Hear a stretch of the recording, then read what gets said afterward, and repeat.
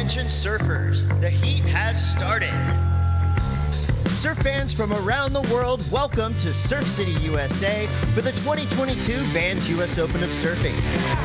This week, the quest for qualification continues as we enter the fourth stop on the Challenger Series. With strong leads in the rankings, who will be able to take on Caity Simmers and Rio Waida? Deeper into the week, the world's best longboarders hit the water for the Duct Tape Invitational for the second stop of the WSL Longboard Tour. The Vans US Open of Surfing is on. Buckle up, it's going to be a wild ride.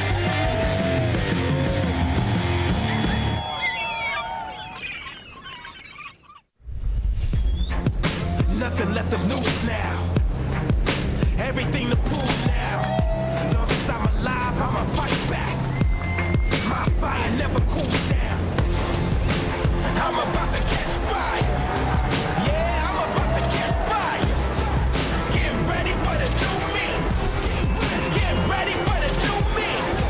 Try to hold me down and I go higher. Try to put me out and I go louder. I'm a fighter, a survivor. Stand back while I catch fire.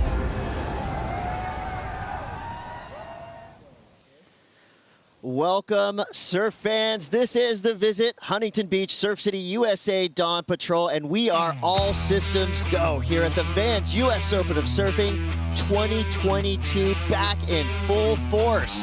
Chris Cote here with Mitchell Salazar. Everything has come together for us here on a Monday morning. What a glorious way to start our broadcast.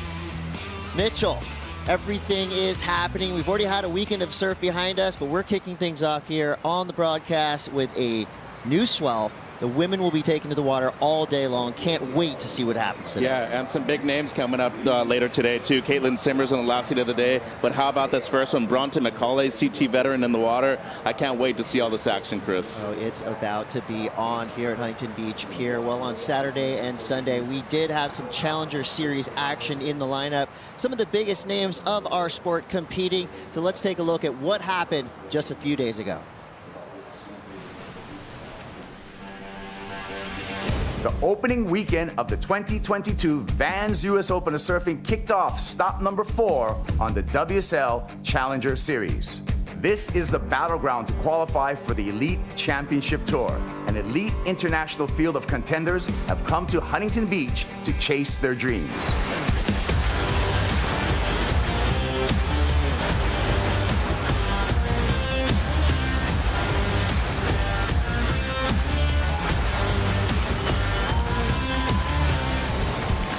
Mexico's newest qualification hopeful, Alan Cleland, dominated in his debut heat. Local hero and two-time U.S. Open champion Kanoa Igarashi was one of the standouts of the round, posting a 14-point heat total. Indonesian surfer Rio Waida currently leads the Challenger Series rankings, but American Evan Geiselman and Brazilian Alejo Muniz stole the show. Waida took an early elimination. On the women's side, Championship Tour veteran Courtney Conlog kicked off the round with explosive surfing. And CT star Caroline Marks posted an excellent 16-point heat total to advance.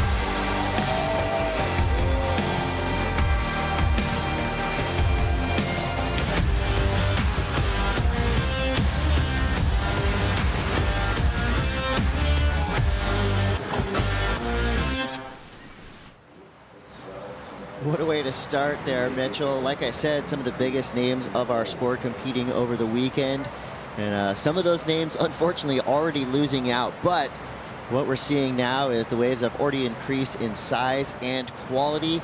So this is exactly how we wanted to start this round of women's surfing. So like we said, women all day long.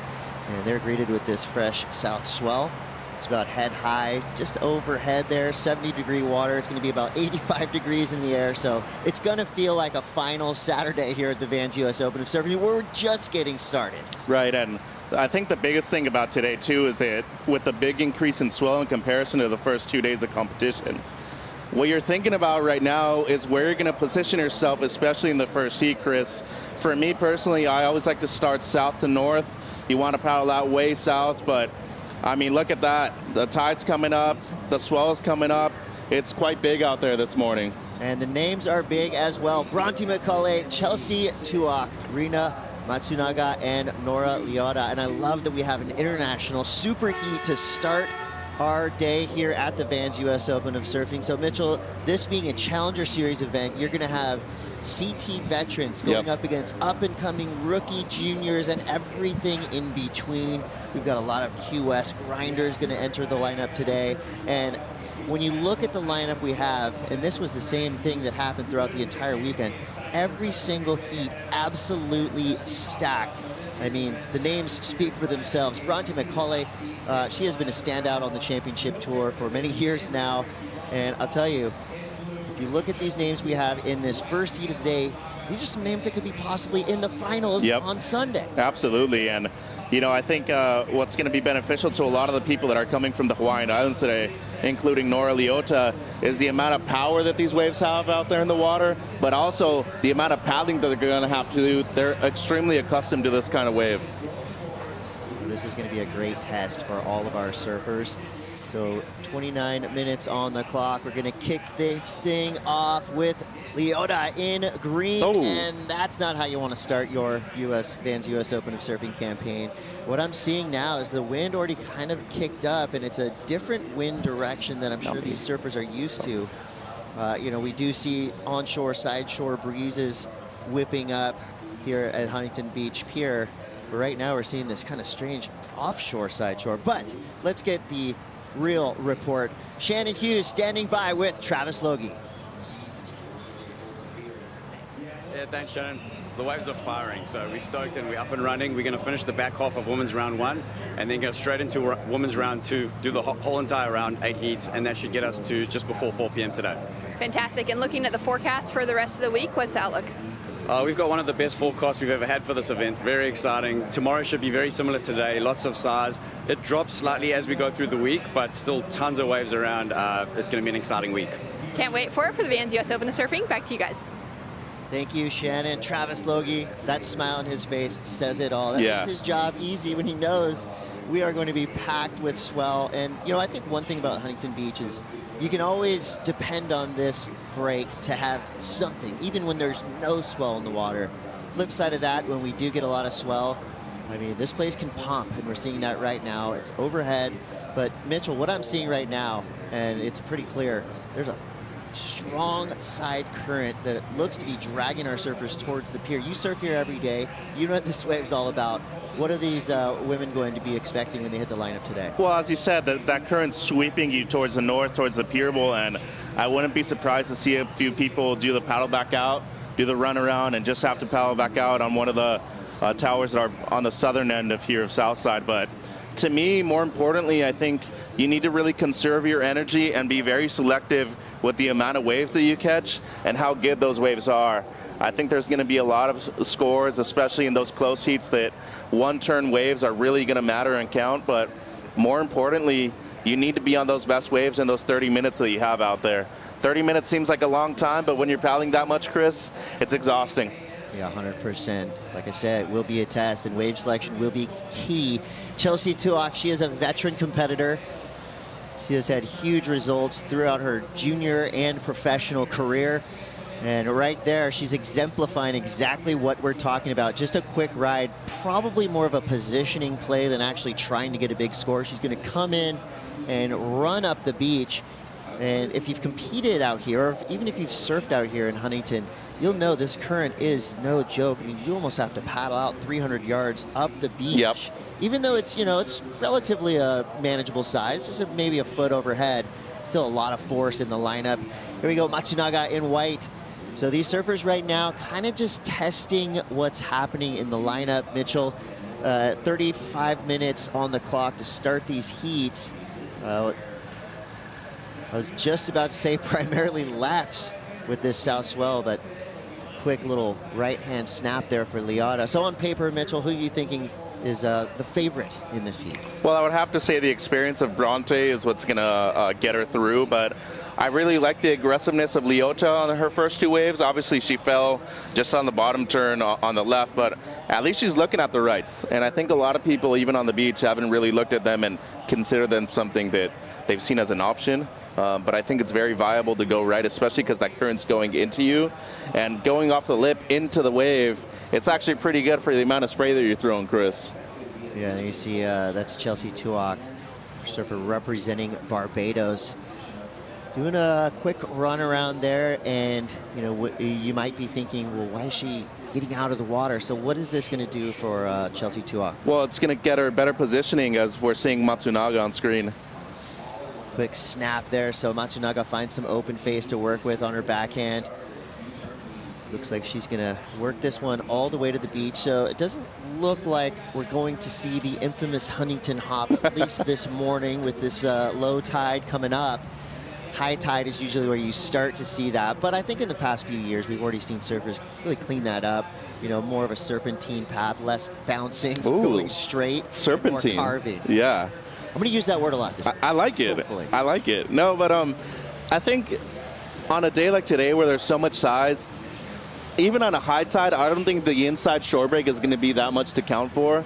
I think most of the work is going to be done on the outside. And I would think the only reason you should try to make the inside shore break is if you're really needing a small score and you know that extra little half a point or maybe even a point could get you that extra wave through. But, there's so much size out there, Chris, and look at the amount of waves that are coming through right now. It's pulsing, and I think that these ladies should have a great opportunity in 30 minutes to catch 2 good waves. And looking at Chelsea's opener, this came in as a 3.0. So far, the best wave of the heat. Decent combo on the backhand, and as you were saying, just going to do the runaround. And then Matsunaga wasn't really able to set her rail here on the left. Did the one turn, but I never felt like she really bottom turned the way that Chelsea did. Still, a decent opener. It's going to put her up into the top 2. Yeah, I think in this first part, it's really, again, these surfers just testing what's happening in the lineup. You will see them all open up more and put things a little bit more on edge. 23 minutes to go. Like we said, the only score of note so far, a 3, and we think that Rina Matsunaga's wave is going to come through around that scoreline. So just a few mild openers to start our day here, Monday, August 1st, here at the Vans US Open of Surfing. And it is so awesome to see the entire beach back activated.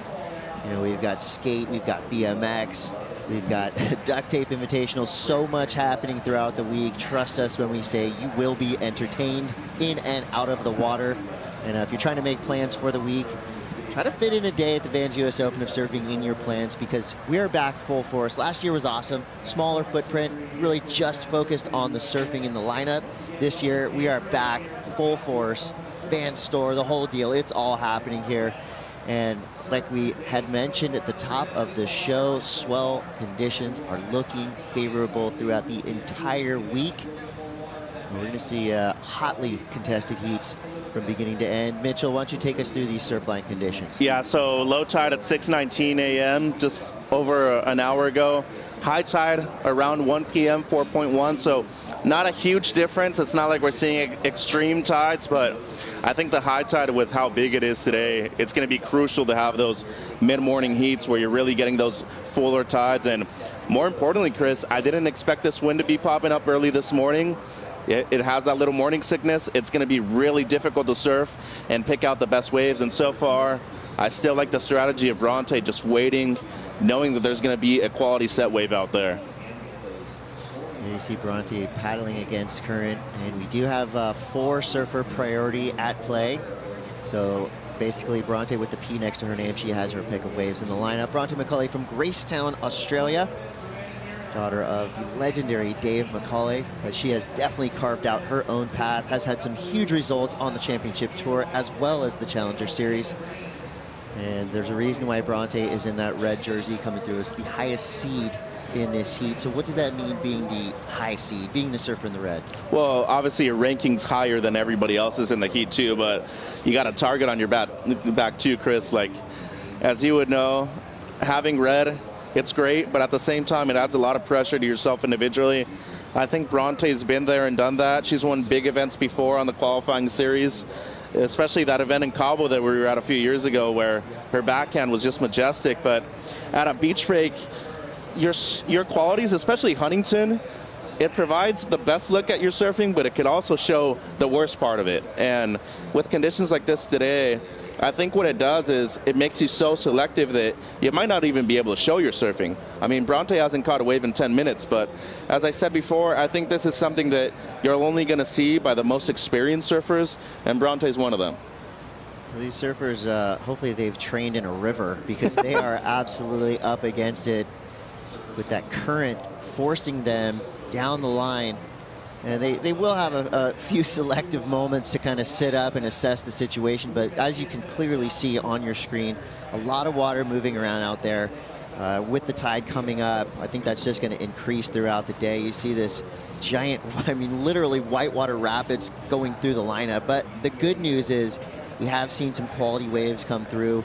Yet to see any of these surfers really kind of open up and power through one of these sections, but you know that's going to come with 19 minutes, 20 seconds to go. Wow, and look at that. It literally looks like there is a river right there in the middle, and I don't know if you saw, but the shot where Chelsea Tuock was doing the runaround, there's 3 towers that are close to the pier. 1, which is literally right next door, 3's past it, and then right now I'd be paddling out at least at Tower 5, because that current sweeps you so fast when you're paddling back out that you need that extra little distance just to be in position at Machado's Peak, which is pretty far down.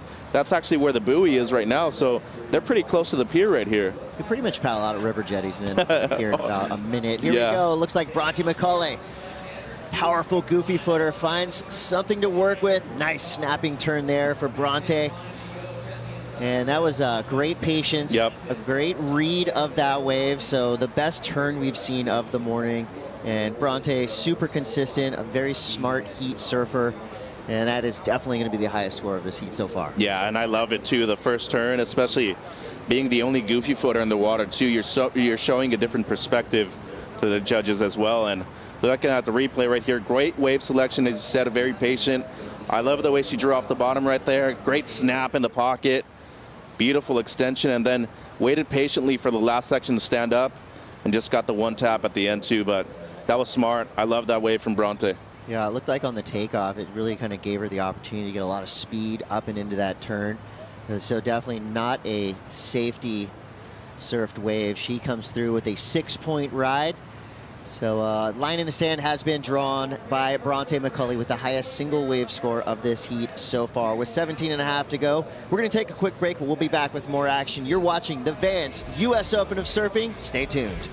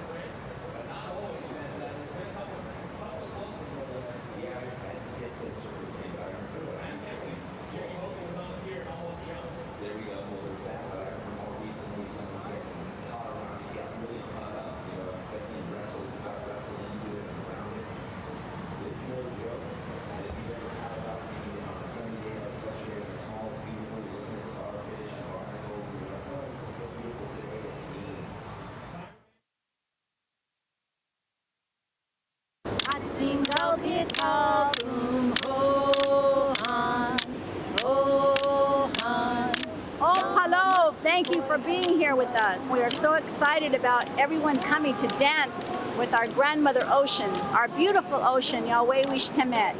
And so we as the Ahashima people welcome you, and we ask for many blessings on this event and that it's successful and that everybody has fun.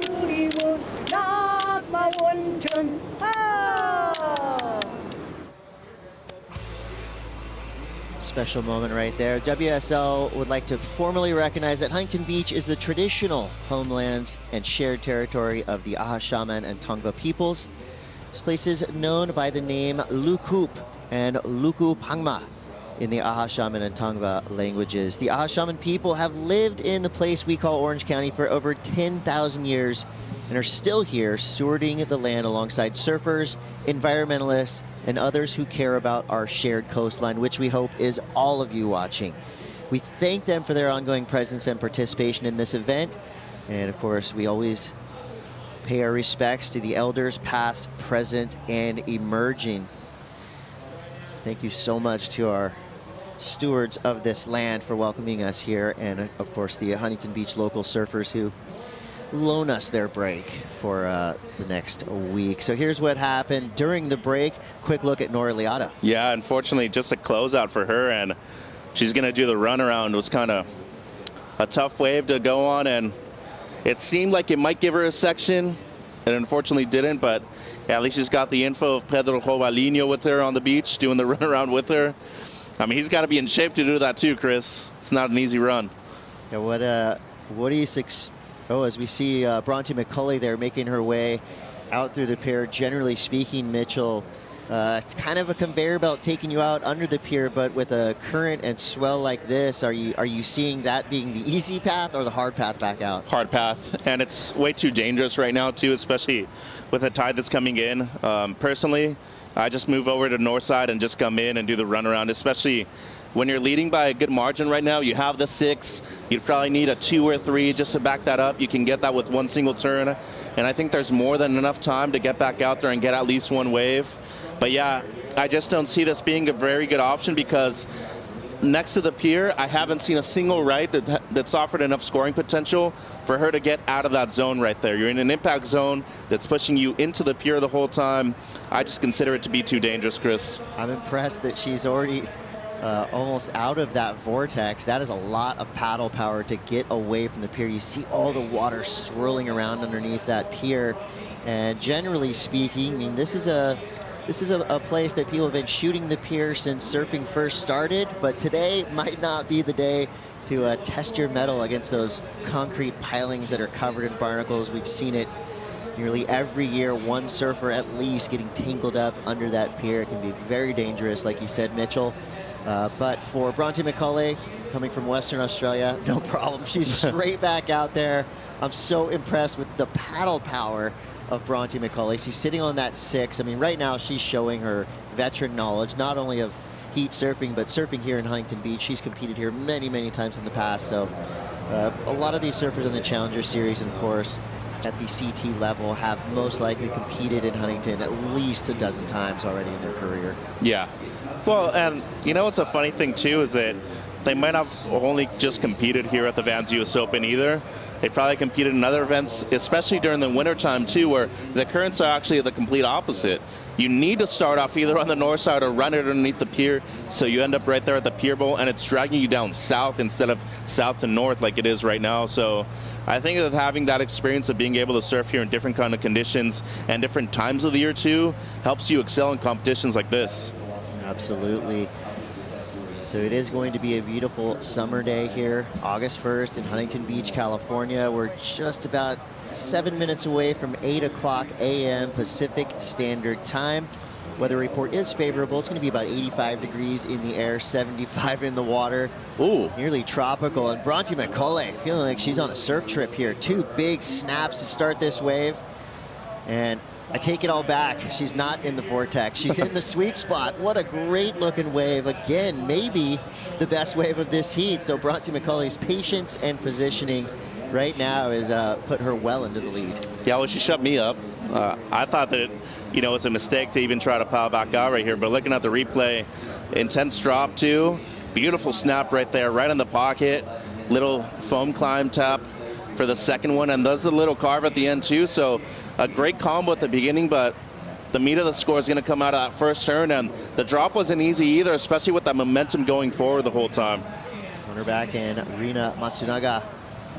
Just a couple quick snaps there. I mean, you can clearly see the difference in wave selection. The wave that Bronte got, you know, it had a real vertical section, a quick bowl to take off, and allow her to unleash.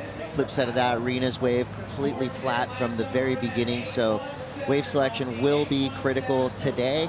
With 10 minutes and 10 seconds to go, even though Rina Matsunaga is currently in second place, Chelsea Tuak only needs a 1:14, and Nora Leota needs a 3:34. So this heat still well within reach of for at least second place. You look at Bronte's last score, an 8:17. She is skyrocketed through the roof. Yeah, but it's going to be a battle for second now. And Matsunaga did, you know, some decent work at the beginning of this wave. Got the little finish too, and as you said, not even comparable to the 6 or the 8:17, but she's in second, and she's going to better her low score too.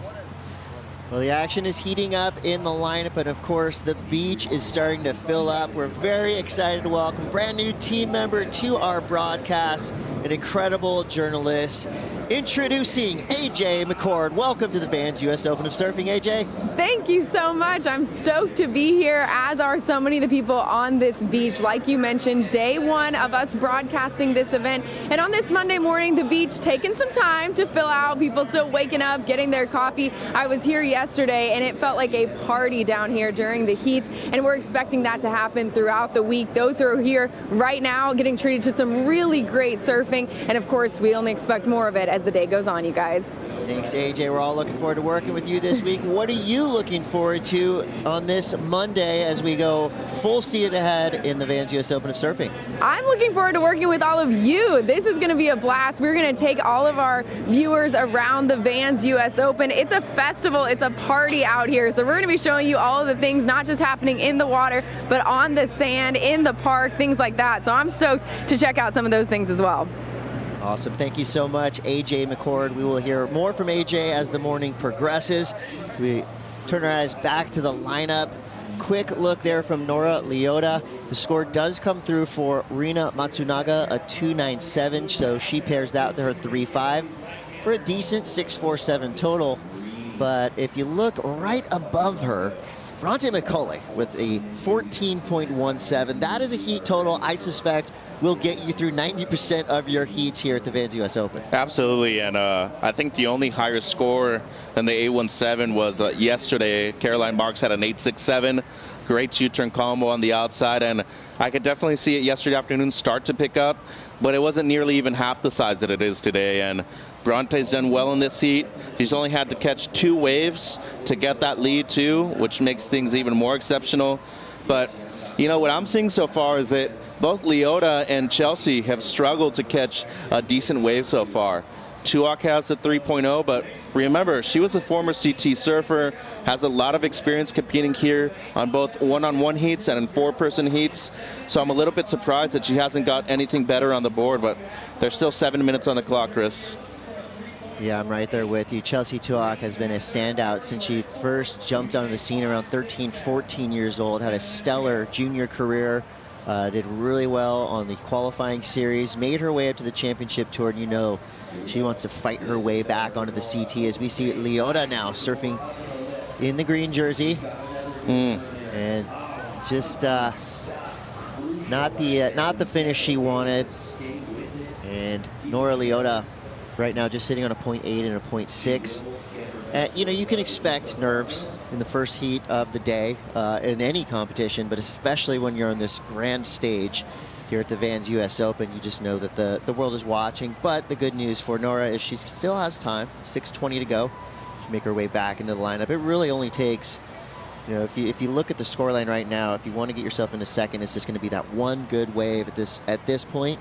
And I think with as much time as we have left, you know, you get yourself a solid score, you could be fighting your way into that second place spot. I think Bronte Macaulay pretty much untouchable right now with just over 5 minutes. So like you said, it is a battle for second place. And the thing that I love the most about this event, the Vans US Open of Surfing provides a platform for both the men and the women to kind of surf in an atmosphere that they're going to have to get used to at the championship tour level. You have the amount of pressure by the people on the beach. You have all the sponsors, all the media looking at you from the inside out. And more importantly, you're putting yourself in a position when you're advancing each and every heat that you're going to be surfing against higher quality competition every single time too. So there's really a triple threat right here where you're having to overcome those factors.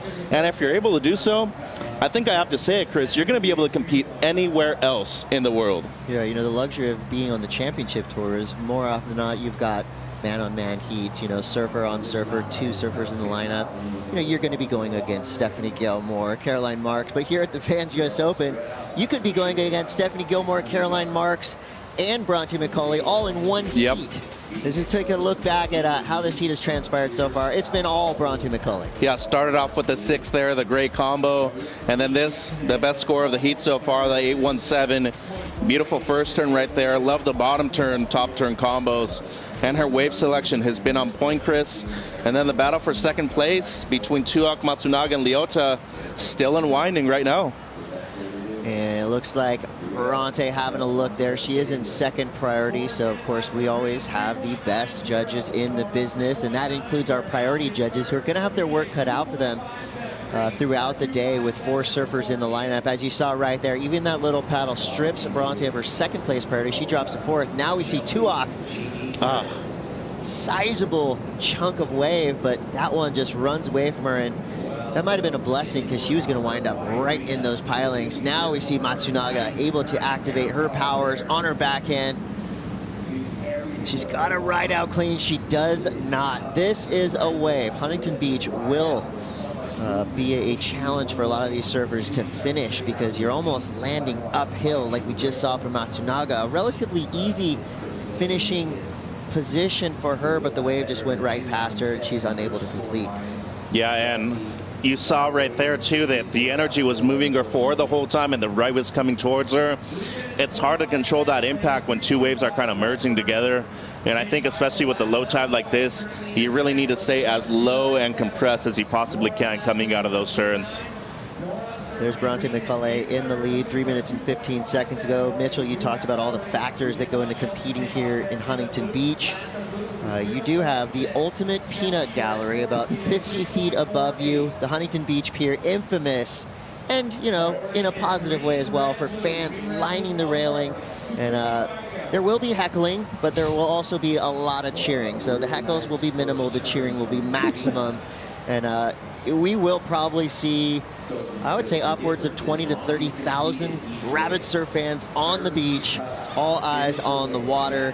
And again, that will be great preparation for surfers hoping to find themselves on the championship tour, competing in places like Brazil and Portugal, where you have a huge crowd on the beach. So this is training for a lot of different reasons here in Huntington Beach. And it's only 8 o'clock and the beach is starting to fill up. Yeah. Water's Edge, the VIP seats that are free for anyone, already starting to fill up. So if you want to get that prime spot, get down here early. I would say come on a weekday. The weekend is going to be popping down here. It will be super fun, but if you want to, you know, get a full day of pure surf action, get down here early and try to get here on a Tuesday, Wednesday. Then you can really fully focus on the action in the lineup. And I'd say even on a weekday too, get here as early as you can because traffic and parking gets pretty tough. And just under 2 minutes to go. Leota dropped to 3.9, so she's back into the heat. Has priority here. Only needs a 3.51, and Tuak needs a 4.4. I mean, it's still wide open, but how important was that last wave of Matsunaga? 3.9, her personal best. And imagine if she actually would have ridden out of the last turn, would have been a much better score, but there's still time, 90 seconds. It seems like Bronte's in position. Bronte with a quick look right there. We'll see if the priority judges deem that a paddle. Matsunaga right now is defending, but just barely. I mean, she has the door wide open. She's not welcoming the other surfers through it, but she's not really blocking that door shut. If she would have finished, most likely would have just been an incremental increase on that 3.9, but it would have put her in a little bit safer of a position. Bronte's got the field comboed, so she's fine with the minute to go. Nora Leota needs a 3.51. Chelsea Tuak looking for a 4.4. Time is flying. Current is whipping the surfers. 3 out of 4 of them, at least, are having a little bit of trouble deciphering which waves will be providing potential for a big score. I love these seats, though, because it always comes down to one of the last waves. Oh, and I think that was the one opportunity that Tuak was needing at the end. Big south swell walls pulsing through, so you see that buoy on the right side of your screen, that's basically signifying the danger zone, the pier, right past that buoy. 20 seconds to go. Nora Leota looking around, anything for her. And of course, you know, as time winds down, that's going to be the fastest or slowest clock of your life. Bronte Macaulay in red doing what top seeds usually do, dominating their heats. In second place, just barely, Rina Matsunaga holds off Nora Leota and Chelsea Tuak. We've got a lot more surfing to go. The women will make their way back into the lineup after these brief messages. You're watching the Vans US Open of Surfing. Stay tuned.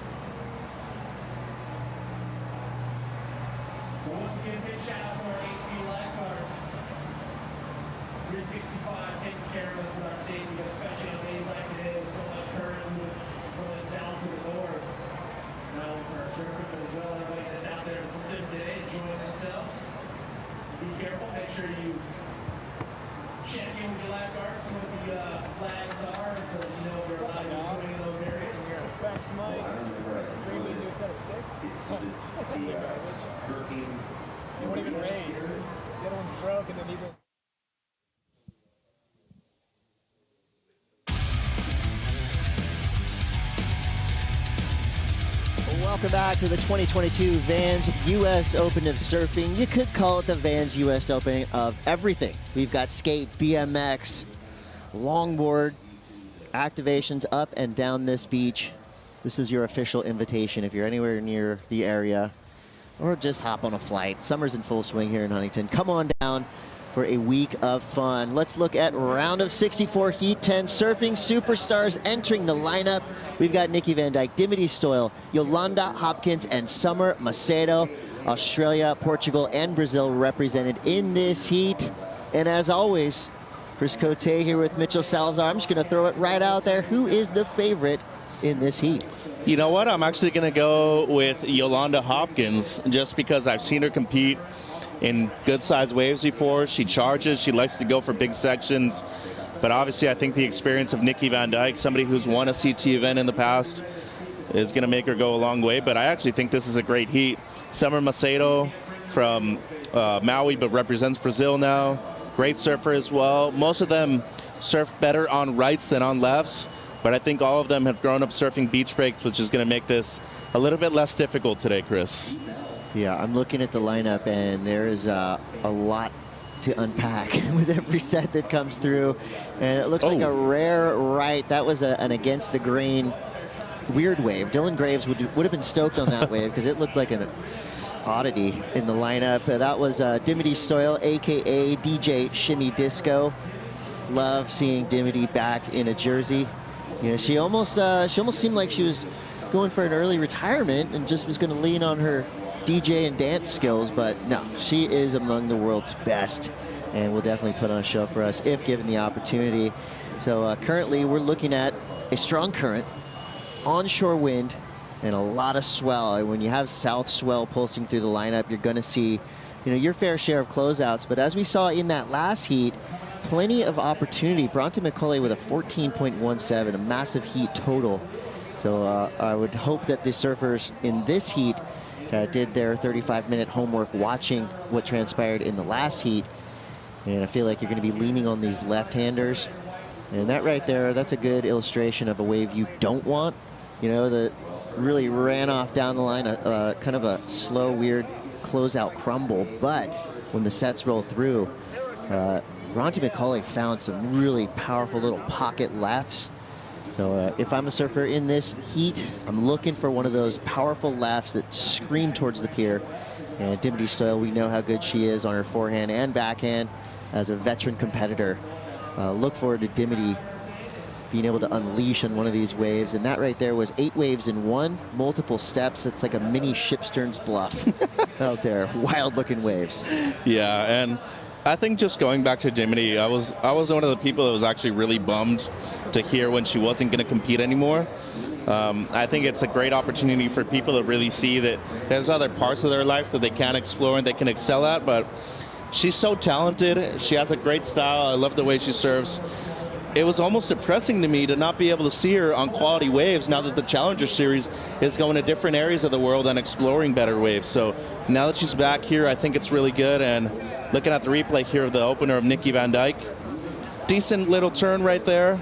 One of the few rights we've seen so far this morning, so a small start, but I think there's a lot of people worldwide. Another DJ, Paul Fisher, you know, former Challenger surfer. He surfs great too, competitive surfer. Lee Sadley from Cut Snake. There's all these people that excel at other areas of their lives, and they kind of leave surfing behind because it's not making them happy anymore. But I think for Dimity, she was around it so much that she was still enjoying her time. She's like, if I'm around you guys all the time, why wouldn't I still be competing? Yeah, she was part of the WSL broadcast team for a minute. I think she was doing interviews and watching the lineup going, hold on a second, I can do this. And the good news for Dimity is she can surf all day and DJ all night. Exactly. 24-17 to go. The only score of note so far was that 2.5 from Nikki Van Dijk. It almost looked like a standing river wave. The way she basically just stood still and the wave was coming at her like a conveyor belt. So an interesting start to this heat with 24 minutes on the clock. The priority situation is basically, as you see there, Dimity Stoyle in third priority. That means open priority for the rest of the 3 surfers in this heat.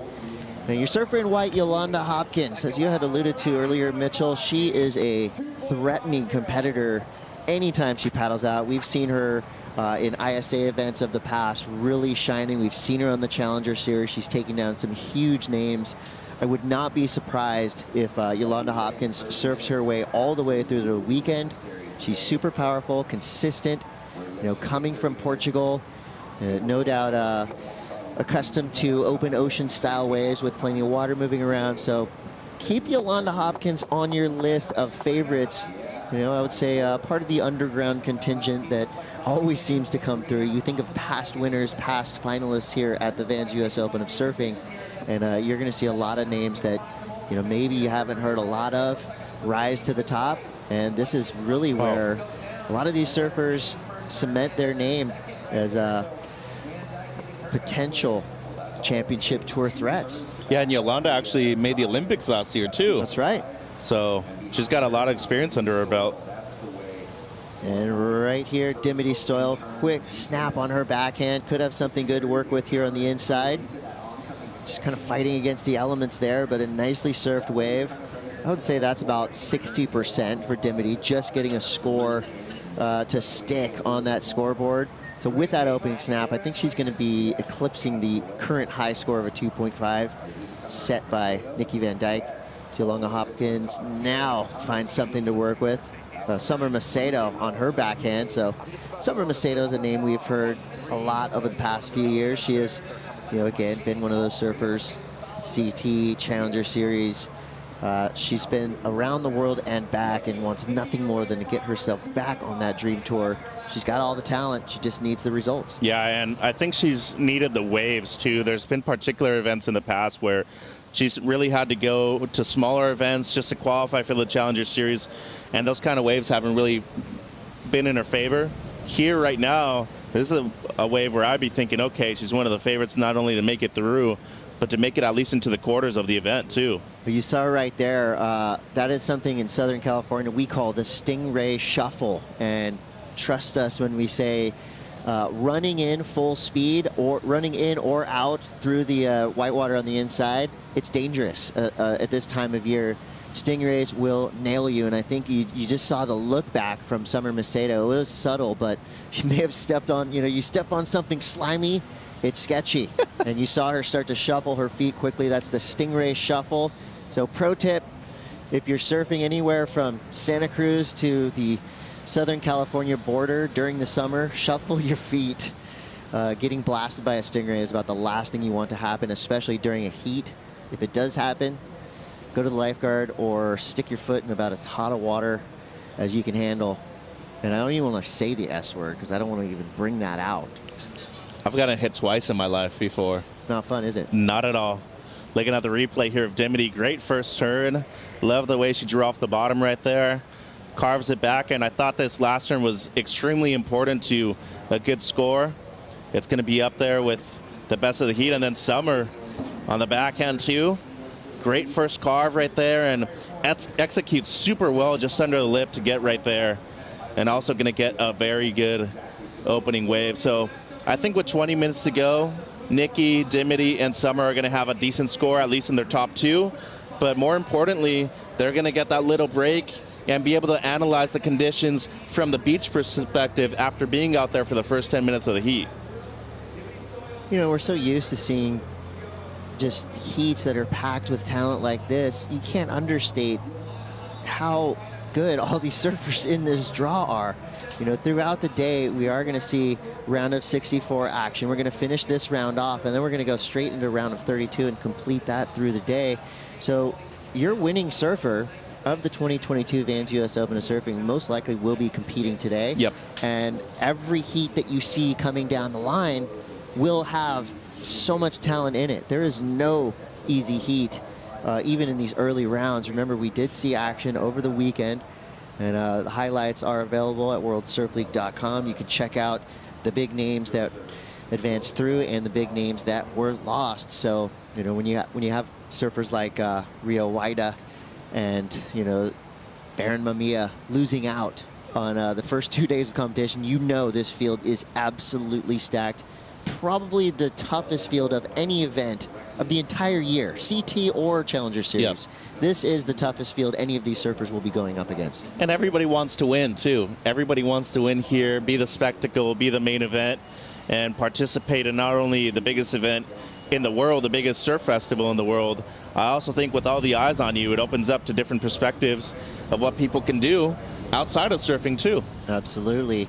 Yolanda Hopkins, quick snap right there. And speaking of outside of surfing, Summer Macedo, an incredible musician. She has one of the most beautiful singing voices.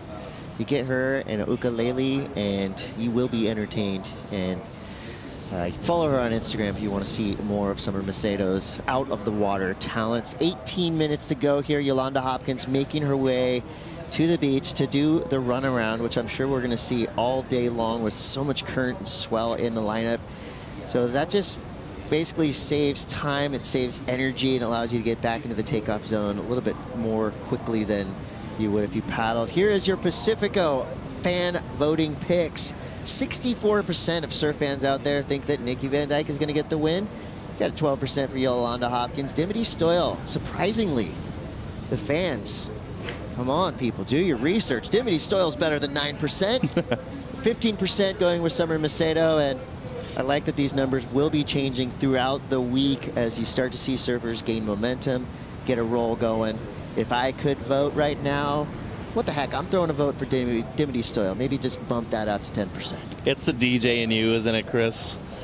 You can vote at worldsurfleague.com, and it's a fun way to get involved and, you know, a little bit of bragging rights. If you voted for your surfer and they won, hey, you're starting your own momentum. So they paddled out way south, and look at how far north Dimity Stoyle has been dragged over so far. I mean, I'd have to say at least 200 to 300 yards. Look at the amount of separation now between her and Nikki, who made it all the way to the outside already, and Dimity, who still isn't there. And that middle part of the paddle back out is where the real rip is. That thing is just dragging you north the whole time. That buoy is the one furthest south, and the judges have no issue seeing you down there because they have a spotter, they have a priority judge that's up there watching the whole thing. But you want to be in position for that one left and then start at the second peak for your second wave after that. Yeah, there's a complex equation happening in the lineup. Well, somebody who did the math, figured it all out. The first winner of the day, standing by with Shannon Hughes. Let's talk to Bronte Macaulay. Bronte, well done out there. The conditions are a little bit challenging given that size and that sweep today, but it just seems to be your bread and butter. How are you feeling the water?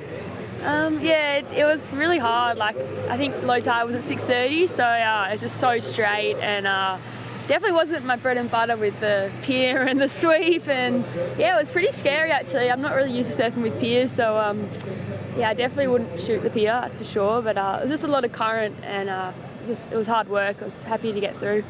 Well done, and mentally you seem to keep it all in check though, getting just the 2 scores, and they did well enough to get you into that 14-point heat total. Yeah, I was pretty lucky. Like, got 1 with a corner or 2 with the corner, and then I was just trying to build on the scores, but I just didn't really get another opportunity. It's hard to be in the spot. It's kind of like, yeah, luck of the draw out there. So yeah, you just got to make do with what you have, and happy to get through and surf again.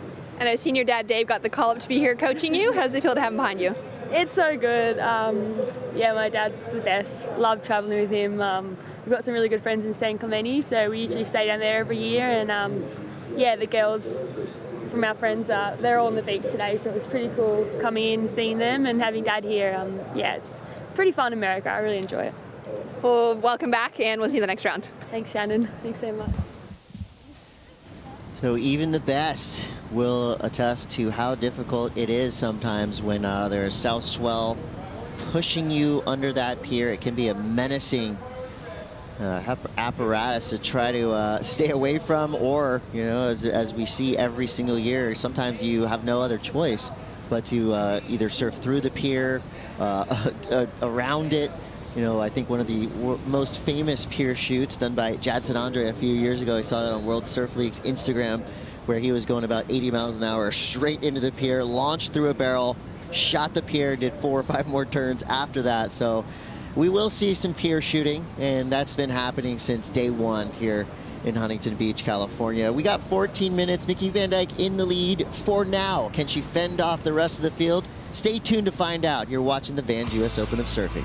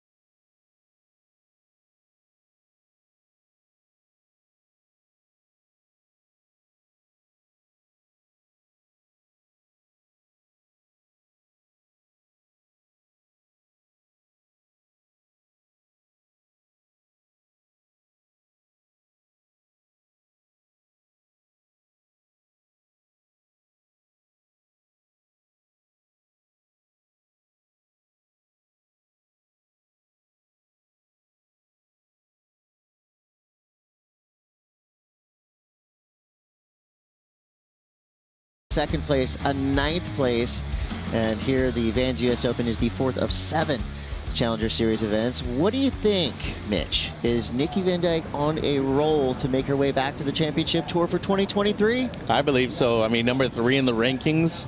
She's looking very good to requalify for next season, and you know, she's had a roll, got a 5th in Bolito too, which is great, but how about, or a 9th, excuse me, the 5th was on the Gold Coast, but how about that 2nd place finish in Manly against Teresa Bonvolo? I actually thought she was a standout of the event up until that final where she lost out to Teresa, but I mean, stellar surfing, especially on the backhand, where most people know that her forehand coming from Phillip Island and Victoria is kind of her strength. So I not only think she's been on a roll, I think she's due for a win pretty soon too. I'm right there with you. Nikki Van Dijk is a such a strong surfer, and I know she's a fan favorite all over the world. You know, I've seen signs with her name on it on the beach here in Huntington, so we'll see if she can get through this tough heat. I mean, this right here is power surfing from Yolanda Hopkins. One big turn there to start, trying to get around that section, so starting to see a few more rights, and maybe the tide is helping to peak these waves up a little bit. You know, at low tide, with the water drained out like that, the majority of the waves coming through will be lefts today, as we see Dimity Stoyle. Quick setup snap there, just trying to force the issue. And body language tells us she didn't like that wave, so she's out of there. 10 minutes, 30 seconds to go. She does have double digits for now. Dimity Stoyle with a 7 and a 4.5. So the 9% fan pick, wrong. She'll be 90% fan pick the way she's surfing. Now Nikki Van Dijk's coming back, 4.07 and a 3.83. Yeah, this is the biggest score of the heat so far, is 7.0 by Dimity Stoyle. Great first turn and late to the section on the second one, but how about that control coming out of it? And that's a game changer of a score too. Anything above a 6 today, I think is easily going to be in the score line. So Dimity not only with a great score, 11.5 heat total, that 7 is making a huge impact on the rest of the field right now. And as we see a set pulsing through, we've got about 15 waves lined up, marching towards the Huntington Beach Pier. Iconic surf location. We've had contests here since surf contests first started. And we're probably, way back in the day. This is basically where surf competition, began. There, of course, has been events all over the world, starting in the 40s and 50s, I think. 50s at least here in Huntington Beach. But with 9 minutes and 14 seconds to go, the future is now. We're going to see some serious high-level surfing throughout the week. I do like that, even with this onshore wind, you wouldn't necessarily call this air wind, but when you have the best of the best hitting the lineup with waves at this size, you can expect big things. Right now, it's all about decoding this vexing lineup. There is so much happening with water pushing you towards the pier, pulling you out. And even when you do your kind of finishing snap, as we saw Dimity on that 7, she had to fight to stay on her feet, really almost like riding a stationary wave at sometimes. Yeah, I mean, it's pushing you so forward right now with all this push that the current has and the swell has as far as the increase go. But just going back to your point about how important this event has been to the sport of surfing, the who's who has won here, Chris, before. Courtney Colnog has been a champion 2 times. Malia Manuel won in 2008 when she was only 14 years old, too. Caity Simmers last year, I mean, that's where really her run began to where she is right now. So not only do I think this event is crucial to creating those superstars, it's also where you're getting that development of building those big sponsors that are going to be with you for your entire career, too. Yeah, we've seen breakout performances up and down the line. On the women's side of the draw last year, Caity Simmers, one of the youngest surfers to ever win this event as a Challenger Series. And going further back, Sage Erickson, Carissa Moore, Courtney Colnog, Steph Gilmore, Sofia Milanovic, Chelsea Jorgensen has won this multiple times. Pauline Menser back in 2001, 2002. So if you win the Vans U.S. Open of Surfing, I mean, your name is on an illustrious list. If you look to the previous winners for men, Griffin Colapinto, Yago Kanoa's done it multiple times. Felipe Toledo, Brett Simpson, Kelly Slater, Hirota O'Hara. So, there are certain events like the Pipe Masters, like Margaret River. Where you see a lot of the same names. The Vans U.S. Open of Surfing, although there has been a handful of back-to-back winners, again, you see some varied names in that winner's circle. And this really is where underdogs come to the top of the surface. Any surfer in this heat currently in the lineup right now could be in the top spot on the weekend. There's going to be a lot of surfing that you're going to have to do to make your way to the finals. But that is a huge moment for any surfer's careers. We saw Nikki on a roller coaster right there, taking lumps on that inside section, but she'll be able to make her way back out. 6:27 on the clock. Dimity Stoyle still in the lead, most likely on the strength of that 7-point ride, but she does have a good backup with a 4.5. That's better than most of the other waves on the scoreboard for now. Summer Macedo has a 5.5, the second highest score so far. It's a good wave right here. A little inside chip shot for Nikki Van Dijk. Has the opportunity for a quick snap to start there. Just so cool looking how the current is pushing her towards the pier, even as she's going right. Almost a standstill. You know, usually if you took off on a right here in Huntington, you would wind up way down the beach. It would be a good positioning play, but even the rights today will have you wanting to do the runaround to get yourself in a better spot in the lineup.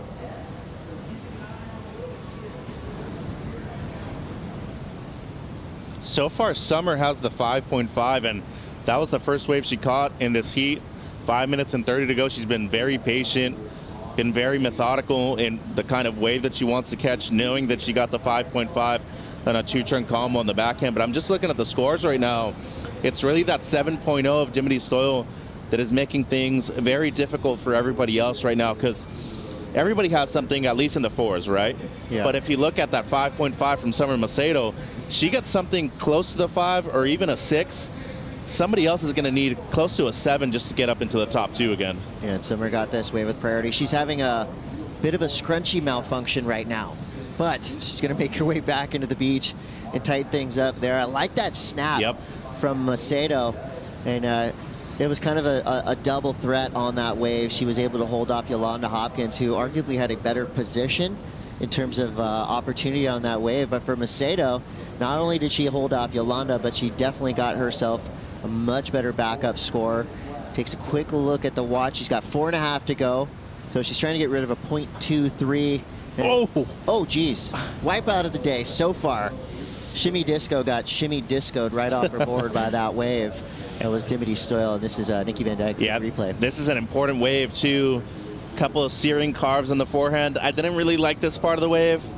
Just kind of waiting for it to stand up the whole time. I thought there was some potential to maybe get a cut back in, at least show the judges that you're still interested on the as far as the inside section goes. That turn right there was quality, though, and we haven't really seen too many of those, especially on the rights. And then gets a little love tap at the end, too. Before Nikki's wave, she was only needing a 2.4, so easily going to be that. So Van Dijk's wave is going to be crucial to the development in the last 3 minutes and 40. The Jiao Chianca? Yep. Helping out Summer Macedo? Yeah, they're a couple, actually. All right. Oh. Power couple. Yeah. So Summer Macedo, hopefully she'll be able to fix that scrunchie. Things are getting wild out in the lineup. There's a lot of power. It'll blow the scrunchie right off the top of your head if you're not careful. 3 minutes and 18 seconds ago. Dimity Stoyle in the lead for now. Still waiting for a score to come through for Summer Macedo. I would say the turn of the heat so far, but really only a one-turn wave. So we'll see what the judges throw out there for Summer. Right now at the back, Yolanda Hopkins does have priority. She needs a 3.67. So there's some tightening up happening in the ranks right now. Nikki Van Dijk backs it up with a 4.10, so she's sitting on a pair of 4s. She's going down to third, though, because Summer's going to get at least the 2.67 that she needs with that single turn. Look at the score it's coming through right now, Chris. Yeah, so she really kind of amplified everything in the moment right there. A 5.13 for Summer Macedo, so she jumps up into second place. That drops Nikki Van Dijk into third. Yolanda Hopkins down into fourth. Nikki now needing a 6.53. Yolanda needing a 6.4. Come on, it's Monday. We've already got drama in the lineup. What a way to start here for women's round of 64 here at the Vans US Open. 2 minutes and 15 seconds to go. And I have no idea what's going to happen next. Very unpredictable action in the lineup today. Well, is anybody going to catch a wave? First of all, I mean, 2 minutes to go. Van Dijk did the runaround. Summer Macedo did the runaround. The only two people that are out there right now are Yolanda and Dimity, and Yolanda needs a 6.4. That could easily come with one turn on the backhand or on the forehand on a set wave, though. We've seen it before. I remember in 2009 when Courtney Conlog went out here, she had one huge wave where it was just a one turn, but she got something in the 9s. So I wouldn't be surprised to see some of that in these last 90 seconds.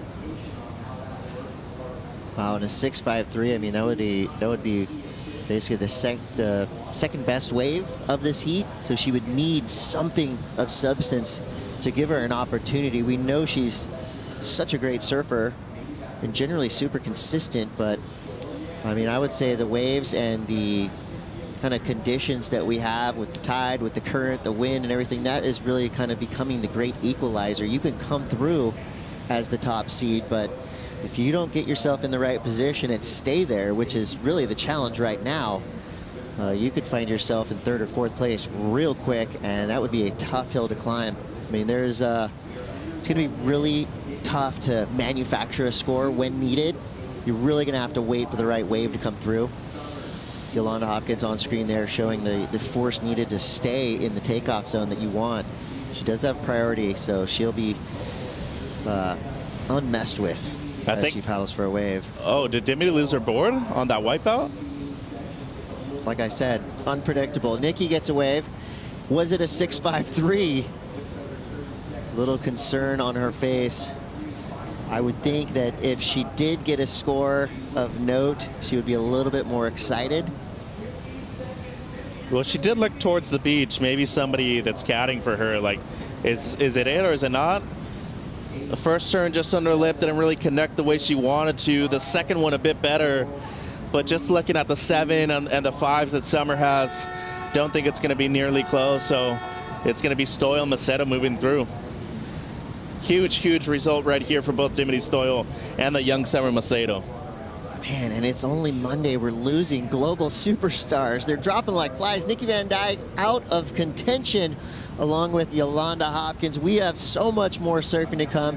A huge heat coming up next featuring the talents of Betty Lou, Sakura Johnson, and more. We're going to bring in the dynamic duo of Kaipo Guerrero and Pete Mel on the call. You're watching the Vans US Open of Surfing. We'll be right back.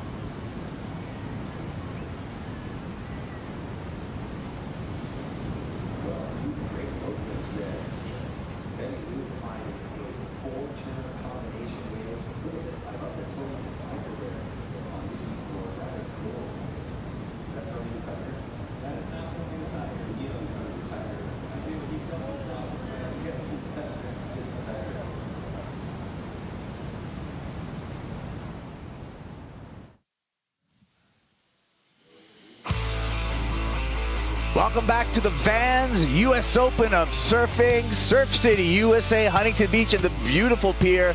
The settings for this year's competition. Stop number 4 on the Challenger Series. I'm Kaipo Guerrero. This is a Hall of Famer, Pete Mel, joining me. Oh, I got to pull out the chain, Kaipo. You got yours out, so let's do this.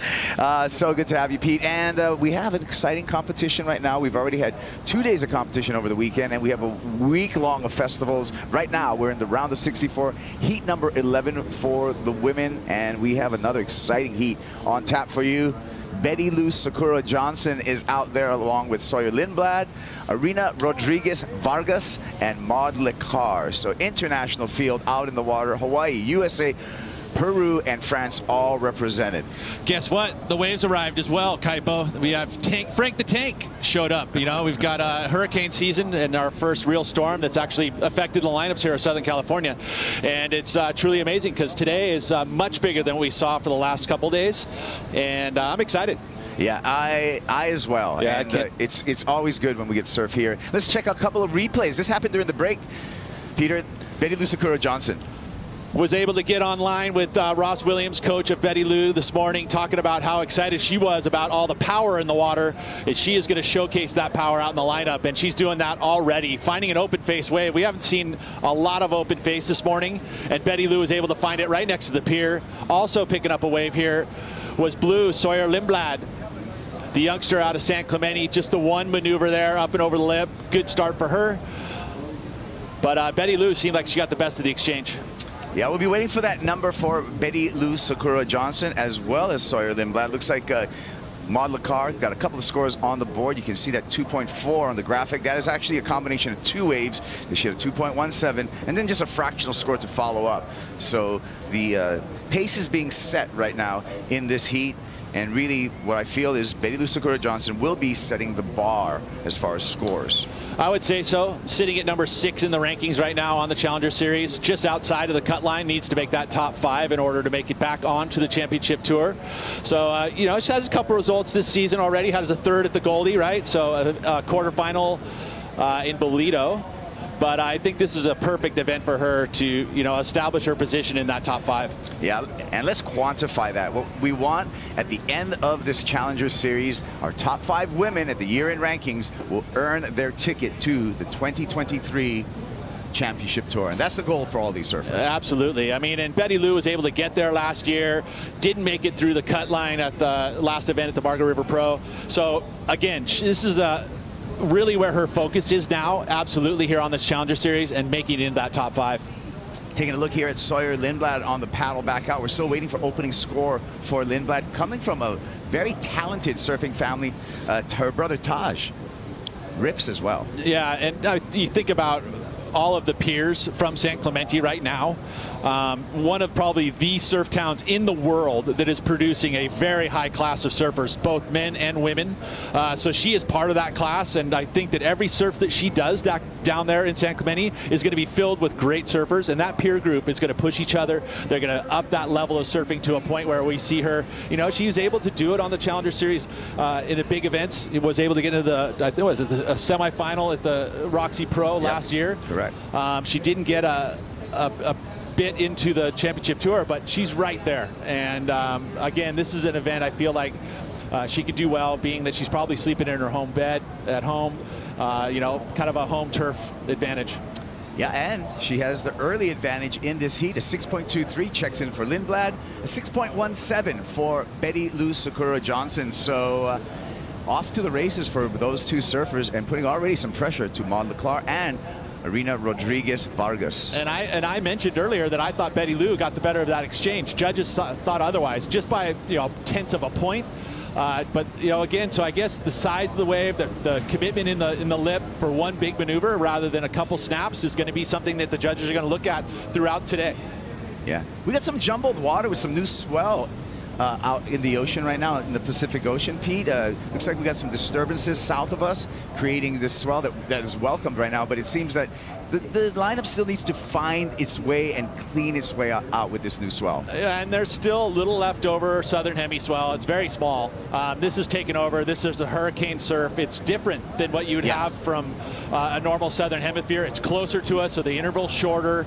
You're getting a lot of sweep because of the angles coming out of 175. It's almost southeast right now. The beginning of the swell is going to be coming from a very southerly angle. I mean, literally perpendicular to the beach. Right. So it's going to sweep, it's going to create current, and there's not going to be a lot of rights. You know, generally you can see a few rights being ridden, but with the hurricane surf, not as much. Yeah, I mean, in past Vans US Opens competition, the Pier Bowl right has been a key factor to victory here, but it looks like all of our surfers are going to have to be really adaptive. We have an ever-changing playing field. We're looking on the screen right now as we can see that steep angle to the swell, like you said, Peter. And you can almost see the lines have a little subtle curve to it, you know, and this is why it's so much different than storm surf. You have these big southern hemisphere winter storms that is a broad area, has a big fetch. They're coming from long ways away, whereas this is actually a circular storm, right? It's a hurricane storm. So it spins and it makes a kind of a circular line, and you can almost see how it just bends out to sea. It's definitely different than a southern hemisphere swell.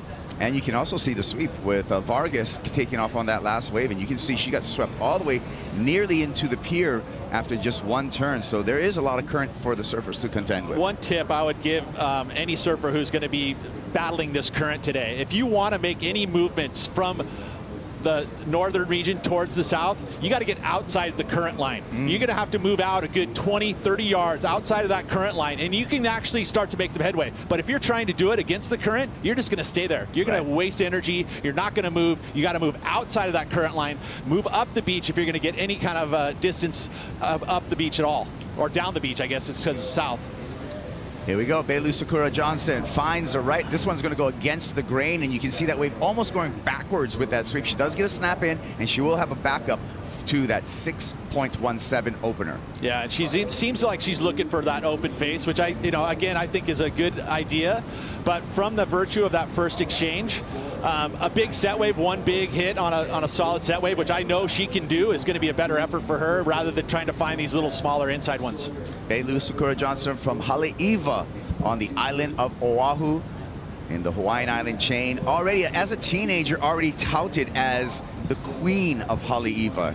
When we closed out the Challenger Series last year, she took a big win there at her home break. Here we go with Sawyer Lindblad.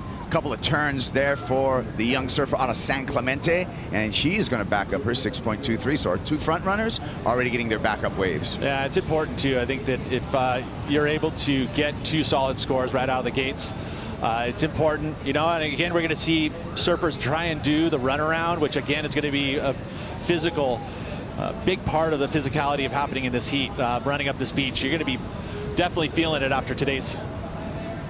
Well, there you go. And as Pete was talking about, you can see Sawyer coming to the beach, in which she will run to the south of us to compensate for the broad sweep that we have in this swell, place herself back out in the ocean rather than having to fight against that current with a paddle. Yeah, and I mean, if you think about the other option being next to the pier, there's usually a way to paddle out next to the pier, especially on the north side.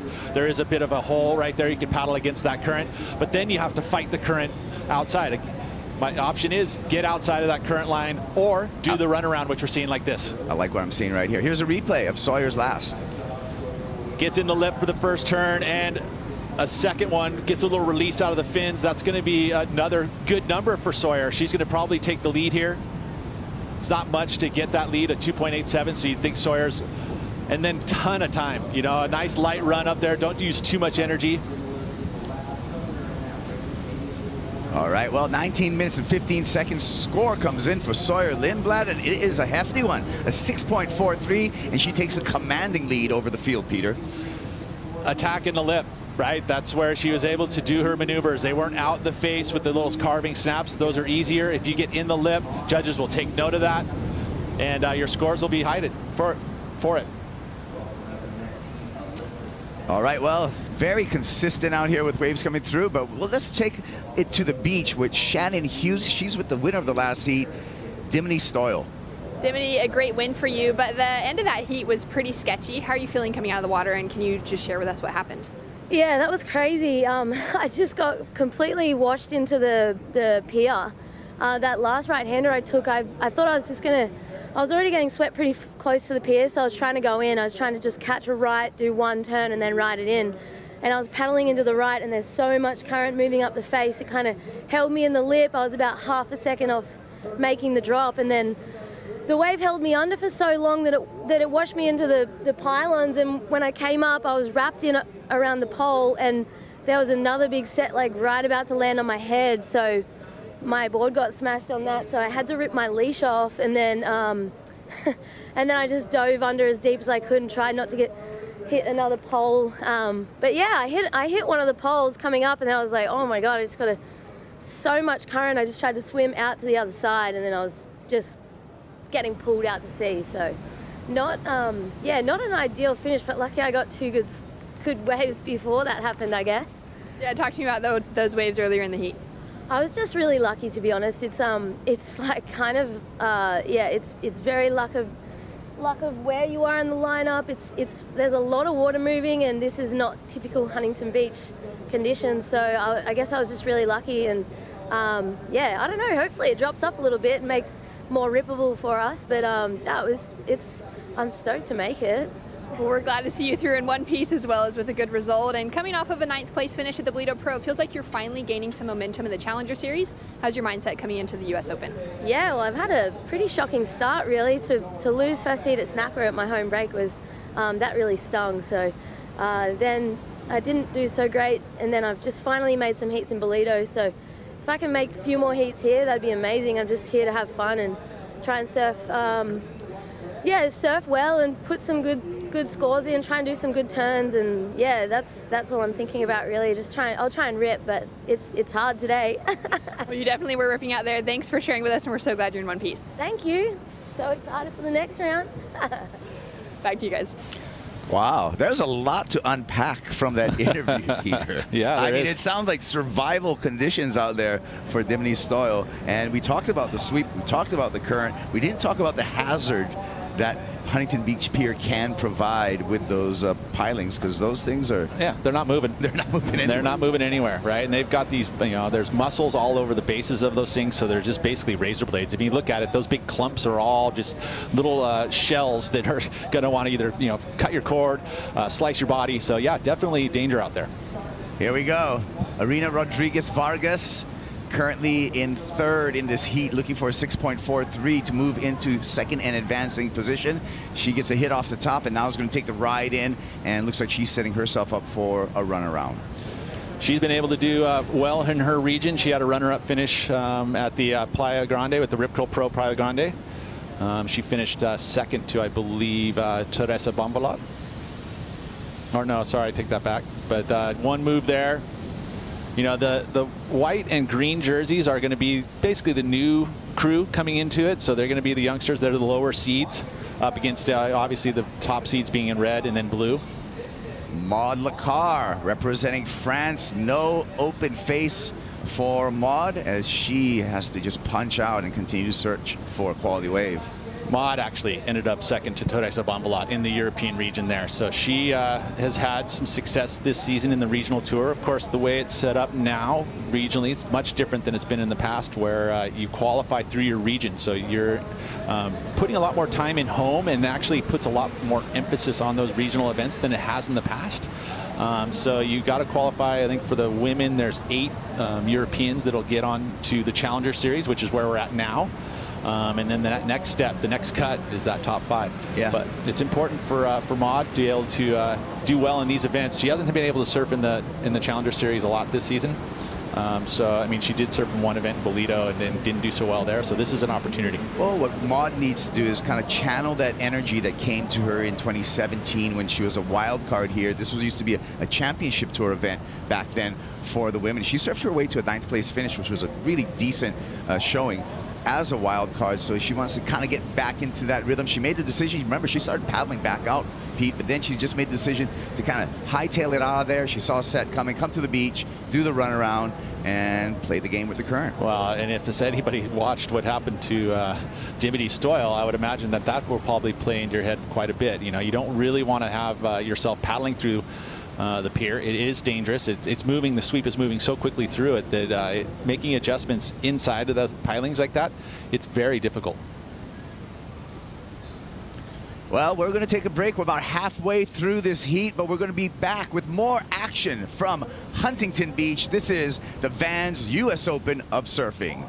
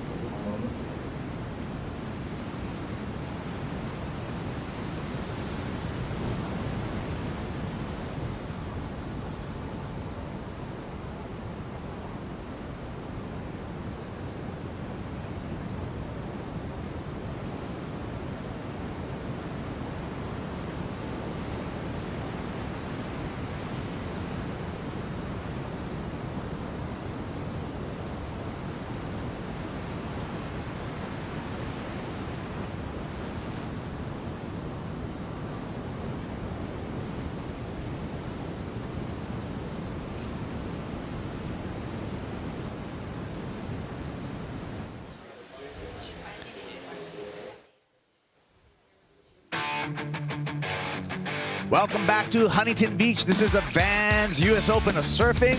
We are in the opening round for our women's in this Challenger Series event, and we got more going on. We have the Vans retail store right here on the beach at Huntington Beach, where you can get all the latest and greatest Vans gear. Check out their ultra range, or you can look at some of the classics, like the slip-on, Skate High, or the Era. Check out the Vans retail store. We have the street market. We have workshops going on over here in the Van Doren Village. Right about noontime, the MC, the master ceremony, Steve Van Doren. He's going to be flipping dogs and burgers out there for all the crowd. Of course, we got the Duck Tape Festival, where you can rent a demo board shaped by a celebrity crew of shapers, as well as we got live shaping and glassing happening right here on the beach. I'm Kuiper Girl. Peter Mel's a shaper. Let's get you in the room. Oh, that would be kind of cool. It's actually one of the things that it's happened. You know, I'll tell you a story. John Carper, I used to ride his boards, and he actually shaped me a surfboard on the beach here with a chainsaw. Literally. How'd it go? That board was absolutely magic. It was a 7.0 or 7.2 quad made for beach break barrels. I brought it to Puerto Escondido, and actually it got me a perfect 10 in Puerto. That board was stolen, and I don't know where it is anymore. Well, whoever's in Puerto Escondido, well, it didn't get stolen. Didn't get stolen there. It got stolen at home. But okay. Well, anyway, enjoy Peter Mel 7.2. Whoever's riding it out there, and just know it was shaped with a chainsaw. It's so epic. So think about it, chainsaw. Yeah. Hey. I mean, and he did it all like hand templated. He like measured it and then hand draw the templates. Like he did it full hand shape. Like it's special board, and I'm kind of bummed it's gone. You know what we call that in Hawaiian when you do that, when the shapers do that, we call it, we're putting the mana, the energy, the spirit into the board. You know, and that's actually, when you really think about it, in the whole like the evolution of surfing, how surfing started in ancient Hawaii. You would have a prayer before you would make your board. You would pick the tree. You would put that mana, that spirit into that board, and that board would translate into performance in the ocean. So I think it had a bit of mana in it. Another story. There's Santa Cruz, which was one of the first regions in the world that Hawaiians came to continental U.S. and they surfed, and it was in Santa Cruz. They were dancing on the water on a hand-carved. The three princes. I'm not going to be able to remember their names, but Prince Kuhio Kalaniana Ole was one of them. Yes. Speaking of Hawaiians, let's check out Betty Lou Sakura Johnson banking off the top there, but I want to go back to your story. So there you go. That's going to add to that 617 she already has. So this is going to be good. That's exactly what she needed to do. She's been eyeing these rights, finally connected with one, got that one big move. It's going to better that 2.93 and secure her spot in second. But yeah, those princes, again, they took redwoods from the Asheville region. As we see the replay here, attacking the lip. Love that, because that is what the judges have been showcasing today. Get any maneuvers in the lip are going to be rewarded fairly well. Redwood trees carved. They actually went missing and ended up in the Bishop Museum. They ended up finding these boards and then did a core sample to make sure that these boards came from the region in which the redwoods were built. And these boards came back to Hawaii, and then they came back to Santa Cruz. And I remember they came back in these like big crates, and I was there for the unveiling, and literally, you talk about mana.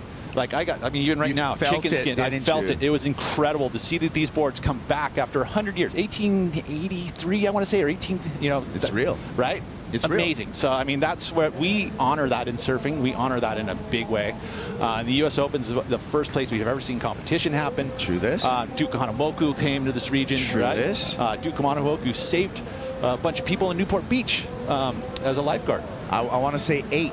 He went back and forth, saved all those fishermen, actually. Their boat capsized. Right out Newport Pier. Specimen that Duke Kahanamoku was able to go in and out, and actually, at that moment, invented the surfboard-assisted rescue, and that is a device we still use today, all of our lifeguards, for the surfboard-assisted rescue. So, yeah. Man, storytelling time. Wow, that was cool. Well, that's what, hey, we got more than just surf competition over here. We got some stories for you. Thank you for tuning in. Kuiper Girl along with Peter Mel on this call, and I always love catching up with my good friend Pete. We always have something to talk about. Right now, we're going to dig into this heat, Pete. We're still waiting for that last score from Betty Lou Sakura Johnson and see how that changes the situation. 5.5 keeps her in second. Yeah, so it was an improvement for her, but look at that current. I mean, literally rapids moving through the lineup. And that's the thing, you got to move inside into that current in order to catch these waves sometimes, you know, especially the ones that are going to have the open face. So you're kind of moving in and out and also fighting that current. I want to check in with our wonderful correspondent, AJ McCord. She's on the beach. What do you got for us, AJ? Thanks, of course, behind me, the Huntington Beach Pier, one of the most iconic piers in the entire world. The longest pier on the West Coast. It's 1,856 feet long, extending into the Pacific Ocean. Built in 1902, this pier has been through quite a lot in its lifetime. It's been damaged by hurricanes. In World War II, it was actually used by the U.S. Navy as a submarine lookout. But every year, this pier serves another purpose, becoming the perfect spot for surf fanatics to watch some of the best surfers in the entire world. So all week at the Vans US Open, it's the bird's eye view of some of the best surfers in the entire world. Back to you guys. Thank you, AJ. Great reporting there, and it's great to have AJ McCord on our commentary crew, Peter. Oh no, professional. She's bringing the new level that sometimes I'm not used to. So thank you, AJ. 1,856 feet long. I mean, this is a pier that, like I said, like she said, has gone through a ton of, you know, actually we've seen it destroyed and been rebuilt. You and I are old enough to remember this pier getting destroyed. Yeah. You and I are old enough to have surfed probably 100 different competitions here in the pier. Yeah. You heard Dimity Stoyle talking about banging into the pilings. Have you ever gone into the pilings here? I have not had any super damage. I've been able to skate through most of my, you know, I've bumped them, but I've never actually been wrapped. Which is a big issue, you know, if you were to get wrapped around it. I've ping-ponged through those pilings. I think we all have had at least a close experience. I've been hooked by a fisherman. That's something you got to work through too. There's a lot of fishermen that are down there, and so hooks. I've had that happen. Never in competition, although one of my fondest memories was actually surfing one of my first man-on-man heats against Sonny Garcia, and it was. You know, I was up against someone that I automatically felt like I couldn't beat. It was pretty crazy, and I didn't win. That's not how you win a heat. No, it was, my mindset wasn't there, definitely. And Sonny was an icon. He's always, I mean, the same age as me, but you know, definitely had the accolades. There was you know, he's a pretty special human. Yeah, sure is, and just one of the many characters that has experienced victory here at Huntington Beach as we look through the broad range of champions in the past. I mean, wow, we've been doing this for a long time, and we're celebrating. It's so nice to have the Vans US Open back in the water. We're back on action, and this, not just surfing, this is the world's largest action sports festival. So if you're in the area, California, come on down. There's lots to check out. Oh yeah, each and every day there's going to be something special. I mean, surfing's a focus for us here, but ultimately there's skate, BMX. We had BMX this weekend. Very exciting stuff. And then this weekend, the skate is going to be sick. Off the chain. So that's going to be Friday, Saturday, Sunday. My chain's still out there, Kipes. Keep it out. Okay.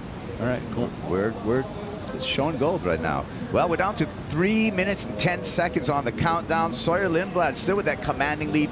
Betty Lou Sakura Johnson very comfortable in that second place position. Maud Lacar needing a 7.5, and Arena Rodriguez Vargas needing an even bigger score. She needs an excellent score of an 8.07. Well, and it's capable. I mean, you're capable. It's one big set, one big move. I feel like that can get into the excellent range. We've seen it before here at Huntington Beach, especially on one of those bigger set waves. Not easy though, because you have to find yourself in position. And considering how large our competition area is, I mean, it's one of the biggest that we have on tour. It literally spans from Tower 5 all the way to the Tower 0, which is a huge, you know, 400, 500 yards of competitive area to surf in. Yeah, and many different personalities depending upon the swell size and angle. Right now we're seeing this hurricane swell coming from that steep angle and sweeping lefts for the most part coming through here, and that's going to be the playing field. But I have a feeling if you're able to find one of those against the grain, one of those rights that go against the current, pace of the wave is going to be a little bit slower and maybe opening up more opportunity for maneuvers. What do you think, Peter? I would agree, especially with the tide moving up. You know, I think that opens up possibilities. It's going to make the current not quite as strong. It'll smooth the face out slightly. And we do have that kind of west-northwest wind blowing. It's light. You can see the white caps outside. That's going to factor in throughout the day. So there'll be a little bump on the face, but ultimately we have the size. I mean, throughout this weekend, we saw some of the men's competition take away, very small surf and slightly inconsistent. This is going to be way more action. And you know what? I actually really enjoy this because there's opportunity out on the water. Taking advantage of the opportunity right now, Maud McCarr on the backhand with a nice hook to start. Got to get busy on the inside here. One more time to stab to the lip. Again, she's looking for a 7.5 to turn this heat, get into second place in advancing position. Your initial thoughts on that? Yeah, I don't see it here. It's not going to happen for Maud. And considering that we're down to a minute to go and she's on the inside, looking at the pier, see, she's trying to gauge how she's going to get through it. And that's the thing. See, you can see the waves pushing you in, and then you just got to weave your way through it. And you don't want to kick your feet on the muscles.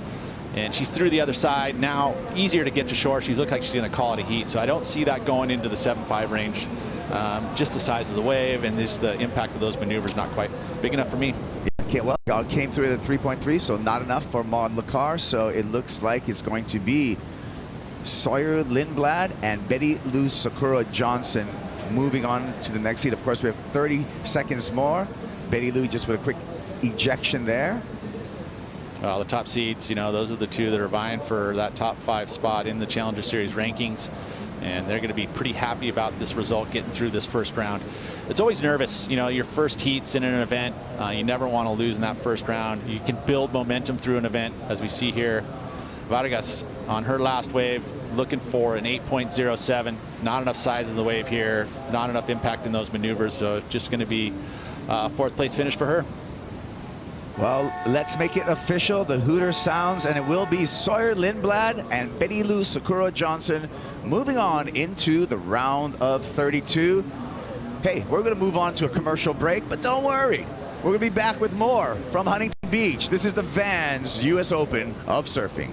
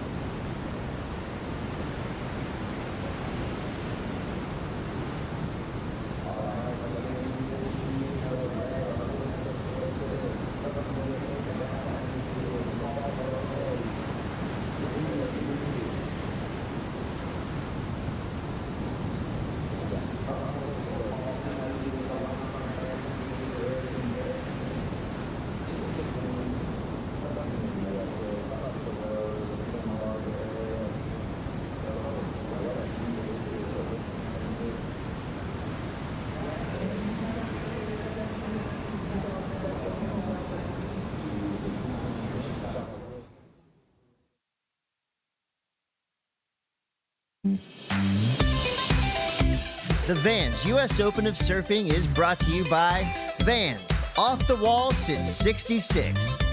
By Pacifico, official beer of the Vans U.S. Open of Surfing. Live life anchors up. By Shiseido, official sunscreen of the World Surf League. By Foo Wax, official surf wax of the Vans U.S. Open of Surfing. And by Sambazon, bringing you the delicious powers of acai every day. The official acai of the Vans U.S. Open of Surfing.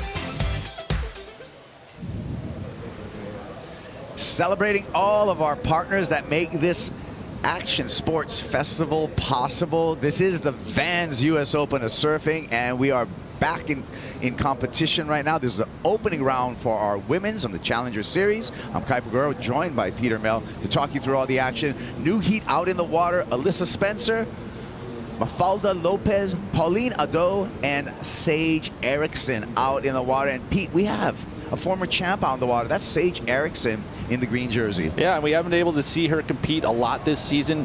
This is the first time we're going to see her in the jersey in the Challenger Series for sure. She got her wild card because she is a past champion. So excited to see what Sage can put on tap for us.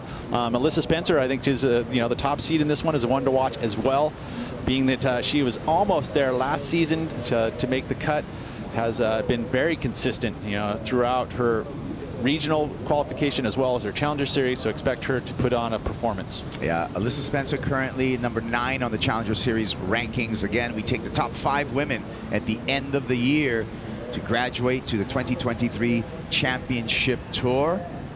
This is stop 4 of 7 on the Challenger Series, and all of our surfers keep their best 4 results at the end of the year, and that's how we're going to finish off with the rankings and establish the cast and crew for the 2023 Championship Tour. So you want to be quarterfinals or above. That's really what it feels like for the women. I mean, even semis really is if you want to stay top 5, but consistently if you can get quarters or above and have a couple of results higher than that, that's going to keep you in that top 5. And that's a great segue, because Alyssa Spencer has already made 2 quarterfinals this season. She quarterfinaled in Sydney in the GWM Sydney Surf Pro, as well as in the Bolito Pro. That was stop number 3 that all the surfers are just coming off of. So 2 5th place finishes, the consistency putting Alyssa Spencer in a really good spot. Now she's going to want to make a semifinals or a final here, and really ensure her position in the rankings. Yeah, and I mean, it's sitting outside of it now, at 9th on the current rankings. So this is an important event, being that this is a home event, working with Myers Mentorship. They've been working together for the past season and a half, and it's been very successful. Like I said, the consistency is so high with Alyssa. Also, Sage too. It's going to be fun to see her competing here, especially her fond memories of being a past champion. Yeah. 2019, Sage Erickson hoisted the trophy on the stage here, taking out the 2019 title for the Vans US Open of Surfing. So that was good a memories championship for her. tour. Yeah, championship tour event at that point. Yeah, that was a championship tour for the women and a qualifying series for the men. Yago Dora taking out the men's title that year. Sage Erickson with a big win. One of the biggest of her career.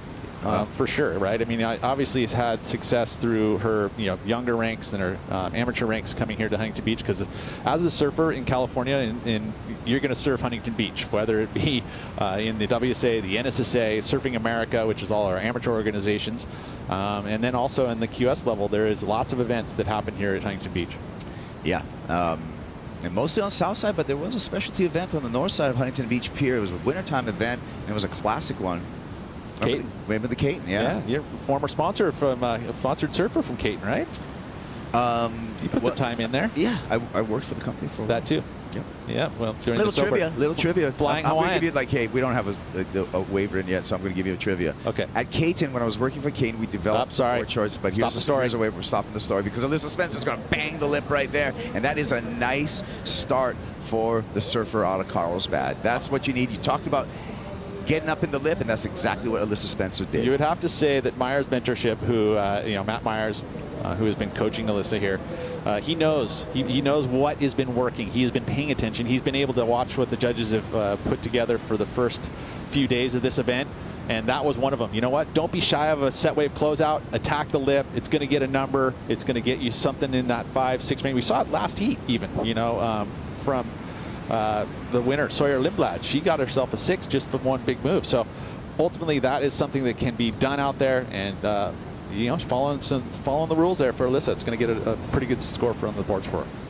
Okay, can I tell my story now? Yes, you can. So Caity, we're working for Caity. We were sewing board shorts. No, we're not. Because sorry. Right here, we have Pauline Ado with a couple of hits off the lip. And that was a good job for the surfer from France to sneak in 2 maneuvers going against the grain on that right, Peter. Ton of experience for Pauline Ado. Been on the championship tour, has been fighting on the regional tour as well as the Challenger Series, so ton of experience. Been able to compete at this venue many times, so she knows what she's doing. She's going to be one of those ones, she is one of the lower seeds, but finding the rare right, getting 2 maneuvers done as well. I like it. Yeah, both moves there in the lip, which is good. Now she's going to do the runaround, and physically she is trained very, very hard, so I feel like she has got no worries doing the runaround.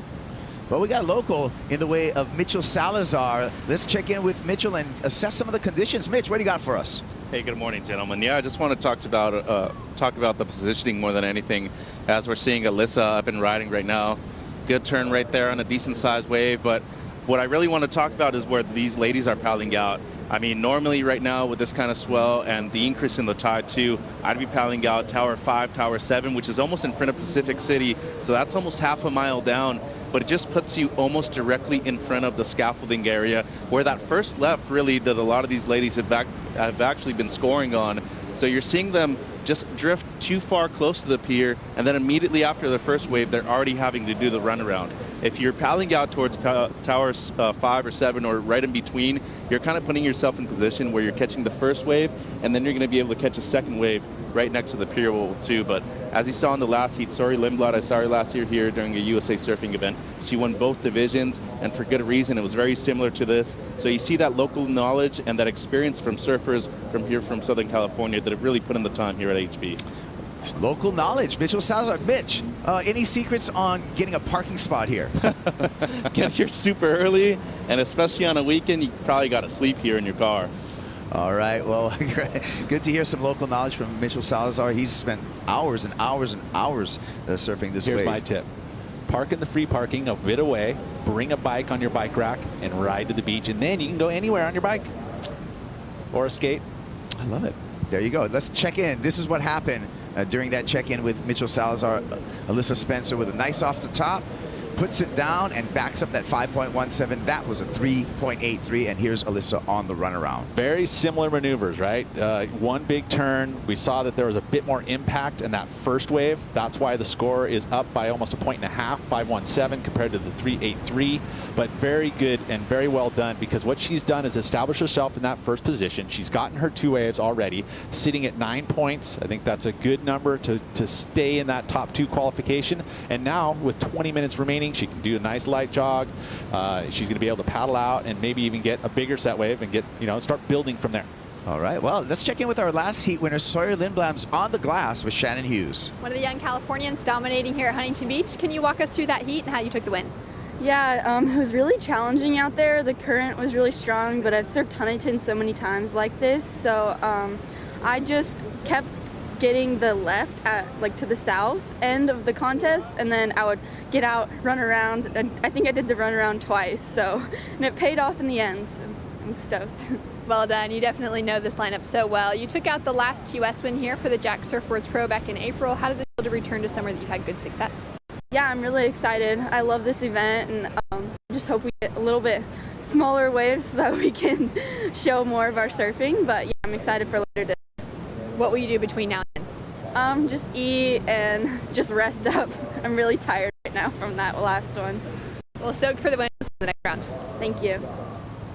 All right, well, congratulations to Sawyer Lindblad, and she is going to be a dangerous competitor. I'm telling you right now, the surfers that have recently kind of just are graduating from the amateur ranks are the ones that have put in a lot of reps out here at Huntington Beach. And as the conditions change, Peter, I think that's going to be an advantage with the new crew. I would agree, and I think to add to that, we've got a new way of doing things here at the World Surf League, right? There's this new cut lines, there's the regional qualification, and so all of those things are an adjustment, and so everyone's in the adjustment road. The veterans don't necessarily have that clear advantage of being the veterans, knowing all well, because it's the big changes have happened, and so there's some adjustments. The world of pro surfing has evolved, and we are at the best time in pro surfing ever. And what we're doing here on the World Surf League, between the qualifying series, which gets you into the Challenger Series, which gets you on the Championship Tour with that mid-season cut, which adds drama on the Championship Tour, and then the goal of making it to the Rip Curl WSL Finals, our Super Bowl of surfing, coming up September 8th through the 16th.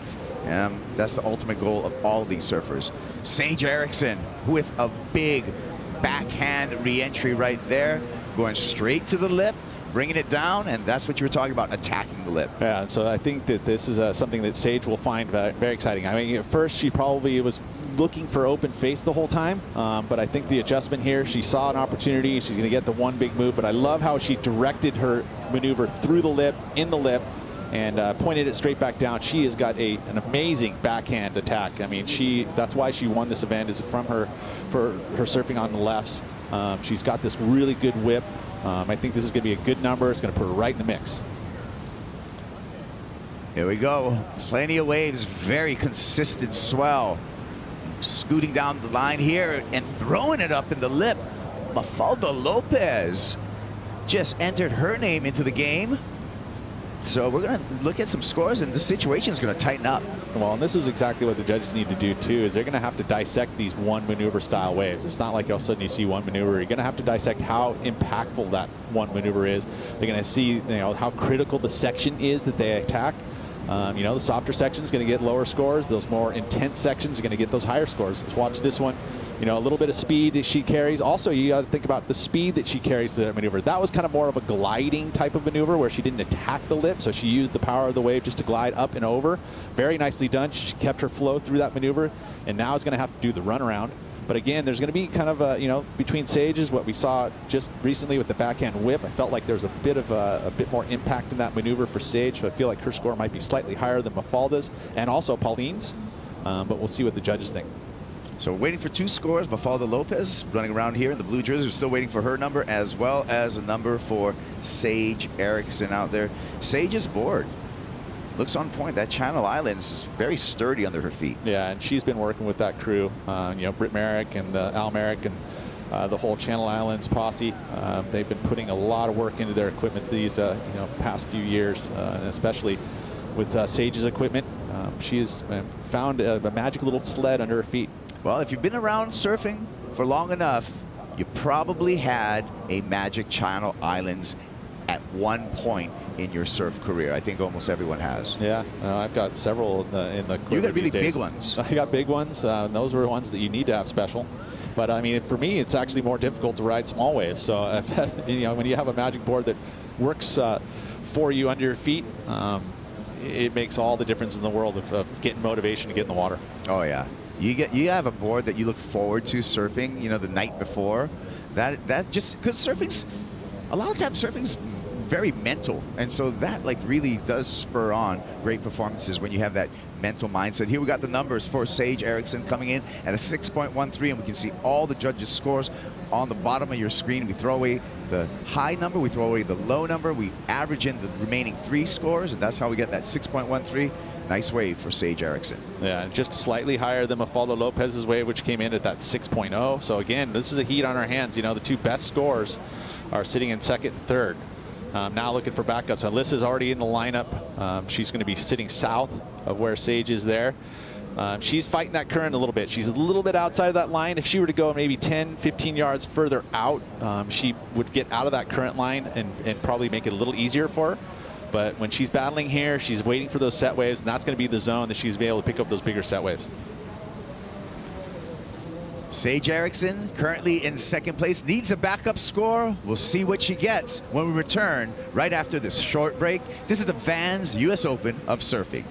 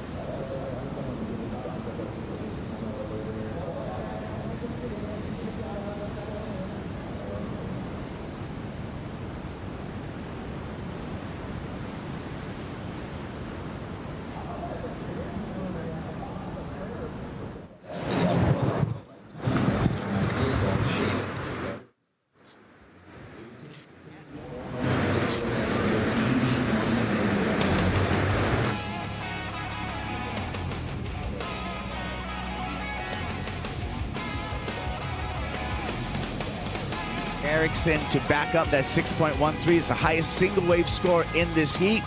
Sage still on the search out there with a lot of water moving out on the south side of Huntington Beach Pier. I'm Kuiper Guerrero, joined by Peter Mel to talk you through all of this. And Pete, the current continues to be the storyline. It is, you know, and I even think about the Water Patrol. We have Frank Chiarte, a very accomplished waterman who is out there with the Scott Eggers, another accomplished waterman running Water Patrol, which I think today is something that they had to think about it because swell is on the build with this extra current, making that job a little more challenging. Got to pay attention. We saw Dimity Stoyle go through the pilings this morning and have a bit of a rough go. So those two right there are going to be keeping the surfers safe. Yeah, Red Bull Jet Skis always with a watchful eye on the water, and here we go. This is Pauline Ado. And Pauline skating down the line, gets up in the lip there, little glide, catches the heel edge of the board and goes down, so that was unfortunate. Now she's gonna have to battle the current back out for another swing at it, currently with a 4.17 in her score line. Yeah, that was a tough one. You know, there was an opportunity there to solidify her spot in second. With 11.5 minutes to go, and with that fall, just a 1-point ride for her. So the maneuver is just not complete, just a 1-point ride. First priority, you can see the green P next to her name in the graphic goes to Sage Erickson. We were talking about Sage with that 6.13, a valuable opening number. Needs to get a backup, however, if she wants to ensure her spot. Again, top 2 surfers out of these 4 surfer heats advance on into the round 32. Ton of experience for Sage Erickson, you know, on the championship tour. She has fought against the best in the world, so she knows what she's doing. That, you know, you only need 2 waves. You know, those are the 2. You can catch as many as you want, but the 2 best scores are going to go into your total. So she knows that she's got the best number in the heat so far. She's hearing the scores being announced, you know, from our live broadcast on the beach. Those, you know, the commentary for the beach basically entertain the crowd, but really it's the information that they give to the surfers, so they understand exactly what they need to do, what number they need in order to take the lead. I mean, Sage sitting in second needs a 2.87, which isn't you know, a big number, but she knows with the experience that she has that she wants to get something in that same 6-point range, if not better. Yeah, Teresa Bonvalot warming up. We're going to see her in the next heat along with Kira Pinkerton, Vahina Fierro, and Autumn Hayes. That'll be heat 13 coming up. Teresa, you know, sitting inside that cut line right now with a win in her, you know, CS rankings for so far this year. So she's looking good to make that qualification cut. But back to your point, you know, this just takes 2 waves. So you can be patient. Sage can be patient right now and just get that back up. It takes 2. DJ Rob Bass said it best. Yes, he did. You gonna sing for us? Later in the week. Okay, it's early in the week, but yeah, we're gonna, because I'm gonna rock right now. You already starting. There we go. 9:24 on the clock, and the paddle upstream to the south with this sweeping hurricane swell continues for our surfers. I don't know. This current seems more than a stream. It's a river. Yeah, I would say at least river. You know, rapids probably. I mean, look at that. You can see it's a Category 3 rapid that you're going to have to battle all week long. I mean, with this angle of the swell coming at this very subtly, you know, 175, 180, 185 as this swell matures through its lifespan. This is coming from Hurricane Frank the Tank, we'll call it. And I was thinking that, you know, the peak of this swell isn't until tomorrow, and with the size we already have on offer today, it feels like to me that tomorrow could be way more of a challenge. And it really is almost counterintuitive, but it is true for this break when you hear the surfers saying, hey, I kind of wanted to mellow out. I wanted to get smaller, because generally we always want bigger waves, right? But when there's this kind of sweep, it does present its own set of challenges. I agree with that, but at the same time, I would actually love these type of things. I mean, you get into that, you know, certain surfers are going to relish in this type of conditions. There's other surfers who are going to say, hey, I don't necessarily want this physicality that's going to be on offer this week, but this is what we like about Huntington Beach. I mean, if you look back to some of those iconic events, the ones that are the special ones are the ones that are super challenging. I mean, and I remember the year that Courtney Conlog won the big event here at this U.S. Open. It was massive, you know, hurricane style surf. It was we actually were utilizing jet skis to get surfers back into the lineup. I actually was part of the water patrol as well as the commentary team at that point.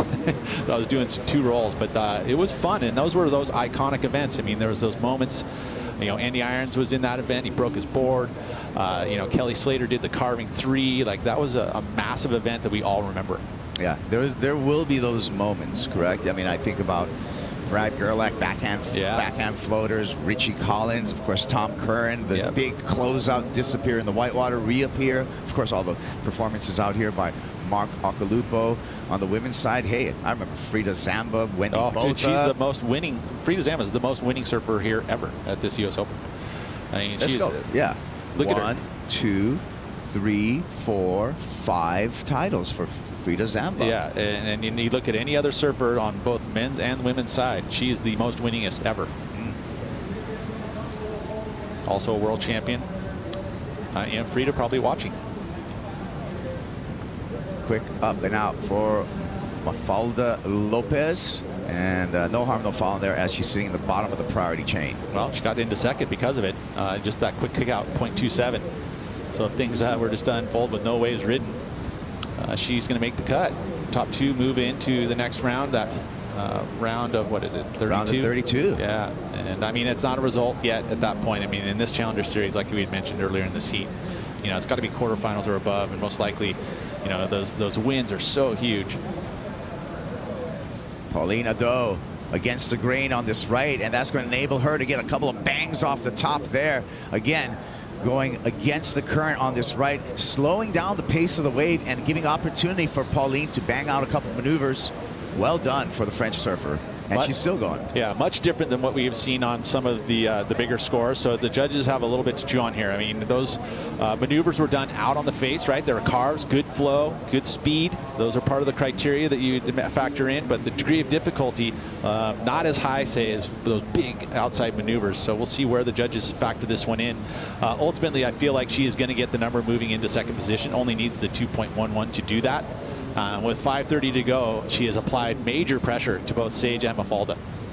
Taking a look at this replay here again. So this turn there, kind of in the lip, but not a super critical section, but beautiful 2 turns, right? We haven't seen that a lot in this heat. You know, again, where we've seen multiple maneuver waves, not necessarily going to factor too high unless there's something really high impact there. But I love the flow and the speed that she carried through those maneuvers. This feels like, to me, one of her best waves. Catching up live action and a slash off the top from Alyssa Spencer. So that's more like it. That was a dynamic finish to that wave. Much different than what we saw the finish to Pauline Ado's wave, right? There was much higher impact, that big release of the tail. She was doing the maneuver in the lip. So it feels like this is going to be a solid number for Alyssa Spencer. She's going to probably improve, especially if she got another maneuver done on the outside before that closeout move.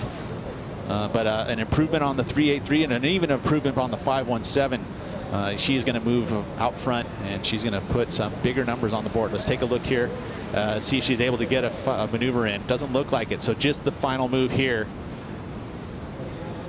Not a huge wave, but a nice dynamic 1 maneuver wave. Feels like it's going to be better than the 3.83 in my eyes, and could be right around that same 5-point range. And she's got the opportunity to get back out without the runaround, and I think that's a huge advantage, being able to get back out there, because it's going to be tough.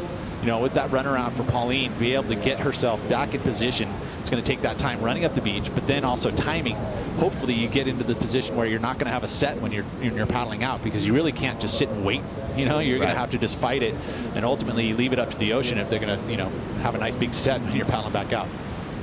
All right, so last score for Alyssa Spencer, a 3.93. Spencer goes into the lead, but the judges owe us a few more numbers that could change the situation. We're still waiting for a score for Sage Erickson as well as Pauline Ado. And then Sage, it's an important way for her, you know, being that she's carrying the biggest number in this heat. It's going to, you know, hopefully be the number that's going to take her in the lead. So this is all sudden with this last 5 minutes, it's tightened up in a big way. Nice big set here at Kaipo. See if someone can get in position for it. And you can really see, Peter, you know, the short interval between these waves, how close these waves are together. Yeah, I mean, Southern Hemisphere swells, you're going to see it's going to be 15 seconds, you know, 16 seconds or above. The hurricane stuff ranges anywhere from 13 to 15 seconds. The beginning of the swell came in at around 13 seconds. The buoy's around 3-4 feet at 13 seconds, and supposed to increase to around 5 feet, maybe even 6 feet.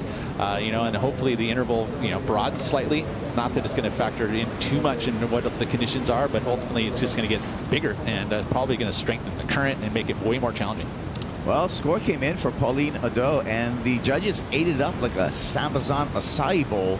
A 6.2 checks in, and Ado goes to the lead. Best wave of the heat. So the flow that was carried throughout that move, you know, we saw the attack in the lip, you know, not super dynamic, but the reality that she was able to do the maneuver and then go back into the nice solid carve, and that really helped her out.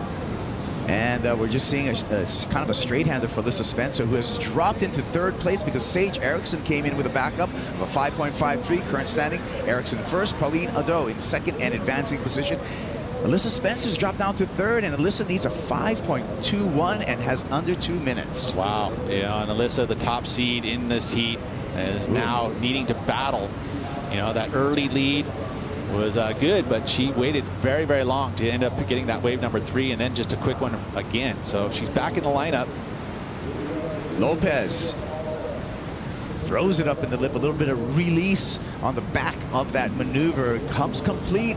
Lopez looking for a 4.38, so don't count Mafalda out right now because that was a pretty dynamic move. Oh man! So again, this one feels it's right on the edge.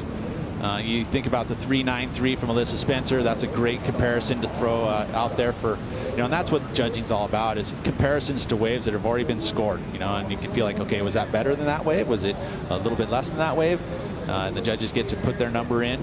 What's your number? 4.83 is the requirement for Mafalda Lopez. Your gut feeling? It's 4.38, right? I think that's the number needed. Man, it's right there. It really is. I think she got it. Yeah, okay. I would say that that's probably pretty close. 4.9 for this ride right here, Pete. Wow. And that's going to be huge. Again, the release in the lip, that's the maneuver done in that section where the lip is cascading. That's degree of difficulty. That's part of the criteria. The judges want to see you do those maneuvers in that type of part of the wave.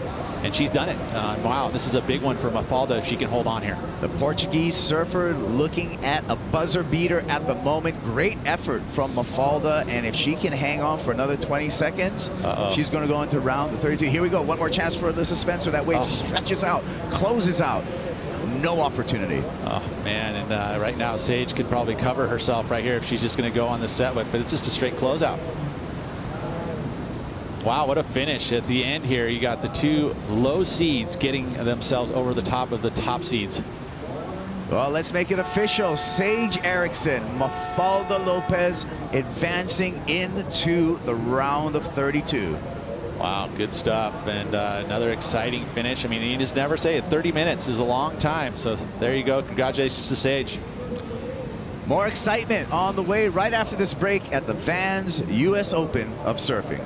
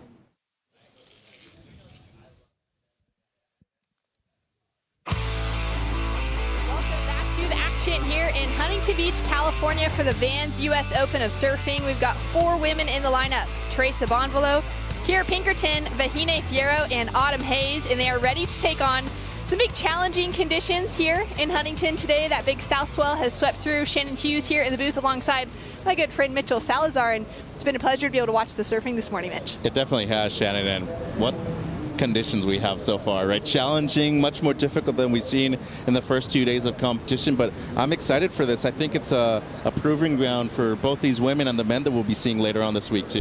Yeah, I couldn't agree more. It's really just so different for those of you tuning in today to what we saw the last couple of days. Just smaller, softer conditions, not a lot of power on offer. Surfers really having to rely on the Huntington hop to make it through some of the sections, where today it is really a battle of making sure that they're in the right position when those waves come through and capitalizing on a good section if it's there. Yeah, today you need to make the Huntington drop is what you need to do, and I love that. It's definitely big out there. There's a lot of paddling involved, and I think the current more than anything is the thing that a lot of these women have been struggling with. But there's waves. You know, there's opportunities out there for all 4 of these ladies, and it seems like Kiera Pinkerton got off to a great start. Opening up with a 7.33 for Kiera Pinkerton. We'll take a look at the action now. Yeah, she was one of the people that stood out to me in the draw when I saw the conditions today. Strong turn on the backhand, and knowing Kiera, she's just relishing these kind of conditions. I've seen her compete before in big waves, El Salvador, Punta Roca to be specific. She was only 12 or 13 the first time I met her, and it was big that year, and she was able to capitalize on those conditions and make it all the way to the round of 16. And I expect big things from her today in these kind of conditions out here at Southside. This is really the sort of conditions that suits her style, especially during that kind of COVID era where surfers weren't being able to compete as much, but some of them starting to get to travel. She was one of those that got to spend a long time in Indo surfing some of the biggest waves of her life, which was really exciting to see her push those limits. And I think she's going to be a pretty hard one to beat for the rest of the pack with Teresa Bonvallo, Vahine Fierro, and with Autumn Hayes in lineup now. This is a great heat. I mean, 2 goofy footers, Bonvallo and Fierro, and then Pinkerton and Hayes, both from the U.S. And Autumn from Santa Cruz doesn't tend to surf a lot of beach breaks. She is working with a local surfer, though, Christian Saenz, who's been a former QS competitor himself, has a lot of experience competing in these kind of conditions. And then Vahine is working with Barton Lynch, too, so good cornermen to have. But I do think that the local knowledge that Kiera Pinkerton has, being from here from Southern California, her father, Jim, actually won an NSSA national title here in the 80s, so she's got a lot of experience not only competing here, but also from her father. I love hearing that, and just knowing that, you know, he would be here to support, to be able to put in that knowledge of the shifting conditions and how different it is, you know, from yesterday into today. So, I mean, even thinking of this last week in preparation, we haven't seen surf like this in a little while. Yeah. So for all of these surfers, even though for these women right now in the back half of this opening round, it's the first time that they're actually competing for the Vans US Open of Surfing. First heat's getting underway. But for them, they haven't even had testing grounds like this for a while. Yeah, it catches you off guard. And especially for somebody like Bonvallo, who has pressure on her shoulders, right, Shannon? She already won the event in Manly. She's in the top 10 right now. She's got a great ranking. But what are you doing now to make sure that you actually are qualifying in the back end of these Challenger Series events? So I think it starts right here. You need to get a good result on the board, but you need to make it out of these first round heats too. Yeah, it's really important to be able to find that momentum early on. It was really special to see Teresa walk through with the biggest victory of her career at a Challenger Series level there at the Sydney Surf Pro just a couple of months ago. And to be able to see her really get that momentum going, to fly that Portuguese flag with so much pride, I think for that next up-and-coming generation. She's one of those surfers that we've had our eye on for a while, who's had really good results, Mitch, at that QS level throughout Europe. She actually won all 3 QSs that she entered this year there. But for her to finally find that success, it was pretty incredible to be able to witness at such a high level. Yeah, and you see that quite often. Like, people dominate their local regions, but how are you doing on an international and global stage? And to me, not only was it surprising to see her win, the fact that she was able to beat Nikki Van Dyke in the final 2, when Nikki was, to me, the standout of the event, made things even more impressive. I think what Teresa brings to the table that a lot of other people don't is that she puts in a lot of work in the gym too. You know, growing up in Portugal, you have a lot of support from the Surfing Federation over there too. As we take a look at her second wave, she's already got a 1 on the board. Nice backhand attack, gets that second re-entry connected together, and she'll put a score on the board. Yeah, great opener too, I think. I really enjoyed the first turn. Kind of a foam climb on the second one, but not a bad way to start off in the first 7 minutes of the heat. And looking at the replay here, Shannon, Just kind of a smaller size wave, but great connection right there. A lot of spray. Good use of her entire board coming off of the bottom too with the bottom turn, and a decent combo right there for Bonvalo. Scores to come through now for her second ride. She's got that 1 on the scoreboard. Now waiting for Vahine Fierro and Autumn Hayes to get their opening rides as Teresa opts for the run around, which is going to be a popular decision today. Yeah, I spoke about it before. I think positioning is not only crucial today, I also think it's going to limit the amount of energy that you're expending in these 30 minutes that you're surfing too, because unfortunately for these ladies, the surfers that are in the last 8 heats of this round of 64, they'll be surfing later again today too. So I really like Bronte Macaulay's approach, probably knowing that she would be advancing and be surfing again later today. You need to really conserve that kind of energy that you have out there. Especially even conserving those boards. On a day like this, Good it's point. unlikely that you break boards at Huntington Beach unless you get these big hurricane swells that roll through. And today, we definitely could be seeing something like that. Absolutely. Today's actually very likely. I'm surprised we haven't even seen a crease so far. Vahine Fierro now up and riding on her opening ride, opting to go on her forehand, finding that nice left to connect with. Goes in for that finishing maneuver. 2 strong turns connected together. Yeah, not bad. She's going to get her opener, and now Autumn. Autumn uses priority on this one. A smaller size wave, a little bit of a wobble on that first section, but she's now finding that next zone to connect with and gets those couple of turns connected together on her backhand, goes up for a big re-entry to finish. She's going to do what she can to hold on to it and just comes undone there at the finish as she's now up and riding at the back, and a huge takeoff from Kira Pinkerton. Wow, and that's what I'm saying. The Huntington drop today is going to be the thing. Yeah, but that 7.33 is making a huge difference right now. 4.17 came in for Teresa. And now let's see what both Vahine and Autumn get on their openers. But plenty of time still, Shannon. You know, 30 minutes seems like an eternity. It kind of is out there with the amount of paddling that you're doing. But I think just having a decent score in the first 10 minutes makes a massive difference in terms of the way you're strategizing in the last 20. It really does, especially making sure to get it on that good wave selection as well. As we see Kira now straight into another one on the paddle back out. She'll stay on her feet as she rides through a very frothy section. Didn't quite have a good lip to connect with on that one, Mitch. Yeah, the section was already coming down on her, but how about the amount of strength that she showed right there just to be able to manage to come out of it. So she's already going to have 2 scores on the board, close to 10 points, I would think, as far as her heat total, maybe even a little bit more than that. But a great start for her, 20 still on the clock. But what you're seeing right now from Pinkerton is that she was probably watching on the beach. She saw that she wanted to get 2 waves in the first 10 minutes. And same thing with Vahine. Good first turn right there, a little bit lateral, way better on the second one, as you see the kind of explosiveness with the spray at the end. And then Autumn, wave selection maybe not the best one right here, kind of went flat after the first carve. Had to manufacture a score right here at the end, just kind of grinding and seeing if it was able to stand up again. But she also did the runaround. Good finish. I mean, went up into the lip and actually used the entirety of her board to get up and over it. But I think the Christian Signs on the beach is probably telling her to select a better wave after this now. Some scores starting to trickle through for the field. Vahine Fierro with her first score dropping through now at a 4.27, just higher than what we saw from the last of Teresa Bonvalo. And Vahine with that paddle over a solid size set. Love seeing those lines stacked up across the horizon. Waiting for first of Autumn Hayes to roll through as well. And now that backup from Kira Pinkerton to really start to get a picture of what's happening. We've got a swimmer out at backline. A lot of swell to battle with out there today. And there's Pedro Jovalino, one of the coaches to the Stars. Works with Imai DeVault and Cody Young from Maui. Been working with Kira for quite a bit. Look at her, she's happy too. That's something big. You know, when you're just enjoying yourself and you're actually in the moment, you're not thinking, you're not frustrated. That's something that I think a lot of people tend to lose when they're competing.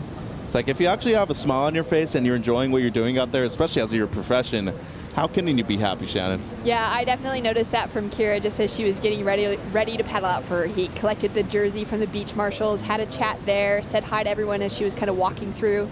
She still got that little tinge of pink hair that she decided to take on during the Bolito Pro. And she told me she's been dyeing it pink every week ever since, and it's just been keeping that kind of fun energy behind the scenes. While it's quite a busy competitive season for this pack. Of course, they'll have a little break now before heading to Portugal for the next Challenger Series event.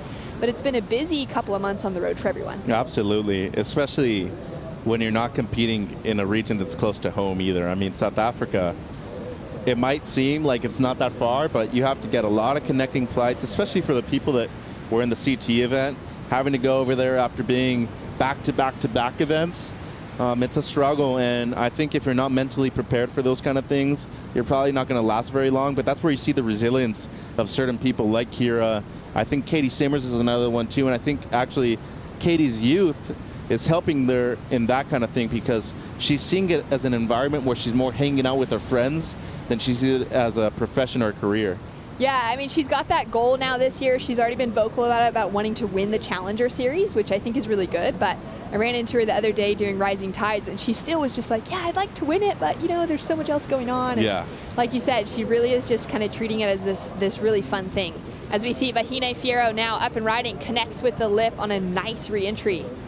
Gets that single maneuver, and she'll put a backup score on the board. Yeah, a solid turn, too. It wasn't a huge wave, but the section wasn't easy, and I really like the connection that she had right there. Seems like she might be coming in right here, or she's going to go back out. But either way, has a couple of scores in the mid-range, I would think. Here's the replay. And this angle kind of really offers up the amount of distance that she needed to cover with the bottom turn. Great execution up into the lip, and there were a lot of ribs on that wave, too, when she was coming off the bottom as well. And there she is with a turnaround. Catch that white water.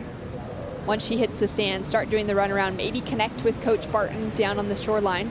She got another score on the board now, increased just narrowly with a 4.83 rolling through on top of her 4.27.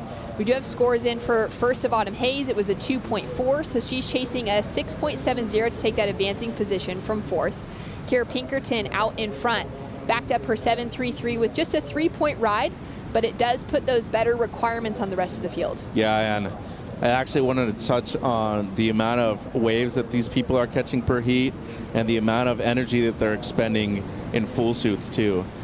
I can't believe Teresa Bombolo is actually wearing a full suit right now. The water is warm. I'd be out there in trunks, and the amount of paddling that you're doing too, you're just warming yourself up even more too. That's why I think that has to do a lot with the way you're competing in the heat. It brings down to your comfort level, obviously, but I spoke to Alan Cleland Jr. the other day. He competed the first day. It was small, but the sun was out. It was really warm. He wore a short sleeve full, ended up surfing in trunks because he was so hot. And I think with the kind of swell that we have on offer right now, the more commodity that you have with yourself before you paddle out, it's going to reflect on the scores that you're going to get too. Yeah, absolutely. Down to 15 minutes on the clock, halfway through this heat. And Kira Pinkerton getting out to that early start with that 7.33 has really just set the standard for what the rest of the women are chasing. We've got a few more fans starting to trickle through to the beach this morning. It wasn't actually that cold. It kind of looked a bit gloomy. I had my jacket on thinking it was going to be a little bit of that chilly kind of summer feel that we still get in the mornings here. But that humidity was already well and truly here as we walked out early this morning. And I think as that sun starts to peak, we're going to see the beach just get packed. Yeah, no, and it's that tropical energy that's coming down from the south too. This hurricane is bringing a lot of humidity and obviously the waves with it too, but I enjoy it a lot. You know, I'm originally from Mexico, so getting this kind of weather is something that's very pleasant to me. But I also enjoy the dry California heat every now and then, but it definitely has been warm the last few days. Sitting with priority out the back is Teresa Bonvalo. She's got that single score of a 4.17 on the board, looking for a 4.93 to take the advancing position. Sitting at number 4 in the Challenger Series rankings at the moment. She'll be looking for one of those good waves to roll through and really solidify her position to try and advance through this heat. Above Vahine Fierro, currently sitting with a couple of 4s on the board. That is a really solid set rolling through, Mitch. That was actually huge. I think it might be one of the biggest sets I've seen all morning. And remember, the tide's still rising. I think we're going to see an increase in the swell with that higher tide too, Shannon. 13 minutes, 50 seconds on the clock, and you can see Kira has a little look at that, decides not to go. So we got a little break in the action. We'll take a break as well. More of the Vans US Open of Surfing coming right after this.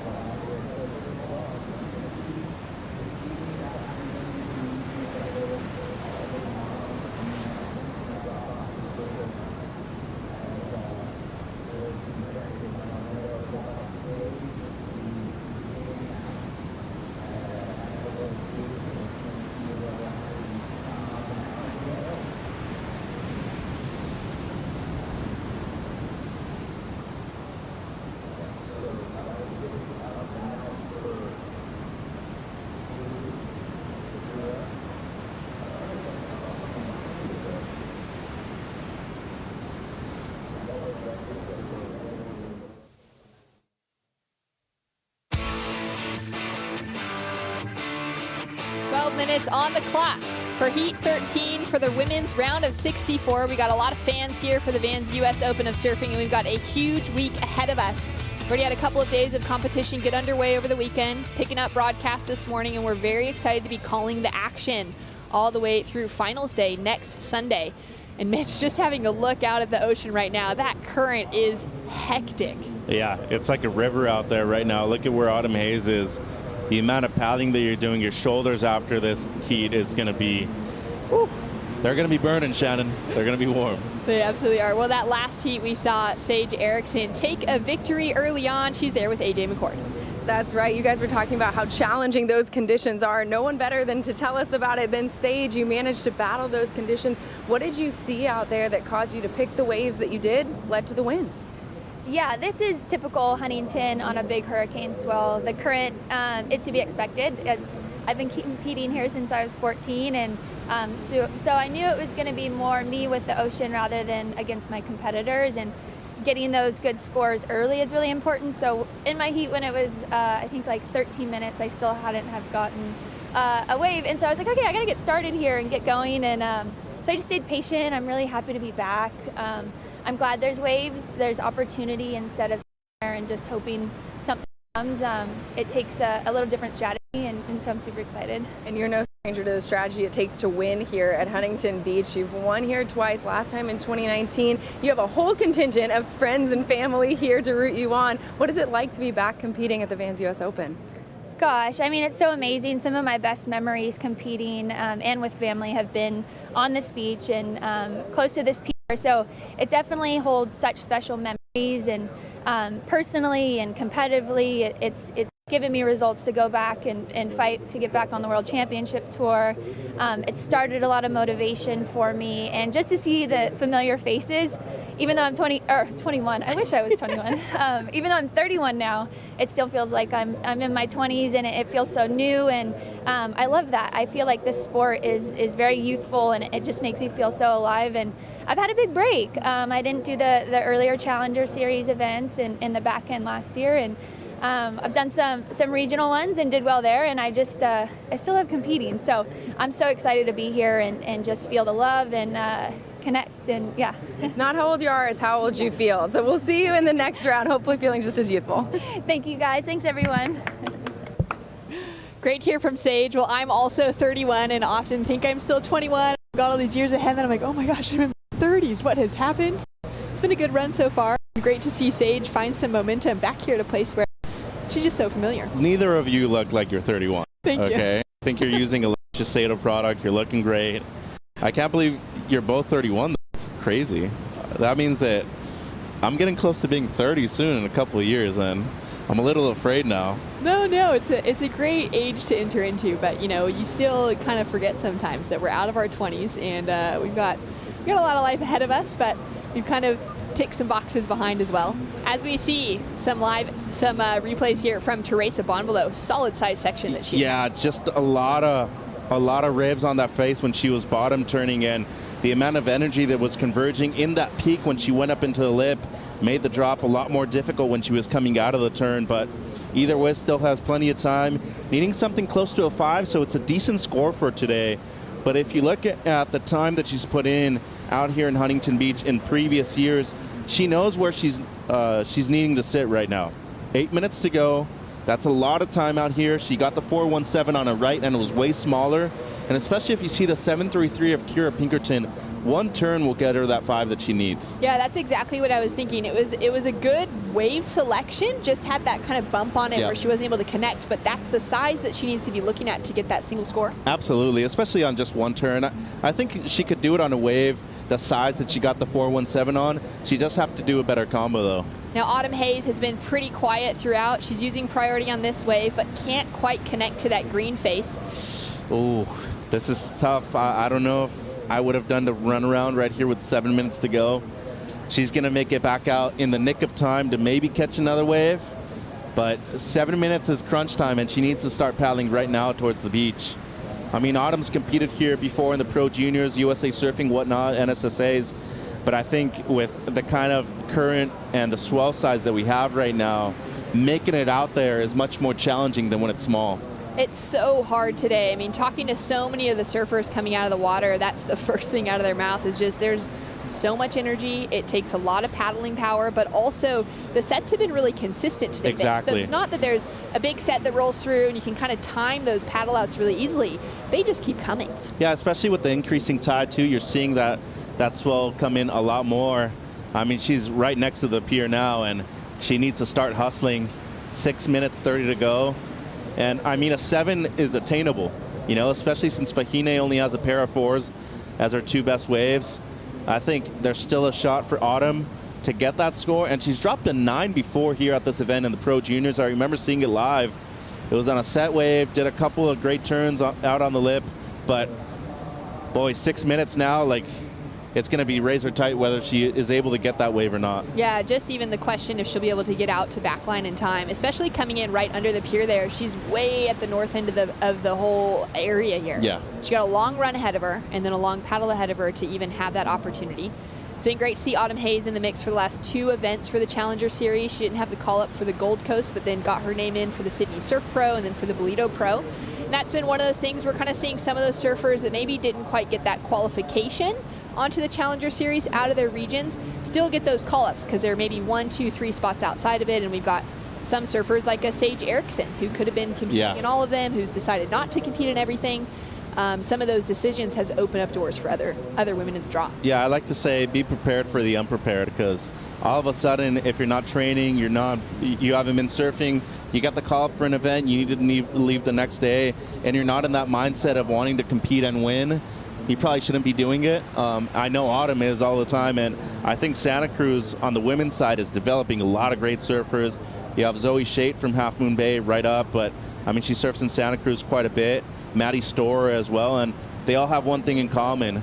They're all goofy footers. I mean, they're all regular footers, excuse me, and you know, growing up in that area of Santa Cruz where there's a lot of right-hand point breaks, you need to get out of your comfort zone and surf beach breaks because you're eventually going to compete somewhere like here in Huntington.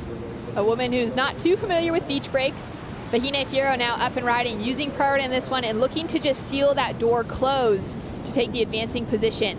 Goes for that finishing maneuver, and she's got a couple of 4s on the scoreboard so far. Mitch, what are your thoughts on that last one? You know, there's a chance that she does better the 4.27. It would be slight if she does, but either way, if she does improve, it's just adding a little bit more pressure to both Teresa and Autumn to get that score, because remember, you might be in the driver's seat, but that doesn't mean that the person behind you can't attain that score at any given moment. And I think 4 minutes is more than enough, and Teresa's proved that she's capable of not only winning heats at the challenger level, but events too. That's exactly right. She's now sitting with priority as well with a solid set. She's going to just sneak under this one in time to not get washed through the inside. Now for Vahine, we'll wait for that score to roll through. She's had a pretty challenging couple of weeks. She actually took a really hard fall out at Chopu at home on a Roxy girls trip just a few weeks ago and damaged her foot so bad that she hasn't been able to surf. She's been out of the water. Up until yesterday was her first time even free surfing in the last few weeks. So it was great to see her. I checked in with her quickly on her run down to the beach this morning, and she was actually running, which was good because she hasn't been able to even really put that much weight on her feet. Because of the cuts that she sustained. So great to see her find a little bit of momentum out here. It was kind of questionable how she was even going to feel surfing. But now she's got a 5.33 on the scoreboard, which has upped the requirement actually from that original 4.93 to advance. Teresa is now chasing a 5.99 to advance. Yeah, so her best score, actually, they liked it substantially better than even the 4.83, half a point. And there you see Vahine doing the runaround. That's a good sign too. She's running again. But with just under 3 minutes, I think, you know, priority hasn't really played a huge factor today because nobody's really in the same spot the whole time. I think what Teresa's just going to need is an opportunity. A 5.99, that's basically a 6. It would have to be either one searing turn comparable to the 7.33 of Kira, or a good combo of turns on a smaller wave too. She's capable of doing it. She has good variation on both the backhand and the forehand.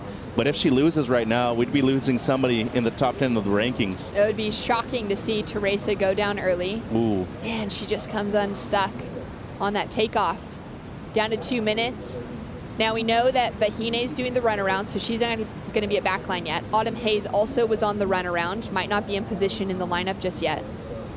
And Kira's right there, so especially if it's a close paddle battle, it'll go to the person that caught the first wave, which was Kira. So there you see the P next to her name now. So that might be the only thing now that could cost her this heat. Whether or not Kira has the kindness of wanting to let her go, but that also means what if Vahina catches a wave, she moves up into the lead.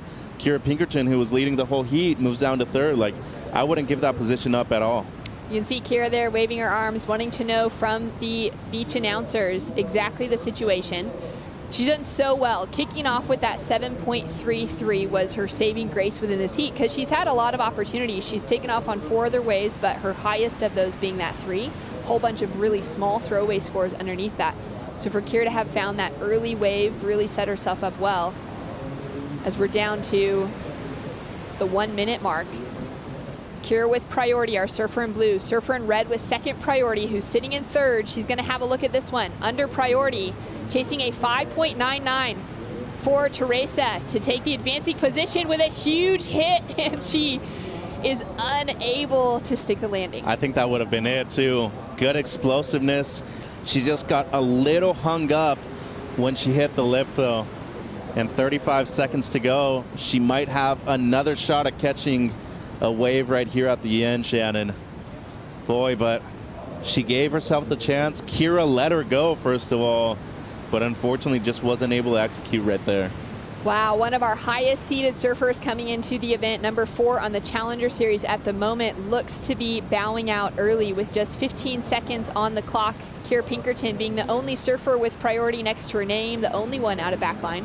And well done to Vahine Fierro for finding that wave on the end, for increasing that scoreline and making it that much more challenging, even mentally challenging for Teresa to know that she needed a 6 or 5.99 over just a 4-point ride to advance. Yeah, and excellent strategy there from Pinkerton too, starting off with a 7.33. Never had to play catch up in the entire heat, Shannon. Kira Pinkerton through with the win, the Southern California local, with Vahine Fierro just behind. We got more action to come. Sophie McCulloch, Coco Ho hitting the lineup right after this.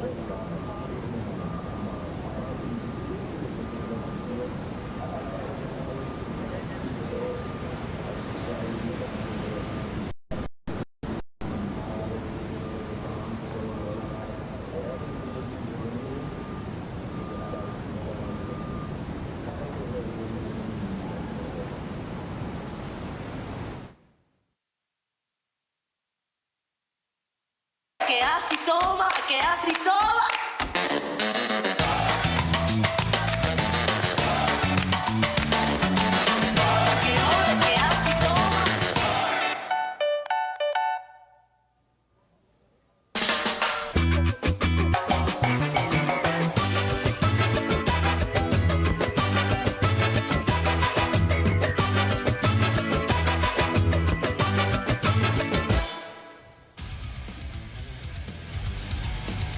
And we're back in sunny Southern California here for the Vans U.S. Open of Surfing at the iconic Huntington Beach Pier. We'll be needing to grab some Sambazon, some acai later today to cool down because the humidity is here, Mitch. Don't ask me how many of those I've had over the course of the week so far of the event, because it might be double digits. They're that good.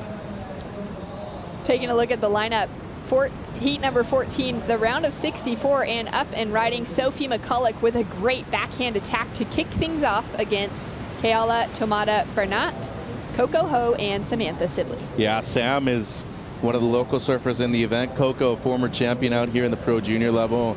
And Tomada Bernat, an underrated style coming out of the island of Kauai.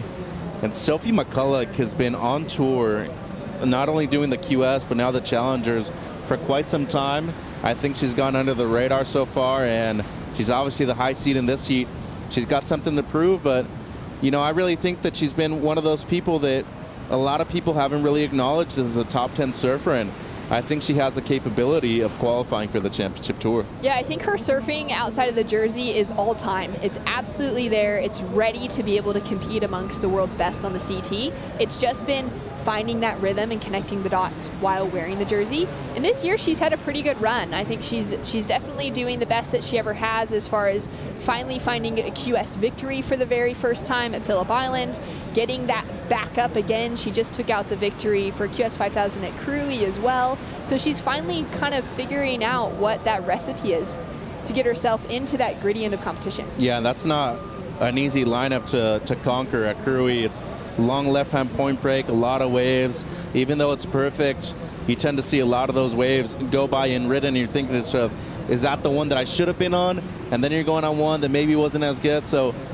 you know, to be able to conquer a lineup like that is not only great, but it also puts you in a good rhythm for when the waves are actually good. And then you're thinking to myself, oh, like if I can do that when it's pumping, how could I not do that? Oh, okay, sorry.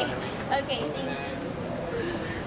Sophia Medina just getting a little point out for priority, exactly where to find it, especially in such a big playing field that we have today, being that there's a lot of sweep. The surfers are paddling out, you know, way past Tower 3, maybe Tower 4, Tower 5, for them to be able to know exactly when they look back at the setup here for the Vans US Open, which is massive, where they need to be looking to be able to find that priority board. Super important. Yeah, I don't want to spill the beans, but my markers most of the time are usually the lifeguard towers. I also use, if it's big like this, I'll use Pacific City as my marker to paddle out, the corner of it, which is almost where you come down to the parking lot here in Southside Huntington Beach.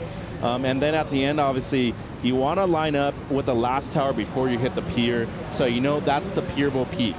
The good thing about the Pierable Peak, maybe not right now because it's too big, that's a good shot right there, actually, because you see the lineup of the towers down the beach towards the south, and you can already see those lefts coming through in the middle part of the lineup. What I like to do is where that southern buoy is, that's kind of where I'm trying to paddle out and establish my positioning there, catch one left, and then be in position for either the middle peak left or the Pierable peak left. Such a huge playing field when the conditions are massive like this. Love having the insights. Mitch Salazar, not born and raised here in Huntington, but you've been living in the area for a very long time. You spend more hours out here than most. Well, I think surfing with people that are better than you, that know the area super well too. You know, some of my really good friends, Matt Pasaquindici, Derek Peters, who's a local lifeguard, some of the best surfers that have come out of here. And then you see the older guys, Brett Simpson, Jeff Deffenbaugh, who's been a former CT surfer too. But Lamas, I just saw him in the athletes area. He's down here supporting Coco Ho too.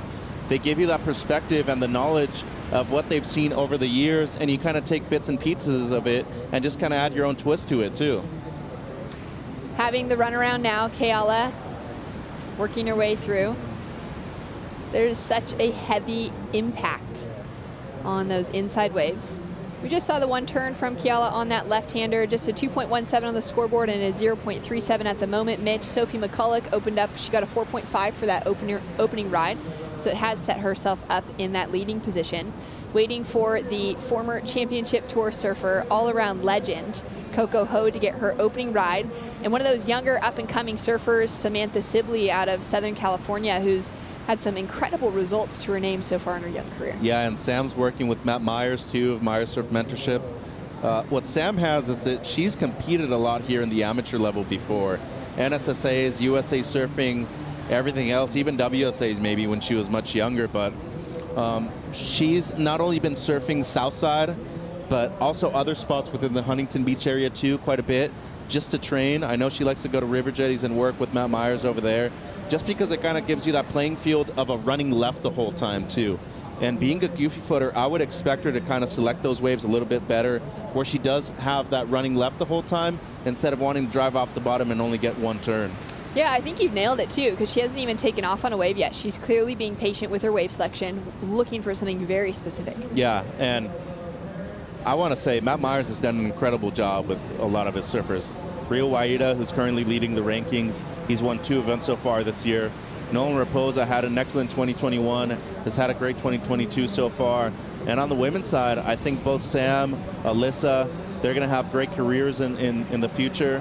I think maybe youth is on their side a little bit still. They haven't been there and done that in certain situations yet, especially traveling by themselves. But having somebody like Matt Myers in their corner is special.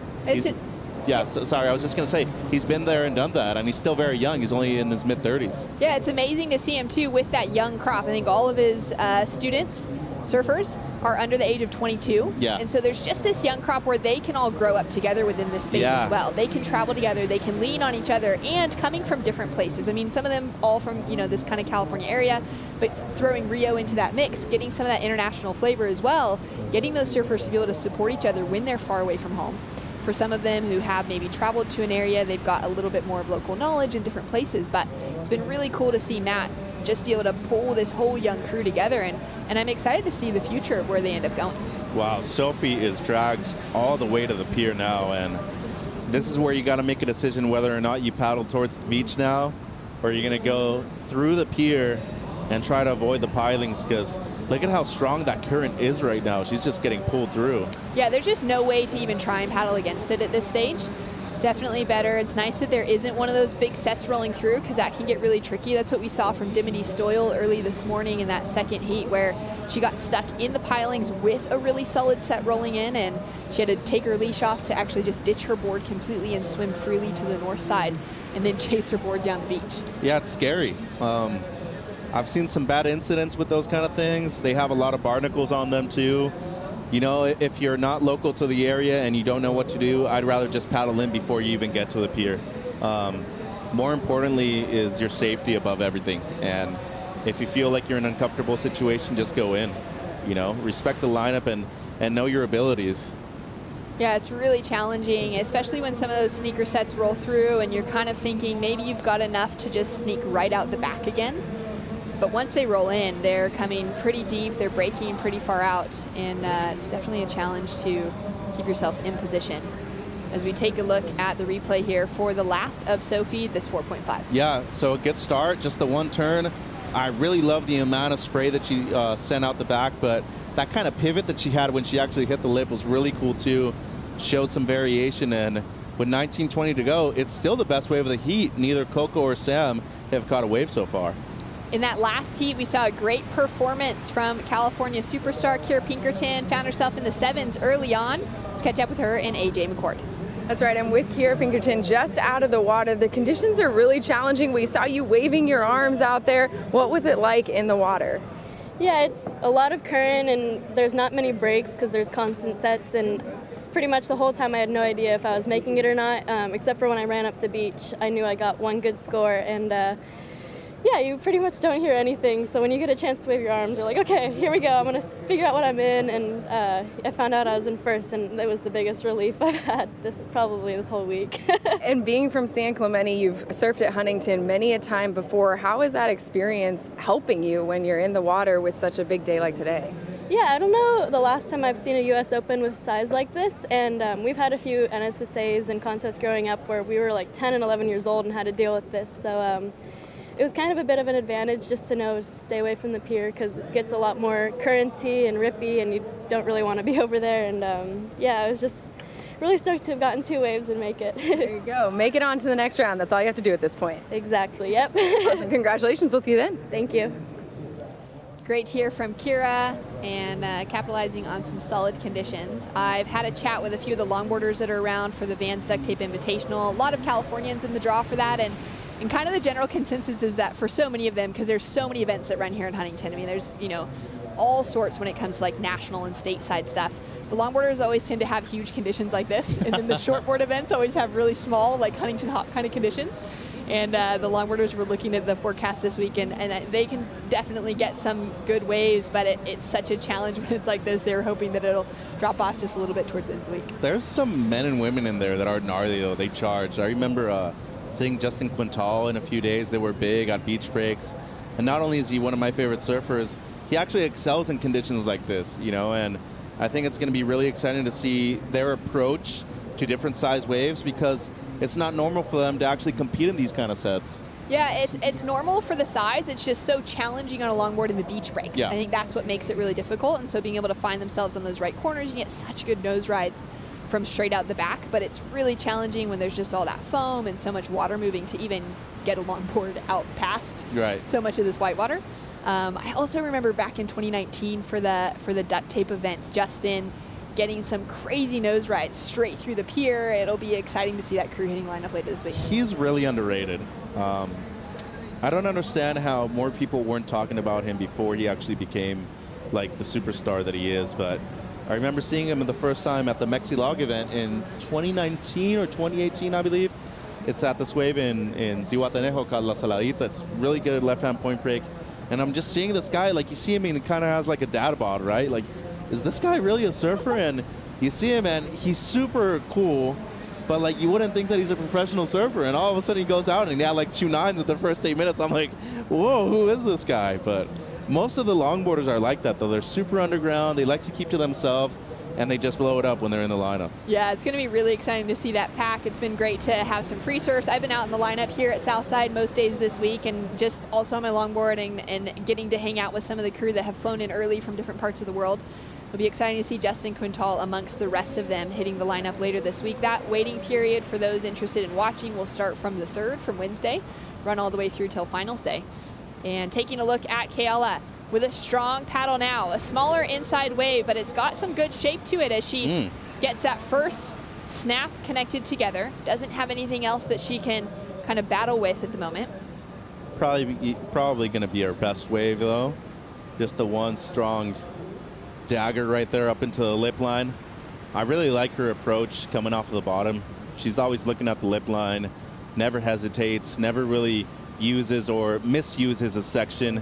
And as you see here, good speed generating right there off the bottom. Good amount of spray when she actually hit the lip. And there's a score of 2.6, so maybe not something that she would like to keep in her score line, but at the moment, it has her in the lead. Down to less than halfway, about halfway through this heat, down to less than 15 minutes on the clock. Kayla does move into the lead now with a 2.60 to improve on her 2.17 at the moment. Sophie McCulloch still sitting with the high mark of the heat, that 4.50. We haven't seen her get back into the lineup just yet, as she's done that big run around after getting kind of sucked through the pier. Coco Ho also taking a look at a couple of those smaller waves now. She hasn't lucked into anything either. No, and she has plenty of experience. Both her dad and her uncle competed here back in the day, and I mean, they actually have real good roots here in Huntington Beach. They love to hang out with the Downey brothers, both Mike and Pat. Grew up with Bud Lamas, and I mean, I think that the legacy that the whole family has left here in Huntington Beach might be just as big as the one that they've left in Kauai. Yeah, it's a really special event for Coco to come to. We saw her compete earlier this season at the Gold Coast Pro, but didn't show up to Sydney or to Bolito. But made it very clear that she was going to be here for the Vans US Open of Surfing because it's just so special to her. Hopefully we'll see her get into a good wave right after this. 13 minutes, 45 seconds on the clock, and we'll be right back.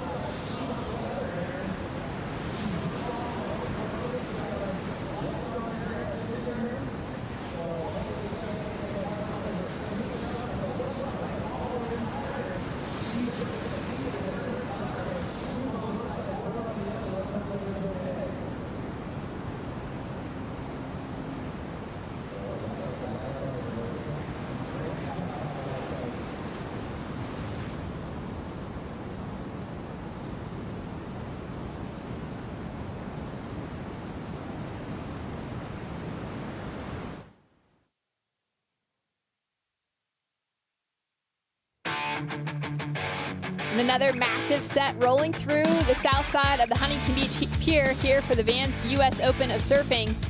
And Kiala way down at north side, coming through the pilings. Looks like she doesn't have a board attached to her feet either. So hoping she is okay. And just before that set rolled through, we saw her get another wave under her belt. Yeah, good first turn right there. Pushing off of her back foot. Really like the way she pivots off of the bottom. Unfortunately for her, that mid part of the wave just went super flat. And this is where you see the connecting peaks be very difficult to surf. Fantastic finish though. This should be a great score. And then I don't really like that jump off right there. You're too close to the pilings. And look at that. Her board actually wrapped around because she jumped off. And boy, those barnacles are extremely sharp too, Shannon. I think she took her leash off knowing that she was just going to get dragged and there was a set coming. And fortunately for her, it doesn't seem like any damage was done to her board. Yeah, it looks like all the fins are still there. She's got a smile on her face. She's going to do that run around. And great decision to quickly ditch the leash. Jessie Mendez there cheering her on. And Summer Macedo helping her out with her board. That's a good call, because on the days like this, I mean, we've been talking about it already, the amount of energy expended just paddling. I mean, we've seen these women in the lineup paddling against that current the whole time, and then for Kiala to get pulled underneath the pier, as we see a big reentry from Coco Ho, finally getting into her first wave. And she's gonna look for that little inside reform to connect with, maybe put one last touch on, and she'll just ride through to do the runaround as well. 10 minutes on the clock, and Coco's finally found a wave. Hey, that's a real friend right there, though. Summer Macedo already surfed this morning. She's running up the down the beach with Kiala, carrying her board, giving her advice. Like, that's really cool. The camaraderie between the two of them. That's sisterhood right there. And Coco on the board now. She's going to do the runaround as well. Here's the replay. Kind of a closeout, but gets the little floater to get on the board at 2.93. So, you know, a small score to open up, but at least she's on the board now. We do have a score to come through for Sam Sibley as well, which will be her first. So 10 minutes left on the clock, 20 minutes for both Coco and Sam to have not caught a wave. They've now got a lot in front of them, a big ask to get themselves into those advancing positions, not necessarily on the scores requirement side of things, being that Coco only needs a 1.58, but she's got to get back around, get into the lineup again, and find a wave that's going to offer some scoring potential. Yeah, I think you're spot on. You know, the one thing that I will say in the last 10 minutes of the heat, you need to be very crucial with your wave selection. And since Sam really doesn't have anything on her score line, I would say that it might come down to just the one score. It would have to be something at least above a 6 to be into the top 2 at the end. Down to 8 minutes, 50 seconds on the clock. Sam Sibley just dropped in a 4.83. That's jumped her into second from fourth. Sophie McCulloch down into third, and Coco Ho down into fourth place at the moment. But very small requirements, so we could see anything change. And in conditions like this, you need some really sticky wax underneath your feet. Thankfully, Chris Cote has found the stash. Well, this has been a long time secret with the elite. I'm talking about Foo Wax. Well, the cat's out of the bag. Foo Wax is the official wax sponsor of the Vans US Open of Surfing. And let me tell you, this stuff right here is as sticky as it gets. Here's a half bar. This will last you about 6 months because all you need is just a duster on top of your existing wax. This is like fly paper. This stuff is so legit, Foo Wax. And since it's right here, I'm just going to take a few bars for home. Be sure to check Cote's pockets if you need some wax running down to your free surf today. Those fans that are running around here at the US Open. Sophie McCulloch, with her feet stuck in the wax, finds some rhythm. She's already got that 4.5 on the board, meant she just needed a backup score. Well, she's definitely using Foo Wax. Her feet were glued to that board right there. And as he said, 7 minutes 30 to go. A get a wave to back up that 4.5, might even be better than that too. And I think the 4.83 right now of Sam Sibley is going to matter a lot in the last part of this heat right here. But Sophie, you know, out of the water too, I know she's a student, does a lot of work back home in Australia, and she's looking to provide a better ecological system where she's from. And, you know, something very honorable, especially being a surfer, wanting to provide a platform for those that don't have it in the sport of surfing. And that's really cool to see that she's pursuing both the Challenger Series and going to school at the same time. As you see the replay there, had the one turn at the beginning, went up into the lip, didn't really connect as much as she wanted to on the second turn, but great execution on the third. And as I'm saying, like, the way she comes off the bottom, the little pivot that she has right at the end gives her that direction change when she hits the lip, and it kind of provides this amount of speed that she needs when she's coming out of it. Down to 6.5 minutes on the clock, doing the runaround. Sophie does have a score to come through. High mark of the heat so far was last of our surfer in blue, Kiala, dropped in a 5.17 to put her up into the lead. She'll be looking to get back into the lineup as well. Score starting to trickle through now from the judging panel for Sophie McCulloch. She's only chasing that 0.34 to take an advancing position, but she gets there very easily with a 4.97 into the lead. Yeah, her best wave so far and the second best wave of the heat. And Sam now with priority going to have to make a crucial choice right here in the next 6 minutes. I think personally, I like to have my score before the last 2 minutes just to know that I'm comfortable and I at least got a wave. She basically needs a 3 right now. She's going to get out with one single turn. And the thing about Sam Sibley is that she's both good on the right and the left, but she's very smart and calculated in the way she approaches the lefts in comparison to the rights. So expect her to go on a decent wave here. I would expect a mid-ranger just to get something that moves her up into the top 2. She's sitting with priority, so that's a good thing to have next to her name with 5 minutes, 20 seconds on the clock. Coco Ho, it's been a bit of a shocker for her. Took her 20 minutes to catch her first wave, and the score only came through as a 2.93. I feel like she would feel highly unsatisfied with the current situation. I like the use of that word right there. Unsatisfied. I definitely would be. Oh, she's going to go right, Sam. All right, Sam straight into that little rip bowl. Finding the right on her backhand. Just slides out a little bit too much. Is she going to be able to hold on to it? Well, she's ridden out of it.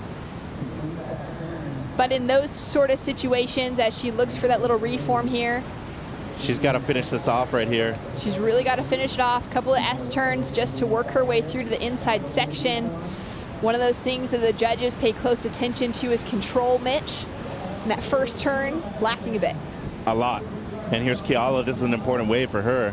She's looking to secure herself in advancing position. She's dropped down into second, looking for that finishing section, and she can just tag it and redirects as well. Getting a little bit more work done through here, showing the judges that control, putting a bit of power on as well. And that was a really smart move right there, knowing that Sam got a wave, only needing something close to a 3. And I think going back to your point, a lot of lack of control when it comes to the first turn that Sam Sibley had. She had the section right there. I don't really know what happened when she was coming out of it, but she just completely lost control, and there's a score of 2. All right, Coco Ho with an answer back as well. Love that finishing turn, just letting that tail loose a little bit. Yeah, I like the progression that Coco presents, and boy, this is where Kiala's last wave is really going to matter, because if she improves, Coco's going to need a bit more than the 4.85. Scores coming through now for Kiala, and she does improve her situation with a 3.23 on the scoreboard. Coco Ho now needs a 5.47 for that last wave. Let's take a look here at last of blue. So this was a 3.23. Get a carve back into the power source right there, but a much flatter wave too. That's why the score was relatively low. But banked that last section right there, and I really like that little turn right here that she does right at the end on the right. Boing. The only thing though was a really small wave, and now Coco just dropped a 6.17, Shannon. This puts her up into the top 2. Good first turn, beautiful progression on the second one where she kind of threw the tail and slid out a little bit. Wow, what a comeback from Coco. Huge. A decade of competing on the championship tour. She qualified all the way back in 2009. Now looking for that opportunity to get there once again, and that experience paying through, down to just a few minutes on the clock, and she finds the score that she needs. Wow, that's incredible. I mean, the amount of resilience and patience that you need to have to wait basically 25 minutes, catch your first wave. It's nothing better than a 3. And then you get the single best wave of the heat so far. I mean, the amount of confidence that you need to have in order to just contain your emotions and know that you have the ability to do that, that's impressive from Coco. Super impressive, but she's still not safe. I'm curious to see what she's going to do now with the last 2 minutes. I think she's going to call it quits. Yeah. which means, I mean, that's understandable because it's going to be really hard to get out to backline again with the conditions now. But Kiala chasing just a 3.94. She's already got a 5.17 on the scoreboard, so we know she's capable of it in the current conditions right now. And for Sam Sibley, it's just a 4.28 requirement. Well, luckily for Sam, no sets right now. She's able to make it out the back real quick. And if I were Sophie, I'd still be very cautious in terms of where Tamara Banerdar and Sibley, because that doesn't necessarily mean that she's safe either way, because if Tamara catches a wave and Sibley catches a wave, she could be out of position right here. Kiala up and riding on her forehand, finding a couple of wraps, just really dragging against that current, almost just stationary surfing, as strange as it may sound. Now looking for that last little section, she won't be able to make the connection. She's looking for a 3.94. We also saw an in and out from Sophie McCulloch out the back, which won't factor into her top 2 scores, currently sitting in the lead. Sam Sibley is now left with priority. Wow, and with a minute to go, Tamara Banner's score comes in as a 2.53, so not enough. It's going to be down to whether Sam Sibley can get the 4.28 or not, and 50 seconds to go. It seemed to me like she was very close to the pier. It would basically have to be a right for her to be able to get that score, because the left, yeah, she's out of position for the left now, Shannon. Wow, what a wild heat. I mean, it really quiet from the start. Just a couple really small scores on the board for at least 15 minutes, and then slowly that momentum has been building down to these last few minutes where Coco's dropped in that 6.17 to put her in an advancing position. It looks like scores are through across the board, and the situation remains the same with Sophie McCulloch in the lead, Coco Ho sitting in second. Kiala's last score, just a 2.53, was shy of her requirement. And Sam Sibley has that suspended priority as she's been swept under the pier, I think. Wow. Wow, what a comeback from Coco Ho. But how about young Sophie McCulloch? The high seed in this one, top 10 surfer, now moving through, getting another decent result. Wow, she should be doing well here in these conditions out here at Huntington. Great performance from Sophie, currently sitting at number 8 on the Challenger Series, looking for that opportunity to meet the championship tour. We'll be right back with more action right after this.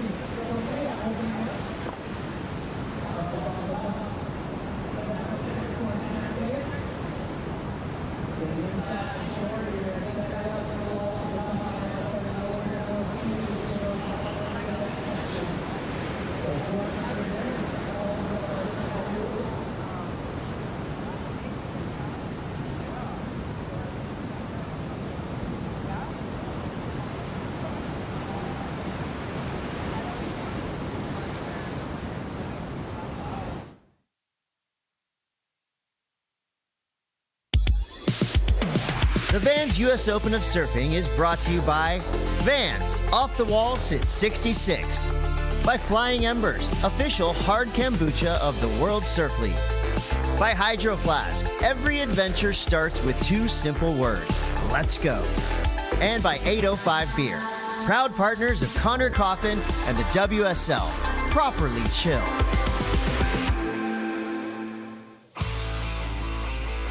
Huntington Beach, the home of the Vans U.S. Open of Surfing, and we're returning to competition here.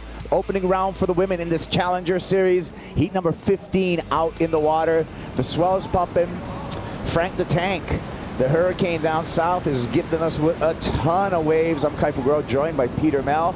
And Pete, look at the consistency out there. It's been non-stop since the Hooter began this morning, and I love it. I bring it on. You know, this is the kind of conditions you want for Huntington Beach. Very consistent.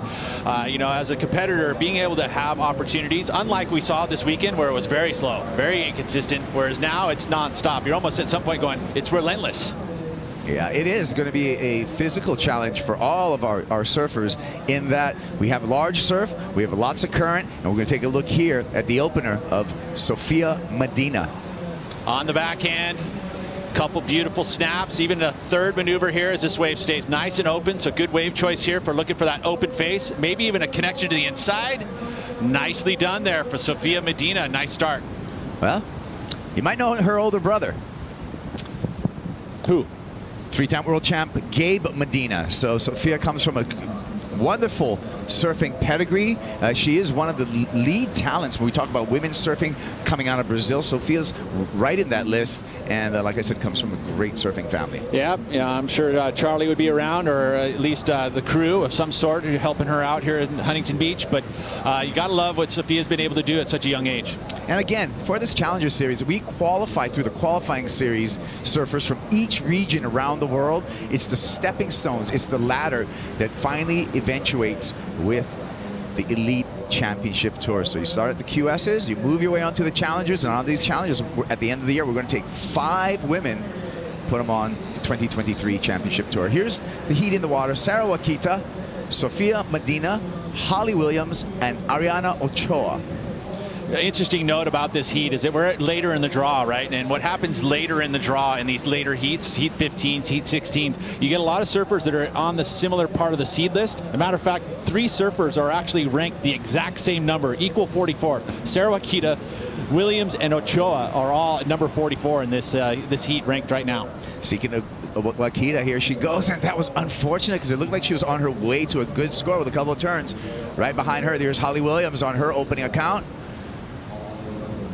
And some smooth surfing on the backhand, has to negotiate some of these ribs in the face of the wave, evident from the current created here by this pulsing swell. Holly Williams coming out of Budina up there in the Sunshine Coast of Australia, which is where your daughter's kind of been, you know, in that neck of the woods there, right, Kaipo? Anya, yeah, that's right. Anya. that's a term of Aussie. As good as I can do. Yeah. Beautiful part of Australia. Actually, all the states in Australia are beautiful, but Sunshine Coast, warm weather, some great waves. I mean, we can't think of the sunny coast without thinking about Noosa Heads and those series of points there. Yeah, well, her town right there is Budina, which is like in between Coolum and Noosa. So she's right there in the Sunshine Coast, right there in the mix of all those great surf spots.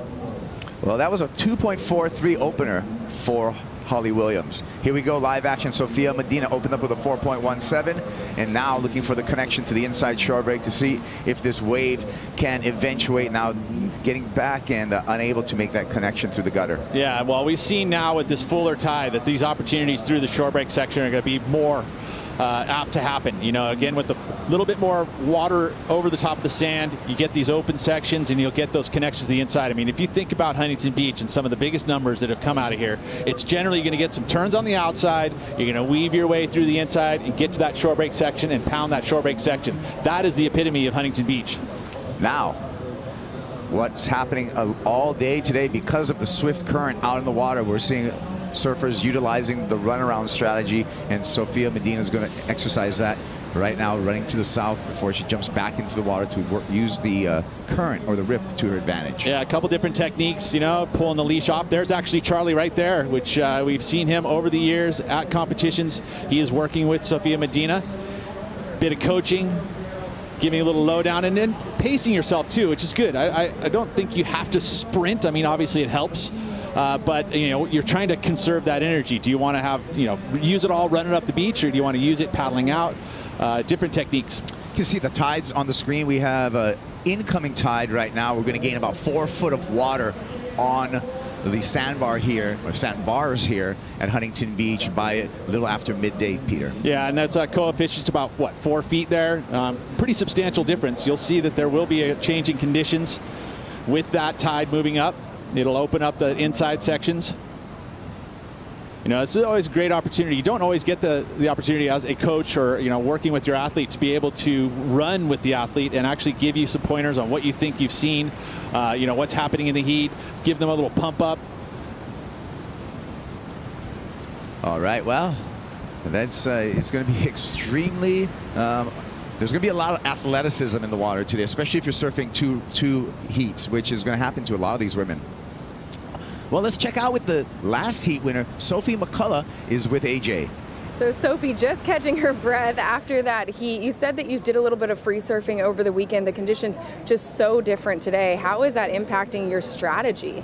Yeah, it's pretty much polar opposite to yesterday. Like yesterday I noticed there was a lot of sitting around in the heats, and today it's pretty much non-stop. So yeah, it's completely different, but I feel like if you just sort of focus on what's in front of you, then you just got to make the action that you do take count, because, you know, if you fall off or it's not a great wave, the consequence of doing a run around and paddling back out is, you know, it's a long time. And I did that after my first wave. I tried to paddle back out and chewed a lot of time next to the pier. So I kind of just took a step back, saw it as an opportunity to regroup and try and get another wave. And yeah, I was pretty lucky it paid off. Yeah. So speaking of regrouping, you have to do that now before you advance to the next heat. What is your strategy for the next few hours? A lot of water, yeah, maybe some hydrolytes. Yeah, just try and sort of go back, get in the shade and try and not think about the runarounds that I'm about to do in the next heat. Awesome. Well, congratulations on moving on. We'll see you in the next round. Thank you. Well, there you go. We're just talking about the athleticism that it's going to take to advance today, to be successul today. Well, and I think about all your practice sessions, right? You're surfing a totally different wave. Yesterday, all those warm-ups, I mean, it could be different equipment. I mean, this is, you know, 3 times, 4 times the size that we saw from yesterday. So all of a sudden, you're adjusting equipment that you maybe haven't ridden all week long or even haven't ridden for a couple months. You know, you have to have that confidence as you watch this replay here of Ochoa's first. Ariana Ochoa gets that one big move on the outside. We've seen those bigger moves go upwards into the 4.5 to 5.5 to 6-point range. So one single maneuver, if it's high impact, it can fetch a pretty good number. Yeah. Ariana Ochoa representing the Basque Country, 24 years old. She's had a lot of success on the European circuit and now taking it to the international field here on the Challenger Series. Like you said, Pete, she's currently number 44 on the rankings coming into this event number 4 of the Challenger Series. Yeah, and a lot of work to do. You know, sitting at number 44, that basically means that you really don't have a result. I mean, if you're trying to get into the top 5, we touched on it last few heats we were calling that you have to be into the quarterfinals or above.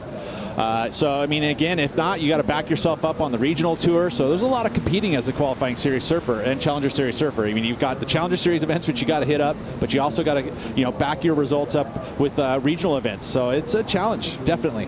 Yeah, and for someone like Ariana, when you're looking at this event number 4 and we take the best 4 results, she doesn't have a big result as of yet, so she's already had her throwaways. So it's game time now for a surfer in Ochoa's position where she needs a result in every one of these last 4 events. Yeah, and it needs to be big, so that's a lot of heats to win, but ultimately you got to think about the one that's right in front of you. That's great. You know, you talk about what that last heat with Sophie McCulloch, and she was mentioning how she just has to take what's in front of you. And that's the thing about surfers is that you get used to diversity and change happening instantly because it's constant when you're in the water. You know, the tide's moving around, swells are picking up or they're dropping, wind's picking up or it's dropping, you know, so all of these things factor into, and you get used to change, right? And you get used to adversity. So ultimately, the more experience you get, the more you get used to dealing with change. Sometimes you just get used to not having a plan and just doing whatever's straight out in front of you. And for some of us, that wanders on into land and how we live our lives, Pete. Well, and we had a touch we'll get back to that. Hold on. Here we go, Ariana. She has a 3.1 already in her possession in her score line, but that you can see the current trying to go right. They're fighting against the current, going uphill with the river. We had a chat last night with some of the BMX riders, and in regards to the winner last night, was saying how, like, they went into this event, hadn't had a lot of practice at this type of event, and going out there and literally winging it. That's what it was. It was kind of like you couldn't, you know, at least at skate or BMX, you're able to plan your runs.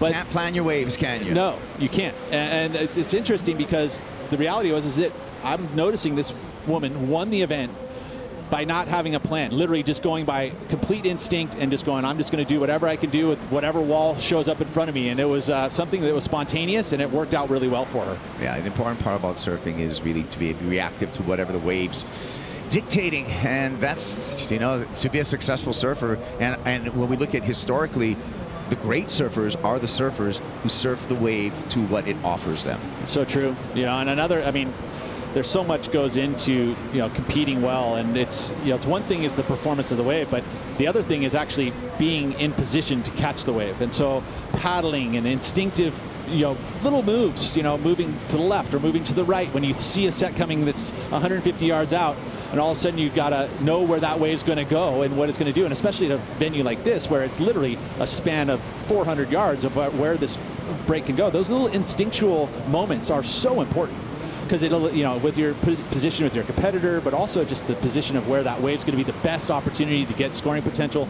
It's so instinctual. It's so, and, you know, the best of the best, i.e. Tom Curran, Kelly Slater, Gabriel Medina, the world champions, they all have this ability to just instinctually be in the right place at the right time. And where does that come from?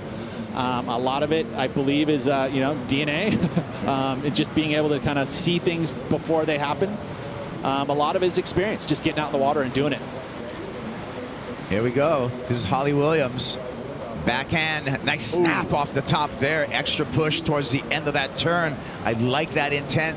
Maybe wants a little bit more for the shore break here with this incoming tide. The shore break is going to open up a bit and offer a little bit more opportunity on the inside. Hopping through this section. Not really any open face to finish off, but that outside move is going to earn her some well-earned points. I would like that. A very aggressive maneuver. And also there's twofold to this inside connection. You know, sometimes you'll be able to get an opportunity, but also at this point, we know that there are going to be runaround options. So she's able to do that. Great technique here where she just grabs her leash and is able to run around. Sarah Wakita and goes down, mistimes that backhand re-entry, getting up to the lip late and pays for it. So that's going to be one, a fractional score, and two, it's going to eat the clock. Yeah, you know, and Sarah Waikita, you know, she's grown up surfing the North Shore, so she's very accomplished in sizable surf. She's not afraid out there. As we watch this replay here of this aggressive snap, right underneath the lip, really pushed the fins, got some water going off the rail there, so I like that first turn there. Too bad that this wave didn't open up for the inside section. You know, it ends up getting the 5.67 for this wave, so it's a pretty good score for one move. 5.67. The lead goes to Holly Williams. We were talking about the ever-changing conditions here at Huntington Beach. With more on that, let's go to the beach with Chris Cote. Thank you, Kaipo. Yeah, I'm standing right here in front of the 805 deck where it's always properly chill. I had to come down the beach to really feel the force of the wind. And as you can see behind me, the flags are pretty stark, just coming from that southwest direction. But I talked to a lot of the surfers coming in from their heats. They said it wasn't necessarily the wind, but more the texture that the wind was producing in the water. Tons of chatter coming up the face of these waves, you know, making the conditions obviously pretty challenging. But the good news is with the power of this swell, some of these waves clean up as they come down the line towards the pier. So yes, wind is a factor, but it's more a textured water that is causing some problems for some competitors. Other competitors absolutely thriving. Have you noticed anywhere, Chris, in particular, any part of the sandbar that you would favor that is offering the most shape right now? I mean, I feel like Machado Peak is always a magnet for goofy footers because you're seeing now that peak providing some open faces. But of course, the challenge is staying there. We're seeing competitors absolutely getting dragged towards and even through the pier. So staying in position is a very challenging aspect of competing here today in Huntington Beach. But I feel like really it is kind of the luck of the draw. If you duck dive 4 waves and wind up under the pier, you've got some work to do. So for me, I'm going to Machado Peak.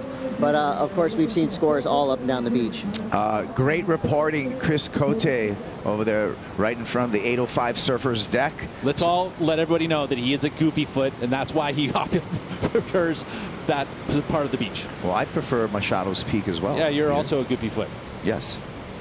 And why we're goofy, we're going to have to dig into surf history on that, because a lot of us are not that goofy with our right foot forward. Some of us are, though. And now you think about where that name came from, right? And do you have a story on where you think the name Goofy Foot came from? No. No. Let's say Goofy, right? I mean, is actually a cartoon character. Oh, gosh. And he surfed and he had his right foot forward. Goofy foot. You're flabbergasted. I am absolutely, I love it. You know what? That's why you tune in. It's just not for the action and the scores. You tune in for the stories and some of this surf history. Look it up. And trivia. Goofy foot's also called the screw foot at times. Why screw foot? Well, I mean, you know, that's your story. You tell it. Well, in Hawaii, we just made it easy. We just call it left stance.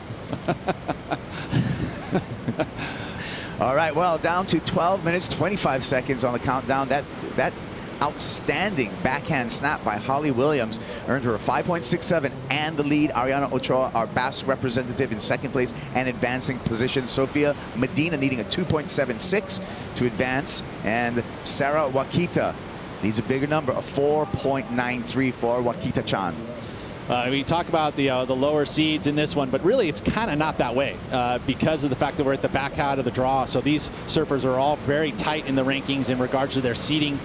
So they're very in the same spot, kind of in the zone. So seeing Holly and Ochoa sitting in 1 and 2 right now isn't too surprising. You know, again, Ariane, we've been able to watch her throughout that European leg do so well. And she needs, like I said, all of these surfers actually need a big result. So this is important heats for them. Yeah, it sure is. I mean, that is what it is. Back with more action. Stick around. You don't want to miss any of it. It is the Vans US Open of surfing.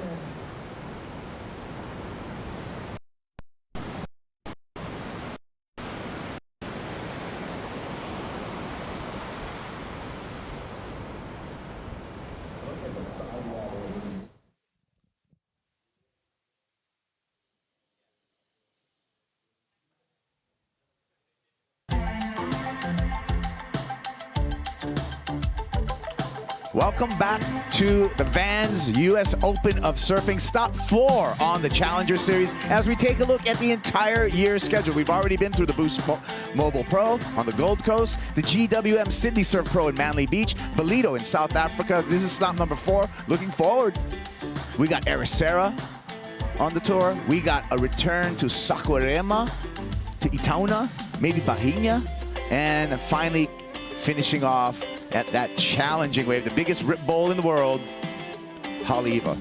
Your hometown. Excited to go back there for the climax of the Challenger Series. We did that last year after 4 events, and we were crowning our champions and also our new cut of Championship Tour rookies. And so this year we have 7 total events. You take your top 4 results. That's what's going to determine your year-end ranking, and from there we take the top 10 men, we take the top 5 women, and they get the ticket to the Dream Tour, to the Championship Tour. Gotta love it. You know, you think about that Rip Curl WSL Finals and the success it had last season for that climax to crown a world champion. One of the best one-day events you'll ever watch. Yep, tune in. That waiting period is going to start September 8th through the 16th at Lower Trestles, but we got so much more surfing before that. We have the Vans US Open for the Challenger Series. From here, we can turn our attention to the Championship Tour, where we head on to the end of the road, Te Ahupo'o, in Tahiti. Yeah, I mean, literally right out of here, we're like 2 days and we're straight there for a championship tour event, and the last one of the year to finalize that top 5, or sorry, the final 5. And it's important. It's an important event, especially for guys like Griffin and Kanoa, who are sitting on that cut line. Oh yeah, and that's what's going to make it so exciting. Right here, some exciting surfing happening from Holly Williams. She's already got a 5.67. She's going to back that up, see if she can expand on her 2-wave heat total. Currently right now with an 8.1 2-wave heat total, looking to better her low score of a 2.43. Kind of a soft floater, but it was a maneuver that she did get in. Do you think she's going to improve her standing speed? I would say that 2.43 is going to go to the little trash bin. We're going to throw a new number there that's going to add to the total for Holly, already in the lead. I like what she did there. Strategically, she made the choice to go on that wave and just do the one maneuver, but she has enough time now to back it up. If she can go back out there, she's going to add hopefully get herself into double digits. That would be the key at this point. Get 10 points as a bare minimum, in this first rounds, if you want to make the cut of top 2. Again, 50% advancement throughout this entire round.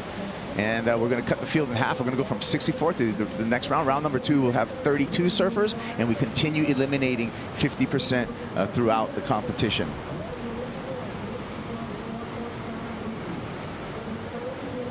Keeping our eyes on Holly Williams, and we're still waiting for that number to enter our scoring screen to see if there's a change out there. We'll take another look at this maneuver, floats it through that section, puts it down, and she does improve upon her score line with that last score coming in at a 2.87. Not a huge improvement for her, like 0.4, almost a half point. Again, I think that floater maneuver is a little bit challenging because she did have to kind of negotiate. It was a chop on the lip there, so wasn't able to really attack it like she would have liked, but she didn't make an improvement there, so there's definitely helpful. Every 10th of a point counts.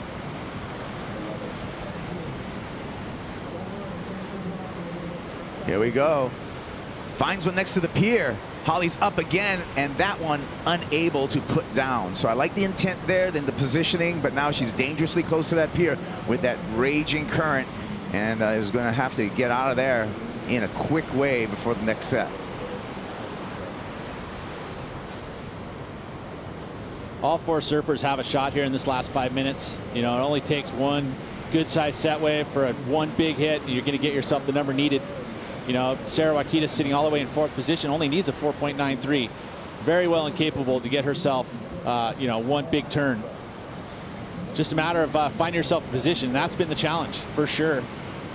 And Wakita enters our screen again, and we see the paddle back out. Here's a replay. What went wrong? Well, that big crease in the middle of the wave. I don't know if you saw that, but for that angle, literally there was a wind chop that was coming up into the wall. There was no clean lip at all. She had to go over the pothole and go up into the lip, lost her speed, as we see the inside connection here for Sophia Medina.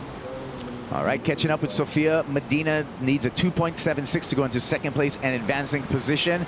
We'll get caught back up with that wave as we go to live action here. Holly Williams, our heat leader. Nice snap there, working against the grain on this little inside right. It's going to give her more opportunity, and one more slash for Williams. A little bit more open face down the line, gets a 3rd turn in there, and the finish. So great effort by Holly Williams, and she will improve her score line. So you're pretty confident in that one. I am too. I feel like they were going to see that 2.87, get a bigger number in place. And she's not shy. She's not coming in. Feels like with 4 minutes to go, she's going to try and go run the gauntlet to get to the other side. That's the deal here. I think if you're going to paddle back out, getting into the north side is important.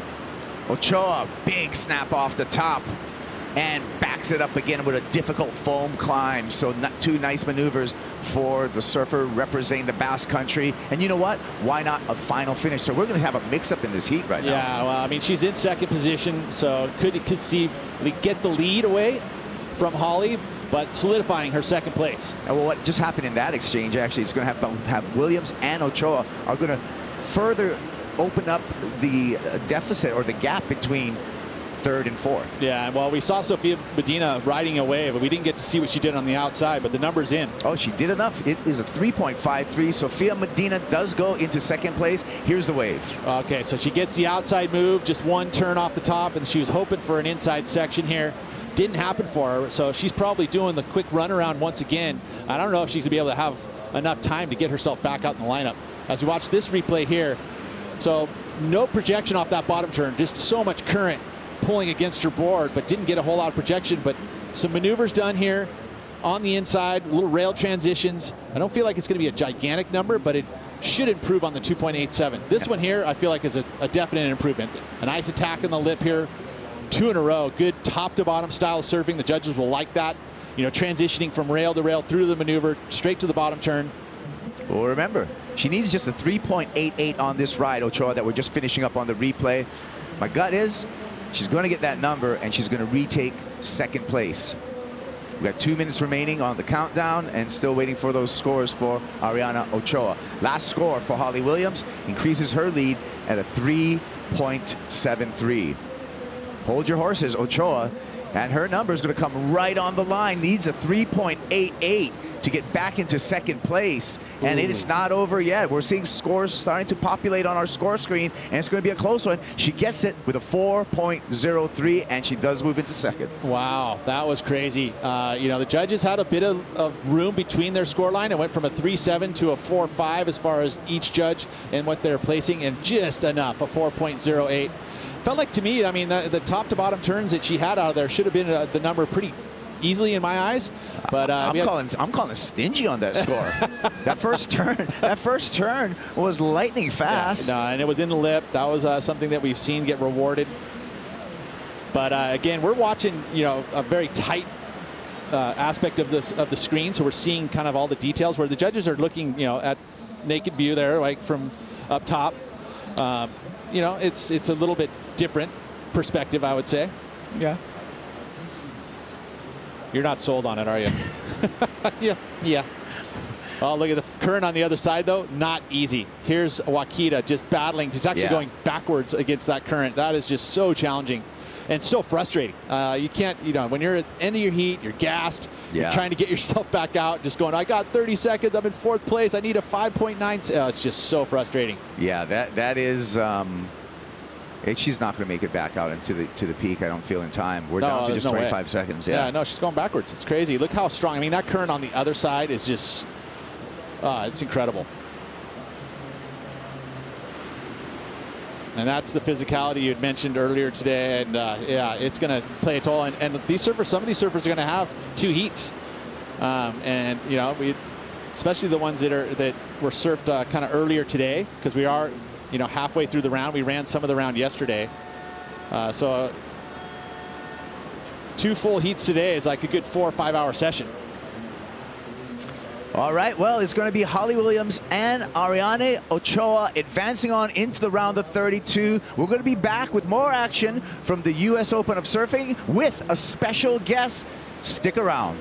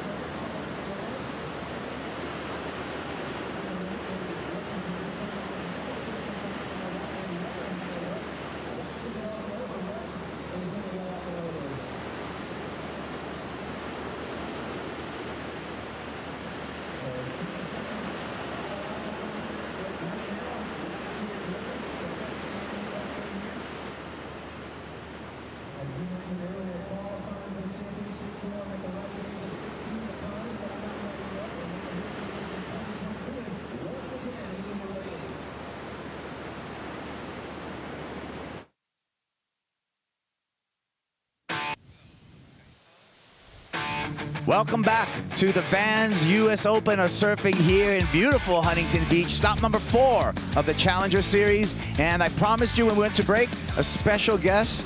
When I make promises, I'm very sincere about those promises. And I brought a special guest, a fresh special guest, fresh out of the water, Harry Bryant. Thanks for having me, boys. Thanks for joining us. And when we sometimes we promise fresh guests, and I don't think we've had as fresh of a guest as you right now, coming straight out of the water. Yeah, it's just a beautiful day down here. I'm planning on just being in this wetsuit all day, in and out of the water. And well, we got some cool stuff going on, right? We have the Vans Duct Tape Festival, and we have some boards, some pretty cool boards down on the beach. Exactly. Yeah, that's where I just came from. So we've got a few shapers this year that have shaped some boards around the event, and yeah, I was just kind of trying them out just to the side of the contest site. And there's a heap of waves today, as you've seen. But yeah, it's just nice to be in the water, and these girls have got their work cut out for them this morning. You're a board connoisseur, though, Harry, because I've seen you before on some longer, like 90s equipment on the North Shore of Oahu before. For sure. I just try and ride anything and everything. I'm just happy to be in the water. So yeah, no, it's cool just riding a bunch of different equipment. And it's nice how everyone's different takes on crafts that they make for the event. How good are the boards that you got over there for this event? Because anybody can go ride them, right? I mean, that's the idea. You can go down there and try them out. Of course, yeah, definitely. But there's some pretty interesting takes. Like one of the BMX guys shaped a few boards for the event, and it's his first time shaping before, so it's yeah, very, very different. But it's kind of what it's all about. Even there's a shaping bay just over here, and I got in there yesterday and shaped like a little Frankenstein bodyboard type thing. And that's amazing. Yeah, and that's cool. what this festival is all about, right? I mean, celebrating not only just the action sports part of it, but art too, right? Which is what exactly surfboard shaping is, a bit of art.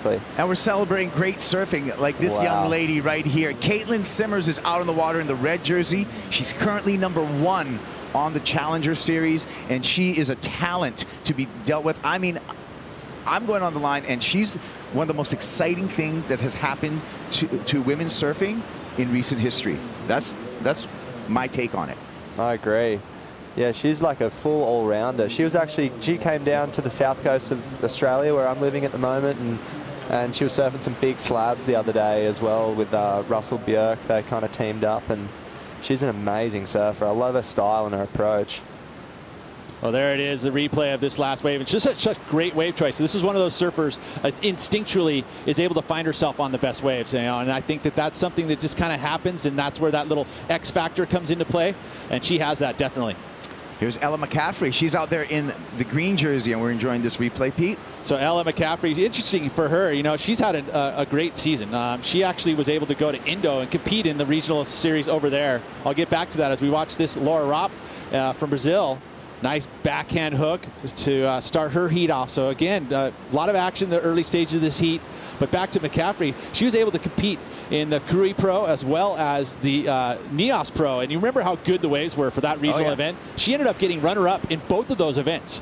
She's not going to keep the points regionally because she's from North America, but she able to just surf amazing waves. So Kuri and Neos for those events was pumping too. Oh, pumping surf. I mean, it was in Indo during the prime time, and swells were going off. I mean, we saw Neos that every day it was just perfect right-handers. I mean, what better place to have an event? I mean, she just went there just to go compete, to get better, didn't want any points from it, ended up getting runner-up, like I said, in both events, but going to throw away those points. Harry Bryant, are we going to see you in the jersey? Are we going to see you competing soon? I'd love to, yeah. There is a few whispers about maybe at the end of the year. Yeah, that's what I'm talking about. Yeah, so yeah, I'm just excited to just have the opportunity to be out there and I don't know, represent Australia and just try and get a few waves out there. That's such a tease. Such a tease, Harry. But you know what? Let's tease another thing. We got well, first of all, we got Courtney Kahlo. She's going to be coming up as we enter the round of 32. She's getting ready down to the beach marshals area. But Harry, we can tease a film premiere. Chapter 11 is going to be doing a film premiere August 6th, right? Yep, you're right. Yeah, so we did a trip to Indo for that movie about 2 weeks ago. Wow. And those guys have been busy in the editing bay for sure. Talk about fresh again. Yeah, exactly, yeah. So how do you guys do in surf? Indo's been cranking, huh? Yeah, it has been cranking. We kind of we were kind of in between swells, but we were around Lakey Peak area, but there's so many fun rippable waves around there, and we just kind of were in the water all day. And did you get some periscopes? Yeah, we did. Of course. That wave's so fun. Right-hander. That's my regular foot thing in me. Yeah, go ahead. we don't mind going backhand either. It's not a problem. Okay. You know, we can surf rights. Yeah, it's called Glad You Scored. Glad You Scored. Is the film coming up? Yeah, definitely. I think it's a funny little take on, you know, when someone comes back from a surf trip and they just tell you about how good the waves that they've just scored. And I think Dane's just been sick of being just like, yeah, I'm glad you scored. So. That's amazing. And you know, coming from Chapter 11, that group of editors and artists and however you want to call them, it's going to be entertainment at its highest value. Whatever you want to call them. That's awesome. Right? I mean, shoot, these guys are, you never know what you're going to get. That's the one thing you always know. You're like, okay, Chapter 11, what am I going to get? Yeah, exactly. and we got more stuff too, right? We got the stab pickup right now, Harry, that's covering the U.S. Open. That sounds like fun. Yep, for sure. It's cool. It's just nice being able to, like, I don't know, just tap into all different, like everything that's going on around the US Open. Like it's so much more than just a surf contest. You're talking about the Huntington Hop, right? Did you do a piece on that? I did, right? It was so classy. You got to check that out. Where would you find that? So it'd be on Stab. Okay. Stab Mag. But is it S turns or is it Huntington Hop? It's the hop all the way, right? For sure. It worked. It did, it for was sure. Classic stuff. Yeah, but no, it was cool. But we'll kind of be documenting the news, I guess, on the stab pickup around this week, so it should be cool. Well, we got Frank the Tank. That's some news, so we're going to go see if we can find some Frank this hurricane swell, so we'll see what you guys come up with. I know. Well, I'll be staying my wetsuit. As soon as I'm out of the booth, I'm straight back into the water, I reckon. There you go. Well, here's Ella McCaffrey just finishing off that wave. That's a 2.67 for Ella, so that keeps her in second place. Turning our attention here, Caity Simmers.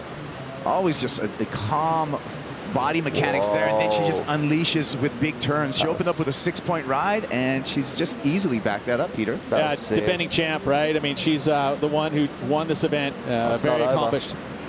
Oh, man, she's looking real good, right? Hey? Yeah. I mean, I am so impressed with her surfing, and not just her surfing. We talked about it before. Also her wave selection and her connectivity to the ocean, because she's always on good ones. Yeah. She gets around this section here. I mean, nicely timed to be able to find some open face next to the pier. That's what this tide's really helping matters. You know, again, especially next to the pier where you're going to see that open water. And here you're like, oh, is this wave's kind of over? But no, this is the type of thing that happens for Caity Simmers. She just cruises, and all of a sudden it opens up for her. I think it's a missed opportunity, because that was a pretty good little section there to finish up that wave and doesn't get the completion. But still, carrying a 6 already, so she's looking pretty good. As we wait for that score to populate, let's check in with the last heat winner. Holly Williams is with AJ. I am with Holly, fresh off her very first heat win in the CS. Tell me, what was it about the waves today that had you feeling so comfortable? I think it's just like a lot like home at Watella, kind of a chunky bit of swell coming towards you. I knew kind of what to anticipate when it did hit, so it just felt kind of like home out there, apart from the pier and all the water. Yeah, the pier in the water adds a little bit of an adventure, but you managed it really well. As we see these conditions change, how does that change your strategy going into the next heat? Again, it's going to change the time I'm on, so I'm just going to keep watching it, reset, kind of go out there like a fresh game plan and see what the waves do for me and where I'm sitting, and all up to luck, really, what's going to come my way. Totally. Well, you have a few hours to recover. Wish you the best of luck in the next heat. Thank you. Sweet. Well, there you go. Another surf up for Holly Williams, and live action here with a big snap on the backhand for Laura Ropp. Holly Williams is from the Sunshine Coast where I grew up. So I've done a bit of surfing with Holly back in the day, and I did some training with her at the OPC Centre. I want to give a shout out to Kerry Knightley at OPC. It's where Holly does all the training for the events, and yeah, it's cool seeing a familiar face and a Sunny Coast representative in the event. Makes you feel like you won just a little bit, doesn't it? I know, big time. That's how it, what is OPC? What is that an acronym for? Ocean Performance Centre. Nice. Australia. That's why you guys have such an advantage, because you guys all got all these like performance cool centers everywhere. Well, they got cool names to add to it, so it sounds like, you know, you're Pacific. Like it's like you're contributing to it. There's the HPC, right? Yeah. No, it's all these great performance centers, right? Yeah. So you know, you're going to go there and you're going to perform better. Yeah. You guys got a foam pit over there that you can launch into? I reckon. I reckon the HPC there's foam pits. They've got crazy stuff going on in there. Yeah. Oh, that was a nice turn. That was a really nice turn for Nadia. Erickson, which we have not talked about yet, 21 years old, out of the Basque Country. She's out there in the white jersey. She opened up with a 3.37, and we'll see what she gets for that wave, Pete. Yeah, she's the number 40 in the rankings. Another one of those surfers that needs results here in this back half of the Challenger Series. Important event for her. Nadia getting 3.37 on her first wave, and looking like this is going to be much better. The 2 turns on that outside section is going to definitely pay dividends. It's kind of like a cat and mouse kind of thing going on here today. Like there's those big sets that we see, but they're kind of almost like maybe one big set will come through in one heat. But I think it's good to stay busy and kind of find some little corners to get a few turns in out here today. Hey. Yeah, it seems, Harry, that you'd want actually the medium size or maybe the smaller waves to on offer, right? Because the big ones look like they're just the straight handers. Yeah, exactly, for sure. But I mean, if you got lucky and you know, got one with a corner on it, one of those big ones, and just did a full Andy style big floater, I mean, surely that'd probably score pretty well on a day like today. Hey. Yeah, we were just talking about some of the memorable moments from this competition, and that big Andy turn, that big Andy floater was something that Peter just referenced in a past heat. Yeah. I was just thinking about what moments do you remember about this specific event that you would think back through your childhood and just looking at this event specifically? So there was definitely the Andy floater, and then there was one with, was it Shane Beshan and Slater in the final? Yes, sir. Like a fairly controversial one. I was going to say you would have been in probably diapers at that point, right? I mean, was. You were, right? Yeah. And still watching surfing. That's amazing. But there's been so much history down here, and like Curran and Oki, they had like they were batting heads down here, and it was cool. So much history. It's pretty cool. I mean, that's what makes this event so special, really. I mean, it's the historical element. You know, and everyone has to come here and compete, whether you're just a little tot, competing in your first amateur events, all the way to the top of the echelon. Hey, you want to make it on the championship tour? One of the gateways is Huntington Beach. If you get a good result over here, that's really going to help your qualification to get on that championship tour, and it's always been that way. For sure. It sure has. And I mean, think about these runarounds. I mean, you were out there, I mean, the currents just battling. How did you even stay not getting in the contest zone if you were surfing south of us? It was just like going to sweep you in the whole time. I know. I was actually wearing my drag webbed gloves in the water, and I was going way out wide and paddling back around. But that was pretty much, if I didn't have those gloves on, yeah, I would have been toast. And so it did work out. I was thinking that same thing, because you got to get outside of that current line. And once you're a good 10 yards, 15 yards outside of that, you're able to get a bit of headway the other direction against the current. Exactly. But if you're fit and you got some legs on you, the runaround option's pretty good as well, for sure. Pete and I are from the original web gloves generation. I still wear them. No way. And they work. But you need to have strong shoulders. Yeah, those web gloves. It's like an extra 40%, I reckon. At least 40% paddle power, but yeah, your arms at the end of the day. But then you get used to it, right? Yeah. If you're wearing them all the time, you're going to get used to it, and it definitely pays off, especially when you're fighting a current like this. Or when you're paddling into 40-foot wave speed. That too, yeah. Generally, it does help. That's why I wear them mostly, is in the big wave stuff, because I love it. And also, it actually, in a funny way, it actually helps when you wipe out, because you're able, it actually gives you a little extra. You can literally get to the surface quicker, but it also, you don't go as deep. If you put those hands and webbed out, it's like really just spread them out. Yeah, spread them out, man. It helps you. It's drag. I'm going to try that on my next big wave approach. Here we go. That was Laura, incomplete there. She's currently in third in this heat.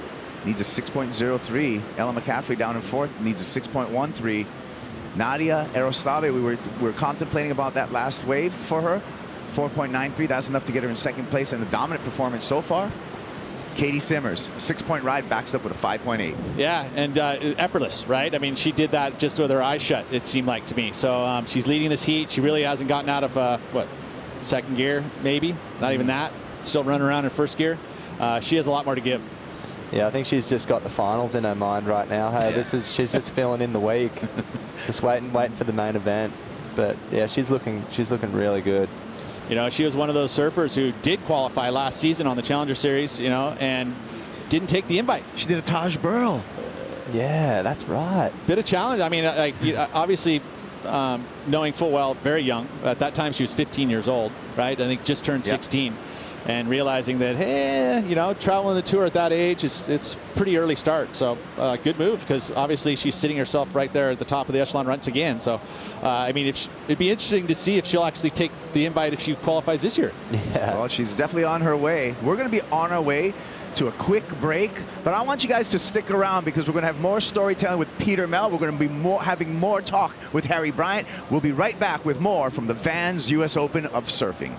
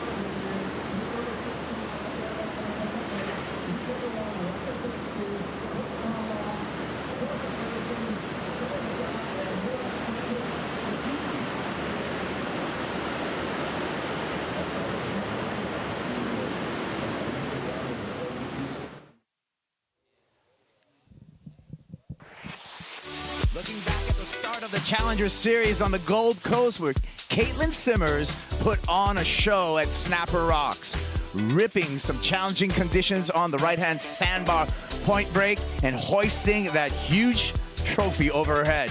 And now just coming off of a semifinal finish, this is some highlights from Ballito in South Africa. Stop number 3 on the Challenger Series, and that puts Caity Simmers at the top of the rankings as we look to Huntington Beach, stop number 4 here at the US Open of Surfing. I'm Kaipo Guerrero, joined by Peter Mill and Harry Bryant to talk you through all of the action and talk a little bit of story as well. Harry, what do you got going on in the near future? You got any good trips planned? Yeah, I mean, I've been chipping away at a surf video for probably the last 2 years, and now that travel and stuff's opened back up, I did a bit of a stint in Europe for the past few months. And yeah, it's the middle of winter in Australia at the moment, and where I'm kind of living on the south coast has been a really good run of waves. Yeah. But yeah, just kind of chipping away and trying to plan a few more trips throughout the end of the year, and yeah, try and release something next year. Awesome. I can't wait. Look forward to it. Look forward to it. I love your brand of surfing. I like the fact that you ride a lot of different boards. Yeah. I like the fact that you bodyboard every once in a while. Yeah. I've been bodyboarding maybe a little too much lately. I'm slightly addicted to it. So we're going to see a full segment in the film with you bodyboarding. Definitely. I've got a boog part on the way for sure. What's your move? Oh man, I just love getting tubed laying down. Yeah, right. There's something about that drag feeling that just really gets you going. Well, you can also, I mean, obviously find the barrel a lot easier from your belly, but man, I can't wait. Plus your zone has some perfect waves for it. Exactly, yeah. Well, that's the thing, I think, with my whole, I don't know, like surfing in the last few years has just been finding the right board for the conditions, and it just kind of gets you stoked to surf every day. Like, if you wake up in the morning, the waves are below par, it's nice just having a garage full of boards where you can pull something out and still have a good surf. There's no such thing as a bad session. There's just bad equipment choices and bad attitudes. If you have a good attitude and you choose the right equipment, you're going to have a good session no matter what. Okay, so you shaped a board on the beach here yesterday, and I know that they're doing some glassing. You have that thing glassed and ready to ride by the end of the week? Big time. I got those boys working overtime to glass that thing. That's amazing. Yeah, I'm going to roll over there right after this and get a hot coat on that thing. That is so good. Peter can sand. I can sand. I actually can. I'm pretty good at it. I love it. I mean, it's actually an art that is very important when it comes to surfboard design. The sander, you got to be, they're the unsung heroes. I mean, even the glasser for that matter. Actually, everybody who works on a surfboard, it has an important role. Yeah. I just think sanders are the guys because that's an itchy pastime. That's an itchy way to itchy, sweaty pastime. So you get sweaty doing it, and then all the stuff sticks to you. So it's amazing. Yeah. Hey, what about sanding on the sand? Oh, that's a whole new one. That's a whole like level up. We're going to check that out. And that's just one of the many things that's happening here at the U.S. Open of Surfing. It is the world's largest action sports festival. We got boards getting made. We got the duct tape demos going on. We even got wetsuit repair available here. Yeah. That's cool. If you have a wetsuit and you need it repaired, bring it down, because it is definitely on site. Get everything you need out here. I think the best part about it too is being able to see how a surfboard is constructed from start to finish. Yeah. It's pretty amazing what goes into making a surfboard. Yeah, definitely. No, it's been really cool. It's nice, like everyone's kind of peering in, and like you said, just watching the steps. Like a lot of surfers can, you know, like that are getting just batches of 20, 30 boards at a time. It's nice actually like watching the process and slowing it down and taking care of your equipment a bit better. Replay here of Ella McCaffrey. She's currently in 4th place. We're waiting for that score for that single maneuver wave. She needs a 6.13 to move into 2nd place in advancing position. That position is right now occupied by this young lady, Nadia Arostabe, out of Basque Country. 2-turn combo, and that's going to work to her favor. Yeah, once again, she did that on that last wave, got herself a 4.93. She's found some open face once again. We'll see if it's actually going to change anything for her, because it's right in that same kind of score line. But the number came in for McCaffrey, and it's her best one yet. 4.53, but still out of reach in that 2nd place in advancing position for Ella. So she's still got some work to do, now seeking a 5.27 or better to get into that top 2. And that's what you have to do. You know, you got to chip away at that lead. You know, you increase your numbers, and then you lower that allocation needed. That's what Ella's been able to do. She's back on the outside, so she's going to give herself an opportunity. Last score in for Nadia, a 5-point ride, flat 5. So Nadia continues to occupy that 2nd place and advancing position. But it's been Caity Simmers has been the standout in this heat as we take a look at some of our deep stats on Caity Simmers, all powered by Hydro Flask. These are her career deep stats, and you can see that she's got a high winning percentage, a 78.57 heat winning percentage. That is very high. I was going to say that's probably one of the highest of both men's and women's divisions right there. Have 3/4 of the time you're taking a heat win. That's impressive. That's insane, isn't it? So those are the kind of numbers as we look to the future that starts projecting.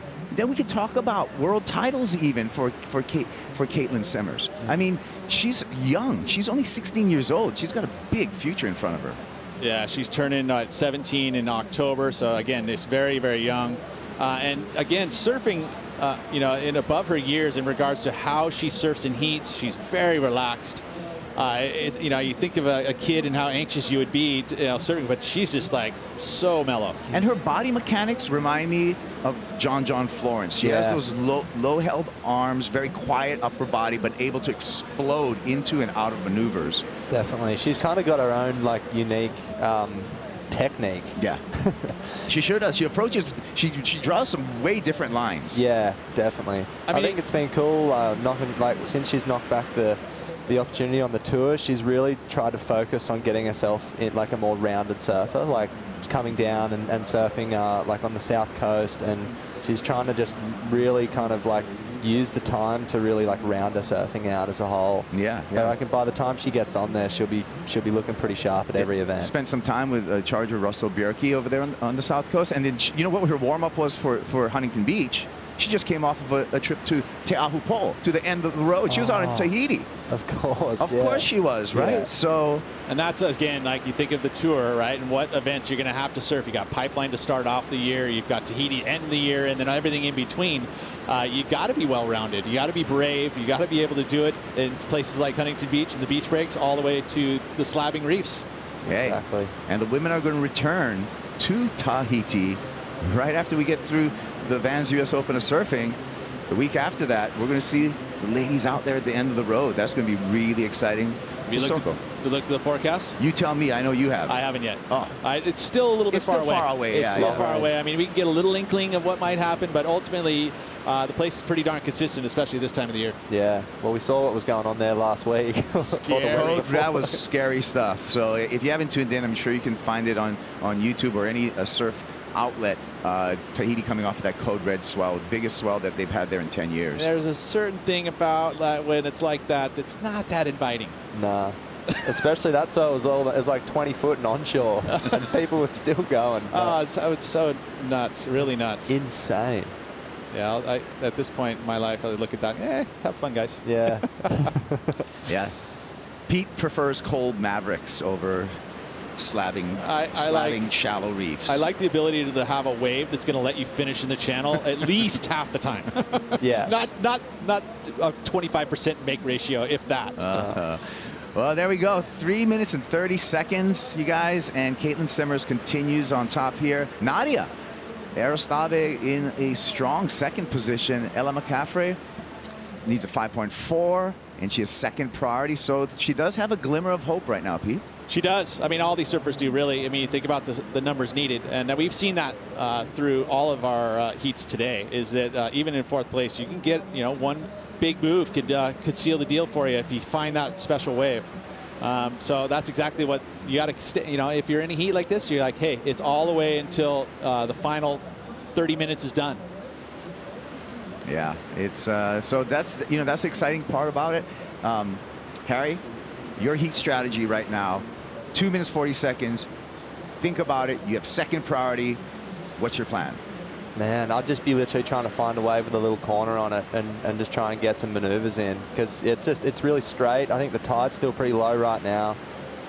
Definitely like challenging conditions, but there's definitely there's opportunities out there. Either one big turn, like if it's getting right down to the pointy end, like just trying to take off on something and do one big turn, or I don't know, just try and find a little corner and rack some points up. Yeah, and I guess, Pete, that the playing field right now is pretty spread out. So you can surf, whoa, and priority just switched, actually. So Ella just went to first priority, so now it's all opportunity for her. Yeah, and again, I don't think priorities played a role today because of how big our lineup is, and ultimately because how consistent it is. You're really actually battling the ocean rather than your competitors. It seems like to me, at least the conditions have been very challenging to find open face. And you've got this northwest wind blowing. It's kind of strong, so it's creating ribs across the face. So even catching the wave, it's not going to give you the golden opportunity because there's just so much going on. Current going one way, wind direction going the other, swells bending out to sea. It's definitely a challenging lineup. Definitely. But they're doing well. Caity's definitely, she's picked off 2 fairly good waves. Well, talking about heat management, Caitlin Simmers in first, a strong first place, and she's only gotten to her feet twice. Yeah, exactly, yeah. But you can see on the screen the look at that chops. The chops in the face. It's like a full washing machine out there. Well, and that's that current line. You can definitely see it with the wind going, from your right of the screen. Sorry, from the right of your screen to your left. Current moving the opposite direction. It actually creates, just like a river would, it actually creates these chops. So you got that going on, plus just trying to get yourself onto a wave. Well, Caity Simmers can basically paddle to shore right now because we're down to 35 seconds, and it looks like she's going to easily advance into the round of 32. As expected, and I think she's, being at number 1, Caitlin Simmers is well on her way back to the championship tour, and she's going to take some momentum right here from a first round win, definitely. Here she goes. Nice snap off the top. Why not make it two? Throws the fins there, and that's the exciting surfing that we are coming to expect from Caitlin Simmers. Dominant performance here. She's on into the round of 32 along with Nadia Arostave. I'll shoot the pier. Oh, maybe not, though. Wait, the plot may thicken as it looks like Ella McCaffrey needed a 5.4 and looks like she got that before the Hooter. She did definitely get it before the Hooter. She, from what we saw, probably not going to be enough. But if she got a nice big dynamic move on that outside section, it could turn the heat for her. It's a straight 10 if you shoot the pier, isn't it? I thought that was in the criteria. In 67. Here we go on the replay right now. And a couple turns out the back, Pete. Yeah, that's right. Oh, wow. And gets a little inside connection here, so it's definitely something to think about. 5.4, she may be getting it. And a pier shoot. And it's difficult, especially going through with this much current. Let's watch this, though. That little final maneuver there from Caitlin was awesome. How loose and comfortable does she look? Wow, that was so sick.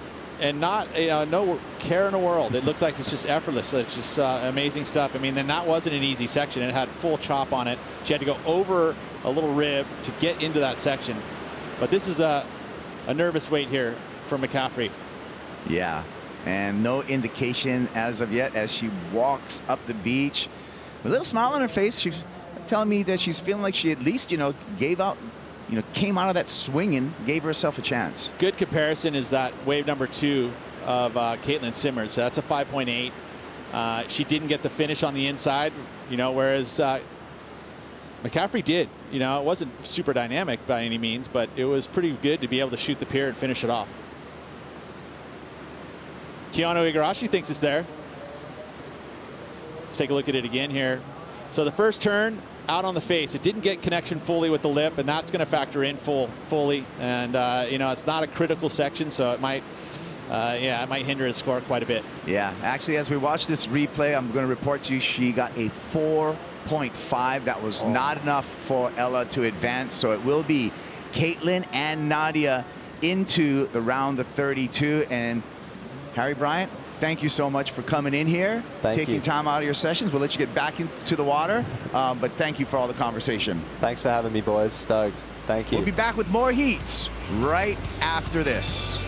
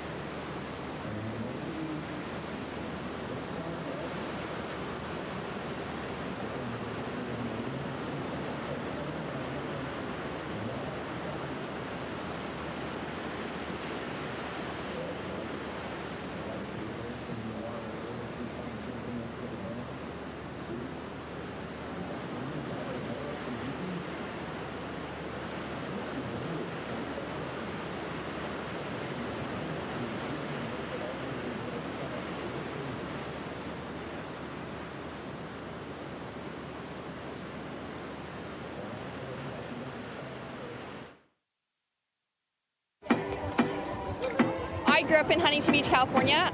Seeing women in the water was pretty rare. And so to be here today and to see so many Groms, it's awesome to just be part of it.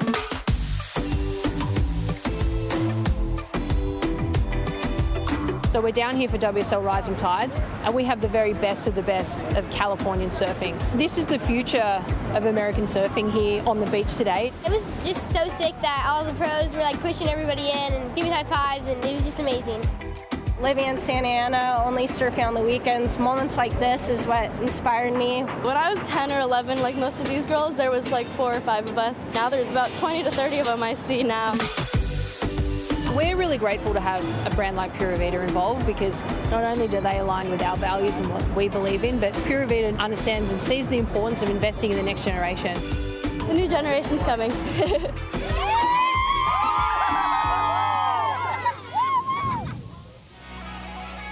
Remember those faces that you saw right there in that Rising Tides video, because those are the faces of the future of our sport. Very cool.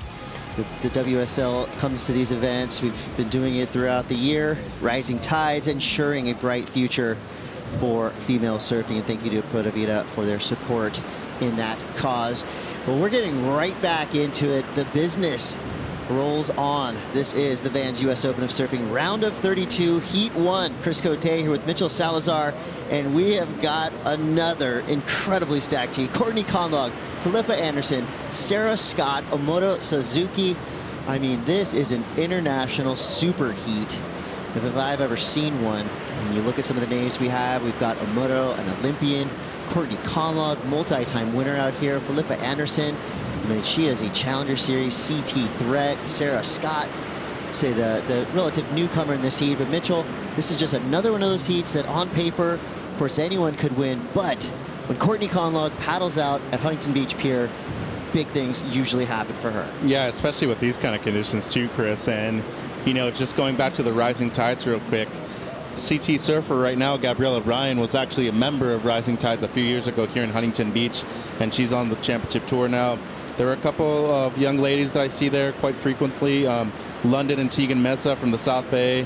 You know, Tegan has definitely impressed me a lot. Ruby Stringfellow was in there too. I think Kira Pinkerton actually did a Rising Tides event a few years ago when she was already doing the QS, but you know, they're giving them the opportunity to not only surf and showcase their skills with women CT surfers and Challenger surfers, but it's also a good bonding experience for a lot of these ladies to get out of their comfort zone and not just think about competing all the time either. That's called proof of concept. It has been working, and the Rising Tides will continue on through the rest of the year and for the next many years to come. Not only do the young surfers love that, but also the veterans out there in the lineup. You know, it's a mutual kind of admiration thing. They're all drawing inspiration from each other, and it's really fun to see.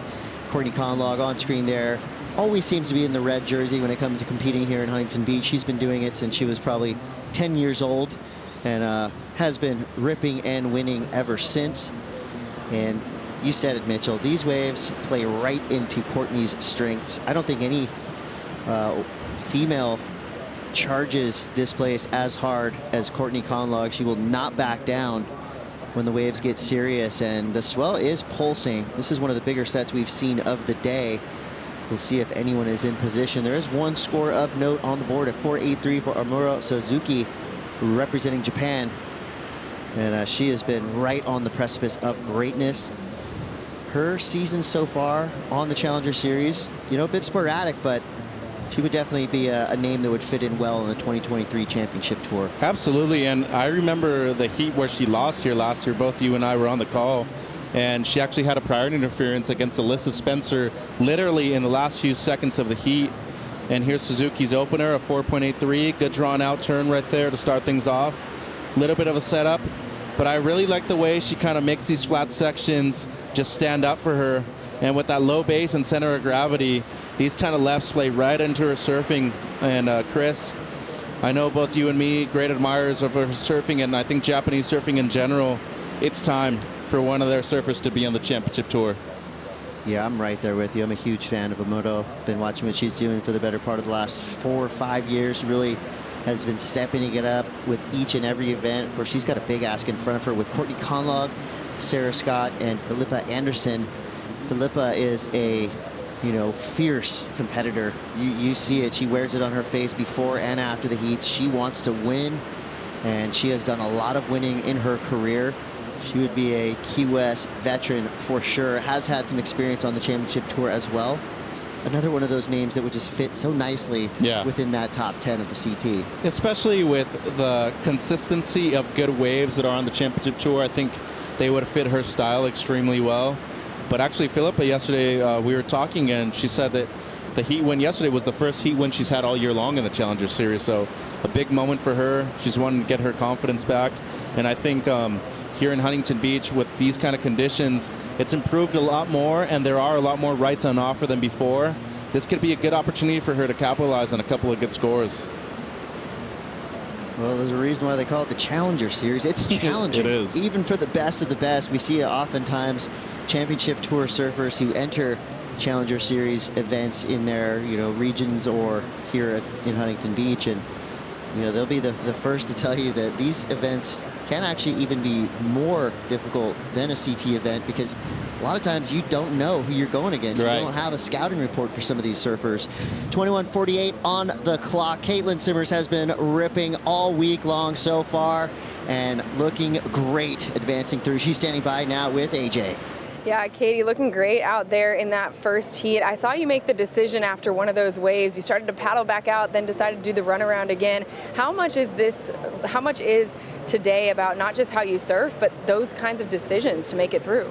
I mean, yeah, I don't know. It was pretty tiring. I mean, I don't really work out, so it's like think maybe I need to start after that run around, but I guess it worked out because, I don't know, luckily I got 2 waves before I had to do the run around, and then I could like kind of sit out there, but yeah, it's really, really tough out there. Yeah, the conditions look like they're pushing you every which way, but you're no stranger to the conditions here at Huntington Beach. You won it last year. How have you used your experience out? How'd you use your experience out there in the first heat? I mean, HB is freaking different every time. I don't know, it's weird coming into it, I guess, from a different, last year I was kind of at the bottom, and then this year I'm coming from first, so it's like a lot, kind of, or I guess I'm just putting the pressure on myself, but it's more pressure, but I mean, yeah, I've had like hundreds of heats here probably, so it's, I don't know, it's HB. How are you managing that pressure that you're putting both on yourself and coming in as one of the top dogs? I don't know. I kind of just try to say it's just a heat. Yeah. That's kind of it. Yeah. Well, you got one more today. Best of luck. Thank you. Thank you, AJ. One thing you know about Caity Simmers, more often than not, she's going to get a win, and every time her post-heat interviews are going to be great. Love to hear from this young surfer who's, like she said, feeling the pressure of coming in at that #1 position on the Challenger Series, but it doesn't look like it's really affecting her that much. You know, the same cool, calm demeanor that we always see from Caity Simmers. You know, this is, she makes it look very easy in and out of the water, I'd say. Dude, especially when it's big, too. Like, you see her, and she's got to be maybe 5 feet at the most. And on the faces right now, I'd have to say the biggest sets are 10 to 12 feet. So you're seeing something that's like triple overhead for her on the biggest sets. And she goes out there and gets a 12.73 heat total, which for today is a high one. So she's got the skills to match those thrills with the post-heat interviews. Well, late drop for Courtney Conlogue, trying to come around this bowling section. While that wave was a little too fast for comfort, I did like that it had a nice, clean-looking face on it. You saw some glass coming up the wall there as that wave kind of barreled, sped off around her. If Courtney Conlogue's not going to make it around a section, nobody is. So she'll get back out there and into position. The only score we're seeing now, still that 4.83 from Amuro. Philippa Anderson did get a 3.67, but I liked what Caity said. Look, every time you come to Huntington Beach, it looks different. I mean, and we'll see that, I think, from day to day. We're going to see differing wind conditions. Tides will be affecting the wave differently throughout the week. So, well, a lot of surfers have tons of experience out here. It does change a lot, not just throughout the week, but throughout the day, throughout the hour. You'd be surfing a totally different break. Here's Philippa Anderson. Yeah, so a decent first turn right there, Chris, then just kind of wrapped it back afterwards. And this wave just running through the pier now. So a decent opener, a 3.67. I mean, I wouldn't want to keep that in my scoreline. And then I actually thought Courtney was going to pull in right there. And unfortunately for her, that wave just a bit too quick. It kind of kicked the board under her feet. But either way, 18 minutes, still plenty of time to go. And you're looking at just the best wave of the heat, a 4.83. Still anybody's game. Well, if you're looking at the Pacifico fan picks, it's an absolute blowout. Courtney Conlogue with 86% of the vote. I will go ahead and agree with that. She is one of the most dominant surfers to ever do it here in Huntington Beach. Everybody else in this heat in single digits. Don't discount Sarah Scott. She's only got 2% of the fan vote, but I'll tell you, she is a ripping young surfer, climbing through the ranks. And this is just another one of those heats with something for everybody. We've got rookies, we've got veterans, locals, Olympians. I mean, this is going to be a really fun heat to watch. You know, a lot of times we see the first 5 to 10 minutes in these heats, it's kind of like a test, right? Testing where to take off, where to sit in the lineup, which waves to look for. And generally in the last 15 minutes of the heat, we start to see things escalate quickly. And with Courtney Conlogue out there sharking around this lineup, you know, she is hunting for bombs for sure. So expect big numbers from Courtney. With 16:52 on the clock, the sets just keep rolling through, Mitch. Well, and then the cool thing about Sarah, too, is that she's still only a junior. So she has that path to choose if she would like to as well. But going up against the experienced competitor and the local girl, Courtney Conlogue, you'd be expecting that you would need at least a pair of fives to make it out of this heat, knowing that Suzuki and Anderson are also in this one. But, you know, it's cleaned up a lot more. It's glassy. It seems like the current has stopped quite a bit. And this high tide has definitely helped out a lot, Chris. Courtney now linking it. Big snap. Overdoes it just a little bit there. The aggression got the better of her. That would have been a huge score. Courtney knows full well with 16 minutes to go, she'll have plenty more opportunities. She gets back into the lineup. Suzuki still in the lead, just on the strength of that 4.83. And Sarah Scott yet to ride a wave, but she does have priority. So, you know, I would say with 15 minutes, not time to panic quite yet, but you're going to want to put a little bit of urgency in getting that first wave. Absolutely, and especially anything that rivals the 4.83, which is the best wave of the heat so far. And just as I said, that current has calmed down a lot. Look at how fast Courtney's paddling back out, especially going south. The one thing I will say, though, do not underestimate the power of the Pacific Ocean when you're just sitting out there and thinking that you're going to be sitting in the same spot for the entire time. All of a sudden, if you stop paddling, that thing is going to take you all the way to Northside and maybe all the way to Bolsa Chica, too. So you still want to be active out there. I do think that they're going to score the sets a lot higher than they will the smaller waves, though. Yeah, we did see Philippa Anderson shoot the pier. Classic surf maneuver. Yeah, it's a dangerous one as well. Have you done it before? I've done it. It's scary, and especially when you do it in heat, because it just adds to the drama that's going on out in the water. My last time competing here at the U.S. Open, it was about 10 feet. I had a heat with Barry Deffenbaugh and Bruce Irons. I caught one wave and was basically blown all the way to Seal Beach. So a lot of power in the lineup all the time. Even when it's small, this is basically a swell magnet. So when it's 2 foot, you know, it can be the only rideable place on the coast sometimes. That's why we've had surf competitions here since the 1950s. It's one of the, if not the most consistent breaks on the entire West Coast. And the pier has a way of, even in, you know, strong south swells like this, the pier kind of helps dissipate the sand, so it provides more opportunity for open face. You know, I would say most breaks along the coast today in this vicinity are probably pretty closed out, but the pier kind of chops things up a little bit and helps these waves stay more open. Yeah, I would say either surfing right here on south side or north side, or you'd have to surf Newport at one of the jetties too. But besides that, everything else is pretty closed out. And you know what's surprising now is that in the last 2 or 3 years, I think this place has developed a lot of young women coming up, just like Courtney. Absolutely. Courtney just fits in one quick turn right there. It's almost like these surfers are looking for a wave with a rib on it. You know, that kind of like breaks up the long wall. Courtney just able to do one turn there, but she's going to make her way to the sand. She is just flirting with disaster right there. Yeah, she is. I mean, look at how fast that water's pushing through the pier. She's done this a million times, so obviously she is not concerned, but everyone else is. We already saw Dimity Stoyle tangle with that pier. She had to rip her leash off. Her board got swept way up the beach. So it is definitely something to think about. Courtney Conlog runs up the beach. I like that board selection too. Stamps, probably a scarecrow maybe, but the round tail, I think a lot of surfers today recognize that with the amount of power that these waves have, they want that drive off the bottom when they're actually pivoting, so that way it'll stay under their feet and controlled.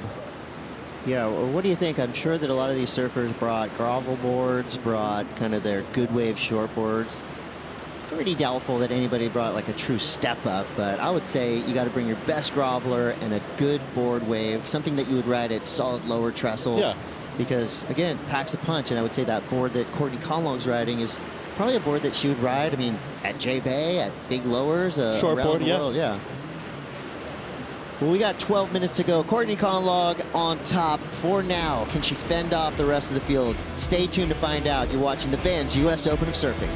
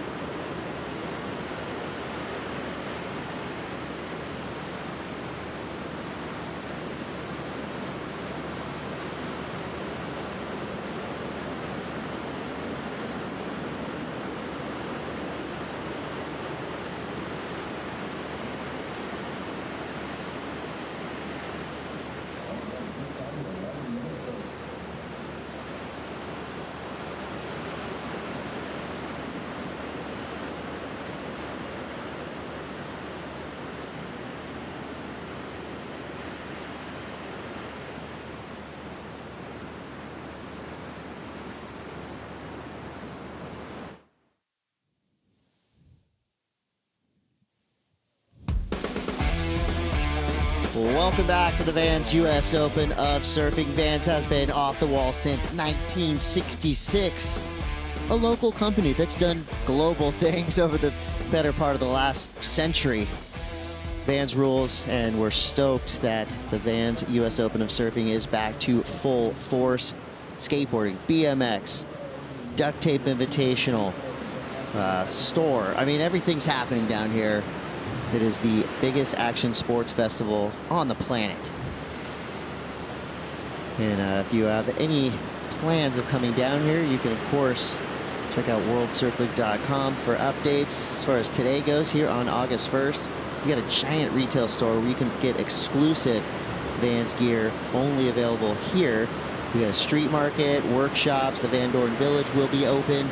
You can come down here and demo boards shaped by Vans riders, from Dakota Roach to Zion Wright to Harry Bryant. So a bunch of boards you can try, and if you get down here early enough and sign up quick enough, you might have the opportunity to shape your own board. It's part of the Duct Tape Festival. And we will have duct tape competition later on this week. Some of the world's best loggers doing what they do.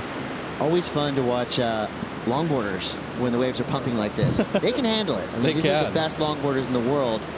It's just a totally different and unique approach, and we'll see what happens later this week. For now, Philippa Anderson on a bucking bronco of a wave. That thing was out of control, and she gets out of there. But look at all the movement in the water right now. I mean, that is straight up river surfing at times, and it's powerful too. So not only are you fighting the current that's coming at you sideways, but the waves are crashing down on you from all directions. Yep.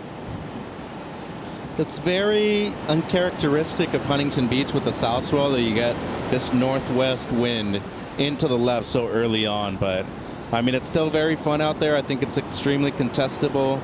There's a lot of scoring opportunities out there for these ladies with 8 minutes to go. Hey, you're going to have to lean into all your health and fitness in this event, because the waves are not going to stop all week long. And speaking of health and fitness, Kaipo Guerrero is at the U Theory booth. Yeah, I mean, talk about health and fitness.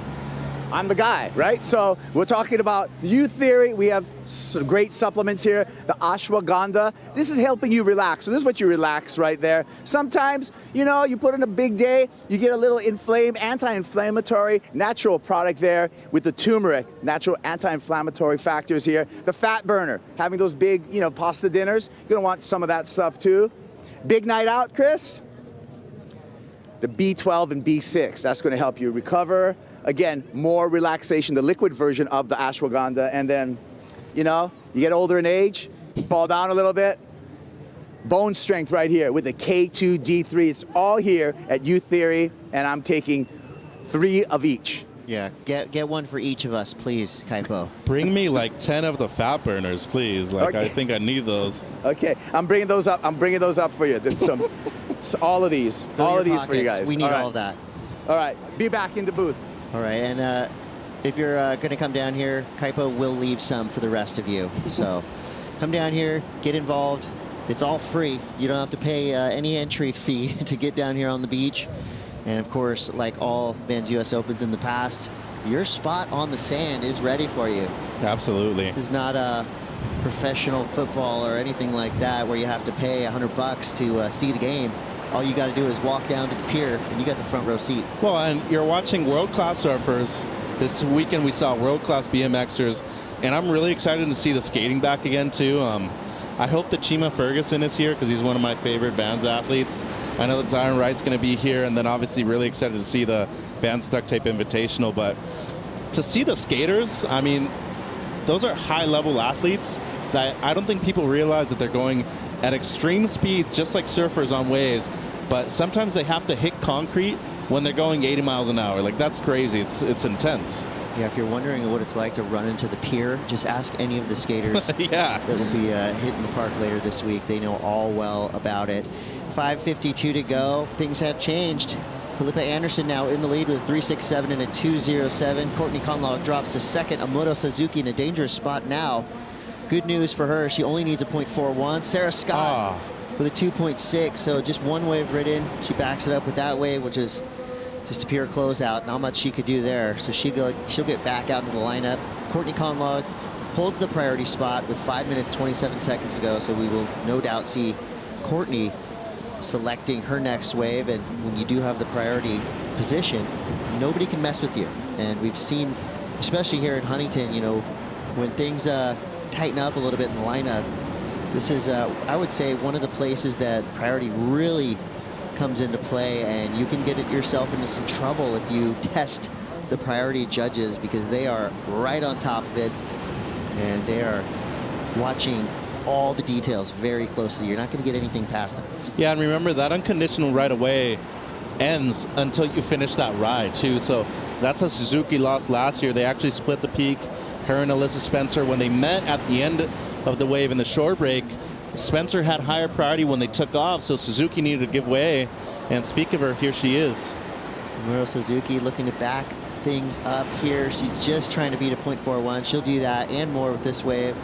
Nice clean surfing on a messy canvas, trying to make the inside section. So it's not going to be a wildly high score, but it's going to be enough to get her into that second place position. At least. She'll probably take the lead with this though, but either way, tight heat. I mean, even Sarah has a shot right now.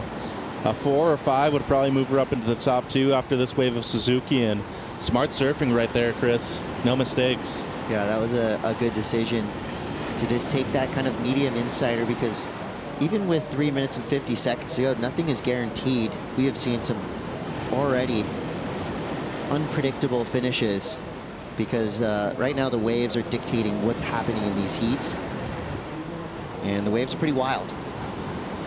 So Courtney drops down to 3rd now, and with priority, I mean, only needing a 1.67. You think that an intelligent competitor and an experienced one like her easily going to catch that wave before the 3-minute mark, but knowing that Anderson only has a 2 as her backup, you'd probably be thinking that you at least need something in the 3s to put a lot more pressure on both blue and white here. Doesn't matter how you make it through 1st or 2nd, as long as you make it through, Chris. So critical times right here for Courtney. Yeah, and one of the things that's been tough to kind of decipher is which set wave is going to give you anything to work with. You know, I'd say 2 out of 3 of the waves that come in each and every set close out pretty quick. Even though, you know, these surfers want to get the biggest, best waves possible, you look back at that wave from Amuro, and it was, what, a 2-foot wave on the inside. It still gave her a little bit of opportunity. She got a 3.13. And right now, Courtney, with 2 minutes and 39 seconds to go, this is where the decision has to be made. I think this is it right here. Looks like a left. Ooh, that thing bowled up well on the inside. She just couldn't get into it on the outside, though. Yeah, that was a tough one right there. It had kind of steps coming up the face. Things are changing so quickly. I mean, 15 minutes ago, it was looking like it was starting to glass off. The wind whipped back up again, and now we see just a chunked up lineup. This is kind of like at the end of the day on a ski resort when everybody's been snowboarding all day. You look down and you're going, okay, where do I go? This young surfer on screen right now, Courtney Conlogue, she knows where to go, but time is flying by. And while it has been super consistent, the ocean does not know anything about timing. No, not at all. So the ocean doesn't care that there's only a minute and a half to go. The ocean don't care about a thing. I mean, she's actually trying to get you out of there. She's like, get out of my home. Go home. A minute 35 now. Wow, this is intense, though. I mean, a 1.67, and Sarah only needs a 3. So it seems like Sarah's too far inside for even a wave in these last 90 seconds. I mean, and just looking at the 3.13 of Suzuki, that was a pretty decent ride. Oh, man. So Courtney, she needs to get on something quick, and it doesn't have to be great. It's just a 1.67. I mean, that's getting up and doing a little widget, Chris. Yeah, and unfortunately for Sarah Scott right now, she's straight up Kenny Loggins riding into the danger zone. She is under the pier trying to escape. The good news for Courtney Conlogue, she had herself backed up against a wall right near that pier, not giving herself any space to work with. As it stands right now, 1.67, that's kind of one big turn, I would say, from Courtney, but she needs to give herself the room to drop in, do a bottom turn, and complete at least one good turn if she wants that score. And she's only got 37 seconds to do it now. High drama on a Monday morning. Come on, Mitchell. I thought we were going to ease our way into this event. It's day 1 of our broadcast. You already brought out Kenny Loggins, so I'm excited. You know, it is the danger zone right now, and Courtney might have an opportunity here. Is this wave going to break? Ooh. And it looked like she may have had some paddle intent. I'm going to watch the P next to her name. If that is switched up. Not enough time anyways now. Wow. So we've already seen some thrilling victories, and now we're witnessing an agony of defeat moment with Courtney Conlog. Has to be considered a favorite in this event, out of contention. But congratulations to Amuro Suzuki and Philippa Anderson moving through. Heavy drama on a Monday here at the Vans US Open of Surfing. Don't go anywhere. We'll be right back with more action.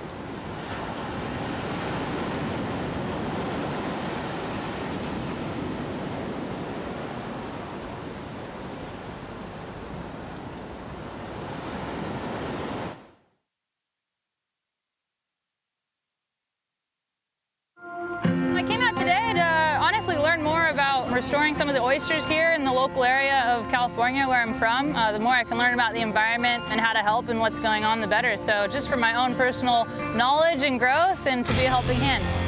Today we are going to be stringing Pacific oyster shells so that we can put them into our restoration site. We're working on some oyster restoration. These will get placed over in Long Beach Harbor and help attract the oyster larvae to reproduce. To come here and to have an organization that will give back to these oceans here locally, it's so important. It really touches on our original lifestyle, particularly as Indigenous people, on what it took for us to sustain ourselves. We are trying to restore our coastal ecosystems to make them clean, fishable, swimmable, drinkable, and enjoyable for everybody that comes to visit.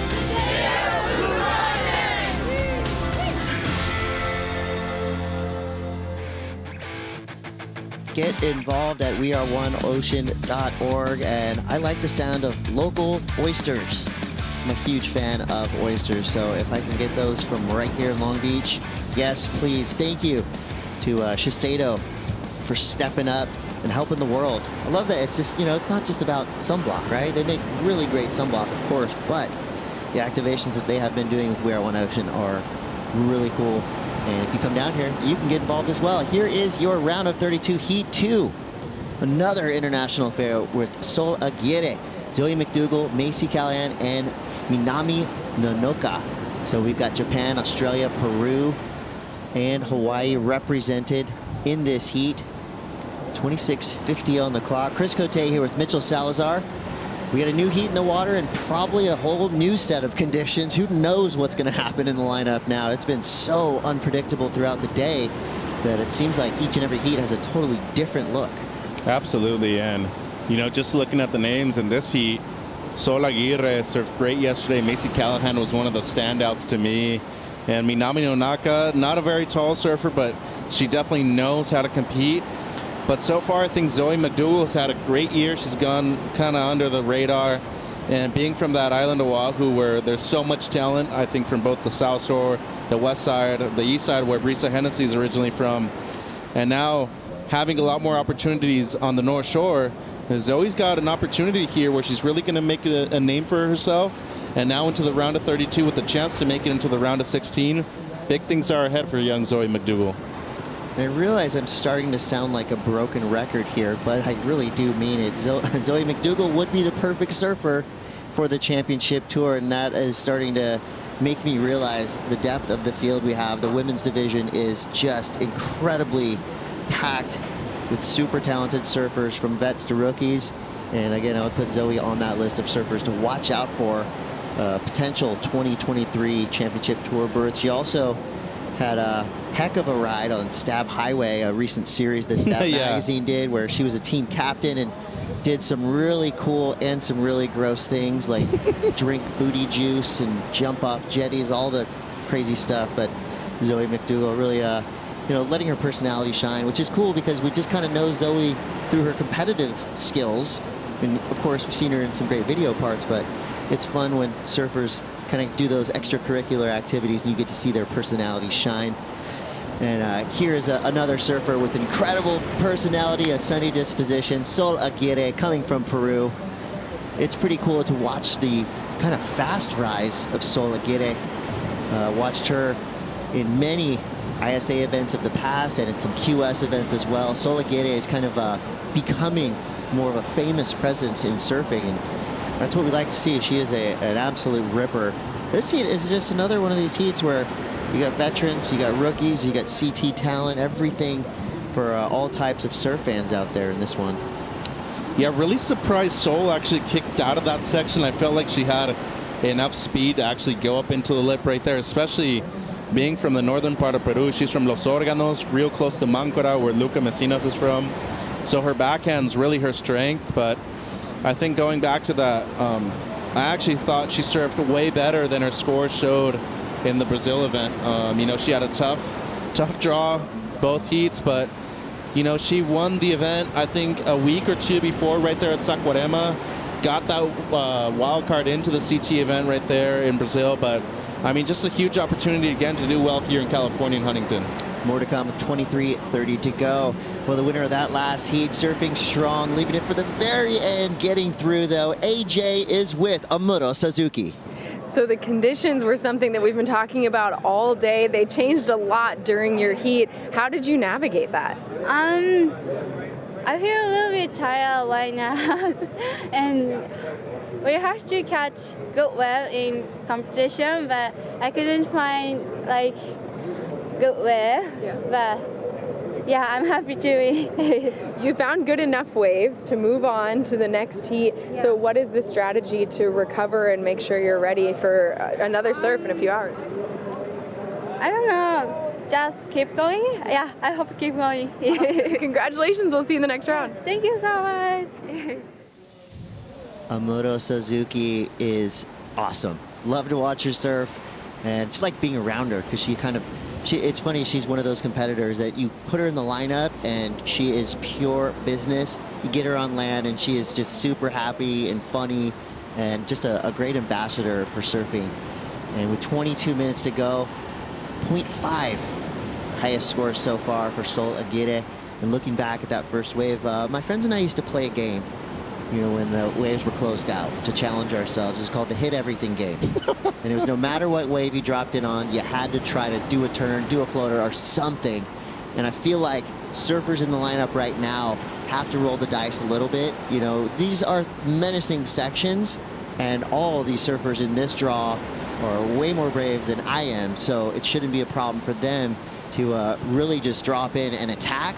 Or at least try. At least try. I mean, for Sol, I don't know if she'll look back on that as a mistake, but I think if she would have maybe tried to fit something in, you know, I agree. It could have been something different. And that's what I'm talking about. I felt like she had enough speed during her bottom turn that she would have at least engaged with the lip. Maybe she doesn't ride out cleanly, or maybe she would have fallen, but at least give yourself that chance, the opportunity to not think and reflect about it the whole time when you're sitting for the next 21 minutes in the water. I've seen so many waves go by like that where people just think about it too much. It's like, go out there and react. Don't act the whole time. Let the ocean dictate what you're going to do. And look at this, a lot of lines coming through right now, Chris. It might be, what was it called? Hit or bust? Hit everything. Hit everything? Bail or bust could be another term. Thrasher Magazine skate kind of mentality there. But, you know, again, I'm not in the lineup right now. These waves are a lot bigger than they look on screen. But I do like that, you know, this is a wave at this size when kind of those big magic moments can happen. You think back of U.S. Open past, Courtney Conlogue doing some giant floaters, Andy Irons with one of the floaters of the decade, you know, Brad Gerlach. These are images that are just locked into our minds as surf fans. And if you put one of those big floaters up on a section like that wave you're seeing on screen right now, I mean, the judges are going to have to reward you, because not only is that a dangerous, risky maneuver, but it takes a lot of skill to airdrop down a big, you know, face of a wave like that. You're going to be jumping off, what, about 6, 7 stairs at least. So, you know, the risk equals reward.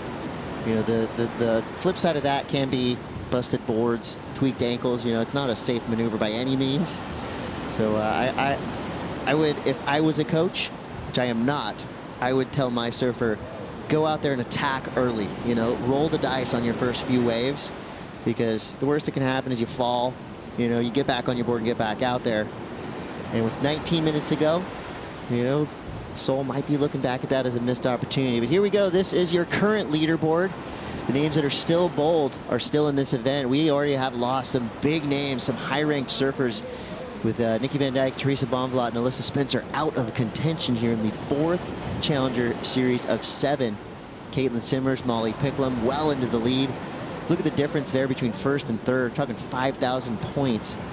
So for Macy, Bronte, Betty Lou, Sophie, and Zoe, right now they're looking at 3rd, 4th, and 9th as positions that they could potentially overtake if they keep making it through heats. You do not want to have your name, you know, shadowed out like that this early in the event. I mean, this is Monday. We're talking only, what, the 2nd, 3rd round of surfing for the women. So scary moments for those surfers that have dropped out of this competition.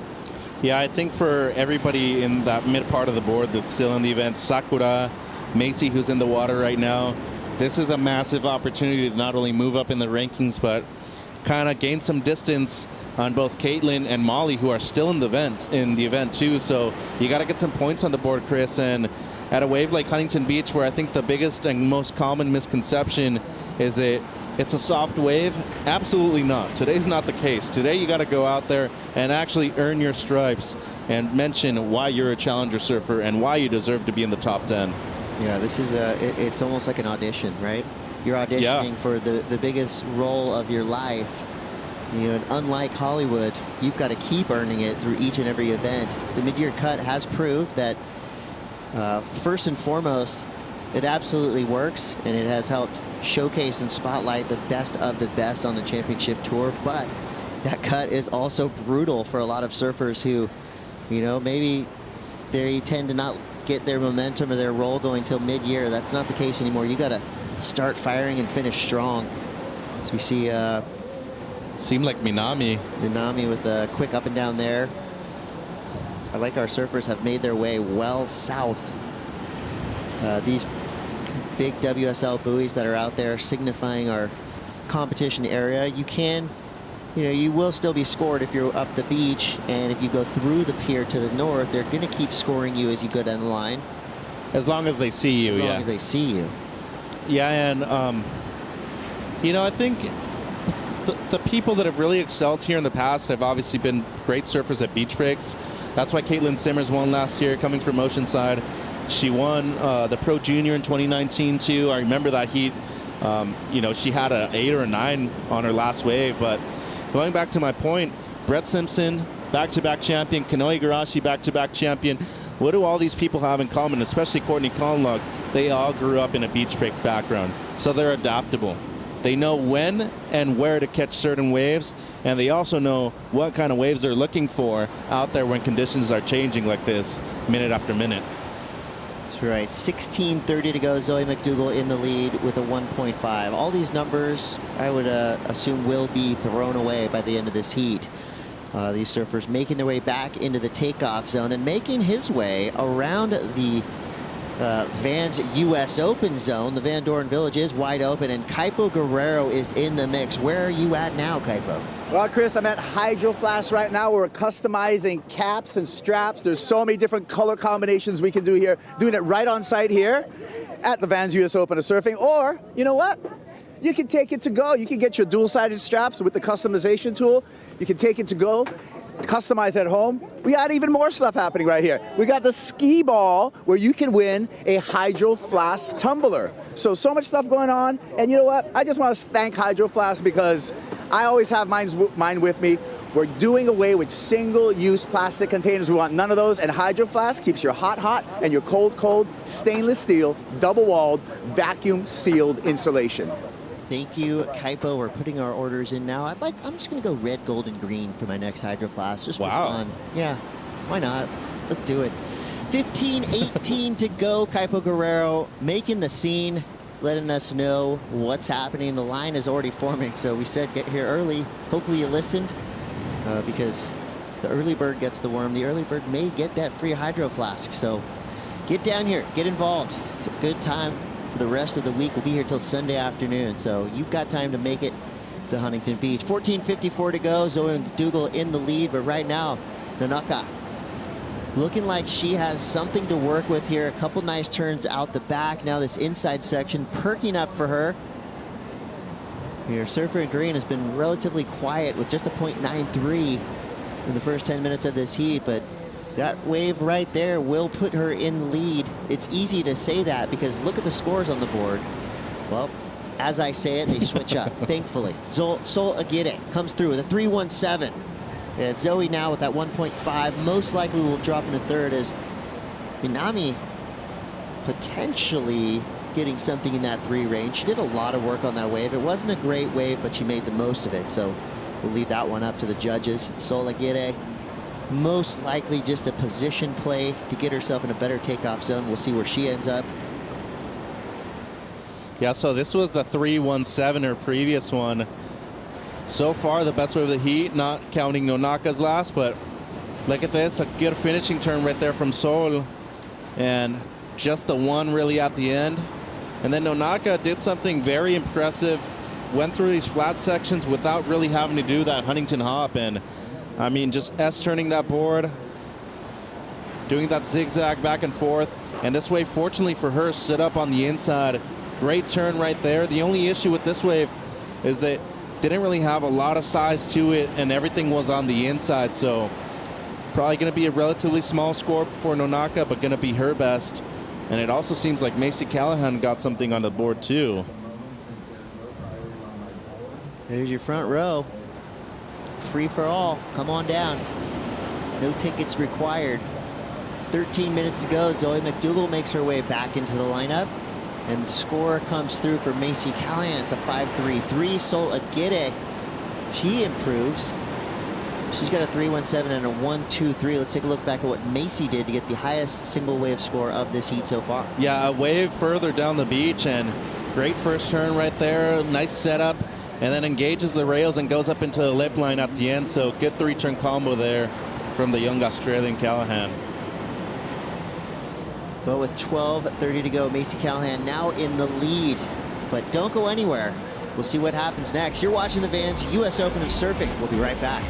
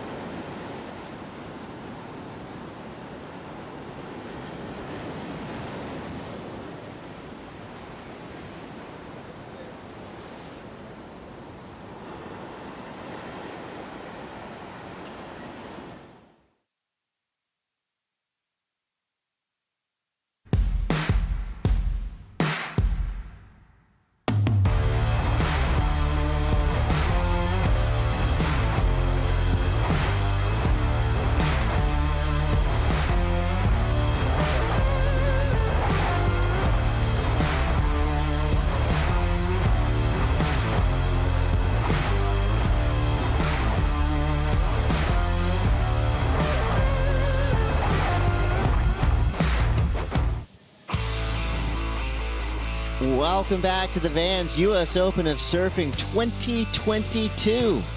10 minutes, 12 seconds ago. Macy Callahan in the lead for now. Sol Aguirre in second. We've got Minami Nonaka in third and Zoe McDougall on screen right now battling the elements. She is on the north side of the Huntington Beach Pier, trying to fight her way back into the contest zone. We'll see what she did to get herself into that precarious position, Mitch. Yeah, so a decent first turn right there from Zoe. Just unfortunately for her, this wave was way too close to the pier, so it was a lot fatter. It just doesn't have enough water that's or enough sand right there up against the pier, but you know, her best at 2.4, so at least it puts her up into contention for second place. And I mean, Sol is just barely hanging on to second. 3.17 and a 1.23, and then Nonaka's comes in as a 3.43, her personal best. So just 0.04 separation between second and third. And then Macy has that 5.33, the best way with the heat, but I still think it's anybody's ball game with 9 minutes to go. I'm really surprised that more people haven't really opted to look at the rights in the middle peak, Chris, because I feel like from our angle, there's been quite a few opportunities to sit over on that peak and maybe go right, kind of shoulders off, and it just gives you good scoring potential. Yeah, this is definitely the closest heat we've seen of the day. With 8:50 to go, no one is safe in the lineup. The good news for our surfer in white, Macy Callahan, is she does have priority, so she has her pick of waves. And she'll right now maybe give a look around and realize that Zoe McDougall has a huge hill to climb to get all the way over to the takeoff zone from the opposite side of the pier. And she's paddling upriver.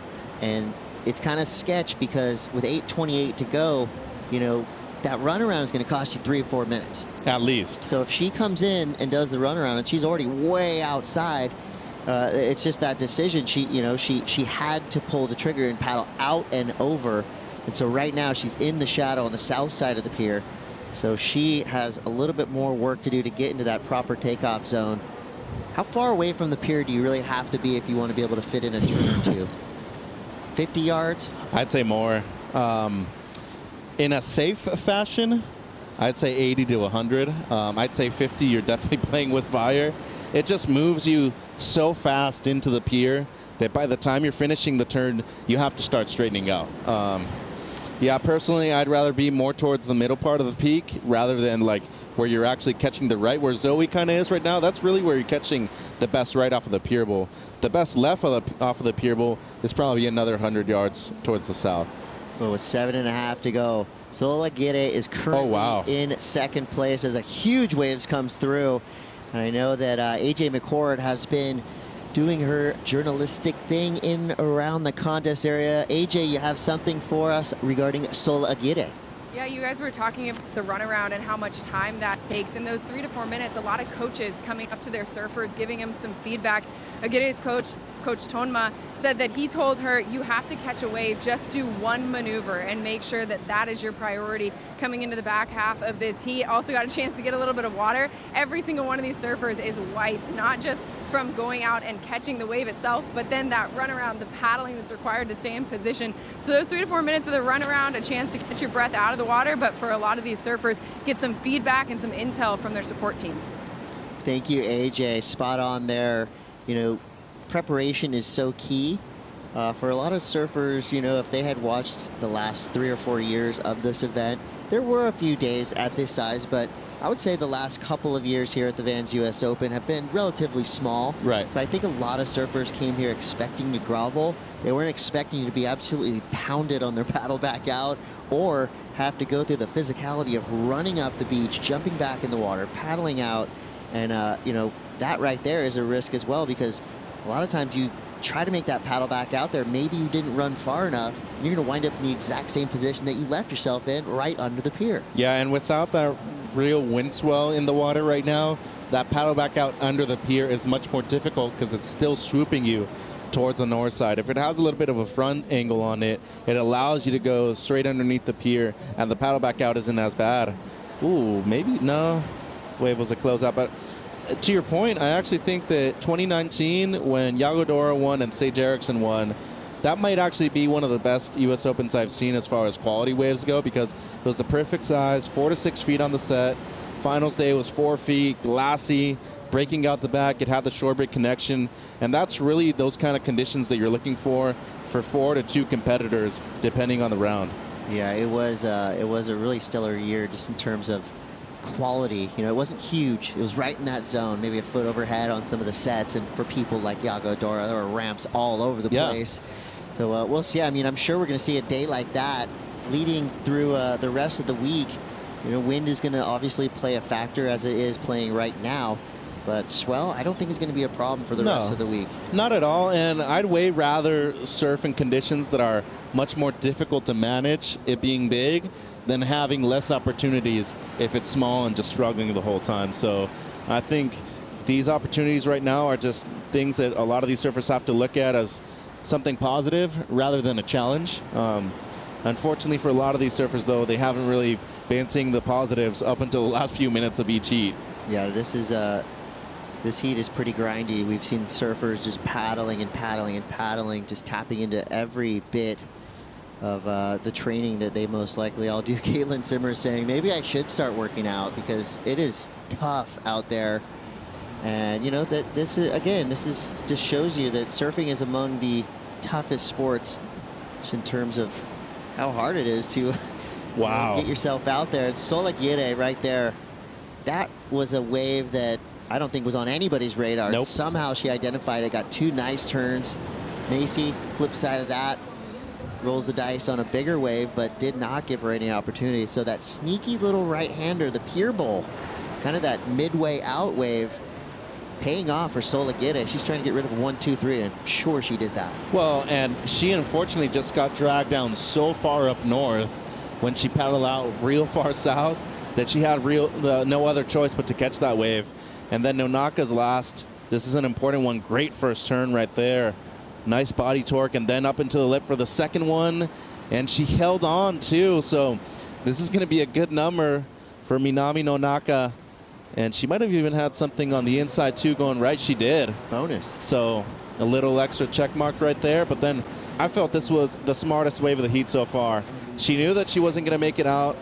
Caught this wave on the inside, good wrap, but then the layback jam right there at the end. So I think the only concern right here is the size of the wave and where she caught it.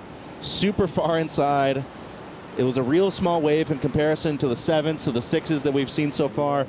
But it's very comparable to her 3. I mean, if you think to the 3, she struggled to get out of it. It was a small wave, too, on the backhand. I personally like that wave a lot. That was by no means a home run, but it was the perfect opportunity for a nice, just right through the shortstop's legs. You know, a little get on base. That's exactly what she did right there. Against the shift, too. They're using the shift now, so she hit it the other way. Yeah, that was really nicely done. It comes through a 3.73. It's enough. Sophie McCulloch using her competitive knowledge to identify a small, kind of nothing wave and making it work. And that still is one of the higher scoring waves of this heat. A 3.73 paired with a 3.17. She just knocked Macy Callahan into third. But Minami with her last wave, that one came through at a 4.67. She's in the lead, but watch out. Macy Callahan now, rapid fire succession of turns, 3 big hammers down the line. She's got to be feeling good about that wave, and just in time as well. Only 1 minute, 30 seconds to go. She's only looking for a 1.57. That's an easy call. She got that and more, probably triple what she needed. Yeah, and it's definitely going to be close, if not better than the 5.33 that she already has. And I think when she's on, she's definitely a top 10 surfer in the world.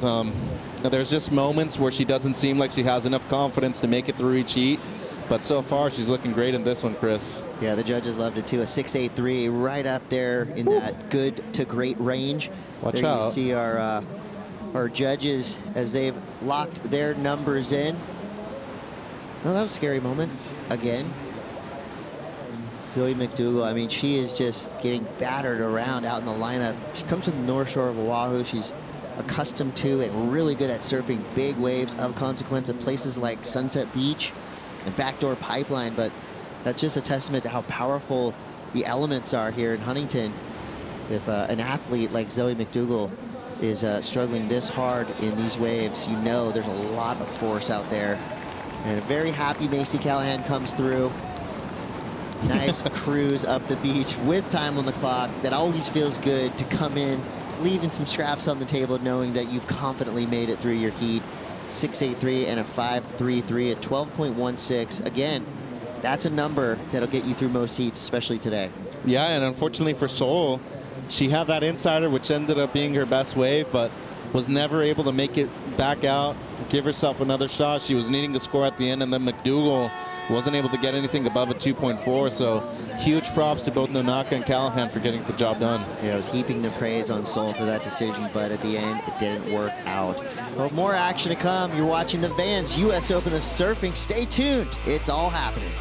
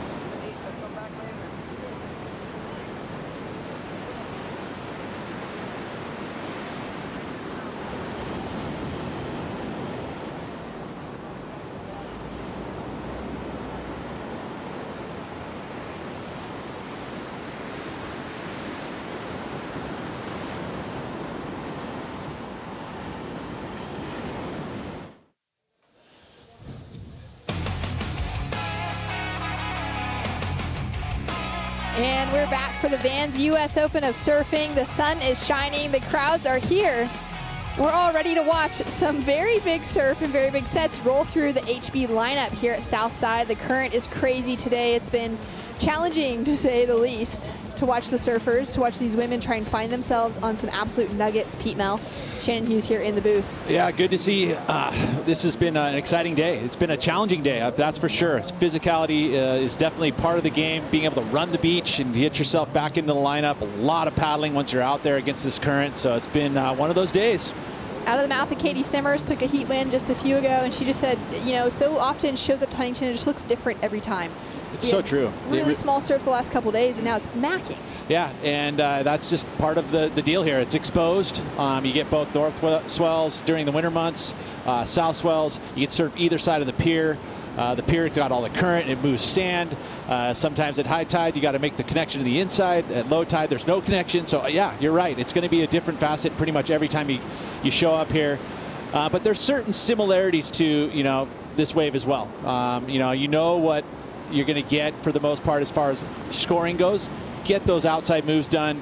If you can do that, that's where the meat of the score is going to come. And then if it's got the connection to the inside, it's pretty necessary to make sure that when you connect to that inside, you get a final move. And we've seen that today, especially with the tide filling in now. Keely Andrew got off to an early start on this one. So Keely Andrew finds the rare right, and she gets the connection to the inside, and she looks like she capitalizes and even gets a couple maneuvers done on the inside section.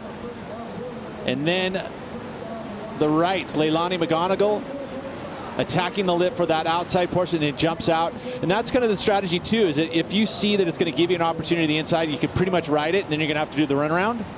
Luana Silva now up and riding on her backhand. This will be her first wave. Gets that first big cut back, goes for that little slash, tries to throw a bit more spray with the second maneuver. So Luana, unfortunately, not able to make the cut, so she's here on the Challenger Series trying to do it again. She did it last year, so she knows she can do it. She had an amazing run on the Challenger Series last year. Took out the win at Irasira, which is coming up as the next event for this year's Challenger Series. So she'll be feeling comfortable heading into an event that she's already had such good success at. Looking to find some better results for this year's Challenger Series, though, to really put herself back in that conversation. It's so true. And a win will do it, you know, and I think that if she's going to go into that next event, obviously having a defending champion, but it has to start here as well. This is a big one. She's able to get into round 2 now, wants to capitalize on a new day. And one of our local California surfers in Bella Kenworthy. Great opening attack on her backhand. Ejects, knowing she's not going to make it around for that next section. Bella, one of those younger surfers. This is her first call up to a Challenger Series event in her life. So cool. And it's a big opportunity, right? And I understand that, you know, watching that my young son who's been having to put his time in on this Challenger Series, it's a whole new level of surfing. You know, it's great being that you get to match yourself up against championship tour surfers, you know, and it's a humbling experience. But if you can get a couple heat wins, that's just going to build big time for you, especially in those regional events. You're going to be able to have that kind of extra experience against the big names and be able to bring that kind of swagger into those regional tour. But also, you know, this is an opportunity. If she's able to get through a few heats here, she could get more starts. Yeah, it's huge. It's been huge to see Bella just get that wild card opportunity through Vans for this event, and we'll see how she continues to go, already making it through her first heat yesterday. And we do have a little set starting to roll through here. Doesn't look like anyone's going to take a look at it. So we're going to go down to catch up with former CT surfer in Macy Callahan with AJ McCord.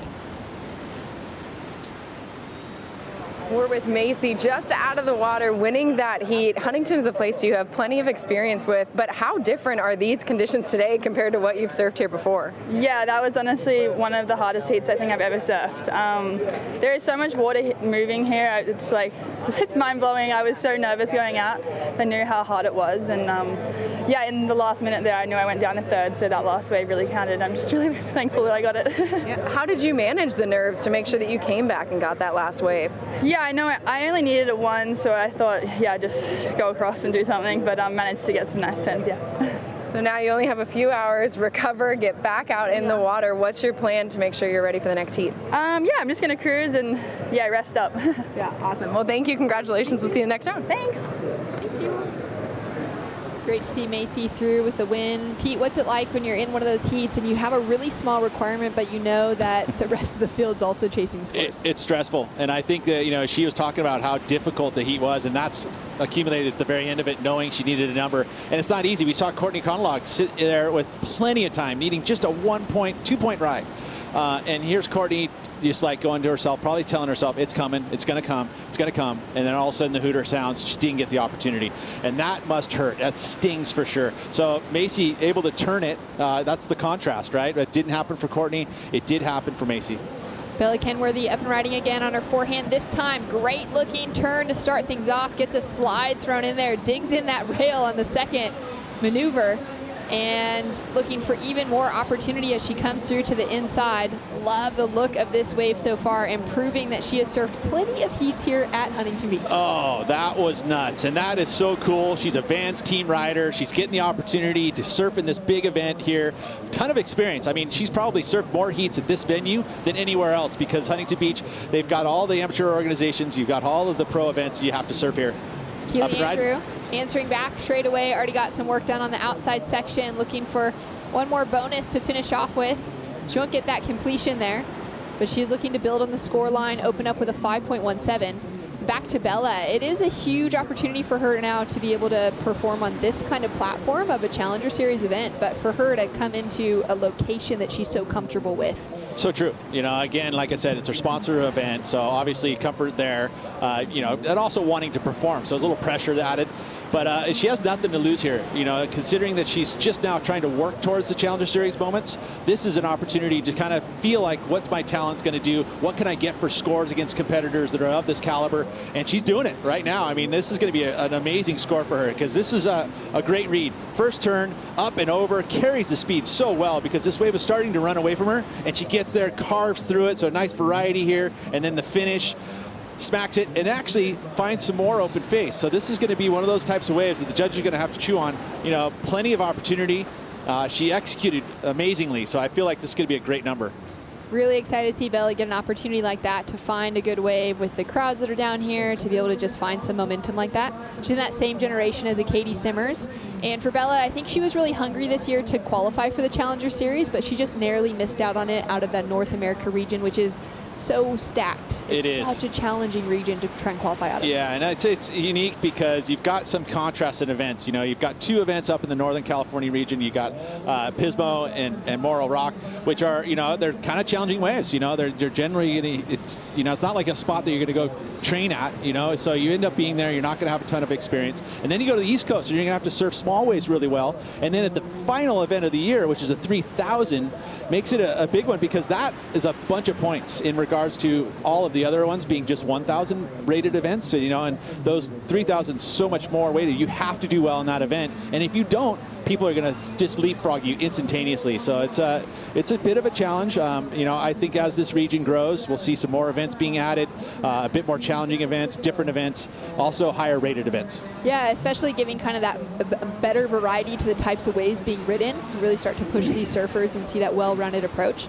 Bella Kenworthy, though, just dropped in the highest score that we've seen in a while. It's been a few heats of being pretty sleepy, really low scores, and she's come through with a 7.67 for that last one. Well deserved, you know, and I like that the judges gave her that score, and she's going to take a ton of confidence, knowing that we've seen, you know, scores in the 6-point range, but nothing kind of quite into that very good range, which is that, a 7.67. So ton of confidence here. She's running around. She's going to hear that number and go, okay, now I got to build on the 4. And that's experience that she's been able to gain through the regional events and also all those amateur organizations. She knows how to map out a heat. She's won a few events in her time, so she knows what's going on. Yeah, super smart young surfer coming out of Kenworthy.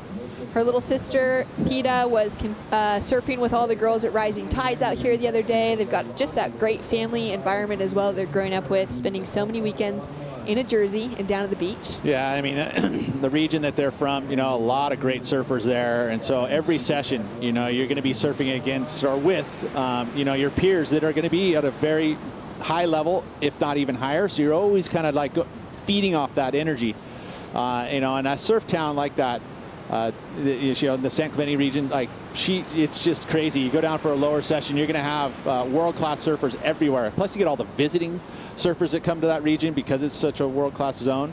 You know, it just breeds great surfers. It really does. It's been great to kind of see that continue to grow, continue to push that California conversation on both the men's and the women's side. And Bella's going to be one of those names that we hear for a very long time, I feel. Down to 18 minutes on the clock, and she is currently sitting in the lead. Keely Andrew, former CT surfer. We didn't see her on tour this year. Knocked off in 2021. Being very hungry to get herself back in that mix. She hasn't had any great results so far in the Challenger Series, so I think that's been a little bit of a knock to kind of that momentum she was hoping to just build to qualify back pretty quickly. Hey, it is so difficult. When you get into a slump, every athlete gets into a slump, and it's so difficult to be able to find different. You like start searching, you start grasping it. Oh, is it my equipment? Is it my coach? You know, what do I got to go to a sports psychologist? You know, and you start just like and it kind of compounds itself, especially when you don't see successes happening quickly. You know, so talented, Keely, and I feel like that she has the ability to get there. It's just going to take a few heat wins, and psychologically that's going to help. You know, a one result, just kind of build from there. Just sit in the moment. She's got plenty of talent, and I feel like it's coming again for her.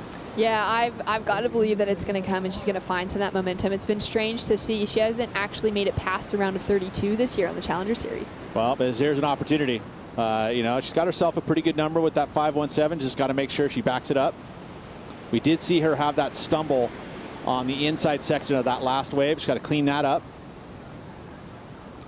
In her heat yesterday, it was very different conditions to what we're looking at today. She walked through with a second place finish just behind Caroline Marks. Kind of scraped by there as well. Surfed really well and did well against the bottom 2 surfers in the heat. But I think for her, even knowing her championship tour experience, she's really pushing herself to try to match what someone like Caroline was bringing through. Caroline had an 8.67 in that heat, which is the highest single score and the highest heat total of the event so far. Caroline still holds on to that in the 16-point range, the only surfer to get up that high. Yeah, and it's literally an absolutely completely different day, you know, in terms of the conditions. I mean, it's a different swell. You know, you've got this angle of the swell coming from like around 180, which is basically parallel to the beach, and it's just going to be running up the beach. And it makes it for an extra couple extra knots in current, which obviously plays into the physical factor of it, but it also changes the wave. I mean, generally you'll see a lot more rights, but today, very few and far between and far rights to go. But if you find a good one, you can put yourself a good number like that 7.67. Yeah, some of those smaller ones kind of running with the rip, getting some good shape to them as well. Leilani just had a quick wave, and we've got a score rolling through for it. She's currently sitting in that number 3 position with a 4.5. She just bettered her second wave with a 3.2 on the last one.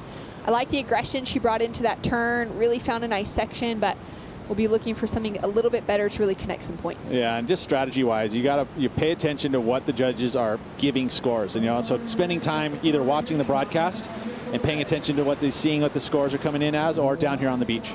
Luana Silva, she's been patient as well. Gets that first maneuver. She might look, she kind of has that moment to gauge, should she go for that reform on the inside? Should she let it go?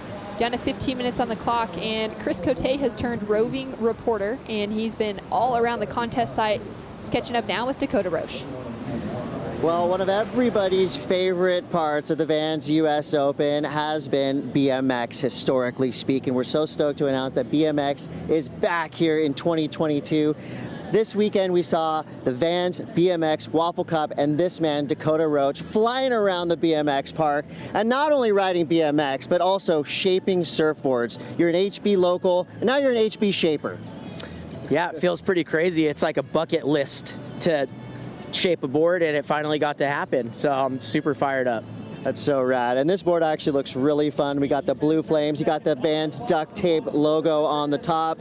And you out there can actually ride Dakota's hand-shaped. He hasn't even got to ride it yet, so you will be one of the first people to ride this board. But let's talk BMX. I watched some videos over the weekend. You guys were absolutely destroying the course behind us. Give us your take on what transpired at the BMX course this weekend.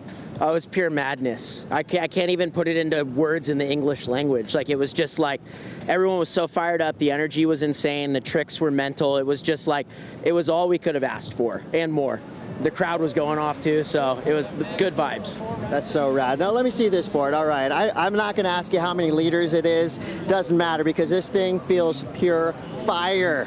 So Dakota Roche, hand-shaped number 1, and you can ride this board. And let me tell you, if you can ride a legendary board like this, from shaped by a legend like that, you're doing something right. So come down here. We've got the Vans Duct Tape Invitational, Dakota Roche, hand-shaped for the first time ever, only here at the Vans US Open of Surfing.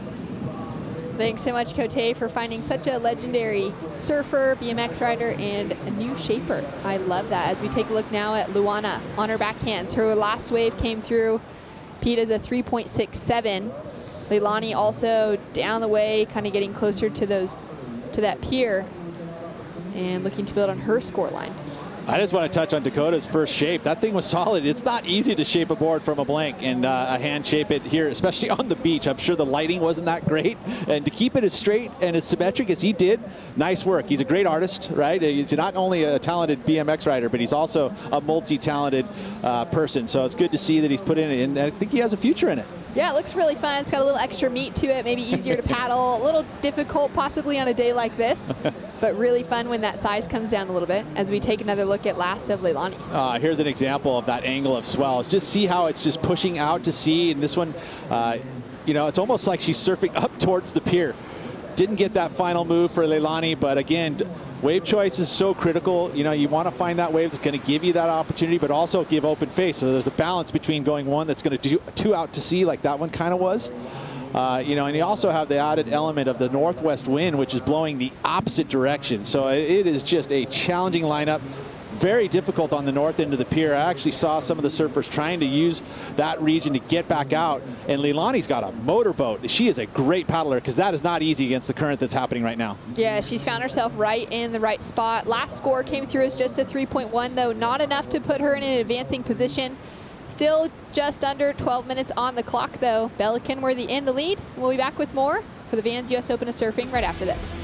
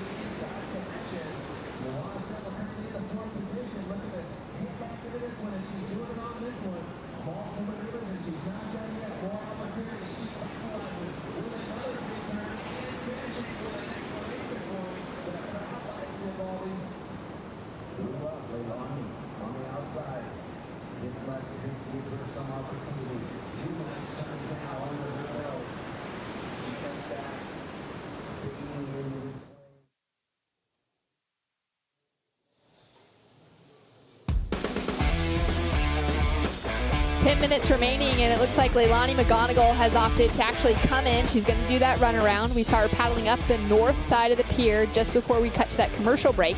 Now she's going to follow the footsteps of Luana Silva and get herself back in the lineup. Yeah, I believe that she actually rode a wave.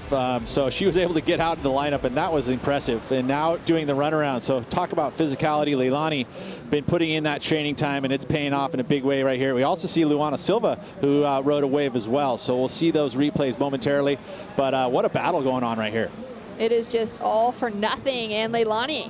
Yeah, and this was the wave that she was able to get herself in position for. A nice little pier bolt left into the current, and now fighting that current rather than going through the pier and battling again. She's going to go all the way in and get herself up the beach. And then Luana Silva found those rare rights, and she went to town here. Big carve on that outside section, realizing that this wave is going to build on the inside with this fuller tide, and that's very helpful to keep that water nice and deep so it stays open rather than shutting down, and gets that strong finish with these 2 turn snaps on the inside. So that's going to be her best wave, and Luana sitting in 4th right now, doesn't need much to get herself into that 2nd position, and we'll see where the judges put this one in the scale of things. I love the look of that exchange. I can't believe Leilani made it out the back that quickly to find herself on a solid set as well. And then for Luana on the inside section to be able to find herself that right and connect multiple turns together. Judges taking their time a little bit with that last exchange. And there were 2 very unique waves. I mean, with that right-hander, the wave stayed open the whole way, but again, surfing the rights, it's just a different style of wave than you see on the lefts. And having to do comparisons and give the numbers, and it is a bit of a challenge in the judging tower. Judges love the look for Luana Silva out of the north shore of Oahu. Drops her as a 6.67, takes her from 4th up into 2nd, and now increases the requirements on 3rd and 4th into that 5-point range. We are waiting for that last of Leilani to drop through. Her requirement did shift into that mid-range 5, and she's dropped in a 6.0, so she's now jumped Luana, and she's sitting in 2nd, Luana down into 3rd. Yeah, and we saw Luana, I don't know if you caught that, but she was waving at the very beginning of that heat. She had a 1.93, and I was wondering what kind of information she was trying to grasp for. But I think it was the 2nd number she was asking for, the 3.67. But a solid number with that 6.67. It's the 2nd highest of the heat. So she's in a good position here, but she's got to make sure she gets back into the lineup. 7.5 minutes on the clock. This is a really solid heat. Looking at the scores that have started to come through, given kind of the context of the last few, for these 4 women to find themselves in the 5 to 6 to 7 point range is really impressive. It is so impressive. And again, like you think about the conditions and what has been transpiring today, that this Hurricane Frank, which is coming up the coast of Mexico, is producing this surf, and it's supposed to build all the way through tomorrow. And I'll be interested to see what's going to happen tomorrow, because it's coming in my eyes a little bit bigger than I thought it was going to be. A buoy reading of 3 at 15. This feels like it's a little stronger than that. Solid looking set rolling through right now. Our surfer in green, Bella Kenworthy, currently sitting with priority as there is a massive set that they're just scratching over. Kaipo Guerrero, you're having a look at the lineup. What do you think of it so far? It's a big set, and like Pete said, this swell is coming in hotter than we expected. It's been growing up throughout the afternoon, and this is a big set, sweeping down the interval, really close interval as well. So it's wave after wave after wave, pounding the sandbar. As far as conditions, we have a high tide right now. We're just coming off the high tide, so this is probably the most user-friendly tide of the day right now. From now on, the tide's going to be receding. It's going to get shallower out there till about 6 p.m. tonight. We're going to lose a couple of feet off of the sandbar, so it's going to even get more difficult out there, more bone crunching, more board breaking potentially. It's a lot going on. Oh, it's crazy, Kaipo. That last set, we could see it like hitting, the spray hitting the bottom of the pier. How much have you seen those surfers really taking into the conversation their own positioning? I mean, look at positioning is going to be key, and we talked about it before, just athleticism, to be able to paddle through these sets, be able to do the beach run. There's a lot going on out there. You're earning your points today.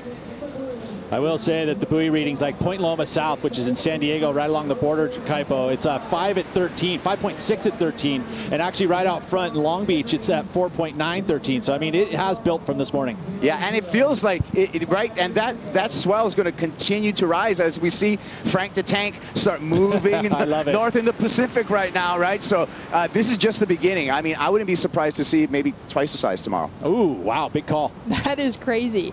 Taking a look behind you, Kaipo, we can see Bronte Macaulay, Dave, Dimity Stoyle as well. They're coming up in heat number 5 against each other. What do you notice about their warm-up routine?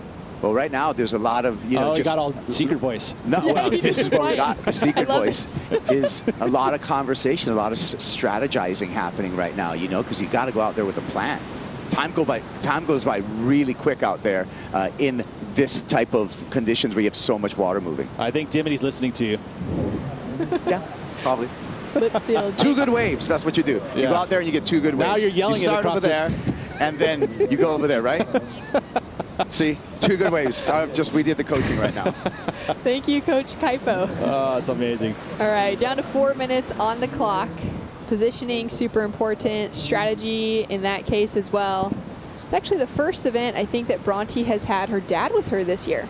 Good. It's good to have. I mean, you know, the Macaulay family, awesome folks. You know, and I think that is kind of the great magic of having a sibling, you know, participate, is that you can kind of give the dad aspect of it. It's comfort level, especially with, they've got a great rapport. You know, and I think that that's something, you know, dad with ton of knowledge, you know, former professional surfer who has spent many years on tour, surfed Huntington Beach and had great success. So it's good to see that they're traveling together. Another solid set rolling through. Down to 3.5 minutes on the clock. Bella Kenworthy currently sitting in the lead. Leilani McGonigal just got that 2nd place over Luana Silva when she jumped back in the rankings on the last exchange, where Luana actually got the better wave of that 6.67, but Leilani with the 6.0 was able to meet her requirement and jump back into the advancing position. Luana chasing now a 3.83. And it was really exciting to see her get that start with the rookie class, with the 5 rookies on the Women's Championship Tour this year. To be part of a new crop of surfers coming into that space that have just been so dominated by kind of the same 14 to 15 women for over a decade. To be able to see a new crop of surfers come through and want to be part of it was pretty special. It was special, and you know, again, she's probably hurting another bit because she wasn't able to make that cut. And of course, you finally make that dream tour, and all of a sudden, in 5 events, you've been exited out, and you're back to the Challenger Series. But that's life now these days. It's got to be something you're going to have to learn from and grow from. And right now, Luana Silva is feeling that, and she needs an opportunity here with 2.5 minutes to go, looking for that 3.83. Kenworthy now up and riding on her backhand. Sitting in the lead, she'll kick out quickly. Down to 2 minutes on the clock. And priority does shift to our surfer in blue, Leilani McGonigal. 2nd priority now to Luana Silva. And the Costa Rican support for Leilani here present in Huntington Beach, California. Gotta love it. You know, it's great to see the full country support. And we see it a lot more often than we used to. Great to see the Pura Vida here on the sand in Huntington Beach. Carlos Munoz getting that shot onto the championship tour this year as well was really exciting, I think, just for the whole country to be able to get their support behind. Leilani's been chasing that dream down for a really long time. I think she's one of those surfers, one of those in that pack of women who have been competing on the QS for roughly 10 years, who's really looking for that breakout moment where she's had success, she's had wins on those lower ranked QSs, but really would be hungry to find some success at an event to this level. So true. And, you know, and it's just, again, you're still a young surfer, right? So always still learning. And this is that important wave here with a minute to go. Was she able to do enough on that outside section? Chasing down a 3.83. The judges have been pretty picky with it as far as giving those smaller scores, kind of that 3 to 4 point range, unless there's really something worth it. They're not really handing it out for those small waves with multiple turns. You got to earn it, you know, and I guess it's all really about that outside. That's the most critical moment in a wave, that outside section. So again, needing the 3.83. She's looking for time, I guess. I'm trying to understand what she's like, where's my score? Let me know it right now. Down to 35 seconds on the clock. Scores to come through for Luana Silva. We haven't seen anything come through from the judges just yet. Keely Andrew as well, chasing a 5.34. She is sitting out with second priority, so she could still catch something and change the situation as well. What a comfortable win for Bella Kenworthy. You know, very early in this heat, got that 7.67, was patient through the back half of the heat. Didn't ride another wave that really had any point value to it. But what a big win for Bella. Oh, huge. Coming through as the Vans wild card alongside of Hawaiian Pua de Soto for those two young women that are kind of those next up and coming of the generations out of California and Hawaii. Really, really special. We are still waiting for that score, Pete, for Luana Silva. Oh, she's going to be shattered. It's so close. She was chasing a 3.83, and the score is through at a 3.50, and it's shy of the requirement. Wow, Leilani McGonigal and the Costa Rican flag will be waving after that one. So good job to Leilani. Was able to turn that one at the end, and unfortunate for Luana Silva. She's going to have to battle through. And the Grom and Bella Kenworthy walks through with a win, finds a 7.67 to show up here for the Vans US Open of Surfing. We'll be back with more action right after this.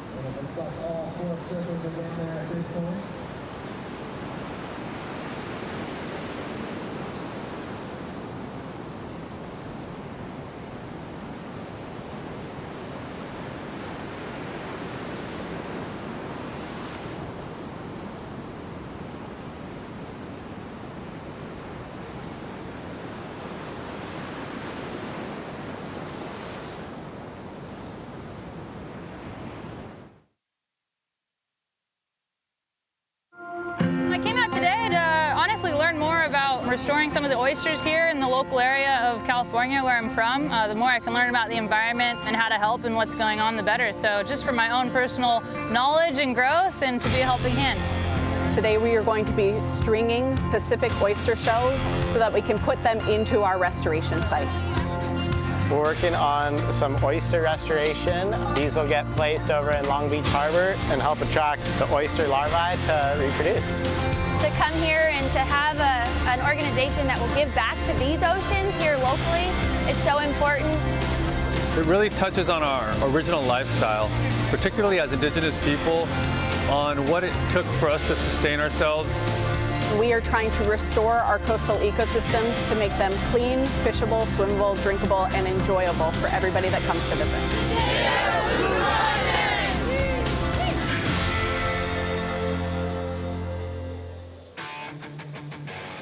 We are one ocean, and currently our ocean is filled with so many people down here to watch the Vans US Open of Surfing. Lots of locals, but a lot of tourists as well, coming in for the biggest action sports festival in the world. So cool, it really is. But look at that heat. This is one of the most stacked heats I've seen in a long time in this women's division. Yeah, I would say this is the heat of the round. Mahina Maeda, Lakey Peterson, Caroline Marks, and Molly Picklum. Two surfers currently on the championship tour in Lakey Peterson and Caroline Marks. Molly Picklum, fresh off of her rookie debut, didn't quite make it past that midseason cut, but she is well on her way to get back for the start of the season. And Mahina Maeda, representing Japan, but out of the North Shore of Oahu, has been on the brink of qualification for years and is one of the hardest surfers, I think, to pick in the draw. Oh, so cool. And also a couple Olympians. I mean, Caroline Marks and Bronte Macaulay coming off the Olympics there. So this is a very, very stacked heat. We saw the best heat total of the event so far, both men and women, come out of Caroline Marks from yesterday, but this is a different day. Yesterday, smaller conditions, inconsistent, but she was able to produce big numbers. Let's see what she can do here. Yeah, it was really impressive to see what she got done in kind of soft, slopey conditions yesterday. To find herself with the 8.67, which is still the high mark of competition so far. Bronte Macaulay found herself an 8.17 in competition so far, but outside of that, they've been kind of those 2 8s, with Caroline taking the better of it. And we'll see what she's able to do now with some very, very different conditions on offer. Molly Picklum with a start off with a 3.67 to take the lead. Lakey Peterson with a 2.67. And Molly up and running again. Love the look of that little tail jam to start. Straight out the back, Caroline Marks has a look as well. She'll have to duck through. And if she had just been on the next section, she could have had a clean little cover up. Yeah, and that's positioning in the lineup. It really is a challenge out there because it's hard to read. You know, with waves this close together, you're not getting a moment to even search it out. You know, usually when you get a little longer interval, you're able to see a wave and actually position yourself into the spot to catch the wave. Whereas if you come over the top, you've got quick time reflexes to get yourself in the spot. Mahina uses priority on this one, makes it first past that first section to tag the lip. Now looking to throw some power down. Loving the look of that second turn. She's also gonna just kind of stick with this one, possibly find that reform on the inside section.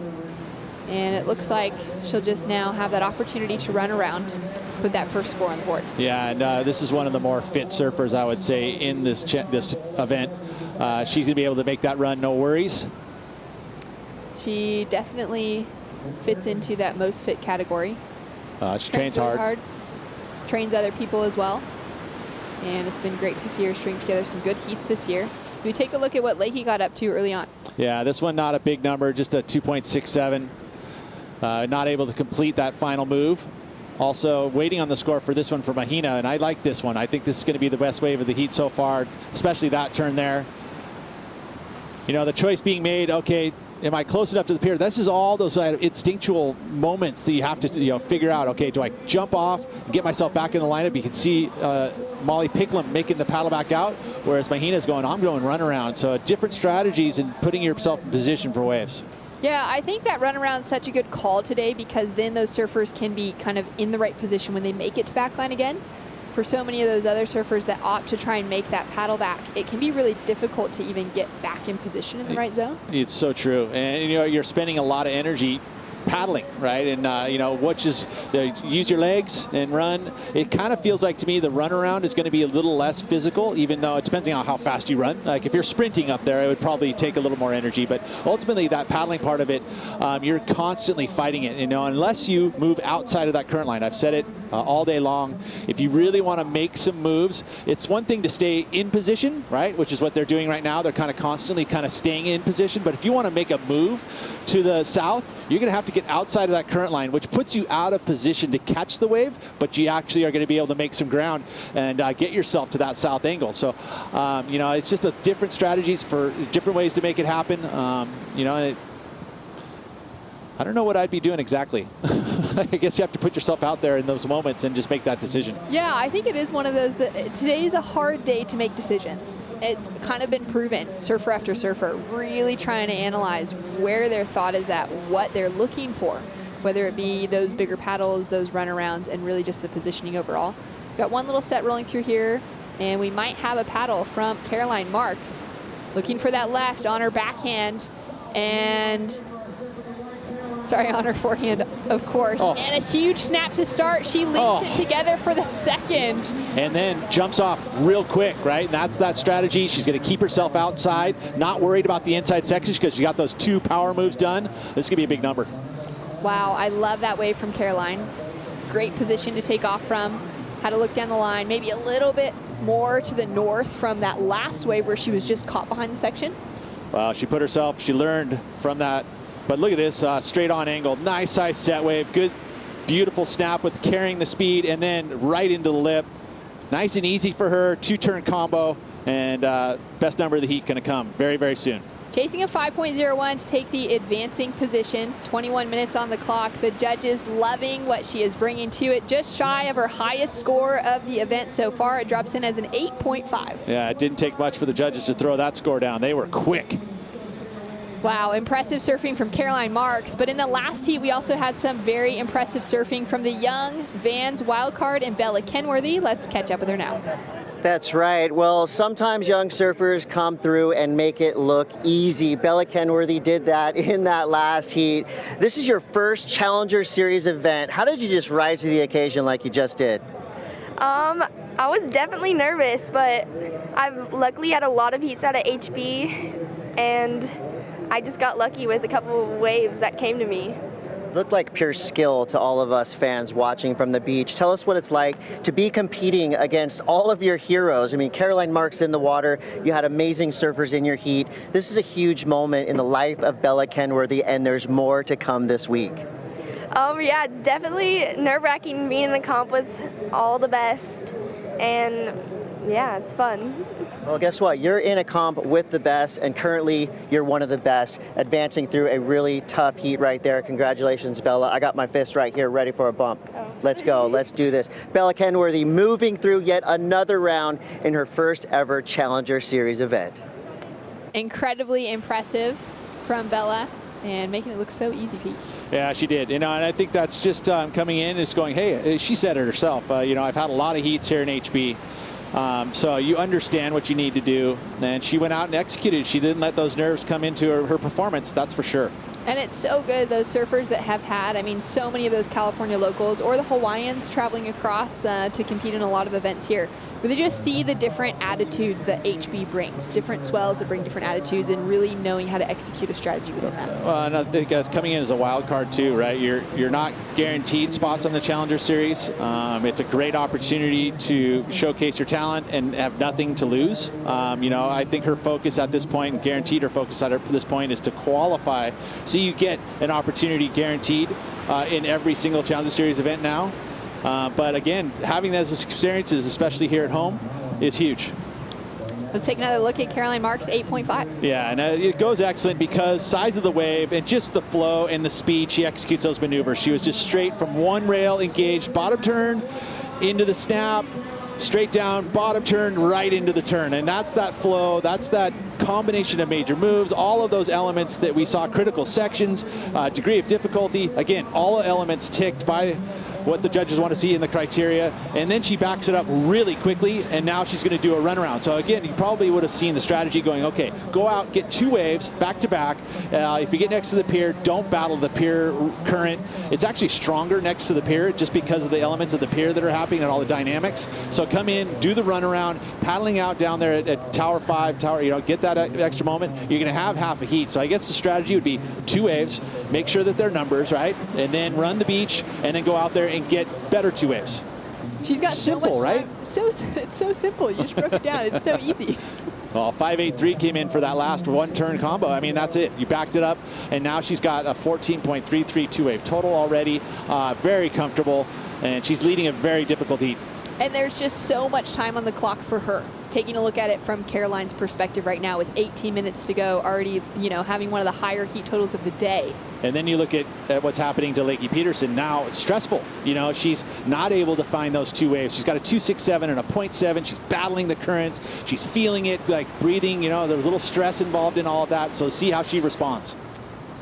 Of course, coming into this year's Vans US Open of Surfing, the 4th Challenger Series events for both Caroline Marks and for Lakey Peterson, the results, they're not chasing results here as far as any qualification conversation goes. They're here to represent, to be able to surf at home in California, and to entertain the crowd a little bit. And if I'm not mistaken, you know, they are asked as Championship Tour surfers to compete in Challenger Series events, not necessarily in the region, but at some point in their career. It helps elevate the Challenger Series. It actually is a really good element that, because you have heats like this, where you have these great surfers having to put themselves up against the best. Yeah, that's absolutely it. There is a requirement for every one of the Championship Tour surfers this year to surf one Challenger Series event. Doesn't matter where in the world it is. So we saw a lot of surfers in the draw at Snapper, just coming off of Margaret River. And a few more surfers here. We'll see a few, I'm sure, in Brazil for Saquarema as well as Haleiwa. So it'll be great to kind of see them in the mix. And it does make it a challenging ask for a lot of our other surfers, you know, for the likes of Molly Picklum or Mahina Maeda, having to draw CT surfers. And we get to kind of get that feeling for where the fans also have their expectations. As we take a look at the Pacifico fan picks specifically for this heat, 65% of it goes to Caroline Marks. Wow, and I think a lot of that came off the yesterday's performance too, right? I mean, you think that, you're like, oh, okay, you know, so, I mean, because Lakey obviously would be another favorite, being that she's a championship tour surfer and been chasing world titles. You know, but then there's the youngsters in Molly and Mahina, you know, not getting, I guess, of course, the Pacifico fan picks here, but obviously a very talented surfer themselves. Be sure to check out worldsurfleague.com. You can pick your own surfers that you think will be winning heat after heat throughout the event here. I know, I love doing it.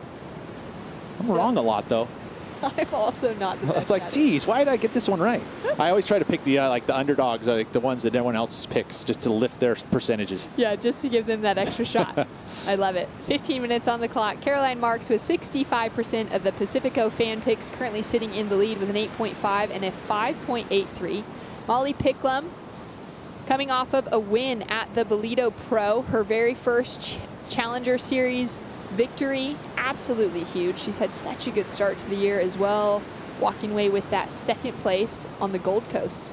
Yeah, so I mean, you'd think that those two big numbers already, you know, it hasn't been able to perform. You know, you're getting 4 events out of the 7 that we're going to have for the season. So she's already got 2 solid results. And we're kind of looking at those numbers at the moment in the rankings. We're going, Caity Simmers is number 1. Molly Picklum's right behind her at number 2. Kind of thinking possibly they're going to the championship tour next year, and we're looking for the next 3 surfers. There's going to be 5 women making it this year. Yeah, last year we had 4 events.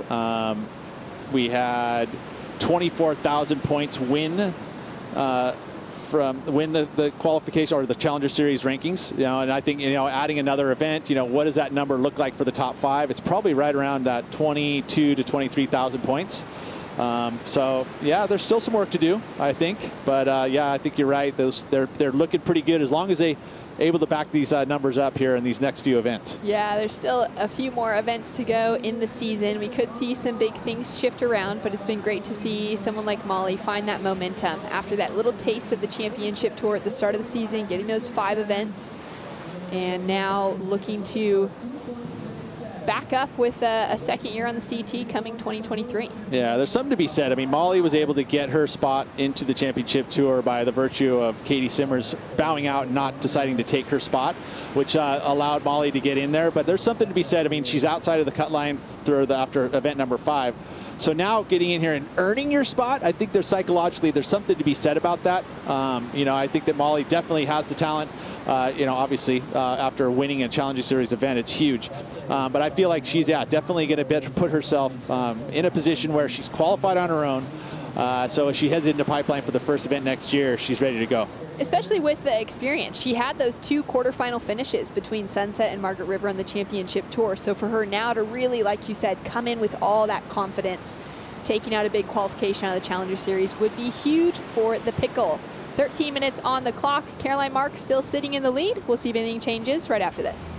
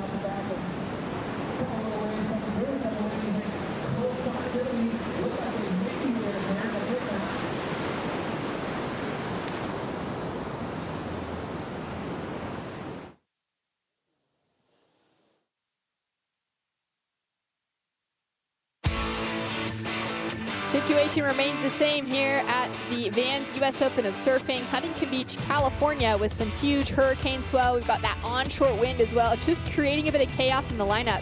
But in the midst of that, we've seen some really good scores drop today, Pete. It's so true, especially this heat with Caroline Marks in her 8.5. One of the highest of the day, right? If not the highest of the day. Oh, no, we had an 8.67 as well.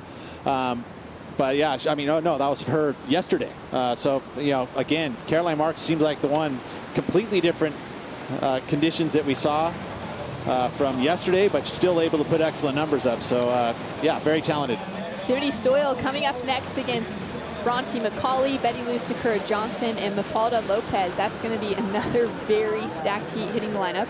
Dimity had a wild one this morning, walked away with the win, but she ended up caught in the pier against the pilings, had to ditch her leash to make sure that she could actually get out safely and then chase her board down the beach on at the north side of the pier. Scary stuff, you know, especially when the current's pulling that strong. You know, you get your board on one side, it's hard to even get to your leash to pull it off. You know, getting it out there, it seems like it's easy, but it really isn't when you got that current pulling so hard against your feet. I mean, you wait for a moment where it kind of ebbs so you can actually pull it off. But yeah, scary stuff. Really scary. A real test of that kind of mental fortitude as well, to be able to think calmly in a moment like that, knowing that there's so many, you know, there's lifeguards, there's safety, everyone's around, but at the same time, you got to make those decisions. Yeah, I mean, and again, what can a guy on a ski, I mean, ultimately what has to happen is we got great watermen, Frank Chiarte, Scott Eggers, who are accomplished watermen on the skis. They're going to be right on you. We also have the lifeguards nearby as well that are going to have a safety lifeguard on the back, and that's really what's going to have to happen is the ski comes in, jumped off the back, and then they can help you, especially if someone were to get knocked out, you know, or a situation where the surfer can't actually help themselves. Yeah, it was pretty wild for Dimity coming in. She had a little bit of damage, the nose of her board, just the very, very tip, so nothing that would factor into her actually surfing out here was damaged, and a couple scrapes on the bottom, so be curious to know if she's actually maybe riding a different board paddling out in the next heat. She did also have some cuts on her legs, so she would have hit those barnacles. Oh man, I mean, it's those muscles that there are. They're like, there's little fillet knives. That's what they are. They're gnarly, you know, and they actually have you know, sharp edges on them. So yeah, it's definitely a challenge. You don't want to be, you don't even want to, you know, paddle by it and kick your foot near it because they just fillet your feet. Exactly. Molly Picklum taking a look at her deep stats, career Challenger Series event wins. That single one, she just walked away from Bolito victorious, but she also finaled earlier this year on the Gold Coast at Snapper up against Caity Simmers. It was really fun to watch those couple of events. Yeah, that was a big one. You know, to start a season off with the second place for Molly was a huge confidence builder for her. And then now to have the win, so she's got two solid results.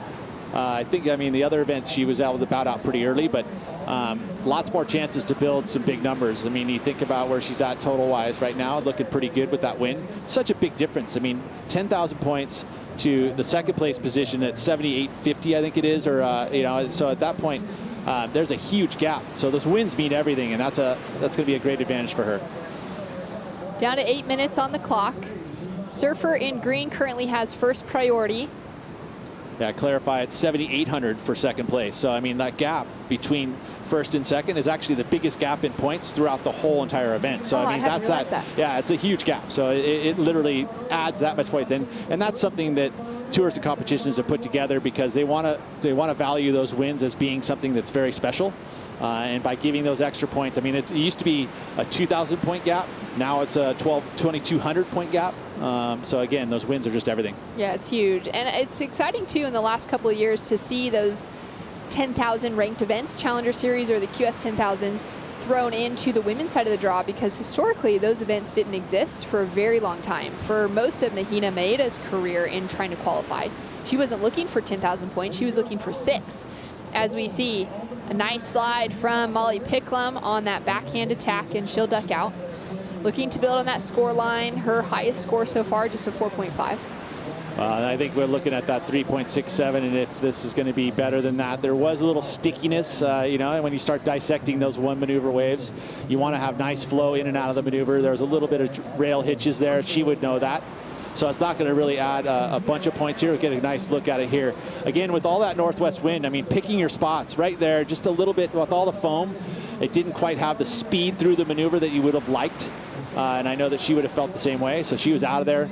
But one move, you know, let's see what the judges think. It was a good size wave. You know, it was a major set wave, so that's always helpful in order adding degree of difficulty, which is part of the criteria. Lots to consider with conditions like these. Down to 6 minutes, 10 seconds on the clock. And missed out on seeing Caroline Marks in the draw for, you know, those 5 events on the championship tour. But since she's made her comeback, she just seems to be like she's in the best place ever. I think what's cool about it is that she took her time on the comeback. She didn't rush herself. She knew she was going to get a spot back on the championship tour, but just because of the virtue of her performances from the season before. So, you know, tours and competitions probably would have given her that, said, hey, don't have to rush back. There is going to be an opportunity for you here on the championship tour. Just make sure you're 100%. So she actually took her time, you know, in that healing process to get to 100% before she jumped back into competition. But as soon as she did, that was why, you know, because she was at 100%. Yeah, it's been really exciting to be able to see, and to see that fruit paying off to just being patient and waiting it out. She even said, coming back into El Salvador, where she walked away with that semifinal finish, a 3rd place, that she felt like while G-Land was happening, she was actually bummed she hadn't jumped and joined into that event, just because she kind of then was feeling like, oh, maybe she was ready. But I think by then it really solidified that she was hungry. She was feeling, you know, all there, ready to go back in the competition jersey. And she's had some incredible results. A 3rd place at El Salvador, and then back-to-back quarterfinals between Rio and J-Bay. Yeah, and I don't think those quarterfinals are even something that she really wants to, you know, because that's not quite there. You figure in the semifinals, you've got 4 spots that surfers are filling, right? That's really where you need to be in order to qualify for the final 5. So she knows that. Quarterfinal finish, she's like, it needs to be better. I mean, and that's just her, you know, her competitive mindset. She wants to win world titles. That's really her goal. That is absolutely it. Same for Lakey Peterson, as we see Molly Picklum come flying through. She lands it. That turn's going to feel a whole lot better than the last one. Now, her last score for Molly did jump through as her highest wave, actually, a 4.87, which then increases the requirement on the rest of the field. She's going to add some points here, too, right? And I don't know where Lakey's been, but Lakey's been paddling, I would imagine, because she has not been able to find a wave, and she's looking for a certain type of wave here. But with 4 minutes to go, she's got to make it happen pretty quick here, because Molly's going to add some more points. We've got a score to come through for Molly Picklum. Mahina made currently chasing a 3.87, but that's about to change. And then Lakey Peterson chasing a 6.70, just has that 2.67 and that 0.70 on the scoreboard as we take a look at Molly. Well, here's the right, and then she times it perfectly. A little drip to the fins, the Houdini disappearing act to come out there. That's always dramatic. And then just exited out. She looked, you know, you saw her get ahead on the swivel. She looked left, looked right, realizing that there's not going to be an inside connection, especially now with the tide. And here we go. This is an important wave. Lakey finding that first turn to open up on. It's a little bit stuck on the second. Finds a little section to try and tag on the finish. It just doesn't seem to be the heat that's going in her favor. Yeah, she's feeling it, right? I mean, you can see the body language there, but there's still some time, Lakey. You know, don't fight it right now. That's going to be a number that's going to go into her 2-wave total for sure, obviously, because she's carrying a 0.70. So this is going to help her. But ultimately, we still have the number for Molly to come in as well. But there's still some time, Lakey. You can turn this one. She's got a little bit of time left, 2 minutes, 45 seconds on the clock. We did see Coco Ho have a crazy turnaround towards the end of her heat earlier on today. She'll be coming up again, but it was, I kind of had counted Coco out, honestly, because she didn't really catch her first wave until the 10 minutes left on the clock. And then around the 2-minute mark, got into something that was in the 6-point range that put her in an advancing spot. Which also speaks to that experience and those surfers being able to sort of tap into something different than maybe some of those young ones, feeling more pressure in moments like these. Well, the judges saw that too. Molly Picklum dropped in a 7.93 and has just completely changed the conversation for 3rd and 4th place. Yeah, that's tough for Lakey. She would have heard that. Now at this point, needing a 9.4. That's a big number. Mahina made it a little easier. Mahina currently chasing a 7.31. That requirement's just upped from the previous 3.87. That's a 4-point difference. Yeah, 4-point swing. That's a big number for Molly Picklam's score. But again, the dramatics that came out of that when she landed, that's that degree of difficulty, the commitment that happened on that big set wave. So good work. I mean, one big turn can get you a 7.93. That says something. And Mahina coming out of the North Shore of Oahu, I mean, she is someone that charges big sections. She loves surfing big waves. She's got so much power on offer and so much grace in those moments as well. Down to the final minute here, she's sitting with priority, Pete. So if the right wave comes through, she's got an opportunity. She does. And I don't think she needs to really find an open face wave. She just needs to have one with one big section. Whether it's a right or a left, and she attacks that critical section, maybe a bigger wave than we saw from Molly Picklam, because her set wave wasn't a huge one. And here's an opportunity, a big set coming. There's an opportunity for Maeda. Her best result so far in the Challenger Series was a 9th place finish in Sydney. Hasn't been able to scratch above that. And she definitely would have been hungry coming into the Vans US Open to find herself in a better position than she's currently sitting in. Down to 30 seconds. Still sitting with priority. We do have a paddle possibly for our heat leader in Caroline Marks. And she'll kick out of a frothy one.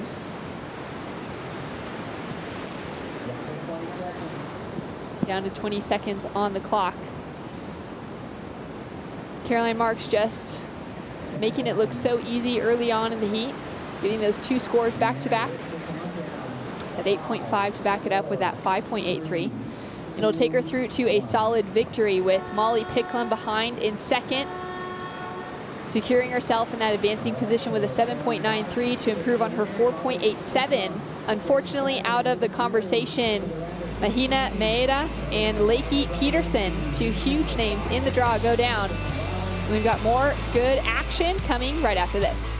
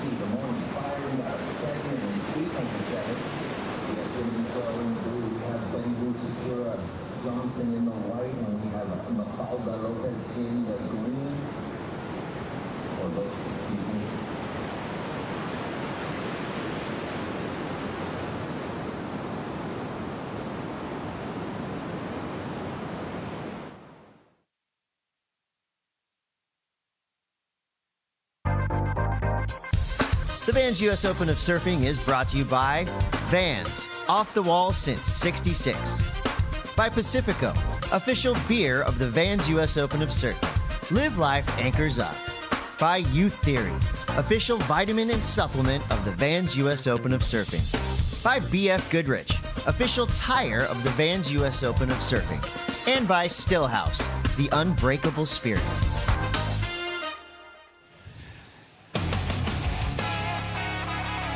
You are watching the Vans US Open of Surfing. It is a beautiful day in downtown HB, south side of the pier. Stop 4 on the Challenger Series, and we're in the round of 32. Heat number 5 out in the water. Bronte Macaulay, Dimity Stoyle, Betty Lou Sakura Johnson, and Mafalda Lopez, as we're opening up with a couple of turns here for Betty Lou Sakura Johnson. So good, they named her 4 times. Here she goes, gets the finish just like we expected. Nice start for Betty Lou Sakura Johnson. Yeah, and she had a great result last year too, Kaipo. I believe she made the quarters. So looking to at least match that or go even better this year. But as you were mentioning, this is a stacker of a heat. The last one, I thought Caroline Marks had one of the best performances of the event. And co-leader of the rankings, Molly Picklin, moving through, and another important heat for her. But how about this one? Stoyle had a big heat win earlier today. Bronte only caught 2 or 3 waves in her first heat of this morning. And then Sakura up and riding, already opening up with a decent wave here. Carves it back, just a little bit of a setup.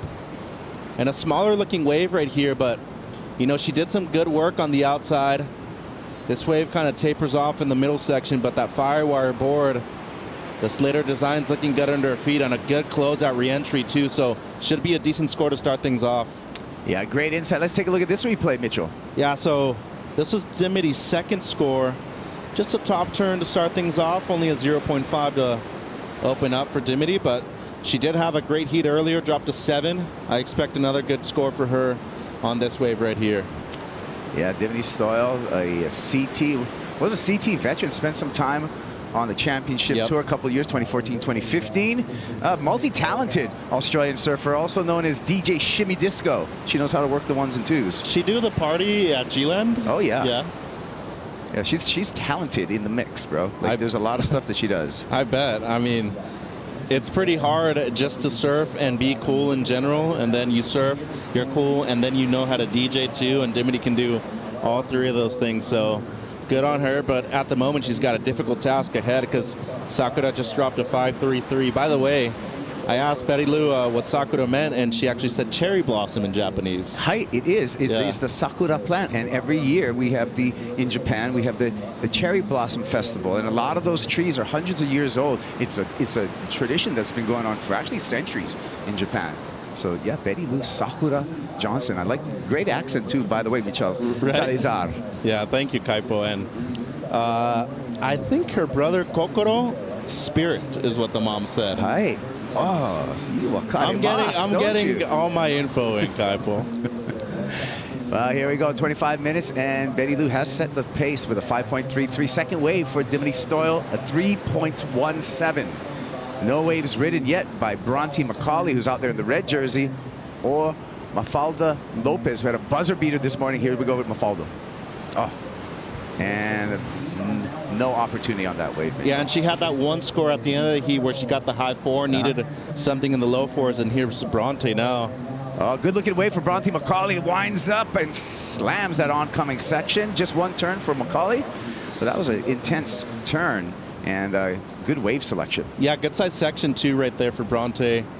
Good engagement at the rails, went up into the lip, had to wait till her competitor actually ducked over that wave so she didn't run over her. And you know, you don't want to get called for a priority interference like that either, so got to watch out if you're Lopez or anybody else and in somebody's way. And I actually spoke to Dave, Bronte's dad, around 40 minutes ago, and he actually told me that they just did a trip to Nauru, up north in Western Australia too. They actually scored a couple of rights, some really good bearing league lefts too, so they've been surfing quite a bit of good waves as of late.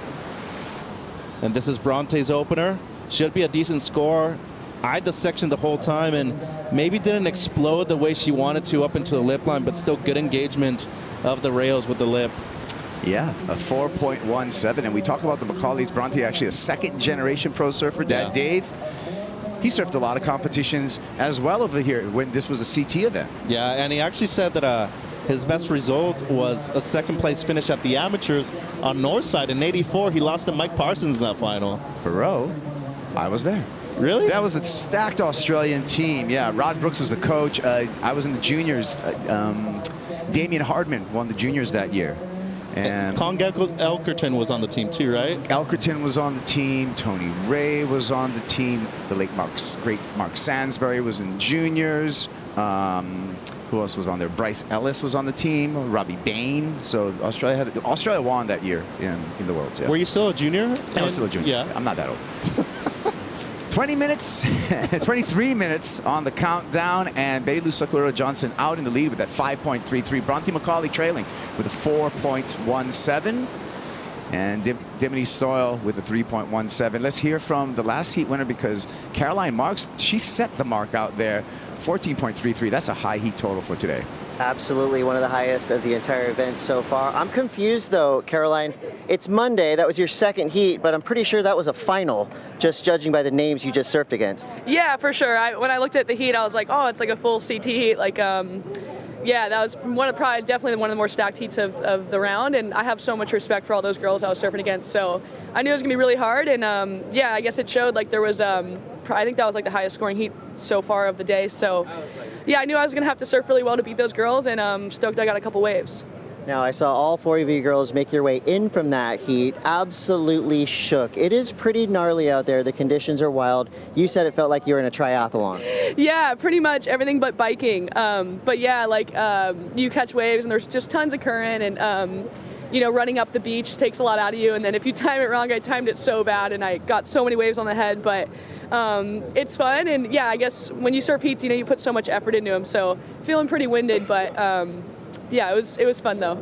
Ready to rock. That was only your second heat of this long week, and I know that as a championship tour surfer, coming and surfing Challenger Series events, of course, training, it's fun. I know you like to surf these events, but what are your goals for this year's Vans US Open? Yeah, you know, I've had a lot of fun times at Huntington, and I feel like I have a good relationship with this wave, and it's always so different every year and really challenging, and I always look forward to that. And you know, I've won it a couple times as a junior, so I'd love to take out this event. Would be so cool, and I've gotten close a few times, so yeah, to take it out would be awesome. But I'm really just having fun, and yeah, hopefully it's my year.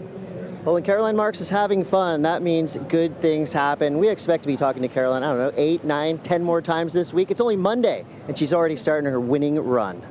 Thank you, Chris, and congratulations to Caroline Marks. I mean, yesterday she had a high heat total, excellent heat, 16 points. Yeah. Today, one of the highest 2-wave totals of the day, so she has definitely been setting the bar so far this year at the Vans US Open. Right, and you look at the challenging conditions for today too. How many people have actually posted 14 points in their heat? So she's dropped an excellent score in each one of her heats, and then she's also had one of the highest heat totals of each one of these rounds that she surfed into. Bronte Macaulay making the run. We talk about the triathlon. It is run, paddle, and surf today, all day long. You know, really showing the athleticism in all of these pro surfers in the women's division. Right, and you think about certain surfers, and maybe some people have higher athletic qualities than others. I think Bronte is one of those people that's really taken those characteristics of being a good athlete in and out of the water really into play here at the Vans US Open. She surfed earlier this morning, was the first heat, only had to catch 3 waves though, Kaipo, to make it through. And I think she knew that she wanted to conserve that energy because she was going to have to do a lot more work here in the afternoon.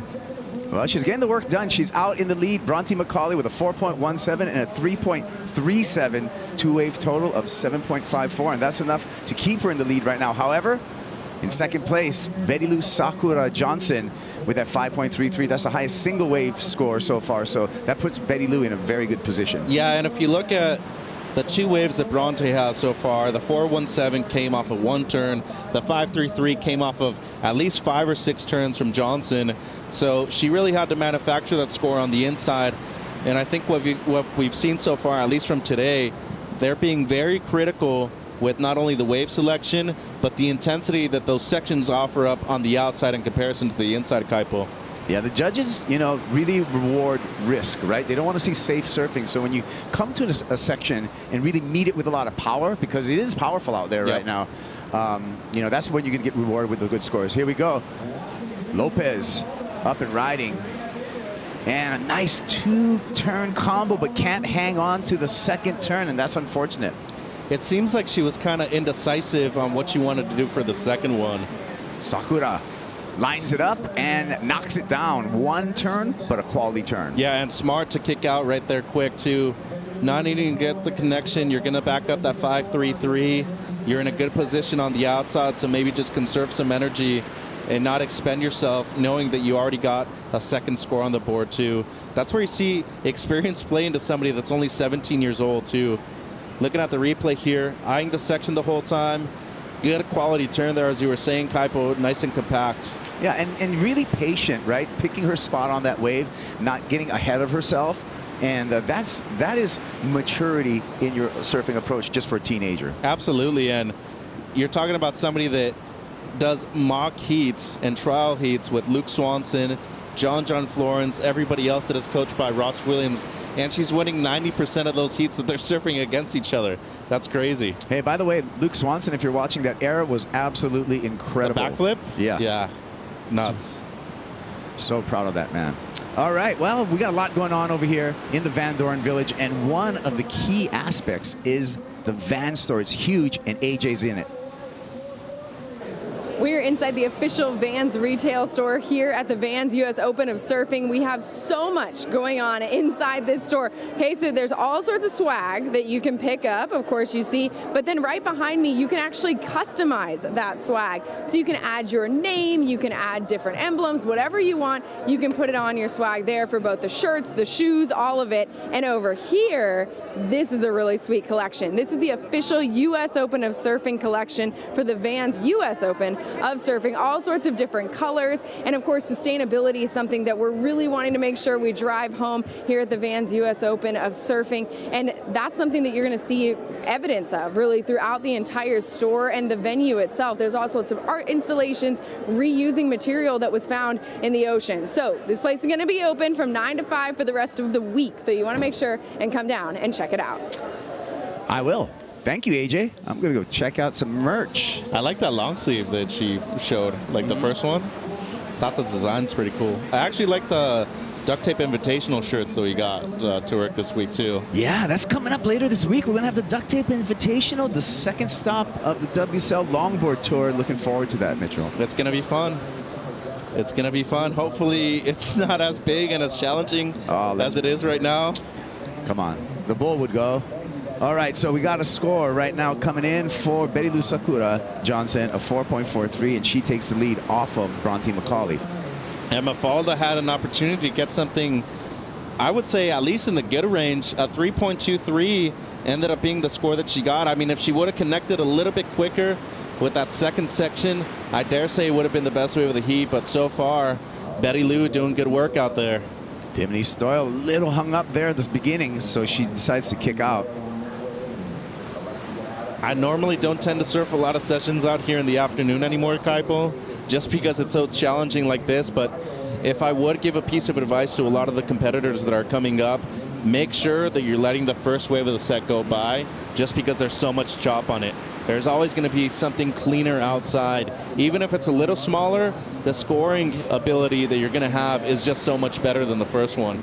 You surf in the area, Mitchell. Are you a north side guy or a south side guy? Depends on the season.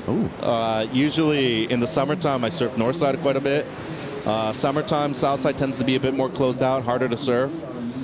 But there are good days in both seasons. I would say that south side in the wintertime is usually better. North side in the summertime is usually the best. But all of a sudden, you get one of those days that south side is just doing its thing in July, September. For the most part, you want to keep a very open mind. I usually try to park like right at the pier so I can see both areas. There you go. But, you know, you put me on the spot. I would say in the summertime, I usually surf north side more. I mean, hey, look, I think the right into the pier is a very dependable wave on the north side. So I see where you're coming from. I mean, I would just reckon the same. It seems like there's always that sandbar right there. Yeah, and just the way the sand like stacks itself up against the pier right there. I love surfing the left towards the middle part of north side, but Machado's Peak here in the summertime when it's fun, like today, maybe a couple of feet smaller would have been one of the better spots to surf in this area. This is true. This is true. So we got a situation out there with Betty Lou Sakura Johnson with lead as well as priority. We talked about it earlier today. Big playing field, a lot of sweep going through the lineup. How important is priority at this moment? Well, I would say in the opening to the middle part of the heat, it shouldn't be that much of a strategic importance for you. I would say in the last 10 minutes, you should probably be giving it some significance just because you want to know what kind of position you are in the heat and where everybody else is too. But I would say in the middle part to the early part, you should probably steer away from wanting to use priority in blocking other people. Yeah, well, remember, we take the top 5 women at the end of the year to graduate to the 2023 Championship Tour. That's the whole goal. This is the road to the Championship Tour, is the Challenger Series. Right now in the water, we have 2 surfers who are really battling it out because they're very close on the leaderboard. We can take a look right here. Number 6, Bronte Macaulay and Betty Lou Sakura Johnson. both number 6 right below the cut line, Mitchell. This is an ultra important heat for both surfers. It is, and luckily for both of them, they're both advancing right now too, Kaipo, but you look at the separation between first, second, all the way down to third, almost 5,000 points separation right there. And then look at 5, 6, massive separation there too, almost 3,000 points in between both of them. So this is a huge opportunity not only for Macy Callahan to keep moving up in the rankings. I also think Betty Lou and Bronte Macaulay are needing a huge result here to not have to depend on the last 3 events going into Europe. That's right. Yeah, great point. Remember, winner here puts 10,000 points to their credit. Your runner-up is going to get 7,800 points. That's where you want to be if you're going to have your sights on the championship tour. Absolutely. I would say I agree with Pete. You know, you want to make quarterfinals or better, but it's really the semifinals and the finals that you need to be worrying about right there. If you're not making at least one of those in the season, there's a very low chance that you're actually going to qualify for the championship tour. Yeah, what's a third? I think a third's about 6,085 points. So you know, those are real numbers when it goes to your rankings. Of course, end of the year we take your top 4 results, and that's what's going to lead to your rankings. So look at this on the outside. Some people may be holding down priority. Like Sakura has the 5.33 and the 4.43, and you were asking me the importance of it. I think for somebody that's in the lead like her, it would be something that you're looking at just to keep Bronte and Mafalda off and not getting something close to your 5. But at the moment, I think what we've seen so far from Betty Lou is that she's had a key strategy to start things off, get one wave right off the bat, and then just get a backup afterwards. Well, for more insight on Betty Lou Sakura Johnson, I'm going to throw it to AJ. AJ, what do you got for me? Well, so you guys were talking about earlier how Sakura translates to cherry blossom in English from Japanese. Well, that's because, of course, she was born in March, but Betty Lou is also a name with some significance to the Johnson. She was actually born with the same birthday as her dad's great-grandmother, and her great-grandmother's, or her dad's great-grandmother's name was Betty Lou. So she's actually named after a family member, and then Sakura, like you mentioned, is Japanese for cherry blossom. So both of those names with some very special meaning. Wow. Amazing reporting. We got so much information. Thank you, AJ. I stumbled over. That's our new correspondent that we're enjoying. And just day 1, she's already cracking us with some great information. AJ McCord. I don't know if I'm going to be able to name my children adequately according to like the season that they've been born in and stuff like that. I'm a 3rd generation Jose, so I think I'm going to have to name my son Jose, and then maybe Mitchell again and have him be the 2nd, but who knows. I'm a 3rd generation Anthony. Kaipo Anthony. Anthony Kaipo. Anthony Kaipo. The Hawaiian name's always in the middle. Why is that? It's tradition. You have your English first name for people from a lot of people from Hawaii. You have your English first name, your Hawaiian middle name, and then of course your surname. Oh. Yeah. That's interesting. Yeah. Well, we've had a lot of name talk right now, and not a lot of surfing, but the situation's still the same in the water. Betty Lou Sakura Johnson out in the lead. Bronte Macaulay in 2nd place, in a strong 2nd place right now. Mafalda Lopez needs a 4.31, and Dimity Stoyle, she's still in there. She's got potential to get into that top 2. She needs a 4.37. Yeah, and Dimity's kind of been out of position for a lot of the best waves in this heat too. And look at the amount of separation between 3 of the surfers on the outside. It seems like we have somebody paddling here. Dimity Stoyle winds up off the bottom, cracks that lip, but the lip cracks back, unfortunately. Taking the corner, Betty Lou Sakura Johnson with a couple of nice taps on the backhand, as well as Betty Lou was able to take that one just because she did have priority in that situation. Got a couple of nice outside turns, not making the connection to the inside, but did some damage on the outside. Yeah, and as you said, she took away the opportunity from Dimity. At least added some more pressure for her to land that turn before she actually met Betty Lou. But great execution from the surfer in white. Excellent first turn. The second one was a little bit dirty, but there's a really good chance that she's bettering her low score right here, Kaipo. And the strategy now just to get into the beach and do that run around up current. Well, and I think now 8 minutes to go, you're in the lead. You're probably going to want to wait on the beach to hear your score, see how much you bettered if you did. And I think it's a good moment just to kind of breathe and understand what's happening out there in the lineup. There you saw Dimity in the background falling after the first attempt And then Sakura on the outside had a good combo. I mean, she did get a little stuck coming out of the second turn right here, but I feel like just the amount of competitions that she's had on the amateur level and even before competing at the Vans US Open have helped her out so much with her wave selection and her positioning out here in the lineup in Huntington. Yeah, she's just, she's a talent beyond her years for sure. So here we go. The run up the beach, and this is grueling when you look at your second heat of the day, when you've done, you know, at the end of the day, a lot of these women, there's mom, high five, the word of encouragement. Dude, and she has not been home since the start of the year either. She's been on the road, got knocked off the CT, went straight into the 2 challengers in Oz, and has been traveling ever since, and her mom's been along her side the whole time. So props to Betty Lou, because it's been a grind for her for sure. Yeah. At only 17-2 Kaipo. That's outstanding. Yeah, and you know, for Betty Lou also, you know, continuing on with school. And so she had to look for a new online school because her high school, Wailua High School, doesn't offer an online option. So, I mean, this is really, to qualify for the championship tour at such a young age for Betty Lou was really a fork in the road for her. And that was a tough decision for her to, you know, to commit to the championship tour. I think she made the right decision. I think she has a big, big future. And I think she's well on her way to requalifying. I believe so as well. And then as you were talking about and mentioning that it's a big opportunity that maybe some people don't even have later on in their career. So why wouldn't you take advantage of it when you're in your youth, when you're traveling with your friends, and you have the support of your parents behind you as well? So I concur. I think the decision of her wanting to do that early on was better. And obviously she has the talent to remain and keep going there too. And she just bettered her low score. Sure did. 5-point ride, a flat 5 for Sakura, and she hangs on to the lead, distancing herself even further from the rest of the pack. Priority now with Bronte Macaulay. She's on your screen in the red jersey, paddling upstream.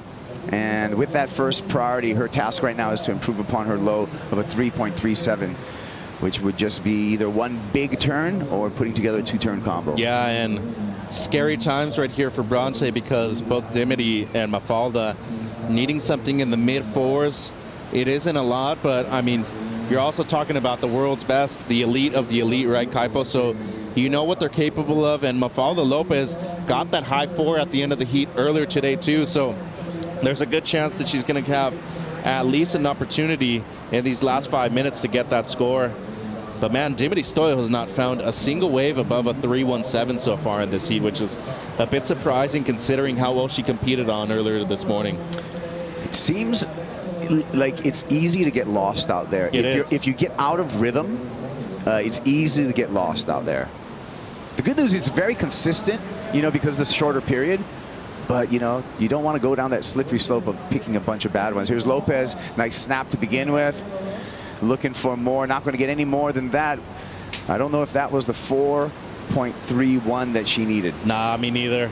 You know, decent execution, but got really hung up when she was trying to stand up. And I also think that that extra paddle today, Kaipo, is something that you need to look forward to, because you want to get into the waves right now at an angle rather than dropping in straight and then bottom turning as soon as you're dropping in. That is such a good point, Mitchell, in that I have to, as a guy from Hawaii, my first couple of surfs in California, every single time, are kind of shockers, because I forget about that. I forget that you got to really paddle, paddle, paddle, and start off with some speed. Here's Dimity again, and she's just caught behind again, unfortunately. Yeah, you got to paddle, paddle, paddle, and get some speed. Where I'm from, you can kind of paddle and fade. And the wave's there. You can just drop straight in. You don't have to angle immediately, you know. You can draw out a bottom turn. Sometimes you don't even want to do bottom turns here. And that's the difficulty that I think a lot of surfers from reef breaks and point breaks have, coming to a beach break like this that moves around so much. It's so tide dependent.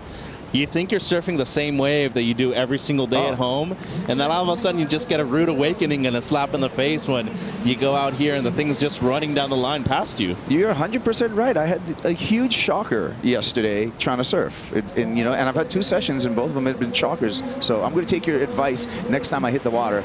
Paddle fast, angle, get down the line. Yeah, and don't try to hit the lip as soon as you drop in either. Do not do that, right? Yeah. I was meeting Doug all over the lineup. You know, my good friend Doug Rail. He was sitting next to me the whole time, Mr. Rail. Was he pulling your leash too? No, that's what Strider Wazalewski does. 2 minutes and 40 seconds on the countdown, and Betty Lou Sakura Johnson out in front. Here we go. It's a good wave. Bronte Macaulay taking the second wave. Cleaner face off the bottom. Nice snap to begin with. Chance for another turn. Hangs on through that two-turn combo. Well done for Bronte Macaulay, and likely increasing her scoreline. Well, might even take the lead with this one too. Needs a 6-1-6. Just looking at Caroline's waves in the previous heat, even Molly Picklam's best score too. I think it's comparable, you know.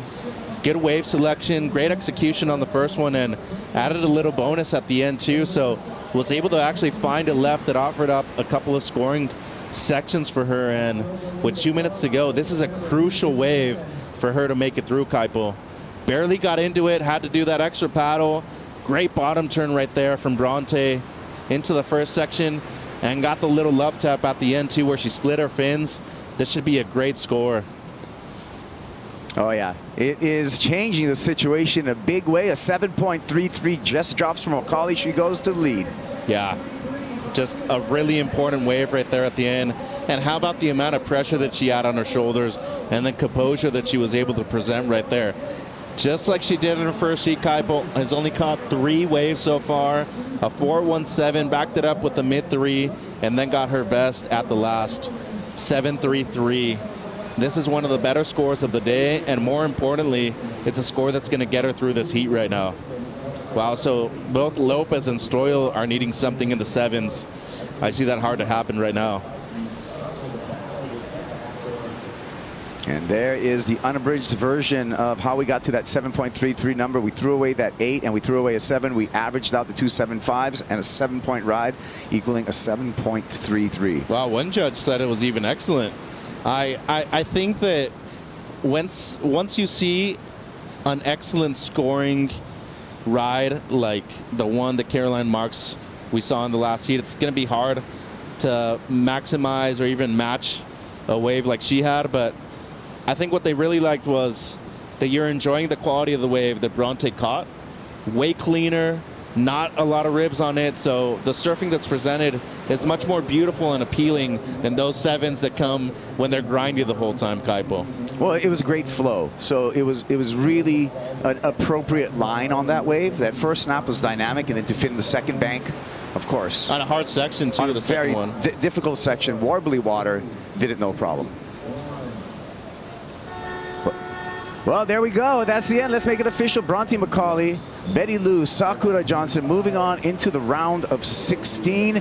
We're going to take a break, but when we come back, we got a surprise for you. We're going to have a special guest here at the Vans US Open of Surfing.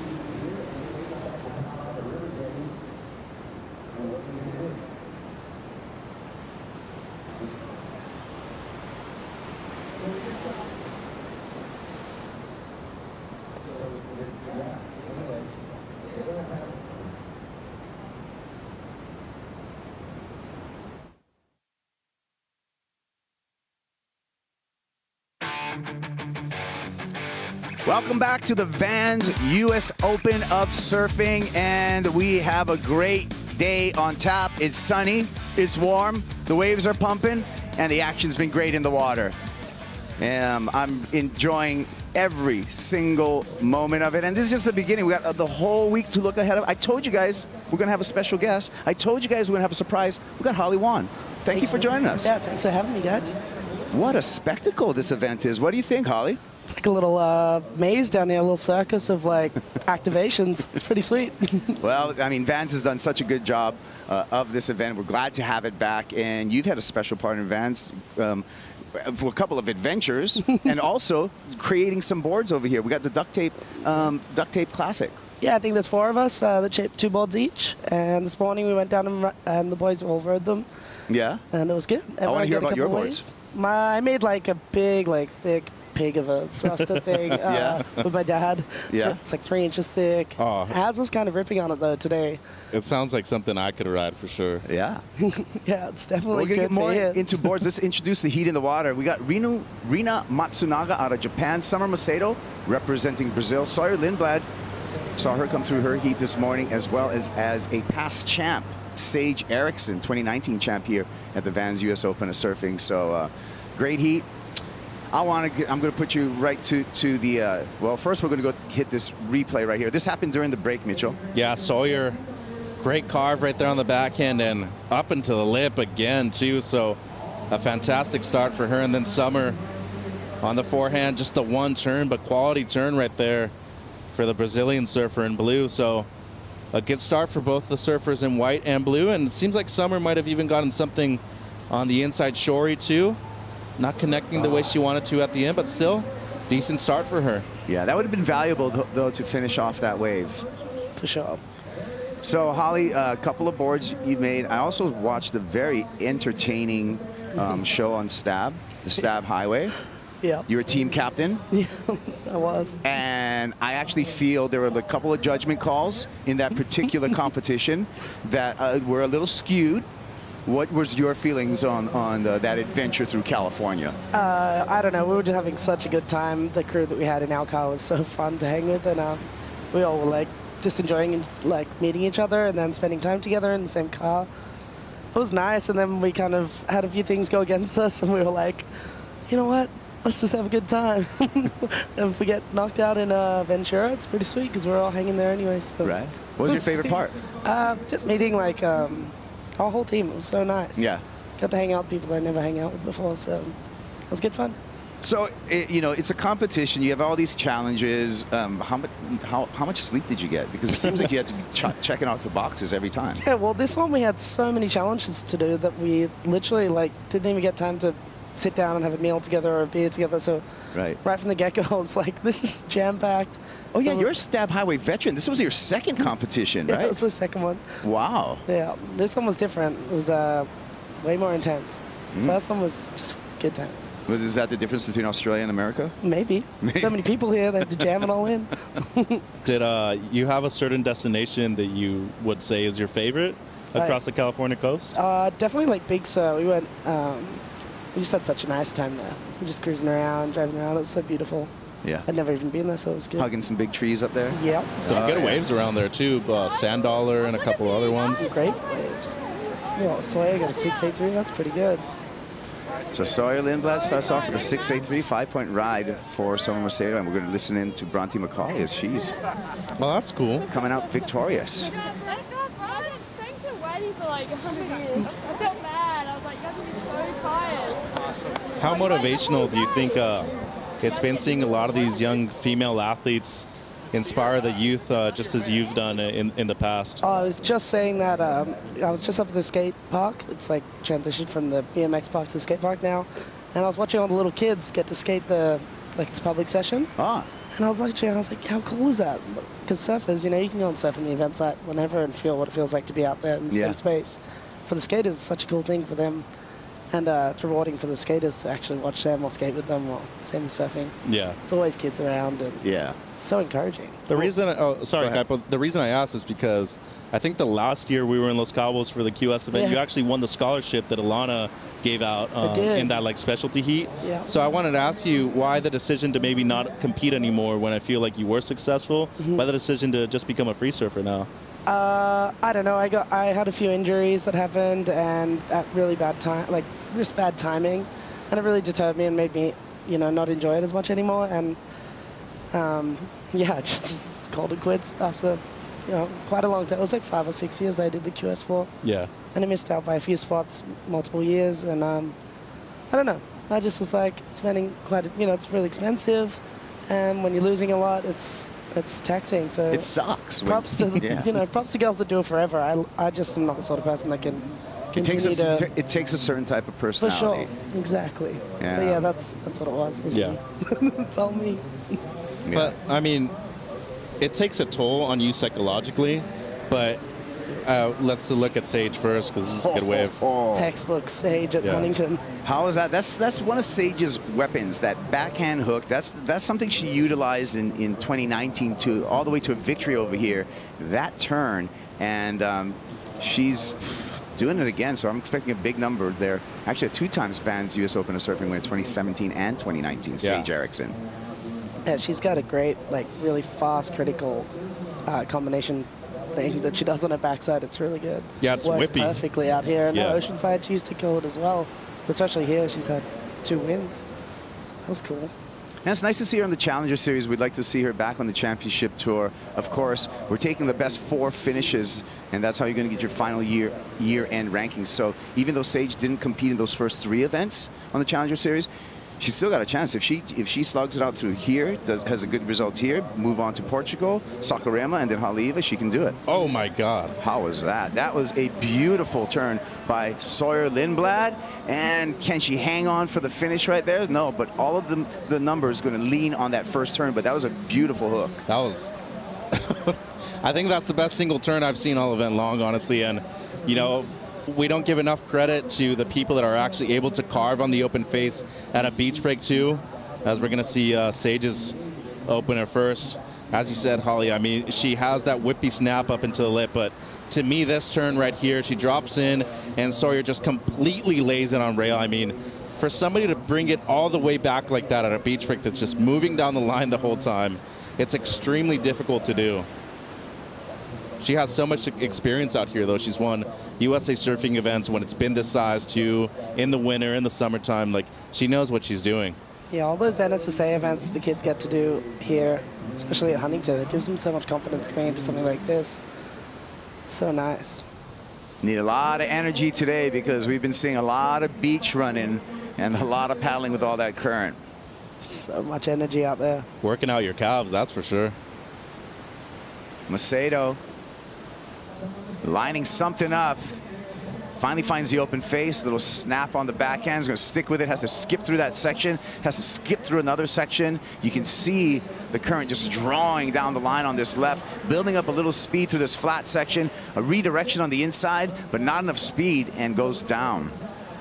Yeah, tough wave to surf. It doesn't seem like Summer really knew what she was trying to do either. Was she going to go right? Was she going to go left? At the end, she ended up fading left, but that's going to be a throwaway for her. There's still plenty of time, just under 21 minutes, too. And she's just going to take this little reform in, maybe score a couple points on the way in, and likely going to do the beach run.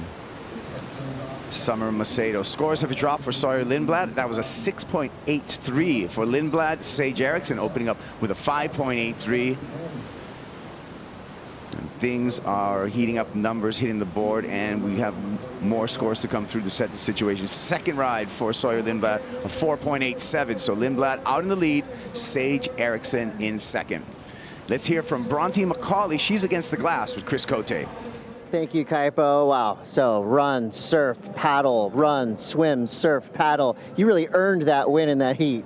Oh my God, that's like the most exhausted I've ever been in my life, I think. Yeah, it felt more like a triathlon or a surf life-saving or a different sport, really, because it was just like run and paddling and then you get like a 1 second wave. So yeah, it was exhausting. Yeah, it was really tiring.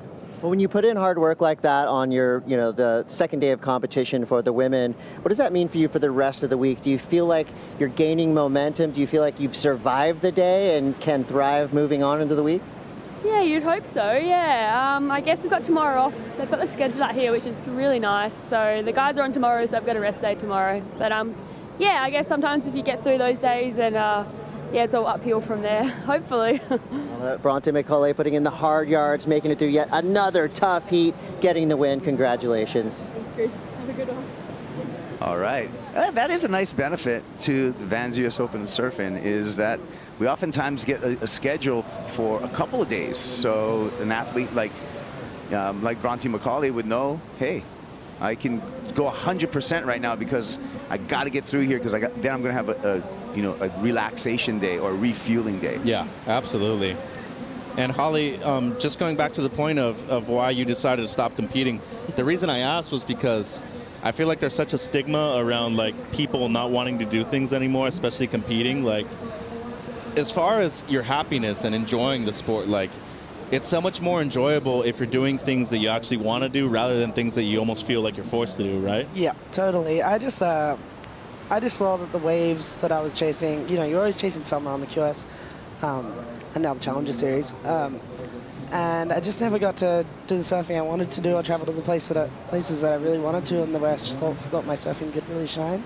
So I guess that's the goal now, is just to like go to places where I think surfing's going to shine. And thanks to the support of Vans, Holly, we get to see your free surfing, and we get to see your expression there. You guys got a project coming up with Chapter 11, right? Yep. Glad You Scored. Tell me about the movie. Yeah, well, the name is, it's funny because I'm pretty sure Dane scored at least once, but they definitely we had a black cloud going over the project. Everywhere we went was just like a bit of a joke. Like, we were like, what is happening right now? But yeah, I went with them I came here for 7 weeks at the start of the year. Kind of didn't go too far because the swell just wasn't looking that good, but we did go down to Baja and surf down there a bunch. And then we also went to Indo, like a big crew of us, and surfed there, so that was good. On a boat or land camps? Land camp. Yeah. Yeah, it was good. Good fun. Big crew. Big crew. Big crew. Some surprises in the movie for me to look forward to? For sure. It's going to blow your mind. I bet. It debuts August 6th. We're going to do that at the Vans HQ. And again, you're going to catch that from Chapter 11. It's called Glad You Scored. Yeah. And it sounds like the title's almost tongue-in-cheek. Oh, yeah. It's funny. I have friends, who are that way. They're always like, bro, you missed it, man. You should have been. There's people like that every day. Yeah, isn't that? Yeah. It's called All-Timers. Oh, my. You should have been When here it's always yesterday. all-time. Yeah. Yeah, that would have been a good name for it, too. Right? You should have been here Or yesterday. in Indo, land camps, 10-day blocks. You should have been here in the last block. Hey, you know who you should link up with that I think, like, you guys could do a cool project? Taro Watanabe. Oh, yeah. He has, like, the sickest style, and he loves to ride twin fins a lot now. You know Taro, right, Kaipo? Like, I feel like you and Taro could make, like, the best twin fin film ever. Taro's super sweet. I really like him. Big fan. His haircut right now is, like, legit, too. What is it? I haven't seen it. It's like, I call him I Am Speed when I see him, but it's kind of like a mullet in the back, and it's like a bowl cut in the front. So it's pretty cool. That sounds pretty good. It is one of the cool things about being able to express yourself in free surfing is to be able to ride boards like a twin fin, and it's not a rule, but it almost seems like it's this unspoken rule when we look at competition that I've never really seen anybody ride a twin fin in a serious WSL competition. And I think sometimes when people ride some alternative boards, even though they might be performing well on it, sometimes the numbers just don't show up for those guys. No, definitely not. And also the nerves of riding something like that. I don't know. You have so much confidence in a high-performance surfboard just to thrust it, like you have so much confidence in your equipment, and it takes a while to build that. So you're not going to go and ruin that unless you're absolutely ripping and at the top of the leaderboard and you don't care or whatever, Yeah. Usually there's a lot on the line. Well, if it was 1 foot Huntington, a twin fin would be kind of It a would good be fun. choice. Pretty good, wouldn't it? We'll see if someone does that. Well, it's halfway through the heat, and it's time for a break. But we'll be back with the conclusion of heat number 6 here at the Vans US Open of Surfing.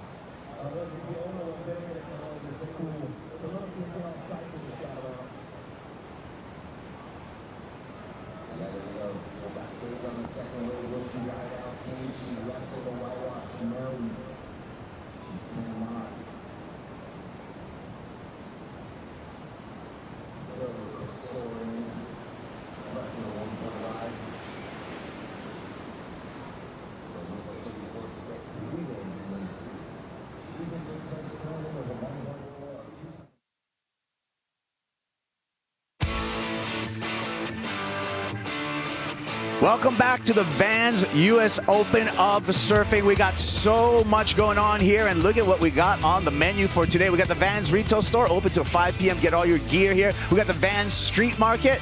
That's right on the side of the retail store. We got workshops, all kinds of creative stuffs down in the Van Doren Village. Van Doren Village open all day. Right at noon, Steve Van Doren, he's grilling dogs. You want to make it down there for that. We got the Vans Duct Tape Festival. We got board demos here. You can ride hallowed shapes. And we also have shaping and glassing happening right here on the sand, where you can see the miracle of surfboards being born. I'm Kaipo Guerrero, along with Mitchell Salazar and Holly Wan, and we're having a good time. I definitely am. I'm like enjoying my. Holly's all nervous and everything. I'm like, Holly, just be yourself. You're all cool. And I got a question for you right off the bat, and it's an important one too. A lot of people are going to be watching right now. But who is your favorite travel partner? Well, it depends what we're doing. Oh.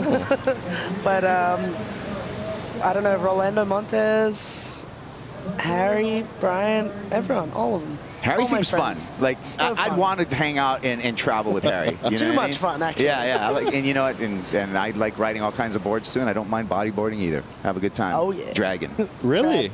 Yes, my friend. There's waves that are appropriate for that. There's some waves that, you know, around my area in Hawaii that it's very shallow, so you can't really surf a board. You'd be hitting your fins, but you get that booger. Burp, Yeah, it's fun. Skirt. Yeah. And it's always head high, bro. That's true. It is. Always, sometimes double overhead, triple overhead. Sometimes it's the only option that, you know, you see fit. You're like, Yeah. I got to ride the trad. That's right. That's right. So out of us, you want to know who's the best person? Well, Kaipo's pretty good to who's the surf best with. on your team? Kaipo's easy to surf with because he doesn't like to surf for that long, but he likes to catch his waves. Strider's the worst, no doubt. Like, because Strider only likes to catch set waves, and he has to be on the best ones. Joe's easy to surf with. Pete rips, obviously. I would have to say that I'm the most fun to surf with. You're one of the. I would say either Joe or yourself. I'm the least selfish for sure. I hoot my friends into waves all the time. Yeah, Strider would be, you know. Oh, Strider's. you have no idea. like at Cloudbreak or something. He may be listening right now, but yeah, he does do the back paddle every once in a while. Here we go. Up, riding, and going down there. That looks like that was that Summer? Yeah. The wide shot. The opening minutes of this heat were on fuego. Yeah. Yeah. Some great surfing by Sage Erickson and Sawyer Lindblad. For sure. And Sawyer, I mean, she just won back-to-back USA Championship titles at lowers. Won the U18s last year, won the U18s this year, and she told me afterwards that she's dedicating herself full-time to competing on the Challenger Series too, and she's looking to qualify this year. And so far, I mean, she's within striking distance in the top 20, and she still has 4 events, including this one. So I think she's actually got a good shot, and I think the U.S. has been quite underrepresented on the championship tour for the ladies side. So I think she's got a good shot at being one of the few surfers representing the USA on the CT. Okay. Yeah, That's she's you definitely talking. got what it takes. Yeah, well, that's Mitchell talking about the USA. Holly, I want you to talk about Australia. Who's the up-and-coming next great Australian hope in women's surfing? Well, I feel like Molly Picklam's owning the whole stage, so her. Yeah, great pick. She's Pickles. just like looking so comfortable, similar to Caity Simmers, just like sort of a new approach where it doesn't look like they're holding back from anything, and they seem really comfortable in any place of the wave, any part of the wave. So. Yeah, how great is the new generation coming up right now? I mean, the progression of women's surfing has really hit kind of like hyperspeed in the last 5 years, I say. And then now there's like Erin Brooks and Sierra Kerr. There's the younger women, and Bella Kenworth that we saw earlier today. Bella's doing so well today. That are just like upping the level again. Yeah. There's one girl from Oahu, Chesney Gano, is just incredible too. I still think that the best wave I've seen this year for the women on the championship tour has been Molly Picklam's 9 at Margaret River, though. Like, that wave, to me, I still have it in my head. Like, the one carve, it was so original and unique. And to look good at that wave is like... Yeah, I was watching that. Yeah. Yeah, the single It was a one big turn, I saw it from the water. Oh, you were in the water for that heat. And it was crazy because the whitewater exploded. I couldn't see her. There was no way. And then I saw her ride out. I'm like, oh my God. Yeah. What just happened? Yeah, she's ripping. All right, well, Sawyer Lindblad's ripping too, because she's got a 6.83 and a 4.87. She's got a strong lead. The story right now, Sage Erickson with that 5.83 gang, but has not found the backup as of yet. As we see Sage paddling back out, she needs another chance at it, but let's check in with our field reporter, AJ McCord. AJ. So guys, we've been talking about the changing conditions all day long. One of the reasons that it makes it so hard for these surfers to contend with is this pier right behind me. You can see how much current, how much water is coming through this pier, coming up the beach, our direction as we speak. But that's something the surfers want to try and avoid today, because obviously the pier here at Huntington Beach, so iconic, been around for more than 100 years. But for the surfers, it's something that they're really having to take into account when they go out into their heats, making sure that they're ready for it, they're aware of it. Several of the surfers telling me they're just trying to actively avoid it today. Sometimes we see the surfers try and shoot the pier, not today. Too much current, too much water. So that's something to keep an eye on as we go throughout the rest of the week as well. Thank you for the reporting, AJ. Yeah, and I agree. You know, you don't want to get anywhere near those pilings if you're not in control. No, I mean, it's completely unnecessary, and I think it's so dangerous that it would be a dumb decision to even try to go through those pilings if you don't have to.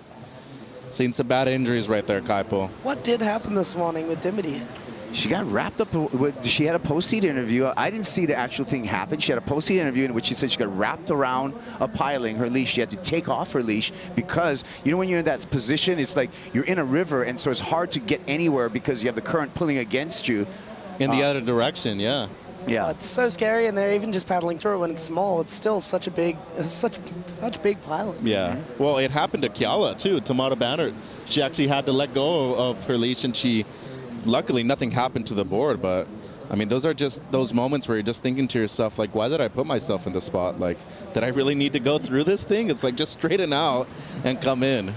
I remember as a young man going through the pier and thinking I was all stylish, kind of Jerry Lopez style, and I put my hand out to like kind of slap a piling just for style points. Got it all cut up. Those barnacles are sharp. Yeah. And that was a really dumb move on my part. You know what's the worst part was when you get your leash caught around it, and your leash is so far away that you can't even grab it, so your board's just like pulling you the whole time. So I have this is a public service announcement and a safety brief. If you are in that situation, whether it's a piling or a piece on the reef, what you do is you bring your butt to your ankle. So think about bringing your butt to your ankle. Instead of reaching straight-legged to grab that leash, bring your butt to your ankle, and then that way you can get that leash, get that thing off, ditch it. And you're free. And you're free. Yeah. Capo saved your life. I know. For real. That's actually important advice. Yeah. Hey, I mean, it's real. Not just pilings, getting caught on you know, where I'm from, on coral heads and stuff. Well, even like you could drown that way too. Like if you don't know how to climb your leash, and like it's super important just to know those kind of things. A great local guy at Avalon Beach in Sydney. He passed away a couple of years ago, Bob.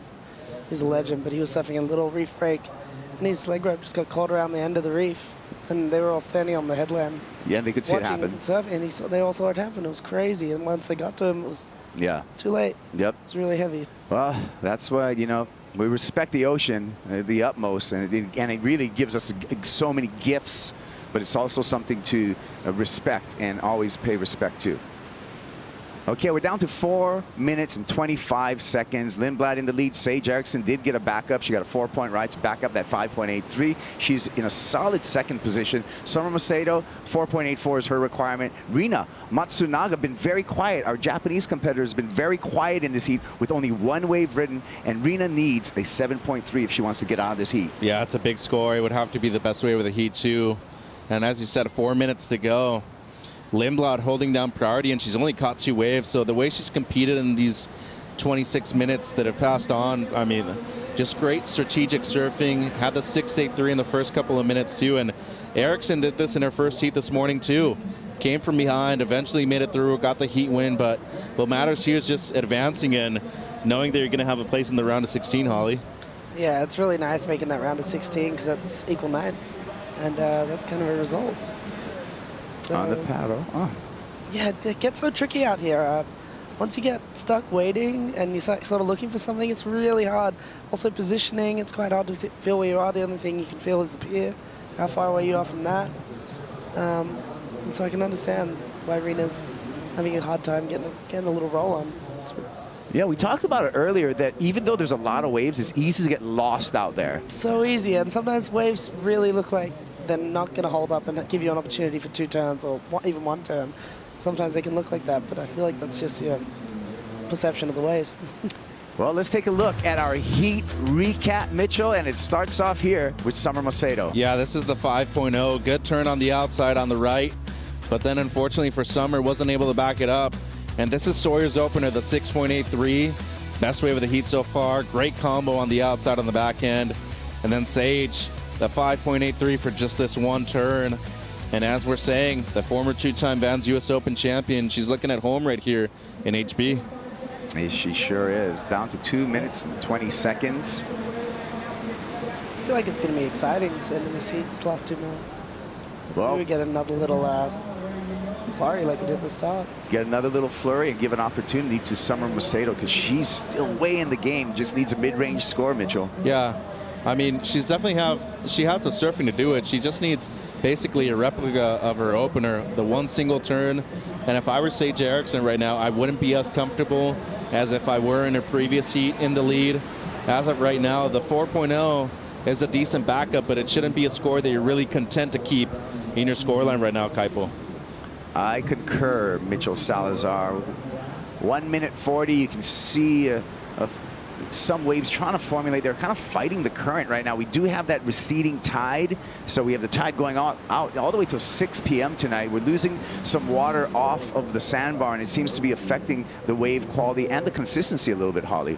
Yeah, it's going to get much trickier out there as the afternoon goes on. The low tide out here, coupled with that afternoon summer wind, can be really tricky. Yeah, it just makes it a jigsaw puzzle, Mitchell. Yeah, it does. It's a good way to put it. I mean, it's like you're playing chess, the ocean. You're playing checkers, the ocean is playing chess, And I think as of right now, these last few heats have been decided due to one big score. Caroline Marks had the 1.8, Bronte Macaulay had the 7, and then Sawyer Lindblad opened up with the 6.83. So what does everything have in common with the last 3 heat winners? Everybody's had at least 1 good score in their top 2 waves, adding up to at least 11 points.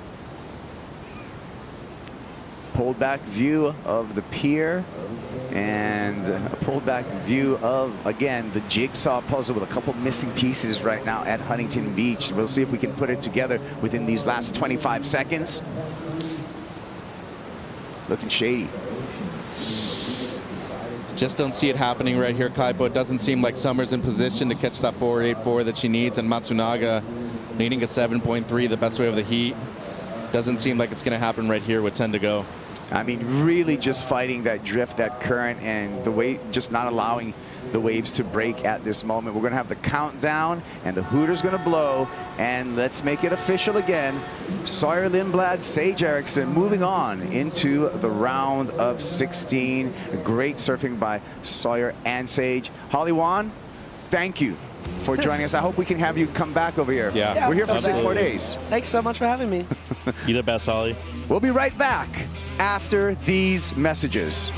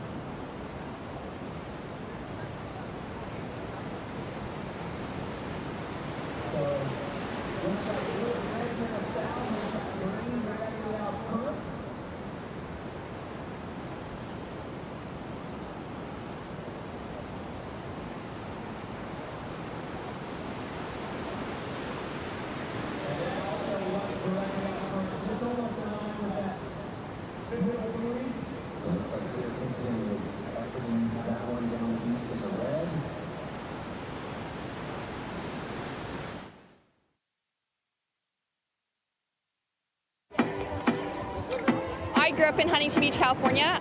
Seeing women in the water was pretty rare. And so to be here today and to see so many Groms, it's awesome to just be part of it.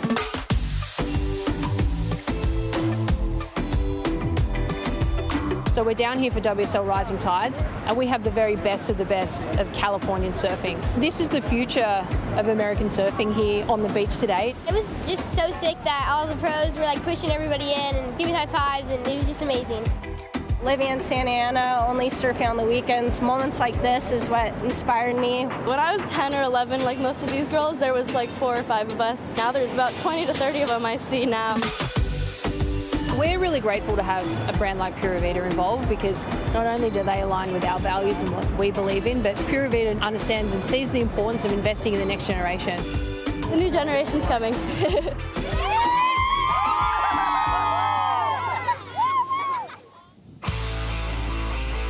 Welcome back to the beautiful Huntington Beach, California, where we saw so many young girls take to the water just a few days ago for WSL Rising Tides. And I've already seen a few of them down on the beach today, Pete, wearing their Rising Tides jerseys, cheering on their absolute heroes out here, like Kira Pinkerton, Sophie McCulloch, Ariane Ochoa, and Nadia Arostarbe, who have just hit the lineup. And it's been so fun to see those kids get in the water, as well as now down here to watch their heroes perform. I just can't believe how many are participants in there now. I mean, there was 25 girls right there. That was amazing. Pretty wild. The level of performance was pretty outstanding. There was one little one, Tatum, with her little brother, Logan, who were just learning how to surf. So I was there in the shore break, kind of on the inside. The rest of the pack were getting waves from out the back, connecting through to the sand, doing better turns than I've ever done in my life. And they're like maybe 10. Oh, that's amazing. So much fun. Now out in the lineup, there's a pretty good start off for Ariane Ochoa out of the Basque Country. Started off with a 4-point ride, backed it up with a 2.17. And then we've got Nadia Arostarbe, who's just dropped in a 5.17, also representing the Basque Country. Those two traveling alongside the likes of Letty Canales and that whole European contingency, now that we've got the regional qualifiers that have come in. Yeah, and that region in which they come from, just a wave-rich area, bunch of great surfers from that zone. So it doesn't surprise me to see how much the European actually contingent has grown. And just like the Rising Tides, I mean, it's growing globally. You know, the superpowers of you know, Brazil, Australia, South Africa, and America. Really, we're going to start seeing, you know, Spain and a bunch of other countries, Peru, all of those regions come to life. Taking a look at live action now with Ariane Ochoa, goes big up into the lip. That's a solid size section. She's hanging on to it here just to kind of maybe even make sure she stays away from the pier. Well, she has no choice. She's going through it right now, and she better get her board quick. You know, and if you haven't had a ton of experience surfing in here, that pier can be a bit of a challenge. It looks like she's going to slide right through, maybe. Well, we got our crew there. Look at this. This is awesome. This is exactly what we want to see happen in those situations, because if she's already able to get wrapped around the pier, this is help. Our lifeguards are there on that other side, so quick action. I'd love to see something. There we go, a little different angle.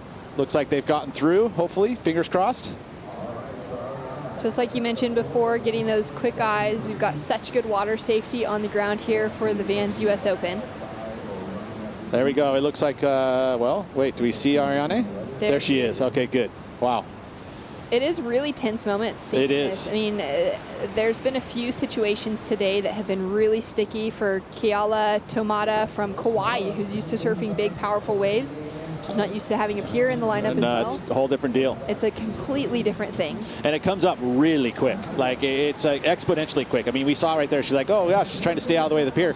And I bet you in this situation, she's going to go through the pier as well. Yeah, we'll see where Nadia is in the lineup in comparison to where Ariana was sitting. And thankfully, Ariana is going to be okay. She is going to be on the north side of the pier, which means she has a very long run ahead of her. Hopefully, she's been doing those workouts, same as the rest of the crew here, getting that cardio in, and she'll be sprinting back to south side, maybe down to that Tower 3, Tower 4 area before she paddles back out again. Sophie McCulloch on the way back out, so she's got a score to drop through, as well as Nadia. And Nadia drops in a 3.77 on the scoreboard with a solid size set rolling through. Sophie McCulloch with a score to drop, and we're waiting for Kira Pinkerton to get her opening ride. Taking a look at the replay here. Sophie going right, one big move, attack the lip. That's going to be a good number for her. We're waiting on that. Also heading towards the pier. That was Nadia And just by the angle of this shot here, it looks like that it is from the pier, but this is what we're talking about. It's just going to be right there next to the pier, but she was able to get through it, no worries, or actually get in before it.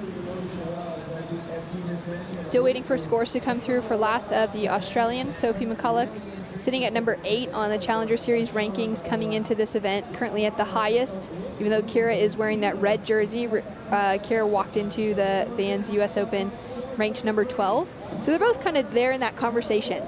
And actually looking at the live rankings before heading into this heat, I realized that we have about 5 of the top 12 surfers coming into the event that have already bowed out, which means we're going to see those rankings really shift up just after our second round of the women's. Wow, yeah, a big shift. I mean, we talked about, you know, I did a little investigation earlier in just regards to how much point gaps are in between each placing, and it's pretty significant.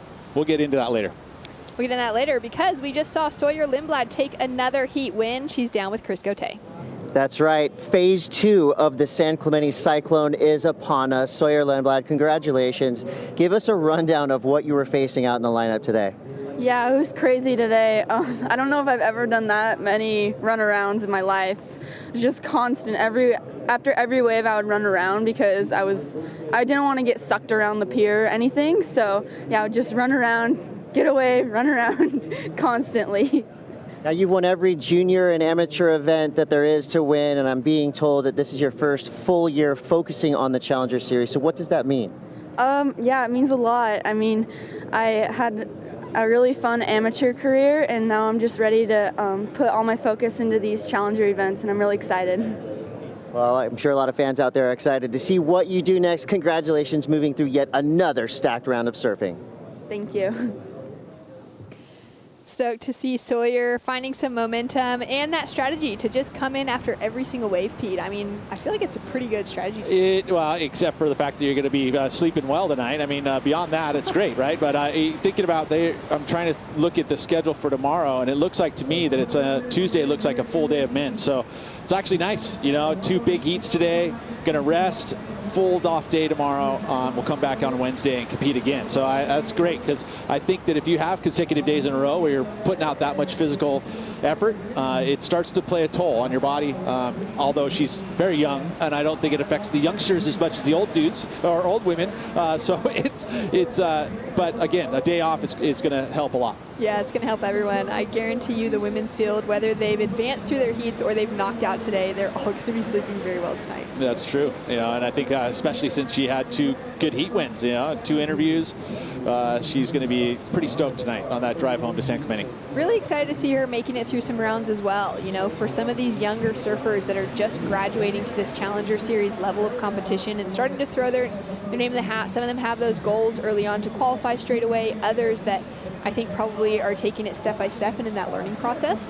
But then even within that conversation, looking at the pack of young women that we had qualify for this year's championship tour, so many of them under the age of 20, making it through has set a whole new goal in sight, I think, for so many of these young surfers just getting their start on the Challenger Series. It's so true. You know, I was looking back. I mean, even with Sawyer, like, she had some success. I'm trying to look here as what she had in 2021, but I think she did pretty well in one of the events there. Yeah, she had an equal third at the Roxy Pro last season. So she's right there. She's got some experience in those bigger events now, and she's coming into her own, even though she's still very young. Yeah, that's right. She actually was really close to qualification at Haleiwa, needed to make it through a few heats. As we track with live action, we'll get back to that conversation. Kira Pinkerton, nice snap to start, and looking for that next section. If she can drive off the bottom and into the lip, just has a little bit too much warble on it. Yeah, that's took some time to find that first wave. Not quite what you would have liked, I imagine, to get a quick start. But very accomplished surfer. Great acted in Kira Pinkerton. Again, another one of those surfers coming out of that San Clemente region that has just such a high talent level. She's just a couple years ahead of that pack of a Caity and of a Sawyer as well. I think Kira Pinkerton is one of those surfers, or her age group specifically, have really been the ones most affected by the pandemic and by seeing competition go off. I think had the tour been able to run through in the qualifying series through 2020 and through that start of 2021, then Kira Pinkerton would have been one of those surfers, I think, out of a 2020 pack that guaranteed would have qualified for the championship tour. And then, since that wasn't able to happen, that extra year or two for the next younger pack like a Sawyer and a Caity, and that whole group of young women around the world started coming up and growing and getting stronger and able to figure out some heat strategy. They're the ones that are now maybe keeping Akira Pinkerton away from qualification. Yeah, it's true. You know, and I would say that affects, like, my son John is a similar situation. I mean, he was in the Challenger Series before the season 2020 ended. Next thing you know, it changes completely, and now he's had to work himself back into it. The same thing's happened for Akira Pinkerton. But I think there's something to be said about just getting back into it and keeping at it, because there is those moments where things aren't going your way and you're able to persevere through that. There's a lot of growth that happens, and I think that could happen easily for Kira. Yeah, it's been exciting for me to watch her traveling solo this year, meeting up with some of the friends on the road like a Mahina Maeda and that kind of pack. But for Kira to start kind of finding her feet outside of traveling with her family, she's walked through a couple of 9th place finishes. She hasn't broken through that round of 16, which is probably her next big thing that she's looking towards, aside from taking out a huge win at this level. But for Kira, that's kind of one of those things I think kind of that's been biting at her, that she's been really wanting to break through, specifically in this season. And that once that breakthrough happens, again, it kind of opens the floodgates. So let's hope that it happens maybe right here in this event. Down to 17 minutes on the clock. Kira Pinkerton in red is currently chasing a 6.63 to go from 4th up into the advancing position. Sophie McCulloch paddling there on screen. She is sitting with first priority, sitting in 3rd position, but she already has a solid score of a 5.1 on the board. Yeah, it's good. Those two numbers, the 5.1 for Sophie, the 5.17 for Nadia, those are the two big numbers. You know, and Mitch had talked about, you know, the success of the winners of the earlier rounds today, and you know, getting that one big number is very helpful, because otherwise, if you get this mid-range numbers like this, you're always leaving that door open. Yeah, that's what we saw even for Kira in her heat this morning. She got a 7 within about 30 seconds of the heat starting, and that just set herself up with success, but she wasn't able to really find a backup score. As we look at Sophie McCulloch, goes into a very thick lip to ride out of. Wow, how was that wave? It just literally pocketed out with this lower tide. We're seeing that shallower sandbank outside, so it's going to go top to bottom, and that was a critical section. And she pulled it off very nicely, went up and underneath it, pulled it off with some speed. So this is going to be a great addition to the 5.1 she's already carrying, and she's going to run out into the front position, I think. Great use of priority as well, waiting with it for a little while. Wave selection, excellent. As we wait for scores to roll through for Sophie out of the Sunshine Coast of Australia. And we'll take another look here. Yeah, look at that, top to bottom. I mean, you literally almost could have gotten barreled on that wave, but instead she goes in the lip. It's not like she's thinking two brides at the moment. That is for sure. She's looking at opportunities to tag the lip, which she got. Chasing a 3.63 to take the advancing position, so waiting for scores to come through from the judging panel. And it's our two Basque Country surfers at the moment, Nadia and Ariane, currently sitting in those advancing positions. Nadia did well to get that 5.17 on the scoreboard and put herself in that front running spot for a moment. But we do have a solid score dropping through, and Sophie McCulloch, a 6.50 for that single turn, jumps her up into the lead ahead of Nadia Aristarbe. And we've got so much that's been happening around the contest site today. And thankfully, we have AJ McCord to walk us through it all.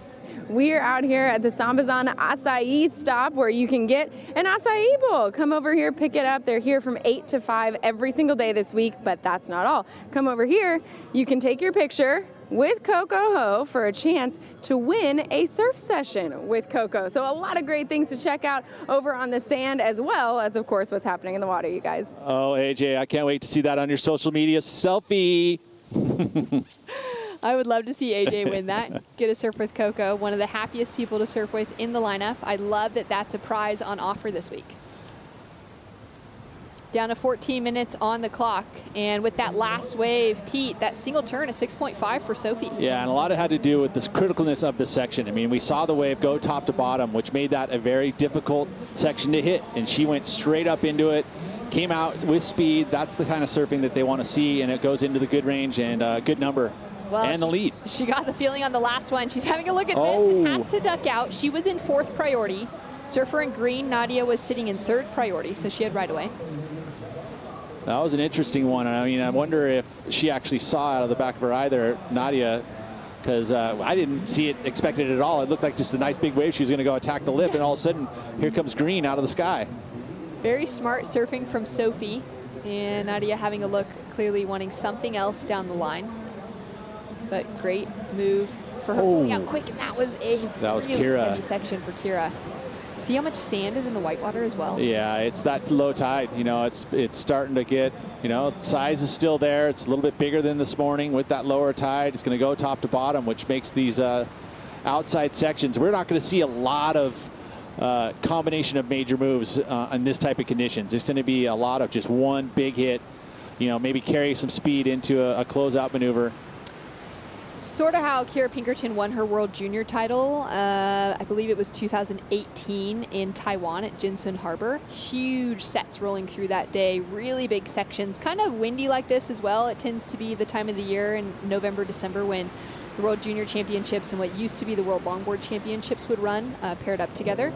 And Kira won in conditions that were pretty similar to this. I mean, well, really she's needing to go for some really solid hits. Yeah, it looked like as she's turning around here, she's going to make her way in and do the run around.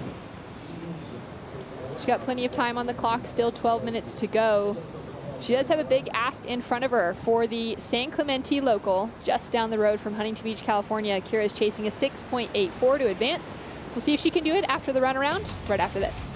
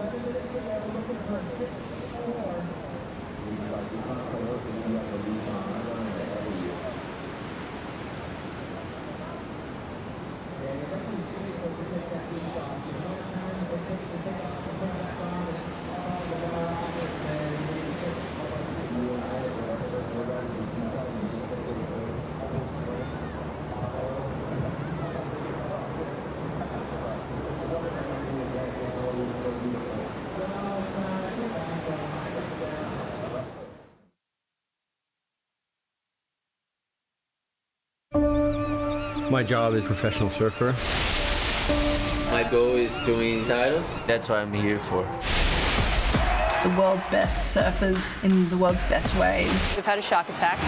Whoa. It's the most intense surfing scenario you can imagine. I have to step up my game now and not make any mistakes. Oh my God. This is a war. You have to find a way to win it and do it at all costs. Pete, I love a little bit of drama, and make or break brought everything that I wanted in that department. That's so true. Watch it on Apple TV Plus. It's very entertaining, and you get to see a little deep dive into the athletes that make up the championship tour. All episodes out live now and already recording for season 2, which is so exciting. Yeah, watch out for those microphones. They're everywhere. They're everywhere.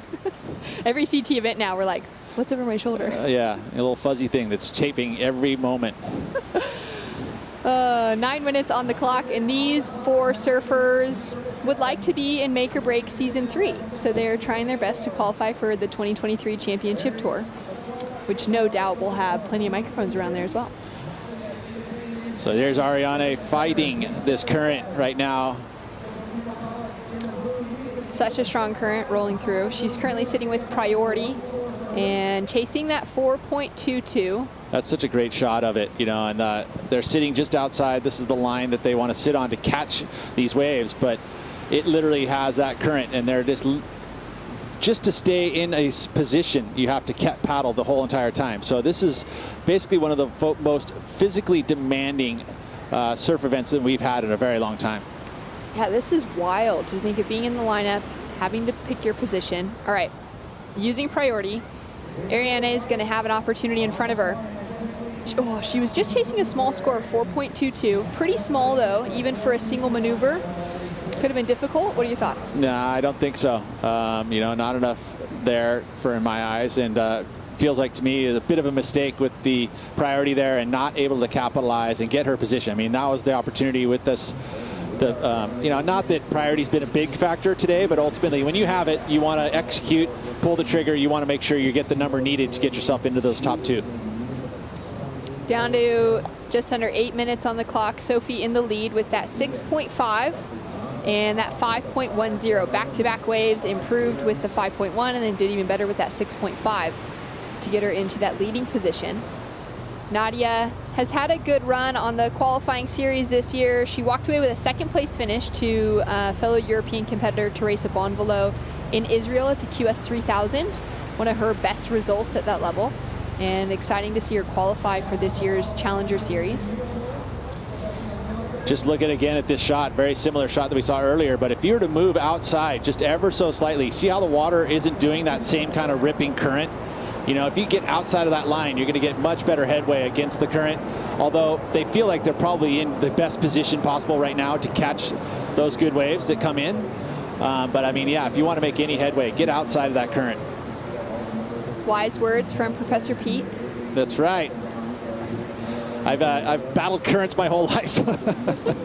I'm still swimming up current. That's pretty much the name of the game for you in the big wave world, huh? Not always. I mean, this is, like I said, this is a special event. This is, you know, this rip is really moving. I mean, because you don't have anything breaking it up. The only thing that's breaking it up is the pier, and we're surfing in you know, up current from it, so it's not going to affect anything. You're on the north side, you're going to feel there's a little ebb there on that side.